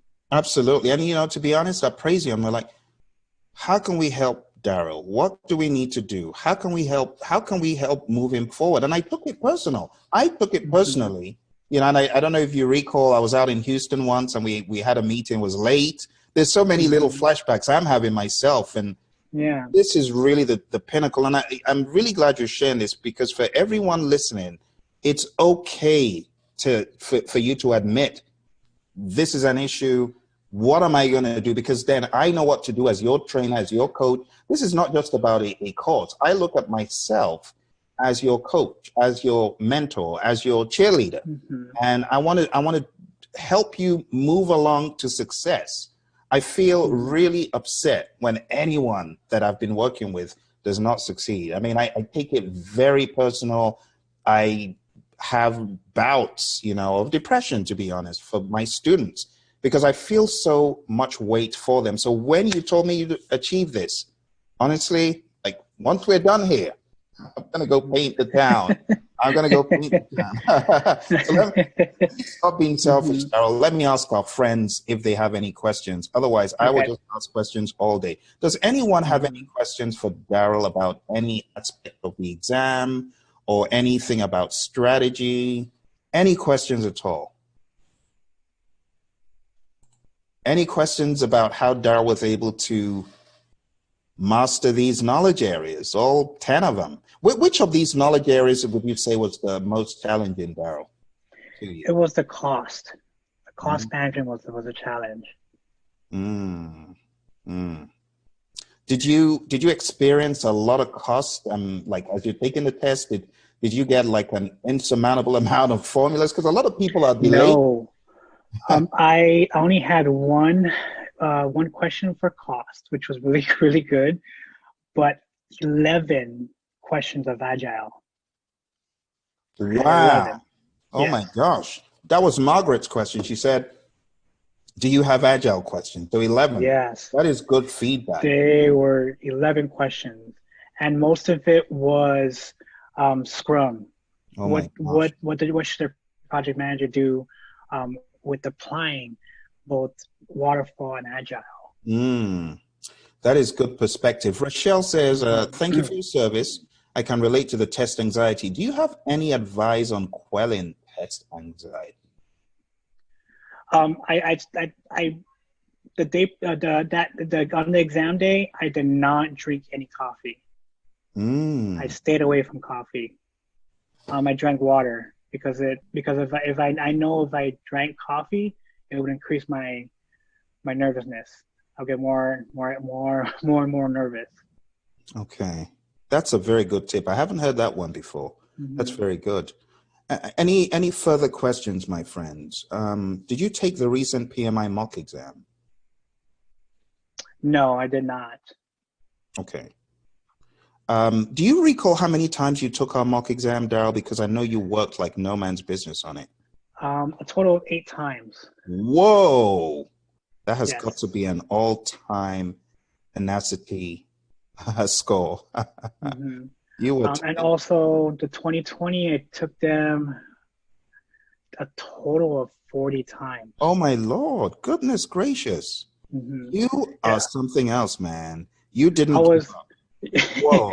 So for, I was actually capturing it that every single score that came out, I wanted to improve. Like I want to scope. I scored 85. I was like, okay, next 2 days from now, I'm going to score 90. Whoa. So I will go back to it without even studying scope, and I would just run through my notes. 2 days later, I will go back to scope, and then try to see if I improved. Wow! Oh my goodness! So, that you really fall for this thing. You fall for this, and you deserve every bit of it. And to be honest, it's the beginning, and wherever you want to go, whatever you want to do, I will come along for the ride with you and help. And if I need to convince anyone to get you on board for whatever you want to work on in project management, you can count on me. I will give you a reference, a glowing reference, just a commendation, because I haven't seen a lot of people go this far. 8 times, ridiculous. 40 times on. I was really pushing it, and everywhere I went, I put on your audio. Everywhere. Like I was out of mind. Like at the restaurants, I would open up, the Pmbok guide on my phone. Whoa. I'll just look at, read some one sentence at a time. I was all about it, Phil. I was trying, because 2 attempts was too much for me. I was like, I'm not going to fail my third time. I have to pass. And because my company was already, I was already involved with all the PM stuff. I'm already involved with hiring people, RFPs. I'm already involved in that because they know that I want to do it. Wow. How did they feel when you told them? They were pretty excited. So they want to meet with me this week, to talk more about, what's the next step. Oh, lovely. Lovely. Wow. You got another one here from Brittany. I'm having trouble memorizing all of the ITTOs beyond the key outputs. Did you memorize every single one of the ITTOs or focus on the key ITTOs? What did you do, Daryl? I memorized about 90% of it. I used your mnemonics. So I know you did at a high level mnemonics for the 49 processes. So I went to the point where I was on each process, I mnemonically used it to my advantage. So for Develop Project Charter, I went and did my mnemonic myself for the ITTOs. Wow, you really went So that's hard. how I memorized it. Yes. Wow. Now, on the exam, let's just put it in perspective. So knowing the tools and techniques versus knowing the inputs versus knowing the outputs, how would you rank in importance, from your experience? And I know everyone has different perceptions, like one of my team members said, oh, it's this part that is my biggest, which one would you say in terms of bang for your buck, would you say you would gravitate towards first? The tools and techniques, because the majority of the questions that I had 2 days ago were pointing out the process, but the answers were the tools and techniques, but they were worded differently. Absolutely. I've heard something similar from a team member of mine, that the tools and techniques are the beastliest. And it's taking the exam that brought that to the surface, for her. And totally agree, because even from my own study, I find the tools and techniques are bigger hurdle. So Brittany, my suggestion to you is to maybe spend more time on page 686 to page 694 as well. And Daryl, you know, I've said that so many times. Yes, yes, you know, that one works too. Yes. Those pages they're intimidating, and I know Shri mentioned that in the past, but you have to keep on doing it. It sucks, but you have to. Because I know in one of our previous classes, Shri mentioned, I can't memorize this. But you have to keep reading. You have to try and understand that, okay, 7.1, okay, what's 7.1? You got to go back to the Pmbok guide and figure out what it is. Mm-hmm. I'm glad you're covering this in all truthfulness, because for some of us, this is just, we have to go our own path. We all have different, you know, things that would, like, listen to what Daryl said about, you know, getting to the Starbucks, and those 2 hours, that is, you know, blowing up any form of doubt, and at the same time, putting him into a power mindset. I mean, you got to do what you know works for you. I have, in instances, defied my own advice. You know, like I was training a course and I studied till 1 for my RMP exam. I had to, because I hadn't studied at all. So sometimes you need to say, okay, Phil, I take this piece, I'm going to have to be agile with it. So whatever you need to do. But do look at page 686 to page 694. I think that will really help you. Rochelle says, did you find studying that intensively increased your anxiety? So as you were studying, were you becoming more anxious? Were there any types of studying that would make you more anxious than other types of studying? I had to put in more work, because if I didn't put in more work, I'll get more anxious. I was the exact opposite. I had to keep, because it was my challenge. It was my hurdle. So I took it personally. Like, okay, if I don't put in this amount of work, I'm gonna fail.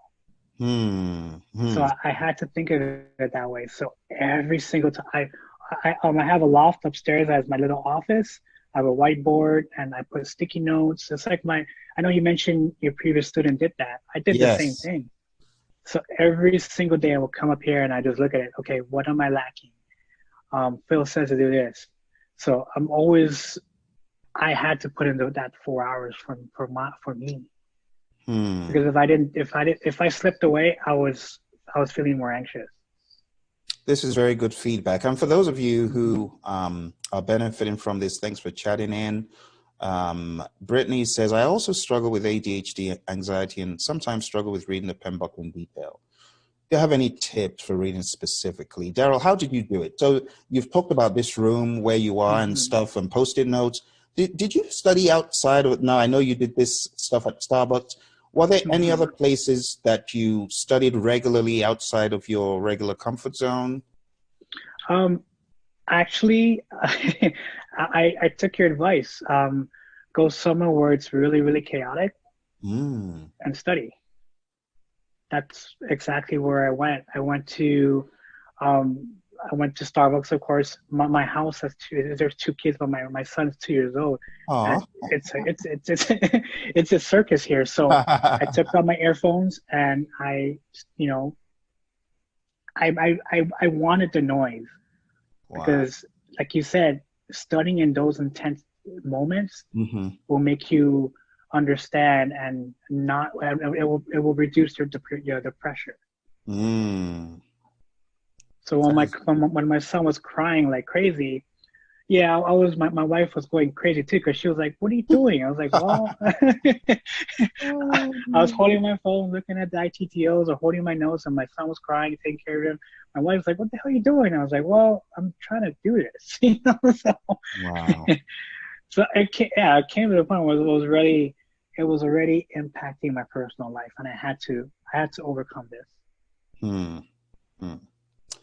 That is, I really appreciate you being honest and, open and transparent and sharing this, because trust me, Daryl, this is helping tons of folks. We do have a lot of folks who are suffering, like just struggling to get through this.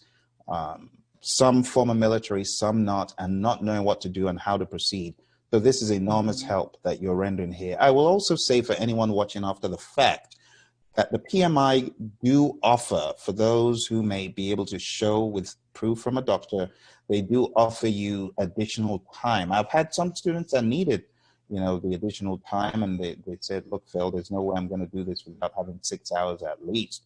The PMI ends up giving them more time if, medical proof is there. So be aware of that. Something to be aware of. Any final questions or comments? Let me just add to what you said, Brittany. For me, sometimes I go through periods where I am not paying enough attention. That's when I do what I advise Daryl to do, is to go to a place outside of your comfort zone. Because like I could be here and then I could end up getting distracted by 1,001 emails, or distracted by what is happening in the environment. So sometimes it's good to mix it up, to go outside of where you're comfortable. But ultimately for me, I think flow charting and diagramming helps me very, very much. Also doing things like manually creating a document, creating a charter, whatever it is, the physical doing of it and marrying that back to the Pmbok guide, it helps me as well. And I actually find that more interesting. And that's why the next courses that I'm developing are going to be where students can actually do stuff physically, creating the WBS, creating the schedule, going through the steps. So it will marry the Pmbok guide to physical things. And that will help some people in this stream. All right. Daryl, any final comments or remarks? Like if you're going to give your 1-minute elevator pitch to someone who was struggling, what would you tell them as far as passing the exam is concerned? Do not give up in yourself. Just think of why you're doing it and understand the impediments and overcome those challenges. And that's, my best advice to everybody out there. Thank you, Daryl. This has been a massive, massive help. And I know you've been very transparent. Is it okay if I share this with a wider audience than just the folks here, like other folks? Sure. And I wanted to do this because I know I've watched, previous students come in and give their lessons learned. And I wanted to share, my personal experience and not do the same routine where, they give, okay, this is what I did. I wanted to be honest and provide that honesty because like I think you said, it's not easy. The PMP exam is not easy. Wow. Well, you just made my day, Daryl. Thank you very much. Everyone is very appreciative. And yeah, I'm going to go enjoy my day when I get out of here. I'll be remembering you on your behalf. And I'm going to keep on, honestly, I don't know what to do, but on YouTube, I have you prescribed and I don't know, I'm going to keep on clicking your videos. Well, Daryl, just keep following the channel because I don't know if you listened to my broadcast yesterday where I mentioned you, but I gave you a shout out last night. Okay. Yes, thank you for that. Oh, no worries. So I talk about how to think bigger as a PMP, go to the next level. So I am going to be coming out with many more videos for life after the PMP exam and how to kind of execute on the Pmbok guide. So you can be rest assured. I will be giving you guys a lot of challenges and things to do and, just keep on helping people. So I haven't yet given the big old rah-rah on the Facebook group, but I will. And those of you on the call, I invited all of you to Facebook. I don't know if you guys got my message inviting you, but I haven't seen any of you join the Facebook group. So maybe I should do that again. But on the Facebook group, there's going to be constant updates, regular updates about project management, the PMI, what is going on with the PMP exam, because we've got massive, crazy changes coming up. But anyway. Thank you, Daryl. I won't delay you any further. Yes, Rochelle, you were there. All right. Well, Daryl, thank you very much. And all the very best. And we're definitely going to be working a lot more. Now that you are a PMP guru, I can always call on you to help me motivate, encourage, inspire someone. So we're getting more. Yes, for sure, Phil. Thank you so much again for everything. And, I'll touch base with you. There's some things I wanted to talk to you about in regards to your coaching. Your coaching route. So absolutely, I want to invest in that. I'll be more than happy, Daryl. Honestly, I'll be more than happy. Thank you very much. Thank you, everybody. Thank you. welcome, my friends. It gives me great pleasure to introduce Daryl Mesa. He's been our student coming along this journey. And finally, boom, he hit that ridiculous thing in the jaw. He's now a PMP. You can see the background behind me has dramatically changed to signify accomplishment, enjoyment. It's the end of the struggle, this struggle at least. So Daryl, welcome, welcome. I'm really excited to have you on today. How you doing, man? I'm doing pretty good. First off, thank you for having me and actually present what it took me to get here to talking to you and your students in regards to getting PMP certified. Thank you, Daryl. I'm really, really excited. You know, I'll try to curb my excitement so that we can focus on what you have to say. So just tell me when you want me to advance. You can say advance to slide, Phil, and I will do that as you wish. So should I move to slide 2? Yes, please. Yes, please. Here we go. Take it away. And Phil's right. It was a long journey for me before I started these slides. It was a long journey for me, and Phil was there throughout the way. This particular journey for me was different than any other journey that all your PMP students experience. So it's I'm touching into more of my personal side, but I want to, let everybody know exactly that this PMP is a challenge, and you need to keep pushing through. So the agenda is it's about 4 or 5 slides. I'm giving you the reasons, my journey, my impediments, and of course, exam day. So please may you advance. So reasons why I pursue my PMP is because of professional personal development, like everybody else. Career enhancement. My company where I work, they're always looking for growth. So if you show growth, they want to invest in you so much. So and my goal was also to become a PMP. I've been doing overseas work as a DVD contractor for 4 years in 4 years. So when I got back to the States 2 years ago, I wanted to pursue these things as leading something because I was prior Marine Corps.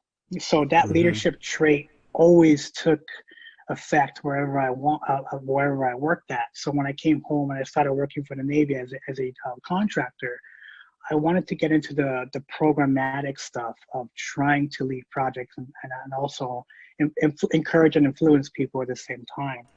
Okay, Daryl, so thank you very much for your presentation and letting people know how you went after the exam, why you did what you did. I want to go check the queue, see if there are any questions in there.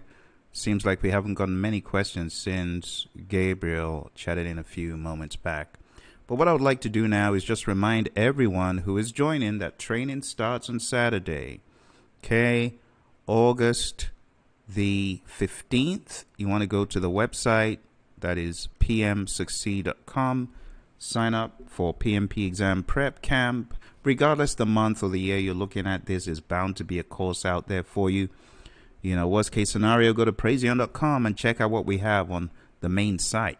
But PM Succeed is where we have our live virtual training via Zoom. Very engaging. Highly advise you to sign up for those. And we also have the other course for Agile, which is agileprinciple.com. You can be part of those too, and we look forward to seeing you. Now, as part of this, I have been going through the importance of Agile, and you've probably heard me talk about this a few times. I'm going to give you this very easy question because I've talked about this all day, literally. What is this image known as? This is very easy. It's in your Agile Practice Guide, page 14. This should ring a bell. 3, 2, and 1. So this on the screen here is the Stacy complexity model. The Stacy complexity model. And it just shows you when Agile is a good flavor to use versus when predictive or somewhere in the middle. Really depends. All right. before we hear from our next speaker, are there any questions or concerns? Any questions about the PMP exam? Or do you feel good? I said this a few hours ago, but I guess it bears repeating that the more acceleration you put under yourself right now, the more fire you put on yourself right now to run, to move, the better. Because as the exam changes, the challenges honestly are somewhat insurmountable. First of all, the bar is raised. You now have people who have been studying for a longer time than many people taking the exam. I mean, they've been studying for weeks and months and years versus someone who just started. So it behooves you to do it quick, to get certified before the end of September. In my mind, that's what I would advise anyone to do. You know, you don't want to keep it going and going and going until you get to the point where it's even hard, it's almost impossible to find a test center to take the exam, or to even get space to get a proctor to proctor you to take the exam. Okay? All right. So we have been talking about quite a lot since we started about 9 or 10 hours ago, believe it or not. But it's that time where we are going to listen to someone whose name came up on the calls quite a lot. In fact, almost every call beyond a particular time, you might have heard the name Shri quite a lot. Well, this is where we listen to Shri. Shri has passed the exam, so you heard a lot of those clips where she was a student, but now she's coming back as a PMP. And there are other people, you heard Dustin and a few others, but these folks are now certified. So we're going to hear what Shri has to say. If you've got questions, put them in the chat, and I'll answer them at the next opportunity, okay? Go on. Hello, everyone. It gives me great pleasure to be speaking to our latest PMP on the block, Shri. Shri has been on the journey for a while, especially with me as, you know, co-pilot, co-passenger, whatever you want to call it. But I've been very much aware of her journey to getting certified. And honestly, I was really ecstatic when I got the news. I wasn't expecting it. So it just came very suddenly, but I was really elated and happy that she has made it to the finish line successfully. So welcome, Shri. Thanks, Phil. How does it feel to be a PMP now? Feels great. No, I don't have to study anymore, right? So that's a great feeling. So this now, time last now week, I have to find something new to do because I've been listening to you throughout my commute. I have like 1.5 hours commute each way to work every day. So 3 hours of Phil. Now I got to find something different. Wow. Yeah. Well, I'm sure we can definitely find a lot more fun things to do. I will talk about that maybe when we get towards the end, but I was just thinking this time last week, you must have been doubling down and trying to get all your final studying done, right? Yes. Last 7 to 10 days were like totally into PMP stuff. Yeah, that's all I did. Last 10 days, yep. Well, I'm really, you have no idea how happy I am because I know the work and the effort you put in. I was really so elated just seeing, thank goodness she doesn't have to do this anymore. But let's back up and let's talk about why you actually went for the exam. Someone would say, oh, that's a little bit too extreme. I'm a project manager, but I don't need to go that far. Why did you, just walk us through what led to you actually deciding to take the PMP exam? So 11 years ago, before I started coming into project management profession, I used to do networking in the same company. Then when I decided to move into project management, I went to Boston University and I did a 6-month certification program. I could have done PMP at that time because that was an elaborate program, but everyone used to scare me like, oh, PMP is so tough. Not normal people can't do it. And so I easily gave up and I said, okay, I'm going to finish this because at the end of that 6-month program, they had this exam, which I finished, and that's it.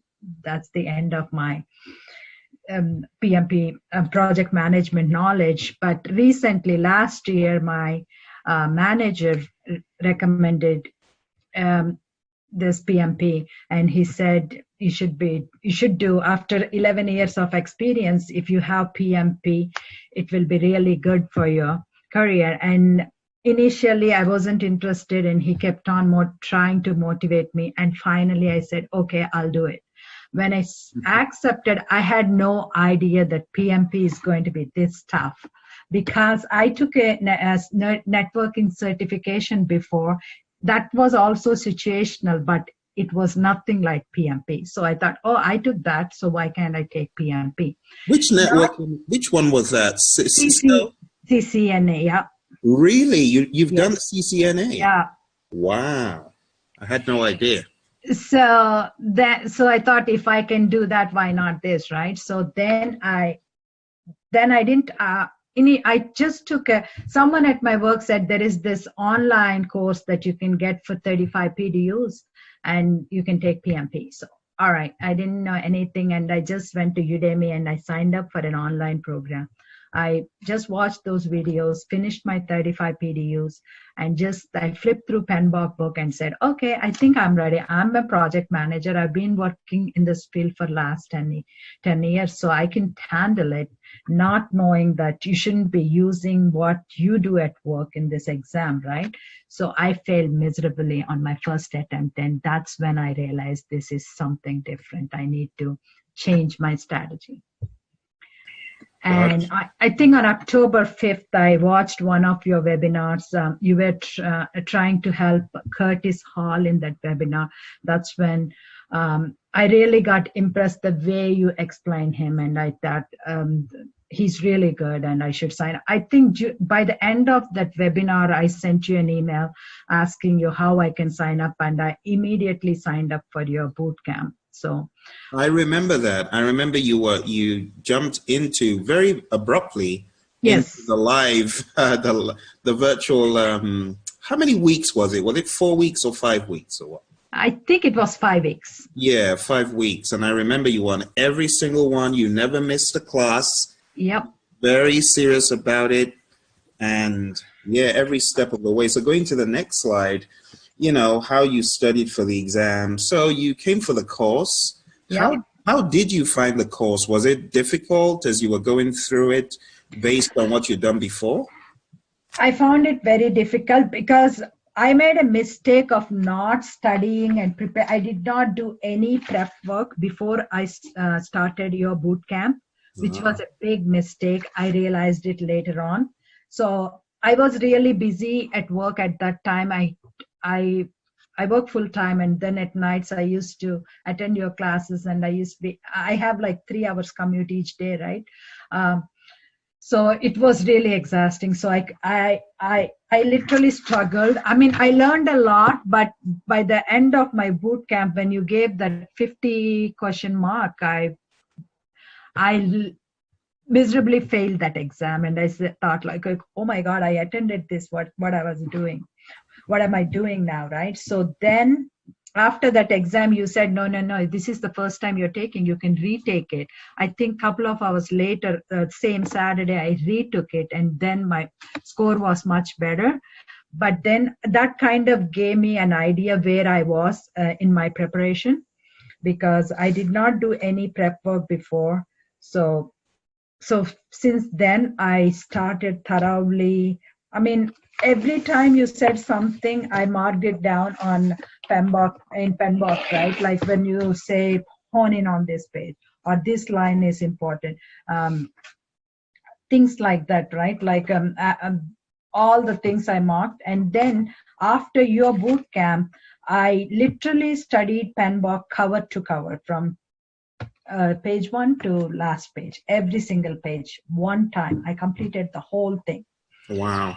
And then I started doing the quizzes, marks, and all that. But Pmbok was my primary book that I followed like that really I think even in the exam I felt like that really helped, because in exam they mostly use Pmbok language. If I did not read Pmbok, I don't think I would have able to answer any of those questions, because most of the questions were literally taken from Pmbok, like key benefits and project documents, what's inside a project document. It was literally copy and paste from Pmbok. So you really have to know, unless you read Pmbok, there's no way you can answer them. So for people who say that, don't read the Pmbok, is a waste of time, I hope those folks are learning from what you're saying, because I still get people saying, oh, the Pmbok guide is a waste of time, no need to read it. No. But it has to be their primary book. And also one other thing I noticed is I used to go on different blogs and see things like what other people are doing. A lot of people, they read Rita Mulcahy book 3 times, Head First 4 times. You don't read like 4 or 5 books. You just have to do one book, Pmbok, and just one other book as a study guide. Don't do 4 or 5. Like that's only if I'm doing Pmbok and PM Essentials book, and if I'm also reading Rita, right? You in your book you're saying one thing and Rita is saying something totally different.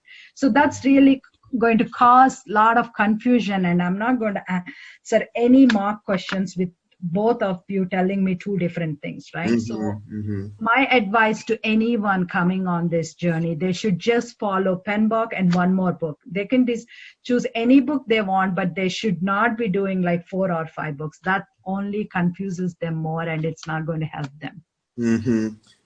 Absolutely. So I remember early in the day, you got the hard copy of the Essential. Yes, I got the hard copy, yes. And I remember you, in addition to that, you asked a lot of questions about Pmbok itself, which I found to be very, very revealing of the fact that you were going down the right path, because the more you asked the questions, the more comfortable I was with the prospect of you taking the exam, because it just showed me that, yep, you're definitely getting the information understood, and you're getting it down. So that was a sign. That was a very good sign. And still looking at the steps on the screen, how many hours would you say roughly you were studying per day? Just roughly. Initially, I started with 1 or 2 hours a day. Later on, when I got your audio, right, MP3, that audio. So what I was doing is, while going, I would listen to your audio. While coming back again, I would listen to your audio. And during my lunchtime, I would just do 20/20 quizzes, or sometimes you always used to show us on your iPad, right? How you read Pmbok on your iPad or your iPhone. So I was doing the same thing while eating my lunch. I would just go through one chapter, and then I was doing the same chapter. Like if I was doing one risk management on your audio while going to work, I would do the same thing while coming back. And also I'll do 20/20 quizzes on risk management. So that way I'm getting like 3.5 hours without even trying hard, right? It's my commute and my lunch.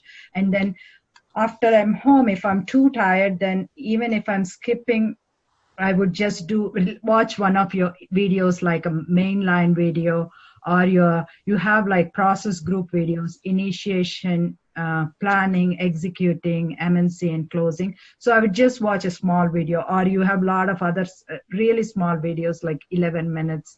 You have one really good one on procurement management, 13 minutes, and then you have 11 minutes on contract types.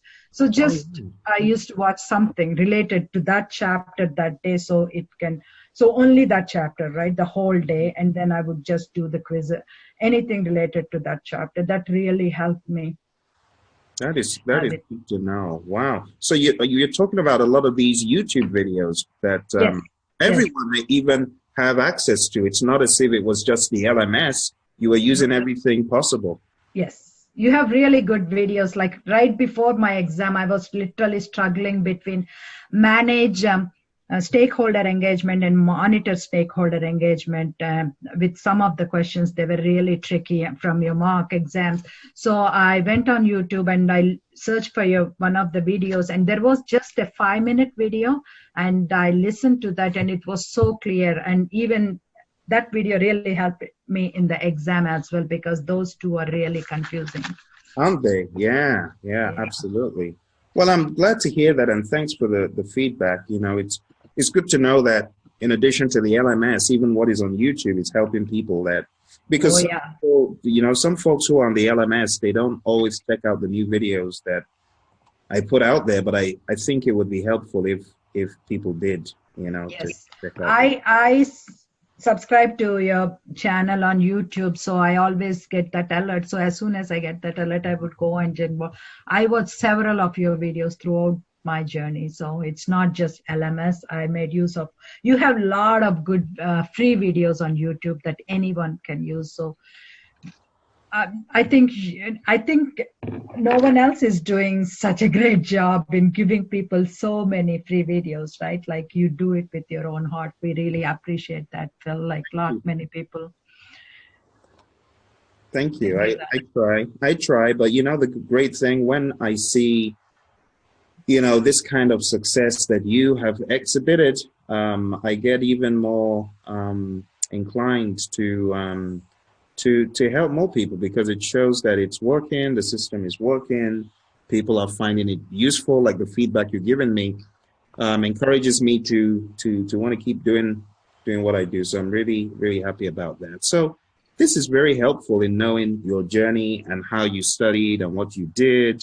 So even without much effort, or should I say much fanfare, you were getting at least 3 hours a day just by following some regular routine. Yes. Okay. So let's talk about how you were able to navigate the exam that you did last week, your pacing. I mean, how long did it take you to do like 50 questions? So as soon as I as soon as my exam started, right, I took that piece of paper they gave me and I wrote down numbers 1 through 8, 1, 2, 3, 4, 5, 6, 7, 8 on the left side. And next to those numbers, I wrote down 30, 30, 30, 30, like that 8 times. So wow. I divided my exam into 8 chunks. Wow. So I thought like that way I can do like every half an hour, I want to do 30 questions. Okay. That was my goal. So I thought if I'm too busy with my exam and if if I cannot monitor my time, I will be in trouble, right? So this way, my plan was after every 30 minutes, I want to go back and check if I'm on time or I'm behind time if I'm ahead of time, just like a project, right? Yeah. So that really helped me. So if most of the time I was ahead of the time. So I didn't have to rush on many of my questions because I was doing really well with time. So time was not an issue for me, but I did follow this every time I finished 30 questions, I would go and check this. And I was using this like a quality tool check sheet. So I was just marking that is good. And you just did, is that something you planned before? Yes, I planned it before because I thought like, what if I run out of time, right? So I don't want to rush at the end. So this was my plan. Going into the exam, I thought, okay, let me divide my exam into 8 little chunks, so that way I know exactly how I'm doing. So, and I had no problem maintaining this time throughout my exam. Wow. So roughly 30 questions every half an hour, huh? Yeah. Wow. That is some really great speed. That is really, really good speed. Yeah. Then I thought like if I was doing 30, then I can go back to 25 also, right? So I need to give myself some buffer. So that's why I aimed for 30. And there were some direct questions and math questions that you can do really fast. And there were some questions. So there were some questions that were taking me long time. So I just picked one of the options and marked it for review, and then I kept moving because I can't waste too much time. There was one question I spent like 7 minutes. It was a TCPI question. I got it right. I know that I got it right because I practiced this so well. So then I moved on to another question. So some questions I had to mark it because I didn't want to waste too much of time, because I don't know what other questions are going to be, right? If they're going to be really long, or if they're going to be really hard, then that's why I think I marked like 20 to 25 questions, and then I had to go back and check them.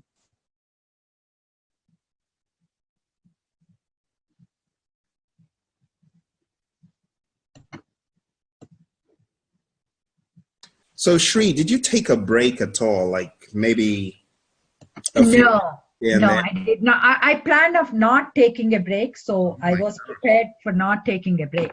I could have taken a break if I wanted to, because I did really well with the timing and everything. So I had like 45 minutes left, but I decided to review my questions instead. I didn't want to take a break. Wow. Wow. Okay. But I could have if I really wanted to, but I didn't. My focus was more on that exam. I didn't want to leave that room until I did everything that I could, because that was my chance, right? So I didn't want to move away from that chance. Mm-hmm. Yeah. So you were fixed on one. I was fixed on passing that exam. I had to pass that exam. So that was my goal. So I was well prepared. I thought, I'm not going to take any breaks. So. Wow. Wow. That is very, very, a very aggressive strategy. So my goodness, 4 hours. 4 hours, yes. Wow. Wow. But I planned my 15-minute tutorial time really well, because I finished my tutorial in 6 minutes, but I didn't want to rush into my exam. So I had like 9 minutes left. I took few deep breaths, and then I tried to do the tutorial again slowly. So that really helped me to calm my nerves. So by the time I got to the exam, I was fine. I had no fear, nothing. And then exam was so challenging. So I was fine the whole time. I really enjoyed doing the exam, because when you study so much and when you know so much, right, you expect more challenging questions. So I was at that level. I really enjoyed my exam. That is cool. That is very, very cool. Good to know.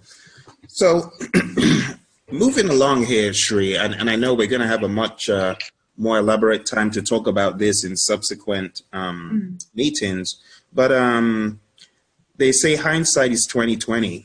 To me, it seems like you really did everything the right way. You were not rushed. You took your time. You had a good plan. But is there anything that you would do differently, or is there any advice that you would give to those who want to take the exam? Just reflecting on your journey, what would you say? I think I took way too much time, because I started your boot camp in October and I didn't take my exam till April. So I almost took 6 months.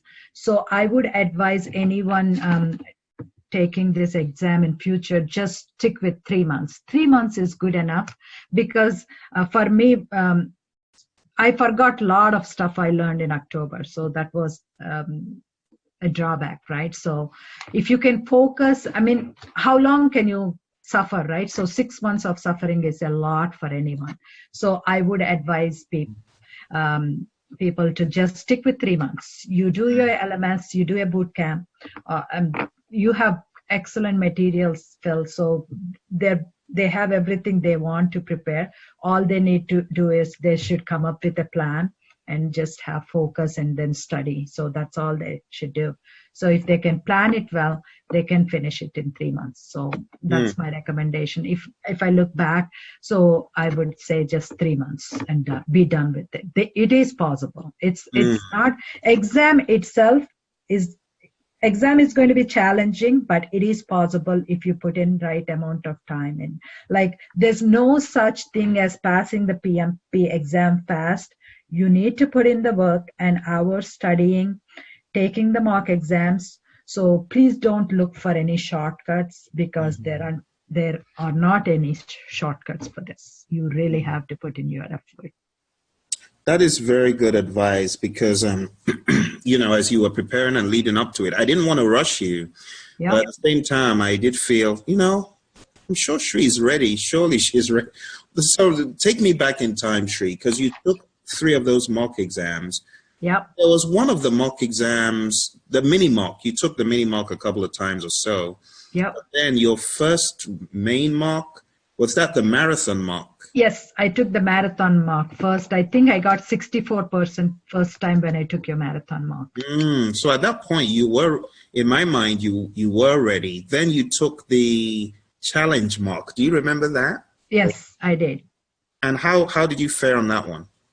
I think I got 68% on your challenge mark. Oh, wow. Well, that was a second proof that you were truly ready. And then you took the 2020. I know you'd taken some of the 2020 quizzes, but you took the 2020. I cannot remember, but one thing I do recall is I said, oh, Shree's taking the 3rd mock.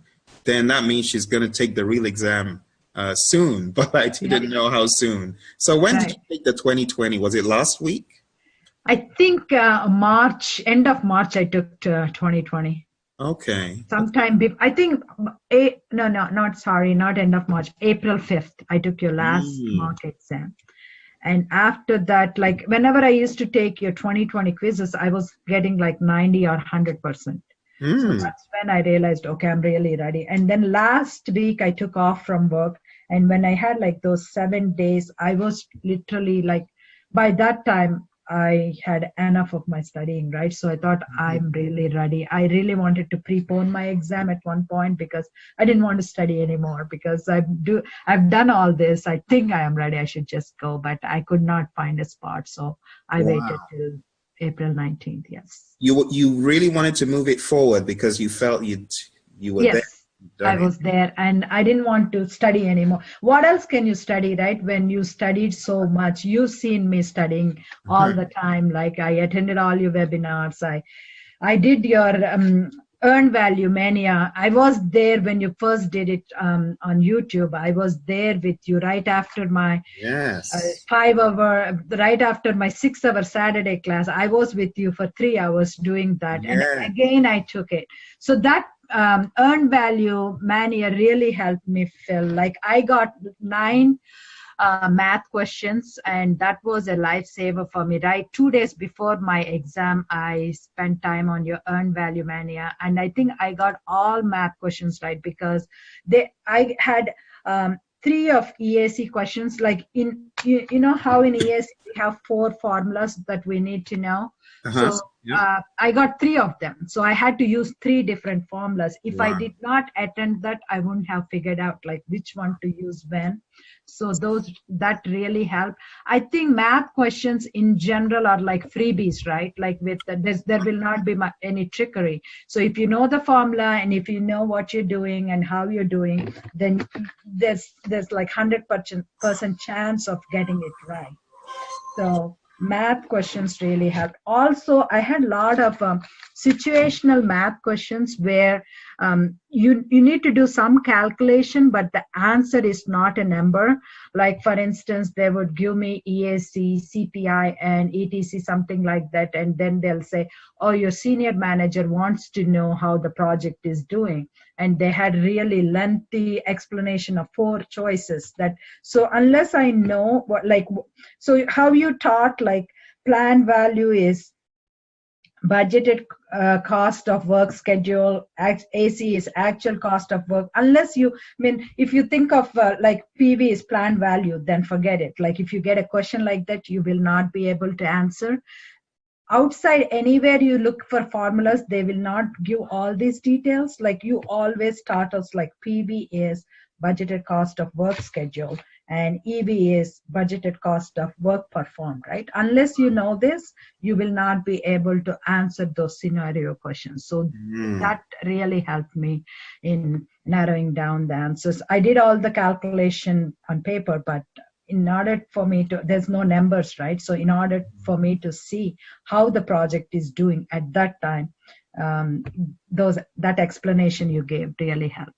And you're absolutely right, Shree. I cannot count time without number. How You stayed on after various sessions. I would be on a different YouTube session. You would join those sessions, and yeah, that earned value thing.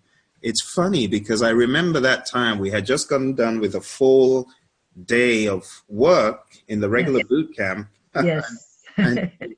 and you went for seconds, but look at it, it's all paid off. So people who say, oh, I earned value, I'm just going to act like it doesn't exist. Listen to what Shri said. I hope you guys are listening. 9 questions of a formula nature, right? And 3 of them are from EACs out of those 9 questions. And 3 are from different, you have to use different formula for each EAC question. There you go. There you go. So I think I'm justified in telling people about Formula Mania on Saturday. Formula Mania on Saturday. If you go to pmsucceed.com, we're going to be covering all of the formulas. And Shri, apart from the 5-week boot camp that you attended, you also attended one of these one-day, do you remember which one it was? Your tech camp. Tech camp, Yes. Wow. That really helped me with all the questions for executing, like how to answer, what comes next, right? So those things, if I didn't attend that, there's no way I could have, this exam will have a lot of questions, right? On like, what is the next step? What should you do first? Mm-hmm. For example, if they ask, you have created this, what should you do next? Mm-hmm. And things like that, right? Like an unexpected event causes project cost to increase. What should you do? The answer they are looking for is to consult the risk register and implement the risk response and things like that. So in that boot camp, you covered step by step, right? You had all these data flow diagrams. Yes. Explained step by step. I think that tech camp really helped me in answering these questions. That's good to know. And you're actually the third person from, were you in Dira's class or were you in Krishnan's class? Dira's. Okay. Oh, that was a good call. I'm really glad that you see, a lot of folks don't follow through, but you followed through, you did everything you could. So this hindsight that you've given is really great. Taking a look at the knowledge area, Shri, and we're going to cover this later on in other classes, but do you have any flashbacks in your head? Like if someone were to tell you, what knowledge area would you study more of? If you were to I recommend studying integration from Pmbok line by line. Don't miss even a single line. Integration is 25% of your exam, and I got tons of questions on integration. So do not skip any line in Pmbok, just from starting to end. You need to know everything in integration because that is the one that binds everything, right? Like it connects everything. So integration is definitely one. And also my exam was heavy on risk management and procurement, especially risk management. Know all the tools. If you can't remember all of them, at least remember the unique important tools for risk management, because I got a lot of situational questions on risk tools. You do this, but which one do you use to move the project to a different? Because my exam, I know each exam is going to be different, but my exam was really heavy on risk management tools, and I did spend a lot of time on those tools. So it really helped. But I advise everyone to go through risk management tools, every single tool in risk management, because a lot of my exam questions were based on risk management. Also, 9 data gathering tools you should know in and out. Those are really important, like all the data gathering tools. So for people, Shri, that say, oh, you have to cram ITTOs, now that you've killed the exam, how can you help someone who is focused on cramming just cramming ITT? This comes from here. This comes, is that useful? What do you have to say? No, I don't think that is really useful. If you ask me, I don't know all the ITTOs 200. If you ask me all the 200, I don't think I'll be able to tell you. But I know all the unique ITTOs and what they do. I think that's more important, because even if you cram all the ITTOs, right, It's not going to help you in the exam. If you know what ITTO works in risk, right, that's not going to help you answer that situational question. So you need to know what it does. So you have that GWUD system, right? A good system. Where are you going? What are you doing? So that was like mantra for me. So that was coming throughout my exam. I was thinking about it. Any question, right? So I listened to way too many of your webinars, Phil. So even some of the questions on my exam, I would just tell myself like, so when I got something like that, my mantra to myself when I was taking the test was, what would Phil do if Oh dear. Because I spent so much time, right, where you were just helping us with the questions, right, eliminating how you eliminated the questions. So in my mind, I was always thinking like, what would Phil do in this scenario? So he would just strike off this. So that really helped. Like that is funny. so that good system, right? Whatever that was like a mantra throughout my exam. Wow. Where am I going? What am I doing? Why am I getting this? Because the exam is all based on that, right? If project charter is good. So you asked me about ITTOs, Phil. Instead of cramming, if you know how many places project charter is going, that's going to be really helpful in your exam. Or how many places organizational process updates are coming as an output. That would help you a lot in your exam. And which process, like regression analysis, why are we using regression analysis in closing, right?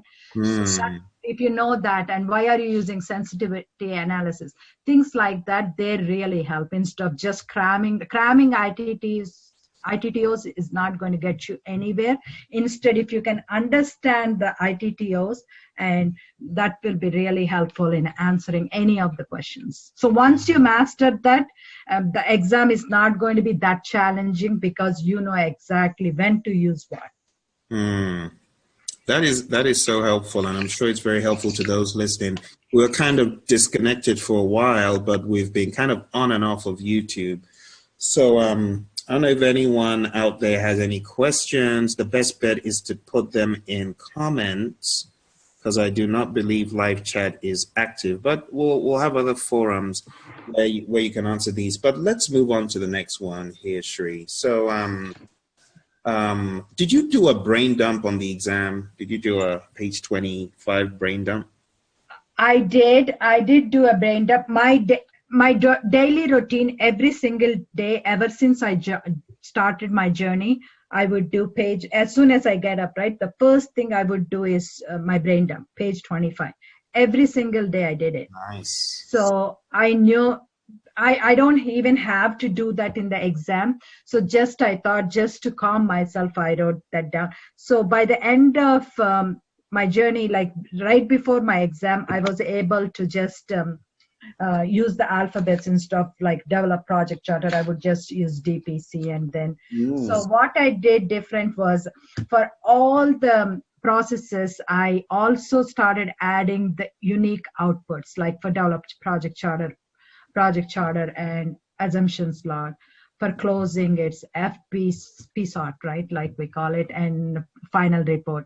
And for everything, I would like for manage communications, project communications, for control quality, verify deliver, everything I started writing down. Even on my exam, on my brain dump, I did it.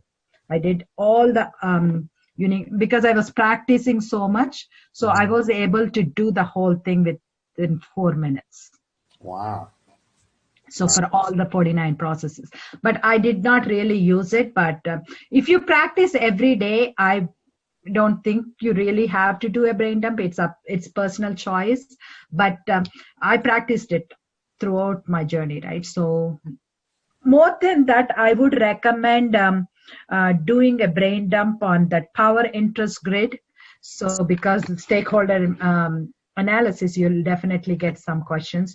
So what I did was I did the power interest grid. I knew that you always talk about it. MK, monitor, manage closely, keep satisfied, I have it in my head. but still I did write it down. That really, sometimes even those questions are very tricky. They kind of try to add some trickery into it. So I know that I answered them right away without even looking at my brain dump sheet. But again, I marked them because those are like freebies for me, right? I went back and double checked, but I did do it right the first time. But like, I advise anyone to just write, have that grid on a piece of paper because it's handy. When you are in with a lot of tension during the exam, you don't have to worry, right? You have it right there. You just look at it and then answer that question. It's that easy. Very, very good to know. I hear this from I also did my daily brain dump was like I spent like 30 minutes every single day as soon as I get up. First, I would do page 25. Right after that, I would do power interest grid. And then I do cost of quality. I do that also as a grid. Cost of conformance, non-conformance, preventive costs, appraisal costs, internal failure costs, external failure costs in one grid. I would also do the page 407 RBS risk breakdown structure, which risk goes where, technical, management risk, external, commercial on one page. And I also did conflict techniques, right? I would write them down every single day, withdraw, avoid, what they mean, smoothing, accommodate, what does it mean, like compromise, reconcile, force, direct, collaborate, things like that. I also wrote Tuckman ladder every single day. So whatever you gave me, whatever the tips you gave in the boot camps, Phil, that really helped me. I got 3 Tuckman ladder questions on my exam. So when we were doing that boot camp, you gave some keywords to look for. So that really helped. Like for instance, you can miss that. So what seems to be really easy, right? Those exams, I would have missed it if I didn't follow that technique you taught us. So that was really helpful. Like wow, that is good. That is very, very helpful. And I've almost been tricked in the past myself with like so we get so I used to write that, and also directions of influence. I wrote that every single day, upward, senior management, downward, team, things like that. And I also wrote down stakeholder cube. What does it mean? And salience model, and positive risk, negative risk, also leadership styles, personalities, every single day. So I didn't plan on writing, doing a brain dump of all of this, but I did every single day. So it was in my brain. So I didn't have to do it. Wow. But doing this every. So, I mean, there's a lot of buzz about that. Also, as part of training, I taught NPV, net present value. Yeah. Net present value. I mean, is NPV a good use of time for someone who is obsessing over not knowing it? And also BCR, IRR, and FV, because in the questions, they try to bake a lot of this stuff in between. Even procurement math questions you asked, they did not give any procurement math like PTA, but they did give like EAC was somehow. But they need to know like what NPV is, what BCR is, IRR, future value, and things like that, because in some situational questions, they did use these terms. Okay. So for someone who is not very strong in maths, do you think they have hope on this exam? I'm a perfect example because I was always poor in math. Initially, I thought I'm not going to learn math for this. So if they give 2 or 3 questions, I can afford to lose them, right? So I'll focus on other stuff. But after attending your boot camp and learning a lot about different math questions in all your sessions, I kind of started learning, and initially I thought I'm not going to learn TCPI, right? I never wanted to. I had like fixed formulas that I wanted to learn. But later on, after attending Earned Value Mania for twice, right? So I thought like, okay, no, this is really easy if I can work on it. And also I realized those are, even in my mock exams, they were like freebies, because once I figured out how to do it, you just, once you learn it, you're not going to forget it. So I encourage people to work on all formula questions, and I encourage them to learn all formulas, because those are really, I only got 9. Some people, I got 9 formula questions that I had to pick a number choice in the questions, but I also got 4 or 5. They are also related to math, but more situational, right? Like how is the project doing based on this, or what would you tell your colleague how your project is doing, or how would you tell your senior manager how your project is doing, something like that. So I think math is really important, and once they learn it, it's going to really help them ace the exam. Or what if they get like 10 or 15 really, really hard questions, and math is going to really save them. In my case, it really helped me, because there's no trickery in math. If you know your formula, you just punch in the numbers and you get the results. But you have to know the formula. You also need to know when to use which formula. That's really key. Knowing the formula is not going to help you in the exam. And knowing the formula is one thing. And also you need to know what it means. Like PV is budgeted cost of work schedule. If you don't know, and if you just think PV is plan value, that's not going to help you, because they will use all kinds of wording in the exam. You really need to know this. This has been very, very helpful, Shri. The folks on YouTube are not able to communicate with us at this time, but I guess there will be questions and people will be asking stuff in the days and the weeks to come. But on subsequent occasions, we'll definitely have more time to go into deeper questions. I don't want to overdo it, but let's see. Let's see. So how would you recommend a newbie, someone coming on for the, to this thing new, any advice for those people that have never been to a boot camp? They're just hearing about the PMP exam. Any advice about how they should navigate the whole thing? I would advise them just read Pmbok book first, and then that's my biggest regret, because I did not really study before attending your boot camp. So I would have done much better if I studied well in advance and then attended your boot camp. Then I would have finished my exam within 3 months. Since I did not do that, it took me longer, because I did the boot camp and then I took some breaks in between. Then I started studying. Then I forgot what I learned in your boot camp. So that was a big mistake. So I don't recommend anyone doing the same mistake. So just read the Pmbok book. You don't have to do cover to cover. Just start from integration and end till stakeholder engagement. So when you go to boot camp, you'll benefit much better, right? Because I was clueless most of the time, and I was tired because I did it at nights after work, and I was really in a bad shape. So I advise people to study before and go to the class, so they can benefit better, and then they can engage them. I was engaged better later on, Phil, if you remember, right? Not during boot camp. During boot camp, I was like clueless most of the time. so all my struggles started after that. So I advise people just to study, even if they can't study everything, right? To study as much as they can before going in, so at least they'll get an idea. So then they can study while doing, like if they attend boot camp same day, if they can study a little more, that really helps. Gotcha. Yeah, but the audio was really critical for me in my exam success. Also, your ITTO tool is my favorite, because I used it so much. Whenever I had to see like where is this going?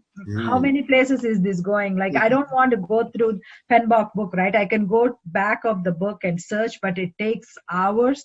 But that ITTO tool really saved my life, because every time I just have to plug in, okay, where is this going? Just click, and then it shows up. So that was really, really useful. That is very helpful to know. And I know a lot of folks on the meeting who may be watching this, they probably don't know or don't understand some of the things that you've spoken about. So I'll just take the liberty to show them here. Okay. So for those who don't know, Shri had this audio digest. It's called the Project Management Audio Digest, this one right here. And you used to listen to that quite frequently, right? Every day, every single day. Even whenever we used to go out, like my whole family would listen to this. Especially they enjoyed all the bags you had, right? Like bags. So they really, like the one you had on resource management about MIT graduate, my entire family enjoyed that. Also for milestones, you used eagles. And my family is like a huge fan of Patriots, right? Oh. So they enjoyed all that with me. So. Oh, that is hilarious. Well, I'm glad they enjoyed it. I try to put in fun stuff. So, I mean, you would recommend that to anyone, right? Yes, anyone. Even if they go on take a train, even during my lunch, I would just put my headphones on and listen to this. So it was even during my walks, right? Like I would just take my phone with me and I could listen. It was so convenient. Like I could listen. So even the days I could not study with the audio and then 2020 quizzes, I was getting 4 hours of study without even trying hard, right? So that was really helpful. I recommend getting your audio digest for anyone who spends a lot of time on commute.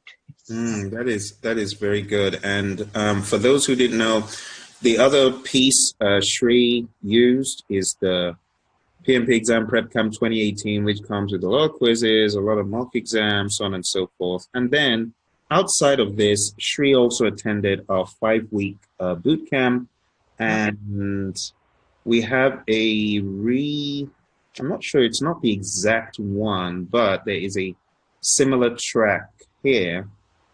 I think this may have been the one Dustin attended. So this one was the one that we conducted a little bit after you. So those folks who may not have the time to attend, actually this was half of the one you attended, a full-on. It was it was long. Yes. This one is half. So this is just 18 hours, but it's more condensed. Nonetheless, it's not a bad one. And then you also attended, I think you attended the tech camp. So I think people will realize from what we're sharing here that there are no shortcuts. You have to put in the time and the effort, go through the program, go through the curriculum. And at the end of the day, success will come your way. Just don't cut any corners is what I'll say. So Shri, any final words of advice for everyone? Just have a focused plan and try not to deviate. I mean, we all have families, issues, they all come and go, right? But just make this as your main priority, and passing this exam should be your goal. And then just do whatever it takes, right? Like even for me, my exam was challenging, my journey was challenging, but I never gave up. There were days then I used to tell myself, why should I do this, right? Like all my friends used to go on vacations and enjoy life, but while I was studying the most of the time. So then now I'm so happy because I am PMP, right? So just to have a goal and stick to it, no matter what it takes. Thank you, Shri. And for those who didn't know, we haven't really talked about your amazing feat of 3 ATs, especially in the big bad executing. We haven't talked about that. So that your tech camp really helped. I advise anyone doing your LMS, do your tech camp at the end of their journey, because 2 weeks before their exam, taking tech camp is really critical. If they take tech camp initially, they're not going to benefit anything because they need to have good understanding of all the knowledge areas. But once they're ready, right, 2 weeks before their exam, taking the tech camp really helps, because in any exam, right, change management is going to be huge. You get anywhere from 25 to 30 questions. And in Phil's tech camp, he explained change management so well, like step by step. So I was able to answer all the change management questions without any issues. My monitoring and controlling, I got above target, and all the, like I got 25 to 30 change management questions because of his explanation, like what comes next, why are you doing this, what are you going to do, that really helped. So I recommend anyone who is doing your LMS to do a tech camp at the end, because that was really helpful for me. Like, I can't even say how much it helped. That was the key, really. Everyone should do that tech camp. Great advice, Shri. Thank you so much. And for those who are listening, we've come to the end of our discussion with Shri, but this discussion will continue in subsequent videos. So Shri, thank you very much. Congrats. Oh, you're welcome. You're welcome. Congrats on your awesome result. The big bad, was it executing, monitoring and controlling, inclusive? I can't remember the 80s you got. Closing, monitoring and controlling, and executing all three. Wow. Excellent. Excellent. Well, thank you, Shri. For those of you listening, stay tuned to the channel, stay tuned to the group, and you're going to be hearing a lot more from Shri. This is just the beginning, because I know that she's very passionate about helping other people who have not succeeded and are trying to ace the exam. All right, from me, it's bye, and from Shri. Bye. Hey, the PMP exam is one of the most difficult tests for professionals, and we've heard this from everyone. But not to worry, you have a coach who eats the Pmbok for lunch. Here he is to set the record straight for you, your friend Phil. Hey, my friends, you've been listening to a lot of my PMP gurus for the past, 8 hours or so. But the time has come for us to once again take a look at a few questions that I have for you here. And these are just questions to kick the tires and make sure that you are studying as you should. Some of you have your exam coming up this month. Well, this will be a nice little test to check the tires. SPI is 99% on your project. What does this mean? I'll give you a few seconds.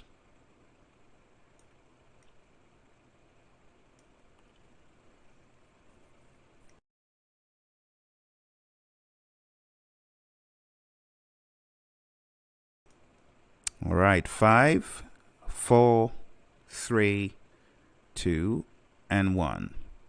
So when you get a question like this, you got to ask yourself, what is 99%? 99% is 0.99. So the answer is B.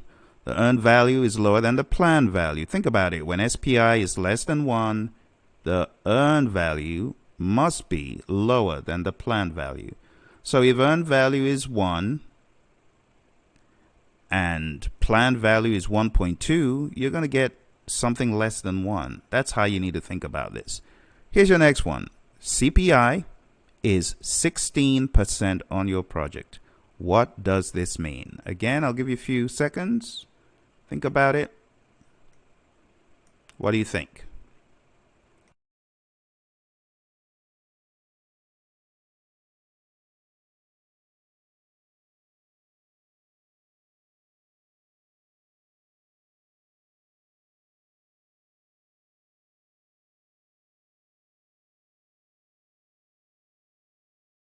Okie dokie. 5, 4, 3, 2, and 1. So when you get a question like this, if you ever get an earned value question where things are in percentages for the indices, convert it to decimal. This is 0.16, which is woeful. It means that you're only 16% efficient cost-wise. In other words, you're spending $1 and you are only getting 16 cents. That's what this means. So the answer to this, my friends, is B. The earned value is lower than your actual cost. When CPI is less than 1, then earned value must be lower than actual cost. Let's take a look at another one. The budgeted cost of work scheduled for a project during the first month is $400. What does this mean for the first month? I'll let you think about it. What do you think?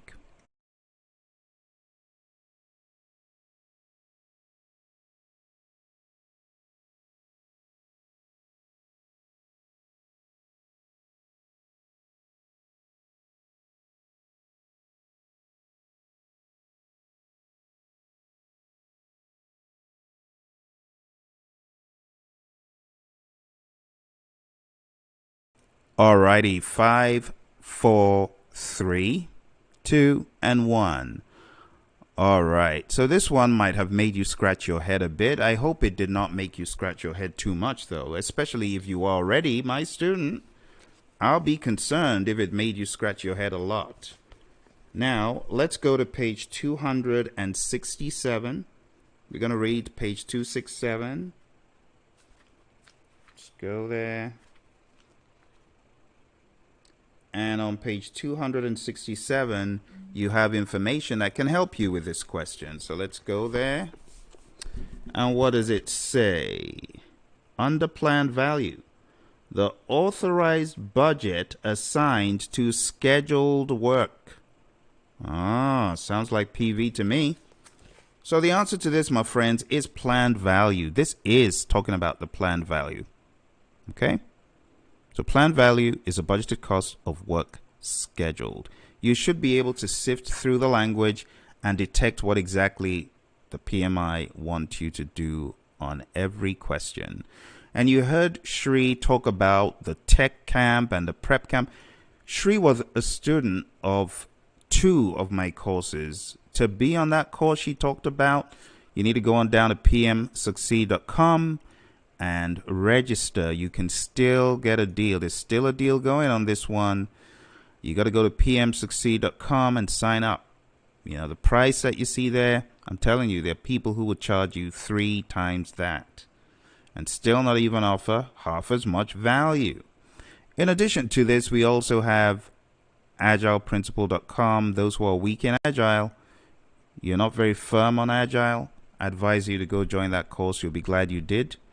And a number of my students who have been inspired and propelled to go take the CSM. That would be the next step after a course like this, to be honest, after our Agile course. Okay, now if you're getting ready for PMP, you'll take PMP first, then you hit the CSM next. Because it will create a hunger and an awareness in you as far as the importance of Agile. I've been talking about the importance of Agile pretty much all day. I've been throwing questions at you regarding Agile. Here's another one. This is from a previous session. You should know it. The Agile Manifesto states customer collaboration over what? You should know this one. Give you a few seconds to think about it.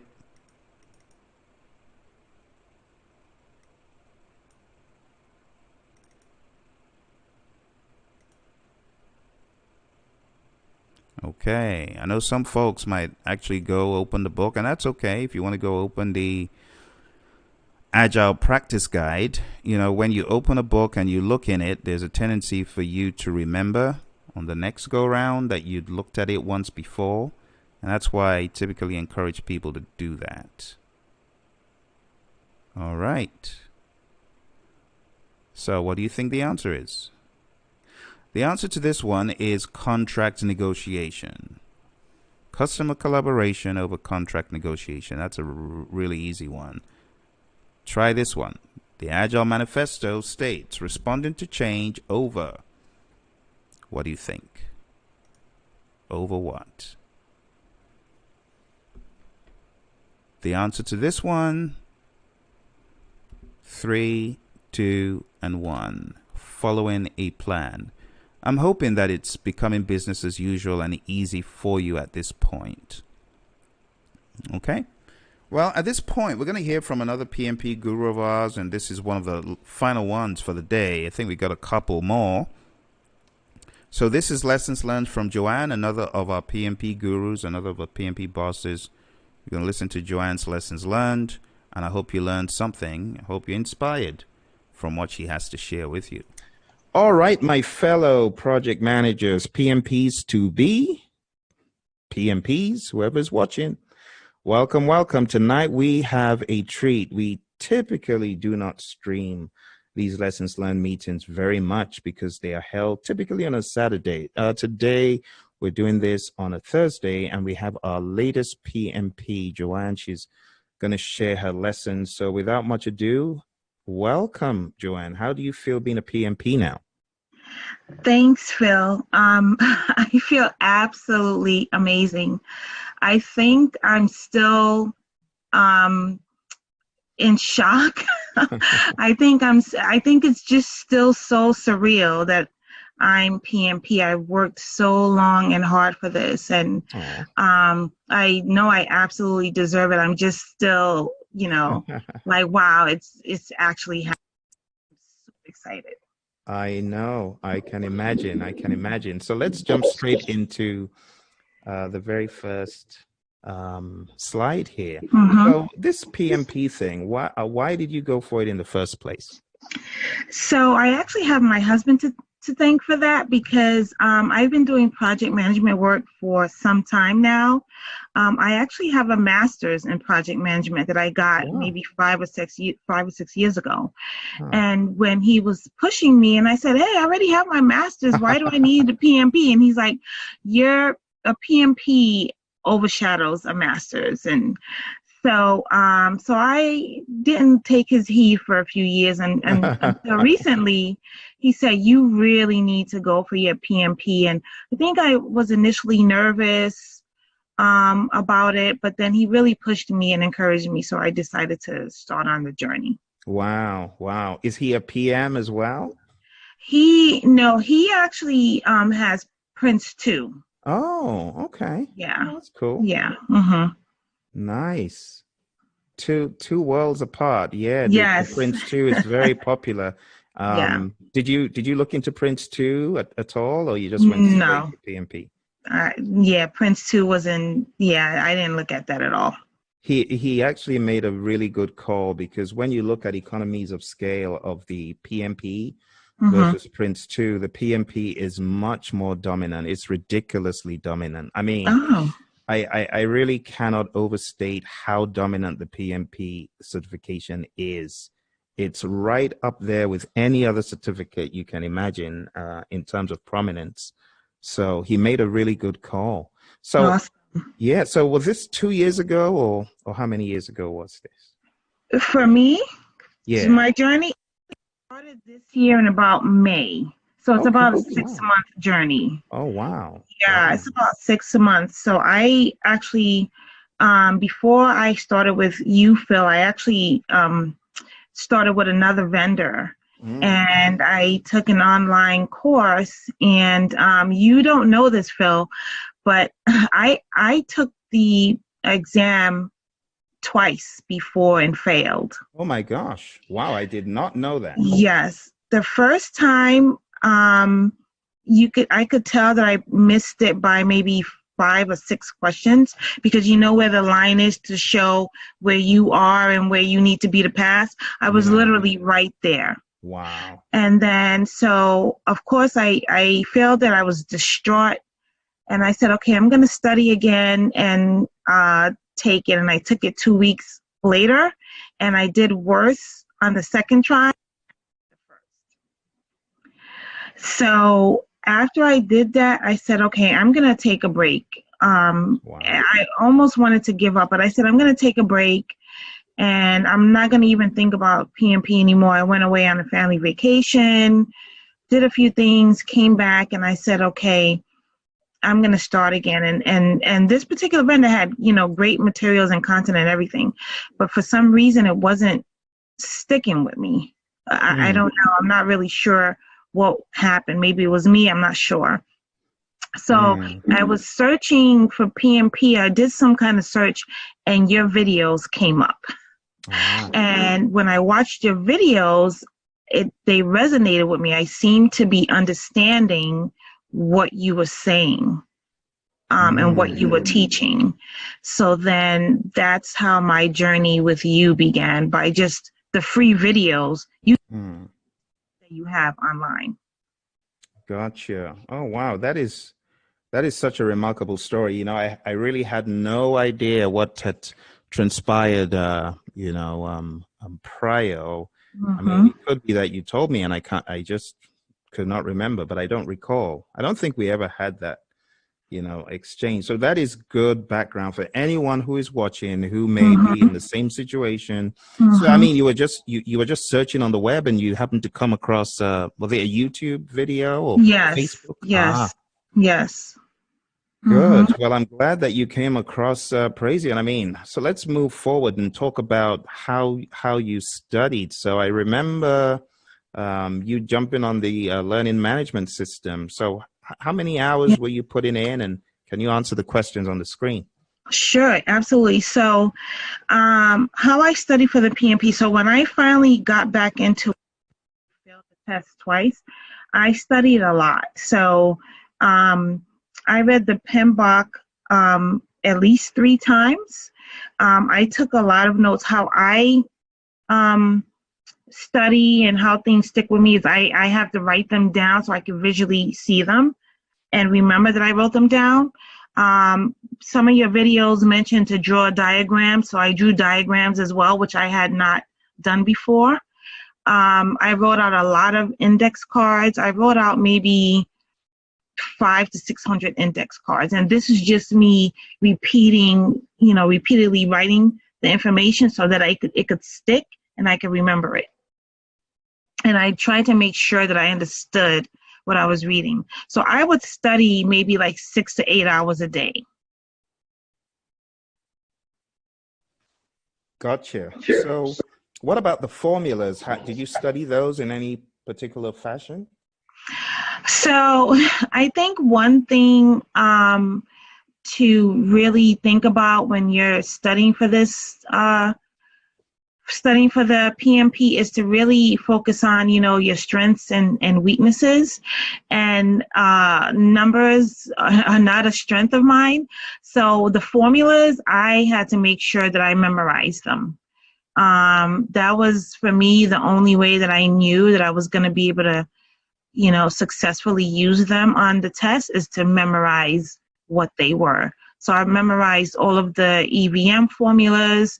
I memorized the channel formula. I memorized, IRR, if it's bigger is better, NPV, what that meant. So I just had to flat out memorize what they were. Got you, Joanne. So, I mean, when one boils it all down, is it fair to say that you were not oblivious to these topics? It's just that the way they were communicated to you in the very beginning, or how they came across in your initial training, was a little bit different. I would agree with that latter assessment. Yes. So they weren't foreign to me, but they just weren't connecting with me in the same way until I watched your videos and took your classes and your quizzes and the mock exams. That's when things started to kind of connect with me a little bit better. Gotcha. Okay, well, for those of you watching right now on YouTube, if you have any questions for our latest PMP guru as we go through, do not hesitate to chat them in. So I'm just going to type in chat in here so you guys know that this is live and we're taking questions. If you have any questions about the exam, this is the person to ask.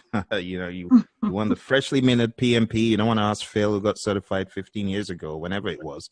Can barely even remember. But ask your questions now, okay? So, Joanne, going back to what you did a week before the exam, I remember getting seeing a flurry of activity from you as you were studying. So tell us the details of what exactly you were doing during those times. Yeah, so I studied a lot. So any break that I had, so I was taking my lunch breaks doing that. Any downtime that I possibly had during the day I was doing, and certainly after work, I was studying a lot. Between the time that I had started and the week before, I completed over 1,000 questions. And the reason why I thought it was so important to complete so many questions is because I found that it helped me to understand the questions and how to read them better, because one or two words could make the answer that you chose right or wrong. So doing all of those questions helped me to understand how to read the questions a little bit better. So up until the week before the exam, I was just still studying a lot. I was reading the Pmbok from cover to cover, and I was doing a lot of quizzes and questions, including your mock 2018 and 2020. So I was just doing a lot of questions and a lot of studying. I'm actually looking at some of your efforts now. You were really, really working so hard on that final week. So in all fairness, how many hours would you say you were putting in? I would say I was putting in a lot of hours, a minimum of 6 hours, up until maybe 10 hours a day. I was studying a lot. And I completed over 2,000 questions. Wow. Mm-hmm. We got a question from one of our friends, Nikki. Good to see you here. Nikki, could you clarify? So do you mean how many questions she did? So I know you were taking 200 question quizzes over and over again, yes, ad nauseum, as well as the smaller quizzes. But Nikki's asking how many questions. So Nikki, clarify what you mean. Like how many questions she was doing in a day? How many questions would you say in a day you were doing, Joy? Between 150 questions a day. Between 100 and how many? Between 100, a minimum of 100 to 150 questions a day. If I did your mock exams, I was doing that, 200 questions a day, plus I had a separate exam simulator that I was taking some questions on. So a minimum of 150 questions a day. Wow, that is a lot of questions. Mm-hmm. That's what gets you into the groove, you know. Yes. It gets you such that when you're in the exam, you don't have a huge ramp up time. You've already been there a million times. You can just flame on, flame off. It makes sense. I think that's what's missing in a lot of people's prep, the ability to jump into the exam and flame on. Some people, they spend so much time ramping up. So that is very good advice indeed. Yeah. Yeah. Okay. I think that's really what helped. Questions. What hell? Yeah, absolutely. Mm-hmm. So Nikki has affirmed that's what she was looking to understand. Okay, how many questions a day? Very good question, Nikki. I've never really thought about it in that way, like how many questions a day, but it makes sense. And it's a good benchmark. 100 a day means you're in the zone and mowing down stuff. 20 a day, I mean, you cannot compare someone doing 20 a day to someone doing 100. And I mean, if they put in the same amount of diligence to check what they got right, and because from your email exchange with me, I could tell you really wanted to know, why did I get this wrong? Why did I get this right? Yes. And all that. So you were very diligent and honest. Yes. And I'm glad that that Egypt was able to have that final little conversation with you. So let's talk about the exam, navigating the exam. And of course, we're going to leave anything to do with questions out of it because, you know, we all know about the NDA clause. I guess they made you sign the NDA in the test center. So now it's right there in the forefront, right? Did they make you do that in your test center? I don't remember signing an NDA. Okay, there was a student, you know, our friend from my class, Wyatt. So he did share that, no, it wasn't Wyatt. Sorry, I beg your pardon. It was another student. So it's unbelievable. In the past week, from my class last week, I've had two students who have taken, who have passed the PMP. So one of them said he signed an NDA. Was a little bit surprised. He took it in Maryland anyway. But we know all about the NDA, and yeah, we're not talking about specifics in the questions or anything. Right. But talking about navigating the exam, like for me, I had a problem navigating the exam all the way straight through from question 1 to 200. Did you go all the way straight through the middle, or did you jump around? How did you navigate? So because I had failed the test twice, I went in with a little bit of a different strategy. And so to answer your question, I did go straight through, but I had committed to myself that I would only answer the question and move forward without flagging it if I knew for certain that that was the answer. So if I read the question and I was not sure, I flagged it and moved on. So I only didn't flag it if I wasn't sure. Okay. So I went straight through, and then towards the end, when I got to question 200, I went back to any questions that I left first incomplete. I answered those first. Okay. So when I got to question 200, I had about 35 minutes left. Wow. So I went back to the questions that I had left unanswered, which were about maybe, I think, 17 questions. So I made sure to answer those first. And then I went to the questions that were answered and flagged. And I only changed the answer if I knew for certain that it was wrong. Good. If I wasn't sure, I just left it as is. That's good. So let me just toot your horn a little bit, because, you know, I tell people any above target is fantastic. 2 above targets is really great. I mean, 3 above targets, you know, this is great performance. So, I mean, your performance was really, really awesome. As you're going through, did you feel like you were hitting it out of the park, or did you know, like, were you more on the side of I've killed it this time, or were you more on the side of I don't know what to expect? Where were you? When I started the exam, I was like, oh, I'm killing this, because the first like 20 questions I knew the answer. Wow. I knew the answer, and then I got knocked off my high horse a little bit because some of the questions after that required a little more thought. So I flagged it and I said, you know, stay calm, don't get nervous. So I had to flag a few, and then I was back on it again where I was in the groove, knowing the answers. And I really, as I'm going through the test, I couldn't believe that I actually knew these answers, that I was so, I went into the test confidently, but I couldn't believe that I actually knew the answers to these questions with no hesitation at all. Wow. Yeah. It's like night and day. I mean, when you're in the right zone and you're getting the right content and you've digested it and you've done due diligence and you've got all that you need going in, I mean, it's like night and day. It's such a great performance, you know, and you can only thank your husband for introducing you to the world of the PMI, because, I mean, now that you've got this thing, you don't have to go through this ever again. All you need to do is just do you're in maintenance mode. So like right now, you're getting a PDU for this, you know, giving back, you know, you're getting a PDU. In fact, our learning administrator was asking me today, has Joanne already spoken, or is she about to speak? Or, you know, I said, no, it's today. So yeah, you know, she's on it to get you your PDU certificate after this.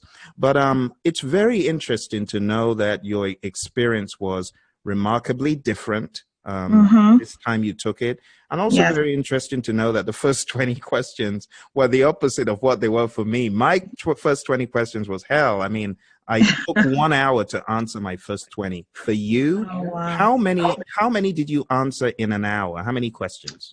So I think that's a little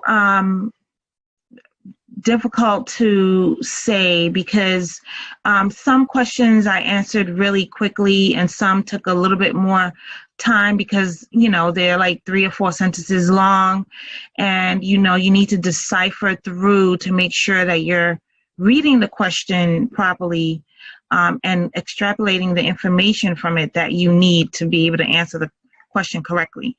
But I would say on average, it could be between maybe 1 to 2 minutes, depending on the question. All right, that's good to know. So, is it fair to say you were spending 1.5 hours per?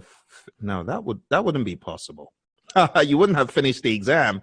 So if you finish that 3 hours and 30 minutes with the first comb through, kind of, then it's as though you answered, you were spending how long on each question? Yeah, you're right. So maybe in about 60 minutes you were done, or less than 60 minutes. That's a good pace, actually, Joanne. You know, that's good pace. Because, I'm sorry. I was going to say some of the first few questions that I had were just quick, like, one sentence. There weren't a lot of scenarios in the beginning. Yeah. Right. So that helped me get through the questions a little faster.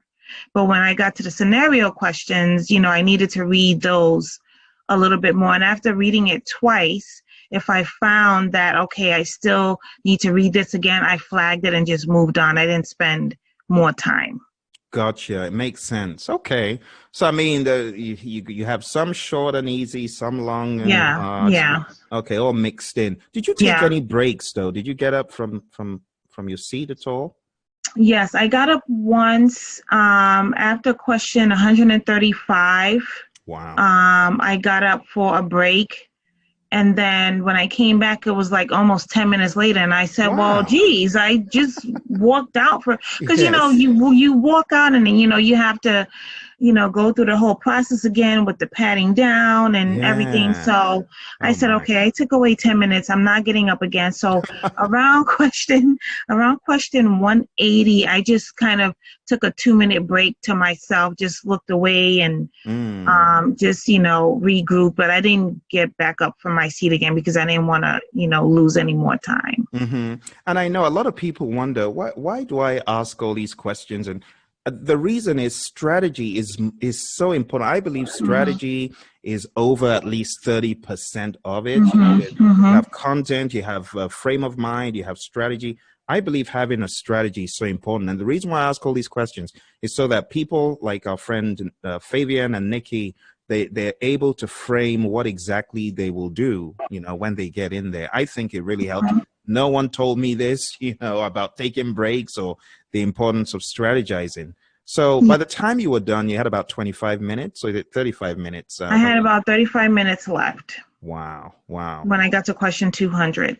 So I went back and reviewed the questions that I flagged. Some of them I had answered and some of them I had not. So I started with the ones that I had not answered because I didn't want to leave any question unanswered.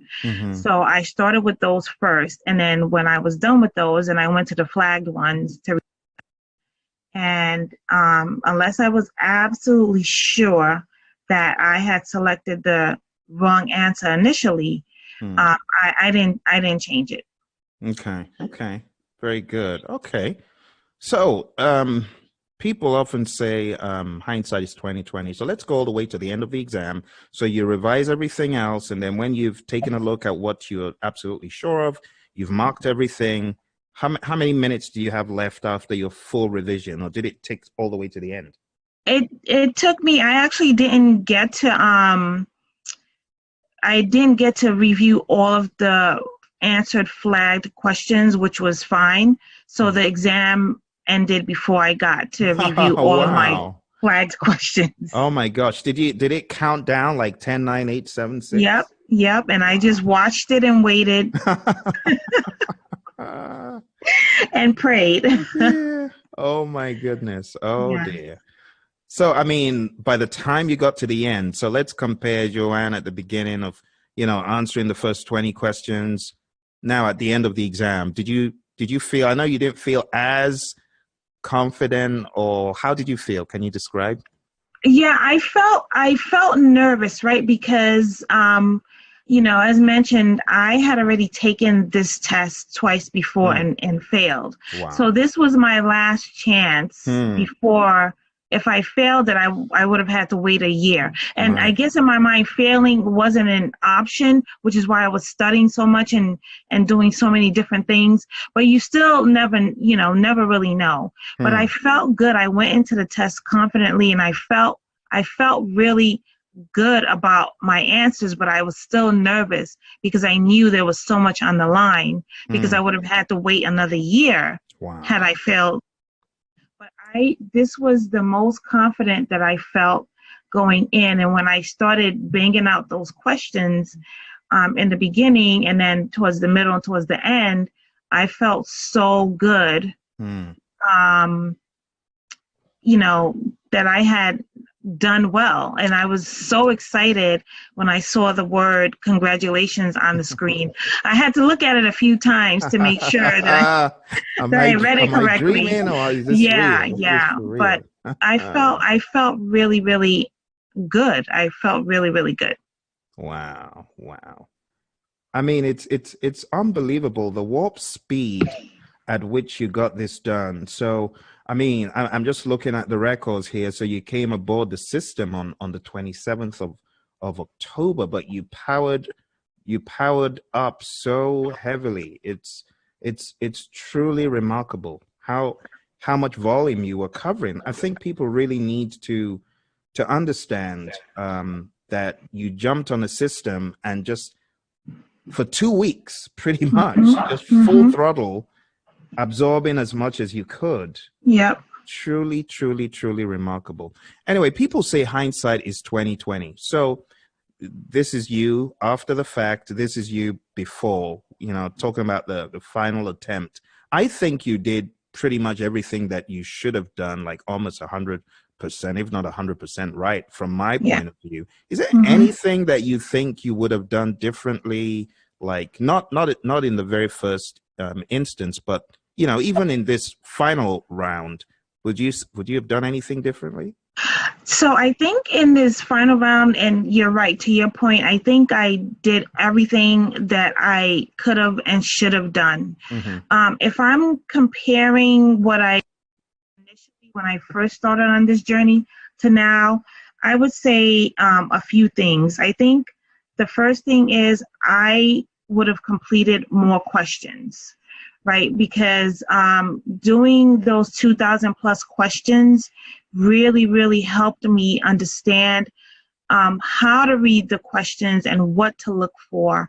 I mean, just one word in the question, in the scenario could change your answer.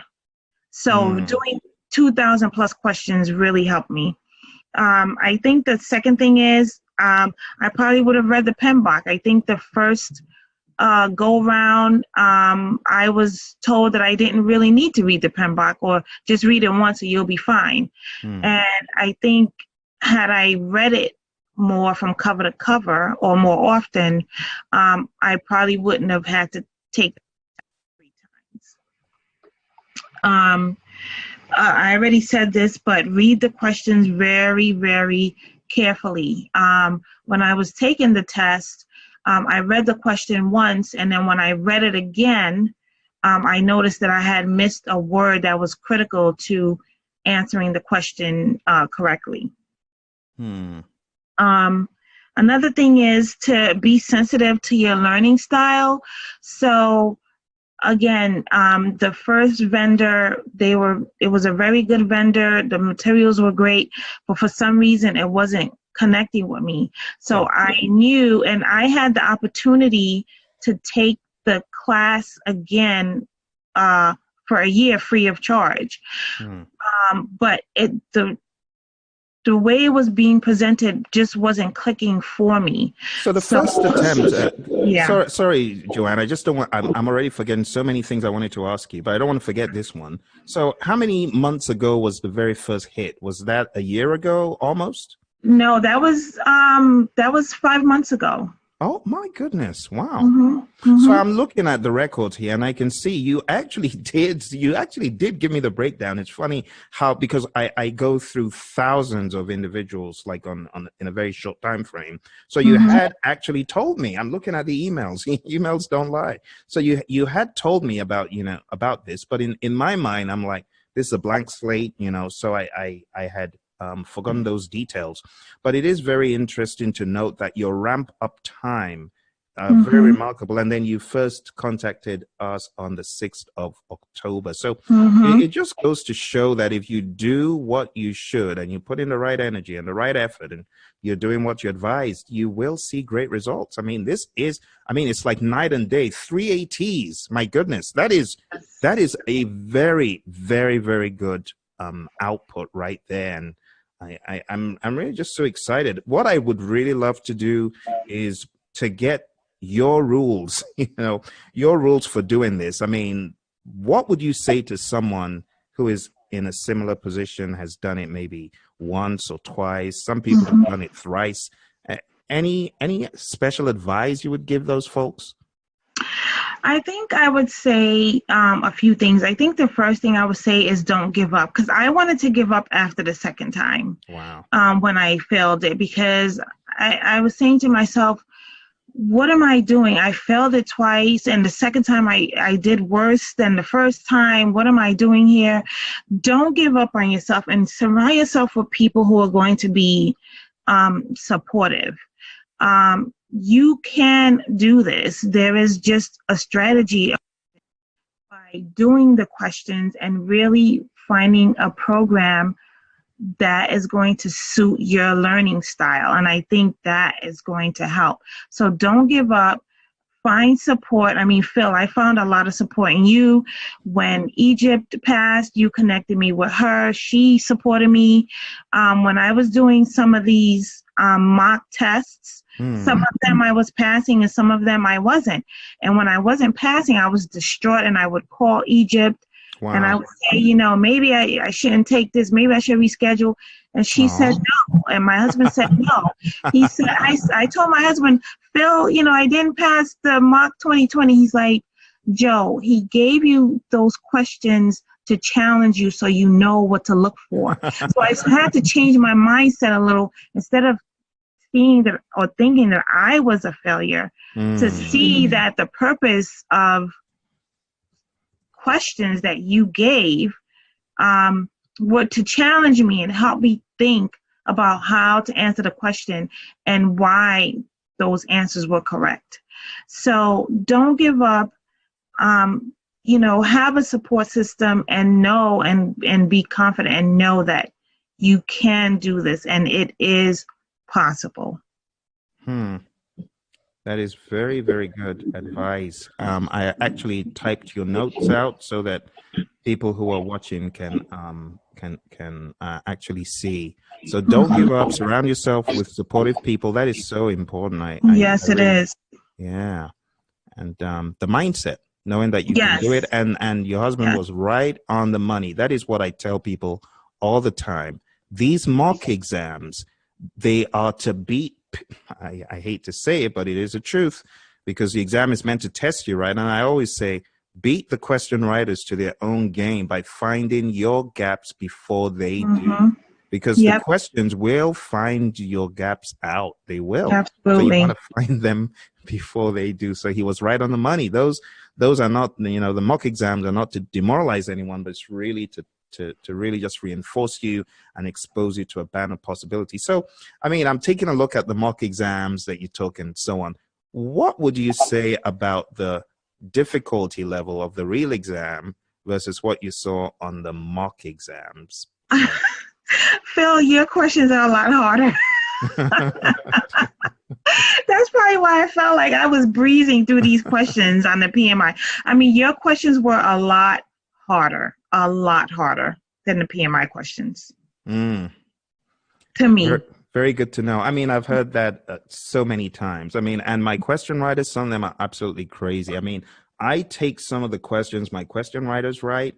I'm like, which planet are you from? Did you take the same PMP exam? Because these questions you're writing, they are like someone that is on, I don't know, on something. Because I would never have thought to ask questions like this. I know a lot of people think I write all the questions. No, I don't. I don't. There are like 8 people who have had a hand in these mock exams. And that's why they're all over the place. They don't just follow one direction. They are all over the place. Yes. And I was really glad to see you taking them. When you took the marathon mock, I felt very comfortable and confident, because that marathon mock you passed is one of the most I think it's the most treacherous. Although my students say the 2020 is more treacherous, but I feel. Oh yes.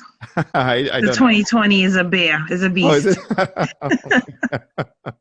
Oh dear. Okay, let me move on. I want you to get back to your evening of rest and freedom from this thing called the PMP. So mastering knowledge areas, Joanne. So taking a look at these, are there any knowledge areas that seem to be more of a pain to you and you needed more effort? And if so, how did you overcome? I think cost was probably the biggest challenge for me, because I'm not naturally a numbers person, which is why I made sure to memorize the formulas. And there's a couple of processes. I think overall I still have a lot to learn, right? Yes, I passed the PMP, but I still have a lot to learn. I think a couple of things to be mindful of is the difference between manage and control quality, and when to use communications versus stakeholder engagement. Those things came up a lot on the exam. So I think overall, again, I still have a lot to learn, but I think, like you mentioned, those gap areas, I just really try to study those and just make sure I had a better understanding on them. Gotcha. Hey, YouTubers, you guys watching right now, if you have questions, I came for a purpose here with Joanne. The purpose is to ask you guys to chat in what you are a little bit confused about regarding the exam. There are many things I was confused about because, the PMI have moved the exams from Prometric. They've moved the exam. So when you took it first, Joanne, was it at Prometric or was it at Pearson? No, it was at Pearson. Ah, I see. Okay. It was at Pearson. Okay, because Prometric, you had the fancy, I love their strikeout tool. You could strike out what you didn't know. You could highlight what you wanted to emphasize. That's PMI. If you're watching, I'm always griping to you about stuff, PMI. If you can get Pearson to bring that back, that would be icing on the cake. That would be fantastic. But it's unfortunate that the only thing you've got is the ability to mark. So that is a damper for me. I would have negotiated that if I were PMI before moving to Pearson, because the ability to strike out. I've actually had a student that said, Phil, and this student was he had taken the exam 5 times, Joanne. He passed it on his 5th try. Yeah. So he told me that what really made a difference for him was being able to cancel out options. His mind was freed when he was able to cancel out stuff on the screen.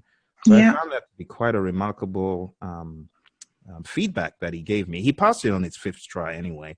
Awesome. The only thing he did differently was use the strikeout tool, but that doesn't exist now. So tell me about the writing on this piece of plastic or whatever they give you. Did you find that to be cumbersome, and did you do a brain dump or not? I absolutely did a brain dump. I had to kind of fight with the guy to give me 2 pieces of paper. But I did a brain dump of all 49 processes, and I actually wrote them out because just doing initials wasn't going to help me. I needed to physically write them out. So I physically wrote out all 49 processes. Wow. I wrote out all of the EVM formulas. I wrote out some of the HR models like Theory X and YC and Maslow's, and I wrote out the NPR, the IRR. I wrote out where the deliverables came in and out of, like direct and managed project work and validate scope and control quality and closing. I wrote that out. So anything that could help just clear my mind, I wrote that out. But all of those things that I mentioned, I did a brain dump on. Absolutely. That is very good feedback. Okay. Well, here we go. We've pretty much talked about the brain dump. That is a very important ritual for many of us. Now let's talk about your studying of inputs, tools, techniques, and outputs. So you went through the first system and you did all that, and and then you went through our system. What, if anything, was different in your absorption of inputs, tools, techniques, and outputs, and how or why, do you think it was different?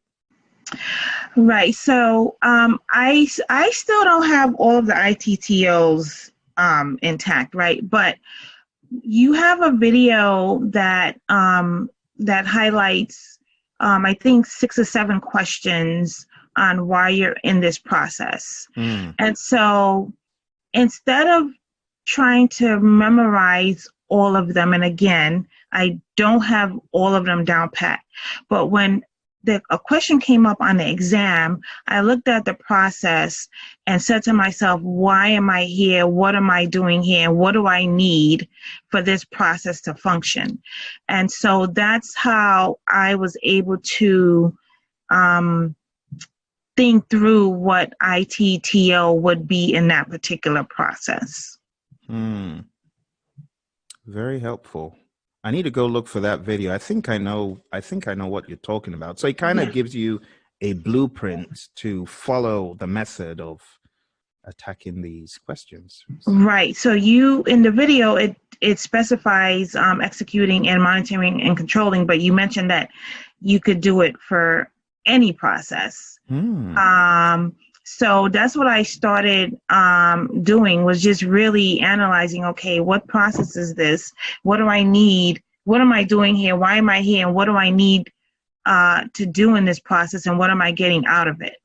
So that helped me when I got a question that asked me, what was the input or output, or, we're in this process, what is the output and what is the next thing that should come next. So that's what I thought about when I had to answer a question about an ITTO.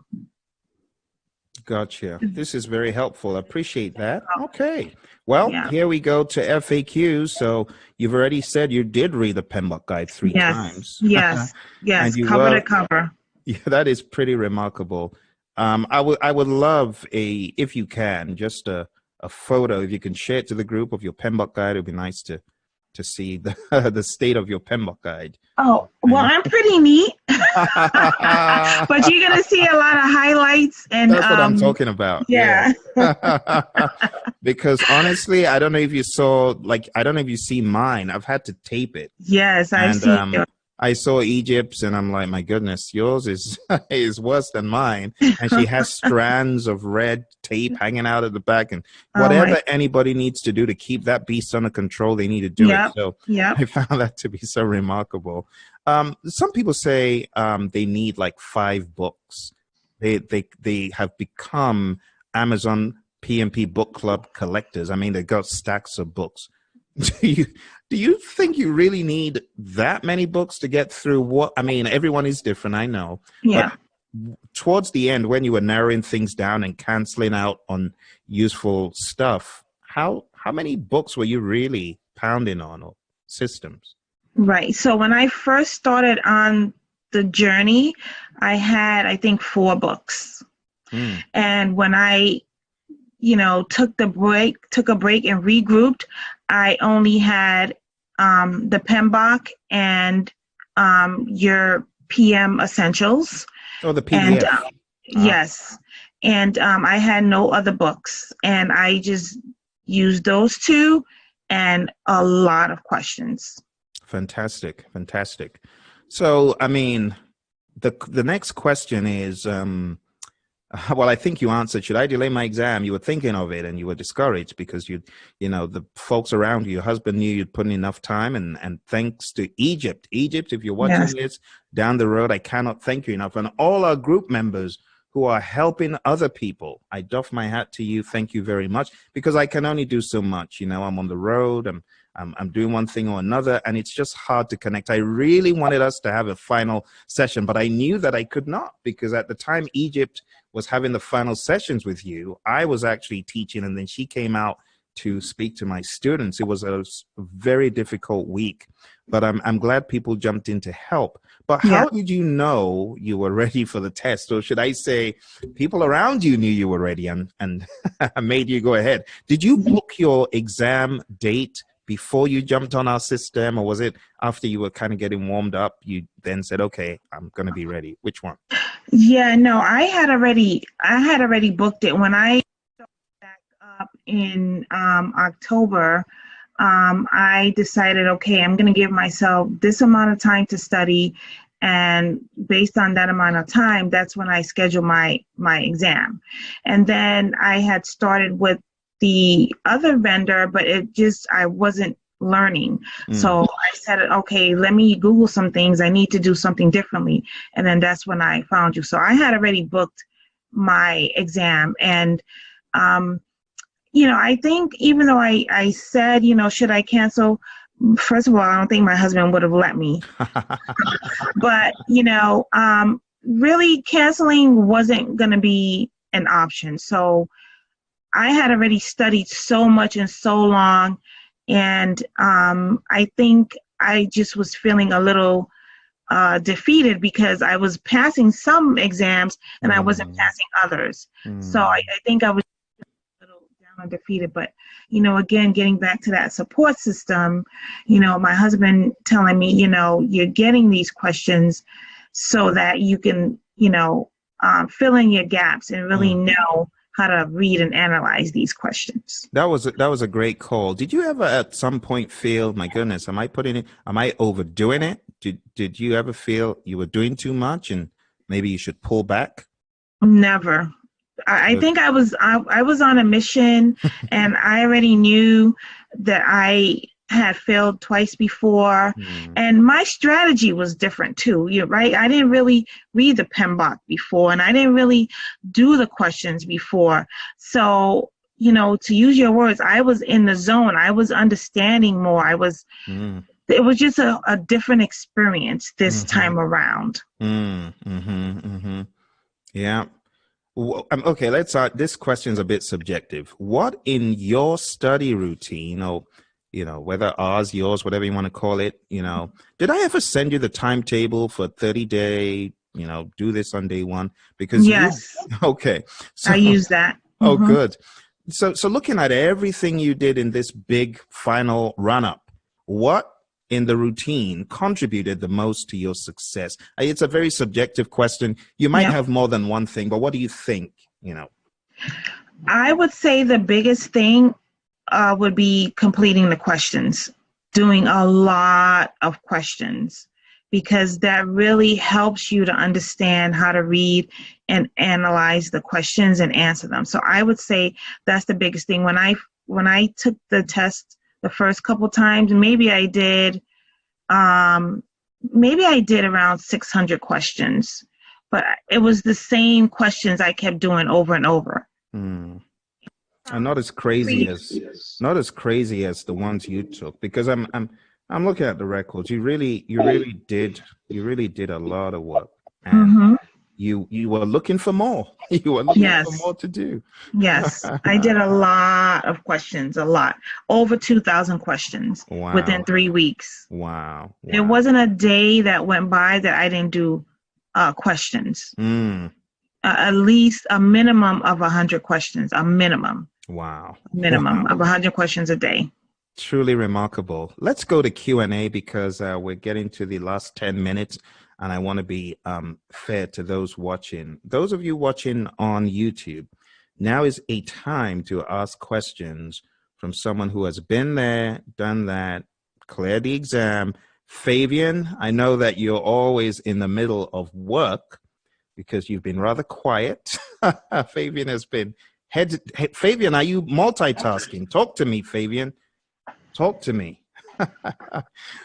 She's chatting in. She says, no, she's not multitasking. I had to ask because I know you're always working so hard. So Fabian is in the airline industry, and it's a demanding position. Sure. So I didn't even ask. So I know you've got the master's in project management and stuff. But when you did that master's degree, was it was it more Pmbok specific, or was it general project management? It was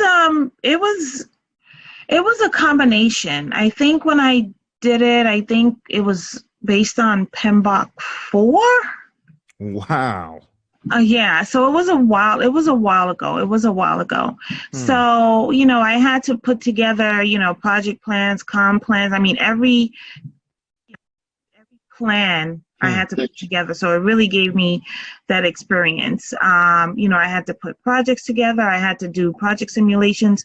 So it was a really, really good experience. But as time went on, I didn't really realize until, I started on this journey, how things change every few years. I didn't realize that. Mm-hmm. So even though I have my master's in project management, it's almost like it's outdated, right? Because it's not based on the same principles as now. I mean, I'm still happy that I have it, but it's a little different. Yeah, I kind of get what you're saying. Yeah. One of the good things is the backbone of the PMP, the 5 process groups, and the 10 knowledge areas. It was 9 in the 4th edition. So, it's changed a little bit. And one of the things I do whenever they come out with a new Pmbok guide, I do a very rapid comparison, like sometimes 5 minutes, sometimes 10. But there is a comparison of the difference between the 4th and the 5th and the 5th and the 6th. And this is my 5th. So my exam was based on the 2nd. I read the 3rd, 4th, 5th, and 6th. And I contributed to the 4th, 5th, and 6th by reading it and giving PMI my suggestions about what to do and what, it's all a volunteer system, really. Yeah. So for those of you watching that are mad at the Pmbok guide, I would say jump into the next round, the 7th edition, because there's some crazy stuff that probably is going to go down. You want to make sure your voice is heard when they're putting the 7th edition together, because trust me, it is going to be very different. We're already seeing signs, that it's going to be very different. We have a Is that going to be next year? Go on. Next year? The 7th edition, when is that coming out? It will not be next year. Okay. I'm thinking it's going to be 2021 Okay. we see it being released. If that, to be perfectly honest with you, the 6th edition is in such a horrendous state. It really is in a horrendous state. There's stuff all over the place that some of my students are calling out, Phil, I found another one. I found another error, and I'm like, oh my gosh. I communicated this to PMI. I said, look, this is a little bit embarrassing. We can't even get the addition straight. So I have students that are so they're laser focused on errors, and they can pick them out of the Pmbok guide. Even Egypt picked out 2 errors from the Pmbok guide, and I did email them. I copied it and emailed them to the PMI. I said, these are.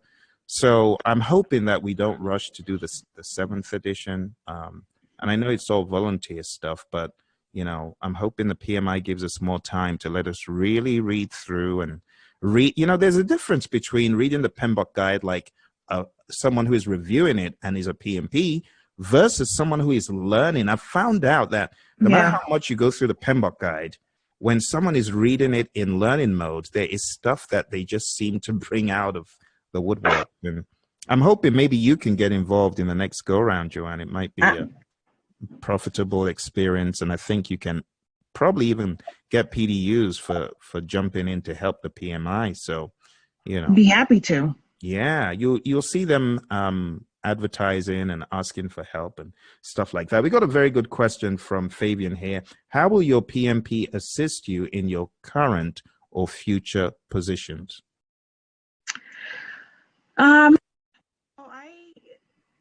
Currently I'm managing a program that my company uses to source contingent labor.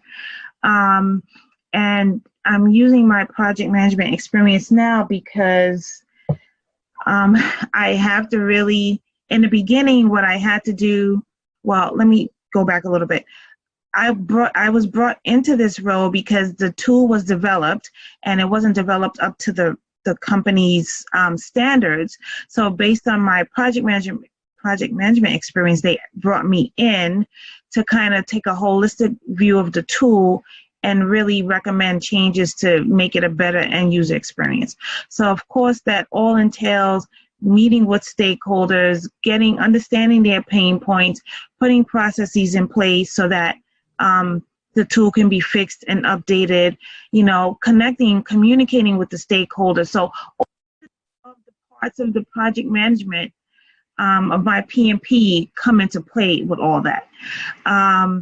As for future projects, future roles, I'm hoping to get something, a little bit more, project oriented. I'm in a matrix organization. So I'm hoping to get, go somewhere that I can really, really be a project manager and focus on project management work. Absolutely. Yeah, very good. Very, very good. We should have that conversation about what we discussed offline. Yes, that would be awesome. Yeah. So maybe when we get done with this week, we can do that quick. All right, my YouTubers, any questions? Any concerns? I know lots of you are ramping up for your big day. I'm going to put in the chat one more time. Any questions? Because if there are no questions, we are going to be jumping off the call. Few seconds, or should I say minutes. So Fabian says, thank you and congrats. Well done. Thank you, Fabian. All right, my friends. Well, we've come to the end of this wonderful, wonderful session with our friend Joanne, who is our latest PMP guru. And she has shared lessons learned, plans, ideas that you can take back. More importantly than anything else, with all the lessons, you don't just want to cart away lessons, you want to cart away actions, right? So these lessons, you need to make them actionable steps. And I want to encourage you to do what she did. You've already found Phil. That's step one. Step two, you need to go to the Praizion site. You need to hit that PMP Exam Prep Camp 2018 course, right? Just like she did. Sign up for the course. Come aboard the system. Don't cut corners, right? Go through everything like she did. And I'm sure you'll be extremely happy when you are holding up your certification, your PMP exam certificate, like our friend Joanne has done, and showing your awesome accomplishment. All right, Joanne, any closing remarks for our friends? The last thing is I think I inadvertently skipped over it, so I apologize. The night before the exam, I got up around 9 and I studied until 7 o'clock, and I was in bed at 7:30. And I was like, if I don't know it now, I don't know it. And I just got a good night's sleep and woke up early in the morning to take my exam. Wow. You ran hard all the way to the end, all the way to the finish. Yep. Wow. Okay, well, once again, thank you so much, Joanne. We're right here on the dot of 1 hour. Please don't go off the line, because I'm going to end the call, end the conversation, put our YouTube friends back onto a curriculum that they can chew on after this. Don't want to leave them hanging. So I will do that, and then we will come back and finish our discussion. Did I get absolutely zero questions, YouTubers? Because I know sometimes you're like, well, there's no point. It's not live. This is live on the 21st of November, 2019. so it is today. Well, someone may be watching it later. And, oh, it's not today.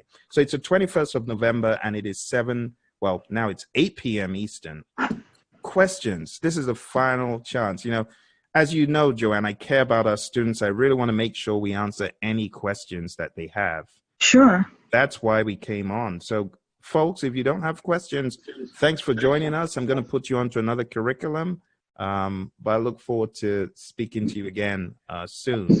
Any last comments, Joanne, before we hop off completely? Just good luck, everyone. You can do it. Stay positive, stay confident, and you got this. Thank you. All right. See you, everyone. Take care.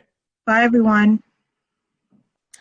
All right, my fellow project managers, PMPs to be, PMPs, whoever's watching, welcome, welcome. Tonight we have a treat. We typically do not stream these lessons learned meetings very much because they are held typically on a Saturday. Today, we're doing this on a Thursday, and we have our latest PMP, Joanne. She's going to share her lessons. So without much ado, welcome, Joanne. How do you feel being a PMP now?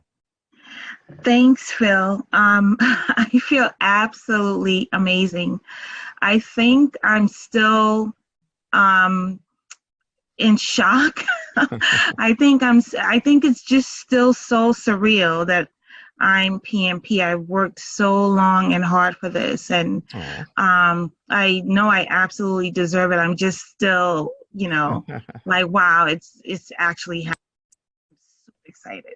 I know. I can imagine. So let's jump straight into the very first slide here. So this PMP thing, why did you go for it in the first place? So I actually have my husband to thank for that, because I've been doing project management work for some time now. I actually have a master's in project management that I got maybe 5 or 6 years ago. And when he was pushing me, and I said, hey, I already have my master's, why do I need a PMP? And he's like, a PMP overshadows a master's. And so I didn't take his heed for a few years, and until recently, he said, you really need to go for your PMP. And I think I was initially nervous about it, but then he really pushed me and encouraged me, so I decided to start on the journey. Wow. Is he a PM as well? He actually has Prince 2. Oh, okay. Yeah. Oh, that's cool. Yeah. Nice. Two worlds apart. Yeah. Yes. The Prince 2 is very popular. Yeah. Did you look into Prince 2 at all, or you just went straight to PMP? Yeah, Prince 2 was in. Yeah, I didn't look at that at all. He actually made a really good call, because when you look at economies of scale of the PMP versus Prince 2, the PMP is much more dominant. It's ridiculously dominant. I mean, I really cannot overstate how dominant the PMP certification is. It's right up there with any other certificate you can imagine in terms of prominence. So he made a really good call. So, awesome. Yeah. So was this 2 years ago, or how many years ago was this? For me, yeah, my journey started this year in about May. So it's about a 6-month journey. Oh, wow. Yeah, it's about 6 months. So I actually, before I started with you, Phil, I actually started with another vendor. And I took an online course, and you don't know this, Phil, but I took the exam twice before and failed. Oh my gosh. Wow, I did not know that. Yes. The first time, I could tell that I missed it by maybe 5 or 6 questions, because you know where the line is to show where you are and where you need to be to pass. I was literally right there. Wow. And then, so of course I failed it. I was distraught, and I said, okay, I'm going to study again and take it. And I took it 2 weeks later, and I did worse on the second try. So after I did that, I said, okay, I'm going to take a break. I almost wanted to give up, but I said, I'm going to take a break, and I'm not going to even think about PMP anymore. I went away on a family vacation, did a few things, came back, and I said, okay, I'm going to start again. And this particular vendor had, great materials and content and everything, but for some reason it wasn't sticking with me. I don't know. I'm not really sure what happened. Maybe it was me. I'm not sure. So I was searching for PMP. I did some kind of search, and your videos came up. And when I watched your videos, they resonated with me. I seemed to be understanding what you were saying and what you were teaching. So then that's how my journey with you began, by just the free videos you have online. Gotcha. Oh, wow. That is such a remarkable story. You know, I really had no idea what had transpired, prior. I mean, it could be that you told me and I just could not remember, but I don't recall. I don't think we ever had that, exchange. So that is good background for anyone who is watching who may be in the same situation. So, I mean, you were just searching on the web and you happened to come across, was it a YouTube video or Facebook? Yes. Good. Well, I'm glad that you came across Praizion. I mean, so let's move forward and talk about how you studied. So I remember you jumping on the learning management system. So how many hours were you putting in, and can you answer the questions on the screen? Sure, absolutely. So how I studied for the PMP, so when I finally got back into failed the test twice, I studied a lot. So I read the Pmbok at least 3 times. I took a lot of notes. How I study and how things stick with me is I have to write them down so I can visually see them and remember that I wrote them down. Some of your videos mentioned to draw diagrams, so I drew diagrams as well, which I had not done before. I wrote out a lot of index cards. I wrote out maybe 500 to 600 index cards, and this is just me repeatedly writing the information so that it could stick and I could remember it. And I tried to make sure that I understood what I was reading. So I would study maybe like 6 to 8 hours a day. Gotcha. So what about the formulas? Did you study those in any particular fashion? So I think one thing to really think about when you're studying for this, studying for the PMP, is to really focus on, your strengths and weaknesses. And numbers are not a strength of mine. So the formulas, I had to make sure that I memorized them. That was, for me, the only way that I knew that I was going to be able to successfully use them on the test, is to memorize what they were. So I memorized all of the EVM formulas. I memorized the channel formula. I memorized, IRR, if it's bigger is better, NPV, what that meant. So I just had to flat out memorize what they were. Got you, Joanne. So, I mean, when one boils it all down, is it fair to say that you were not oblivious to these topics? It's just that the way they were communicated to you in the very beginning, or how they came across in your initial training, was a little bit different. I would agree with that latter assessment. Yes. So they weren't foreign to me, but they just weren't connecting with me in the same way until I watched your videos and took your classes and your quizzes and the mock exams. That's when things started to kind of connect with me a little bit better. Gotcha. Okay, well, for those of you watching right now on YouTube, if you have any questions for our latest PMP guru as we go through, do not hesitate to chat them in. So I'm just going to type in chat in here so you guys know that this is live and we're taking questions. If you have any questions about the exam, this is the person to ask. You want the freshly minted PMP. You don't want to ask Phil, who got certified 15 years ago, whenever it was. Can barely even remember. But ask your questions now, okay? So, Joanne, going back to what you did a week before the exam, I remember getting seeing a flurry of activity from you as you were studying. So tell us the details of what exactly you were doing during those times. Yeah, so I studied a lot. So any break that I had, so I was taking my lunch breaks doing that.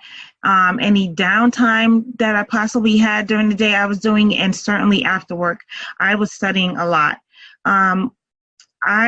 Between the time that I had started and the week before, I completed over 1,000 questions.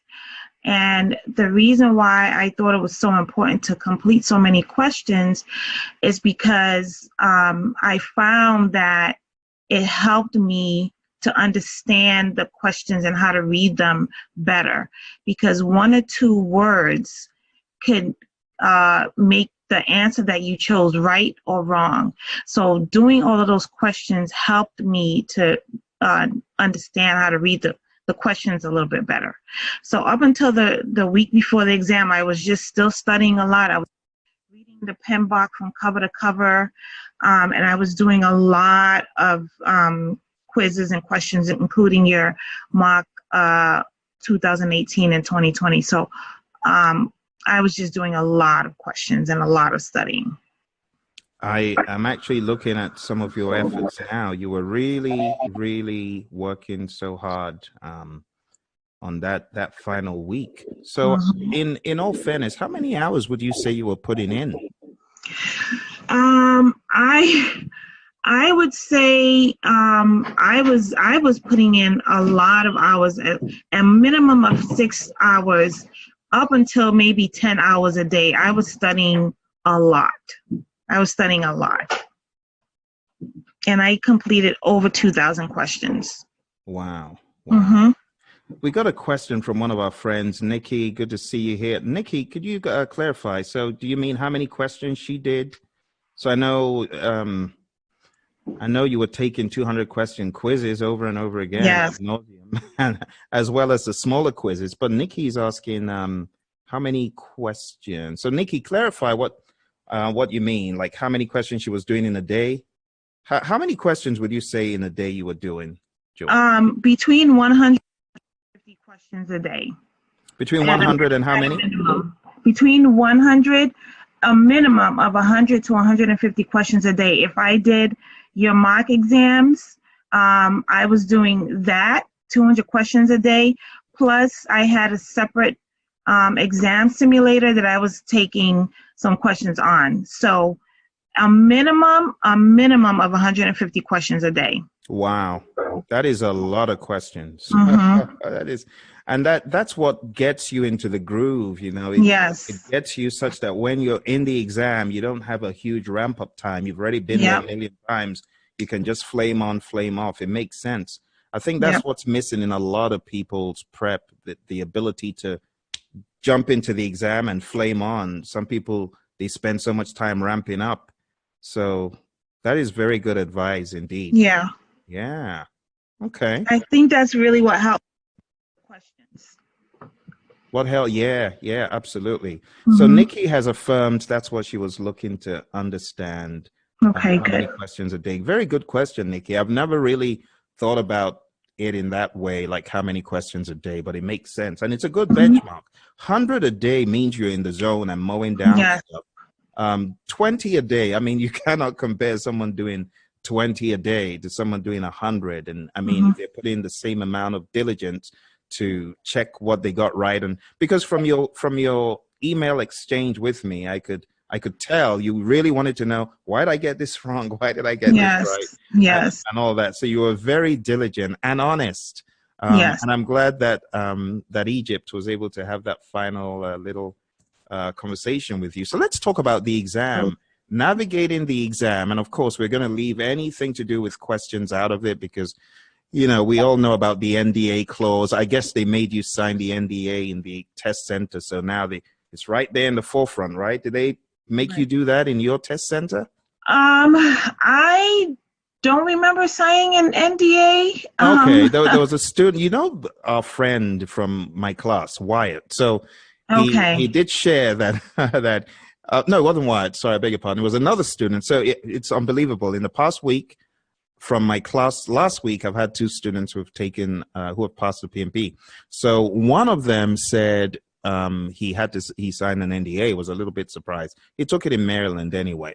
But we know all about the NDA, and yeah, we're not talking about specifics in the questions or anything. Right. But talking about navigating the exam, like for me, I had a problem navigating the exam all the way straight through from question 1 to 200. Did you go all the way straight through the middle, or did you jump around? How did you navigate? So because I had failed the test twice, I went in with a little bit of a different strategy. And so to answer your question, I did go straight through, but I had committed to myself that I would only answer the question and move forward without flagging it if I knew for certain that that was the answer. So if I read the question and I was not sure, I flagged it and moved on. So I only didn't flag it if I wasn't sure. Okay. So I went straight through, and then towards the end, when I got to question 200, I went back to any questions that I left first incomplete. I answered those first. Okay. So when I got to question 200, I had about 35 minutes left. Wow. So I went back to the questions that I had left unanswered, which were about maybe, I think, 17 questions. So I made sure to answer those first. And then I went to the questions that were answered and flagged. And I only changed the answer if I knew for certain that it was wrong. Good. If I wasn't sure, I just left it as is. That's good. So let me just toot your horn a little bit, because, I tell people any above target is fantastic. 2 above targets is really great. I mean, 3 above targets, this is great performance. So, I mean, your performance was really, really awesome. As you're going through, did you feel like you were hitting it out of the park, or did you, were you more on the side of I've killed it this time, or were you more on the side of I don't know what to expect? Where were you? When I started the exam, I was like, oh, I'm killing this, because the first 20 questions I knew the answer. Wow. I knew the answer. And then I got knocked off my high horse a little bit because some of the questions after that required a little more thought. So I flagged it and I said, stay calm, don't get nervous. So I had to flag a few, and then I was back on it again where I was in the groove, knowing the answers. And I really, as I'm going through the test, I couldn't believe that I actually knew these answers, that I went into the test confidently, but I couldn't believe that I actually knew the answers to these questions with no hesitation at all. Wow. Yeah. It's like night and day. I mean, when you're in the right zone and you're getting the right content and you've digested it and you've done due diligence and you've got all that you need going in, I mean, it's like night and day. It's such a great performance, and you can only thank your husband for introducing you to the world of the PMI, because I mean, now that you've got this thing, you don't have to go through this ever again. All you need to do is just do you're in maintenance mode. So right now you're getting a PDU for this, giving back, you're getting a PDU. In fact, our learning administrator was asking me today, has Joanne already spoken, or is she about to speak? Or I said, no, it's today. So yeah, she's on it to get you your PDU certificate after this. But it's very interesting to know that your experience was remarkably different this time you took it, and also very interesting to know that the first 20 questions were the opposite of what they were for me. My first 20 questions was hell. I mean, I took 1 hour to answer my first 20. For you, how many did you answer in an hour? How many questions? So I think that's a little difficult to say, because some questions I answered really quickly and some took a little bit more time, because they're like 3 or 4 sentences long, and you need to decipher through to make sure that you're reading the question properly and extrapolating the information from it that you need to be able to answer the question correctly. But I would say on average it could be between maybe 1 to 2 minutes, depending on the question. All right, that's good to know. So, is it fair to say you were spending 1.5 hours per? No, that wouldn't be possible. you wouldn't have finished the exam. So if you finish that 3 hours and 30 minutes with the first comb through, kind of, then it's as though you answered, you were spending how long on each question? Yeah, you're right. So maybe in about 60 minutes you were done, or less than 60 minutes. That's a good pace, actually, Joanne. You know, that's good pace. Because, I'm sorry. I was going to say some of the first few questions that I had were just quick, like, one sentence. There weren't a lot of scenarios in the beginning. Yeah. Right. Yeah. So that helped me get through the questions a little faster. Hey, the PMP exam is one of the most difficult tests for professionals, and we've heard this from everyone. But not to worry, you have a coach who eats the Pmbok for lunch. Here he is to set the record straight for you, your friend Phil. Hello, my friends. I hope you're doing well. Well, we've been going strong for the past 10, 11, maybe even going on 12 hours, to be honest.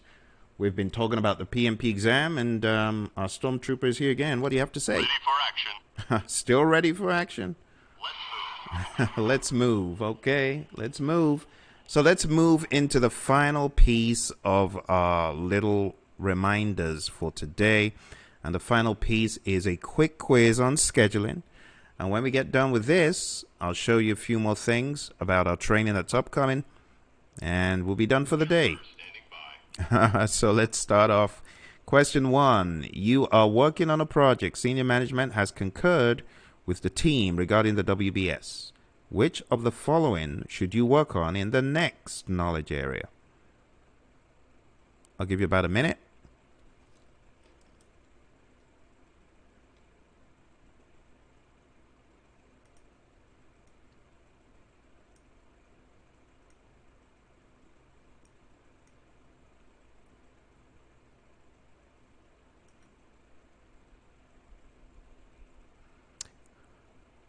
All right, 10 seconds.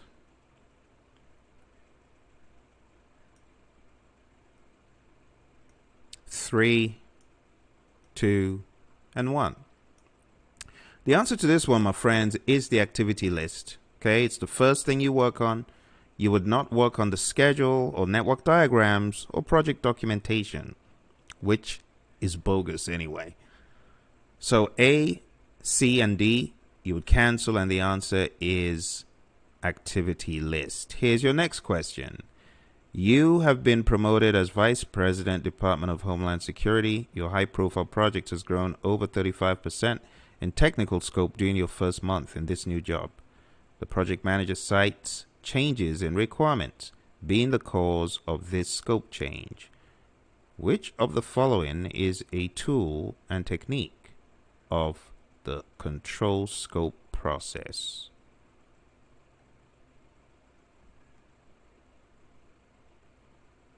I'll give you 10 more seconds.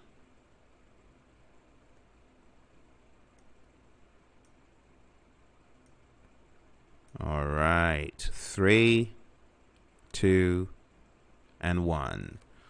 So my friends, if we go straight to control scope, the answer is staring at you.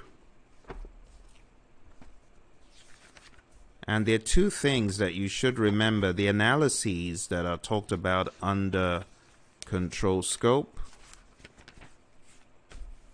You've got variance analysis. You have trend analysis. Variance analysis is used to compare the baseline to the actual results and determine if the variance is within the threshold amount or if corrective or preventive action is appropriate. See that? So the answer is variance analysis. Next question. You have been promoted as Vice President, Department of Homeland Security. Your high project schedule has grown over 35% in duration during your first month in this new job. The project manager cites changes in scope being the cause of this schedule change. Which of the following is a tool and technique of control schedule?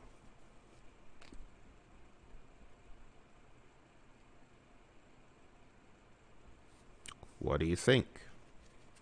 I'll give you 15 more seconds.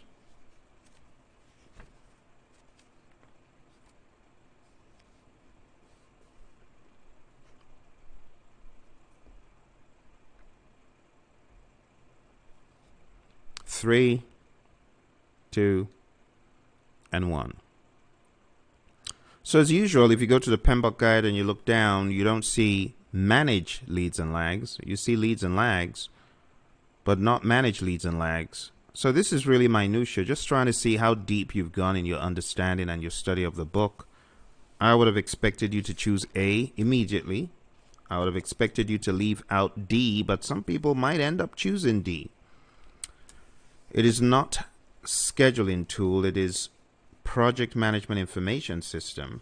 So I'm just looking to see how pinpoint precise you were in your studying of this particular chapter. All right, we have one more question, the final one. Here we go. It's very easy. In the project schedule management knowledge area, which of the following processes follows the estimate activity durations process?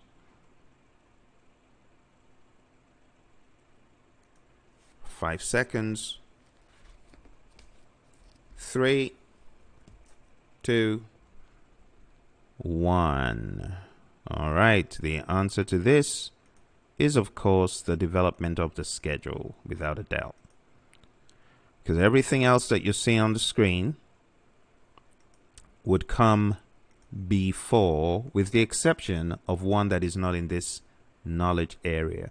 And that's why it specifically says in the project schedule management knowledge area. All right, I hope you enjoy those really cheap, easy questions. They do not pose a threat at all. They are so ridiculously easy. All right, I'm guessing there are no questions, otherwise I might have seen them in the queue by now. But if you have any questions for me to answer about all things relating to the PMP or CAPM exam, now would be a good time for you to chat them in, because we're about to shut it down. All right, so quick reminder for those who were not here in the very beginning, the website to go to if you're looking to sign up for the training that's coming up on Saturday and also on Wednesday, because we do Wednesdays and Saturdays. You need to check out the curriculum on pmsucceed.com. It would be a pleasure to have you as our student, as our guest on that course. Also, on the website, pmsucceed.com, you'll get a breakdown of how the course is and the awesome additions. 4-month online access to 35 contact hour course. Actually, we beefed that up to 6. Quizzes and mock exams, access to pre-recorded coaching, 20-hour MP3, 500-page PDF book. So much stuff for you to gain from here. And as well as that, we have on agileprinciple.com, we have training as well, and it specializes in the agile part of the equation. Okay, so once again, thank you very much for joining me. It's been a long haul. It's been very long, but some of you might have stayed to the end, I guess. Some of you halfway. You can always go back. We'll play this video again. You'll be able to watch it again and again and again for a while. As you see, many of our sessions, they're 12 hours, 8 hours, so you'll get the chance of watching this again. All right, let's see if there are any other questions that crept into the queue while I was yapping away. Absolutely no questions here, and that means it's a home run, hopefully. We got everything done, and everything is clear. All right. Well, thank you so much for joining me. We're going to jump off right now and hopefully see you again very soon. You take care. All the very best, and bye for now.